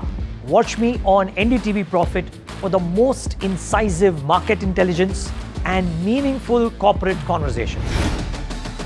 And I'm Alex Matthew. Markets, mutual funds, insurance, personal finance. I help you cut through the noise and make smarter financial choices. And here's where you can watch us.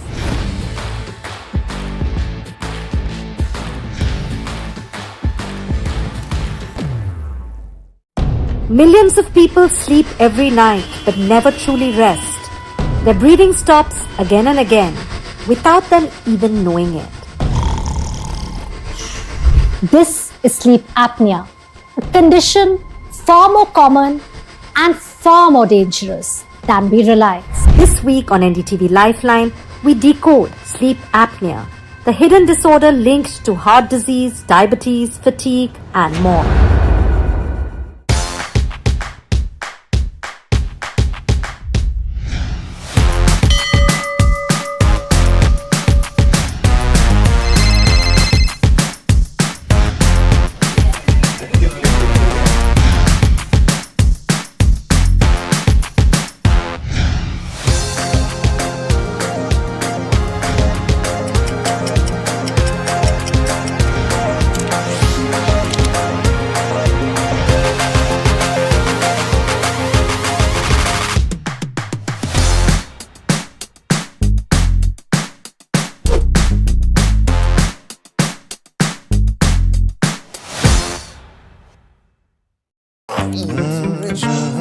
The news, Ayush. Since when do we do scripts? Fair point.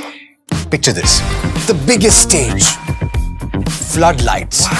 4K, the works. Where's the hook? There's going to be celebrities and guaranteed eyeballs.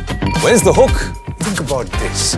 Front page advertisements and hoardings. Bro, where's the hook? Cross-platform, digital first, virality. Without a hook, no way. The message is clear. It's 2026. You gotta be real in a world of reels. You gotta be original in a world where everything seems generated. That's it. That's what we're looking for. The best campaigns. The hottest trends. The smartest brand moves on our new show. But wait, what do we call it? The Hook.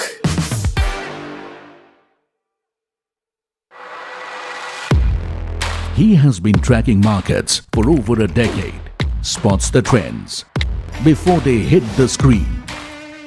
And he is now bringing his analysis to the show that the market watches. Watch Sharad Dubey on Know Your Company, a show that puts the most traded stocks under the scanner. We dissect the company so that you, the investor, don't have to get the management to answer questions relevant to you. Watch Know Your Company weekdays at 11:30 a.m. to understand your next big bet.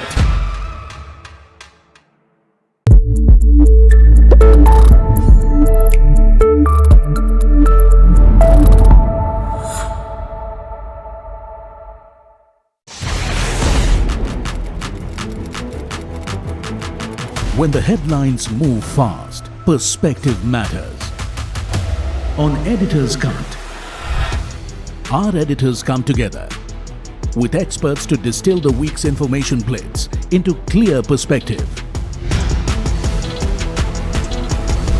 Down the stories shaping the world, from markets and the economy to global conflicts and what lies ahead. This is where experience meets insight.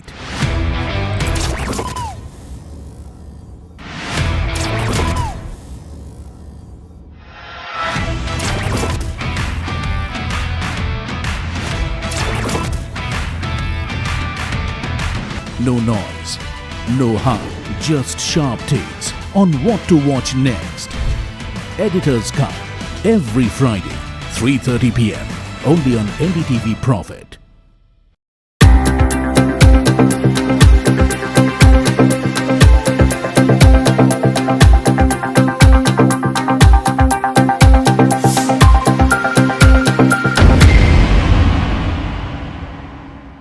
Economy, business, world, technology. Noise filtered, numbers decoded. Insights that rewire your worldview. From governance to growth, we connect the dots. Your daily edge, your global advantage. India Business Report with me, Gauri Dwivedi, weeknights on NDTV Profit. When others are warming up, I'm raring to go. The stories that matter, the stories that shape your life. Hello and welcome to watching Prime 5 with me, Raisha Sehgal. What's that today? How? The show that sets the prime time agenda. We'll be deep diving in.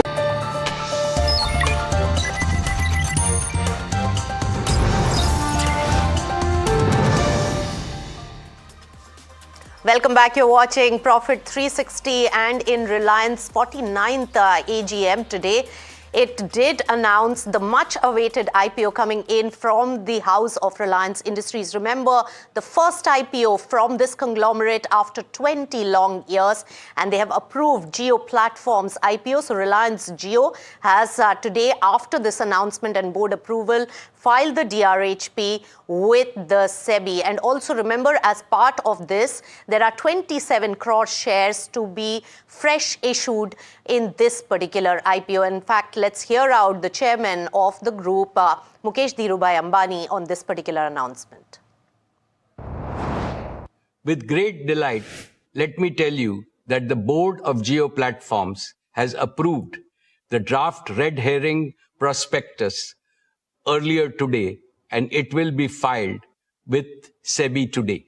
This is a deeply emotional moment for me, for the entire Reliance family, and for millions of its shareholders. All right, so that was a big announcement really coming in. And also remember, amongst this particular highlight, remember Reliance Jio, which is going to go ahead with the IPO. DRHP has been filed today. Reliance Industries has announced AI first transition with the launch of AI agent platforms, also launches agent on My Jio and voice first agentic AI at home. So these are the two important AI transition products that have been launched by Jio Platforms with the launch of its IPO as well. In some of the other key highlights, Mukesh Ambani has said that the consolidated EBITDA of the group will be doubled in the next 5 years. So that's a big, tall claim and the aim that is really coming in this particular AGM. Apart from that, Reliance will be expanding Reliance Retail by adding 2 platforms for manufacturing and exports. Reliance Retail to manufacture beverages, daily essentials and fresh fruit. Food, and also to manufacture garments by partnering with 21 pan-India clusters. Also, on the new energy side, battery gigafactory is on track for being commissioned this particular year. And in another update, it also signs $3 billion of green ammonia offtake agreement with Samsung C&T. So the whole roundup of all the businesses under Reliance Industries, and that update has been coming in from the chairman of the group. So that's the update from the big event of Reliance AGM. p.m. Let's move on to NDTV Profit exclusive now. And sources tell your channel that after the reappointment of K.K. Mistry as the interim chairman for a period of another 90 days, well, HDFC Bank is likely to recommend the permanent chairman name soon. In fact, our colleague Piyush is right here with exclusive details. Piyush, tell us. According to sources, the bank will not wait for the 90 days to actually appoint a chairman, permanent chairman, and is moving very fast. And we can hear the bank applying to the RBI for a permanent chairman within the next 10 to 14 days. According to sources, the bank has been meeting with potential candidates and has likely zoomed in on a couple of them. The bank, as we are aware, the bank is yet to appoint the CEO as well. The CEO reappointment is yet to happen, and that is because the legal review on the allegations laid by former chairman Mr. Atanu Chakraborty is pending. So that when the new permanent chairman comes in, he is expected to take both of these matters into stock and give a call, review the legal findings that are there on the ex-chairman's allegation, and subsequently approve or consider reappointing the current CEO, Mr. Sachidhar Jagdishan. His term ends in October this year. And as we are aware, yesterday the RBI had approved another 90-day extension for the interim chairman, Mr. K.K. Mistry. He is supposed to be, he has gotten approval till around September 18 this year. But however, the bank will fast pace that, and we are also, according to sources, Mr. Mistry is not so keen on continuing as a permanent chairman. So the bank is actually moving fast in terms of appointment of a new permanent chairman. All right. Thank you so much, Piyush, for that. And shifting our focus to the FMCG sector, where analysts tell NDTV Profit that FMCG space is unlikely to see a price cut immediately. Sessa, our colleague, gives us all the details. Sessa. Right. While crude prices have corrected sharply from their highs, consumers should not expect their grocery bills to, come down anytime soon. FMCG companies say that their pricing strategies remain largely unchanged as they continue to work through the inventory purchased when crude was trading above $120 per barrel. Companies such as Dabur, Parle and Imami point out that input cost pressures are still elevated, with the freight and packaging expenses remaining high despite the fall in crude prices. We haven't seen a decline in the retail fuel prices either. As a result, the benefit of lower oil prices has not yet fully flowed through to their cost structures. In fact, some companies are still considering calibrated price hikes to safeguard margins, although the extent of future increases could be lower if crude prices remain subdued. Now, industry players say that they are also waiting for greater clarity on where the oil prices eventually stabilize before taking any major pricing decisions. Now, Parle has, indicated that it does not expect any immediate reduction in the MRP. Dabur has also said that it may still undertake selective price hikes, though the quantum could be lower if, crude prices stay at the current levels. Imami has also said that it is currently carrying inventories, 2-3 months of inventory, and that it may not see any price actions at the moment. All right, thanks, Sessa, for that. Now, the Delhi High Court has upheld the centre's decision to ban Telegram until 22nd of June, delivering a major setback to the messaging platform in India. Now, the court rejected Telegram's challenge, saying the government followed the due process and laid down under Section 69A of the IT Act and had sufficient grounds to really invoke the emergency powers. The court also observed that the orders were reasoned and did not really suffer from non-application of mind, and that Telegram cannot be excluded from the scope of information under the laws. So that's a big and important update really coming in. This is in context of NEET re-examination. Now, the southwest monsoon has stalled over southern Maharashtra, leaving India with a 41% rainfall deficit between 4th of June and 18th of June. June, according to the IMD. And the country has received just 42.6 millimeters of rainfall against the normal 72.2 millimeters. And the Weather Department has attributed the slowdown to weak monsoon winds, reduced moisture flow from the Arabian Sea, and the absence of favorable weather systems. With the monsoon's progress delayed and also El Nino conditions beginning to emerge, concerns are rising over Kharif sowing, prompting the centre to ask states to really prepare district-wise contingency plans for the farmers. In fact, this could be the single largest defining factor on the impact on India's economy going forward. With that, completely out of time on this edition of Profit 360, but do stay tuned in to NDTV Profit. Thank you so much.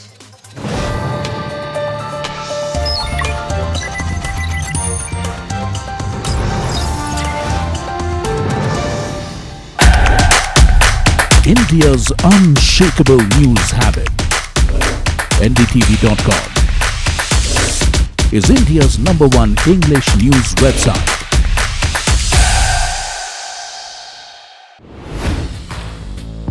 Hi, I'm Tamanna Inamdar. Watch me on NDTV Profit, where I break down the day's biggest business stories. What happened, why it matters, and what it means for your money. Hi, I'm Neeraj Shah. Watch me on NDTV Profit for the most incisive market intelligence and meaningful corporate conversation. And I'm Alex Matthew. Markets, mutual funds, insurance, personal finance. I help you cut through the noise and make smarter financial choices. And here's where you can watch us.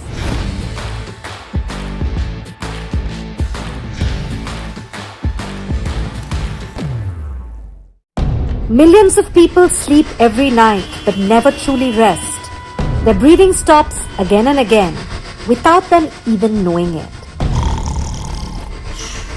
This is sleep apnea, a condition far more common and far more dangerous than we realize. This week on NDTV Lifeline, we decode sleep apnea, the hidden disorder linked to heart disease, diabetes, fatigue, and more.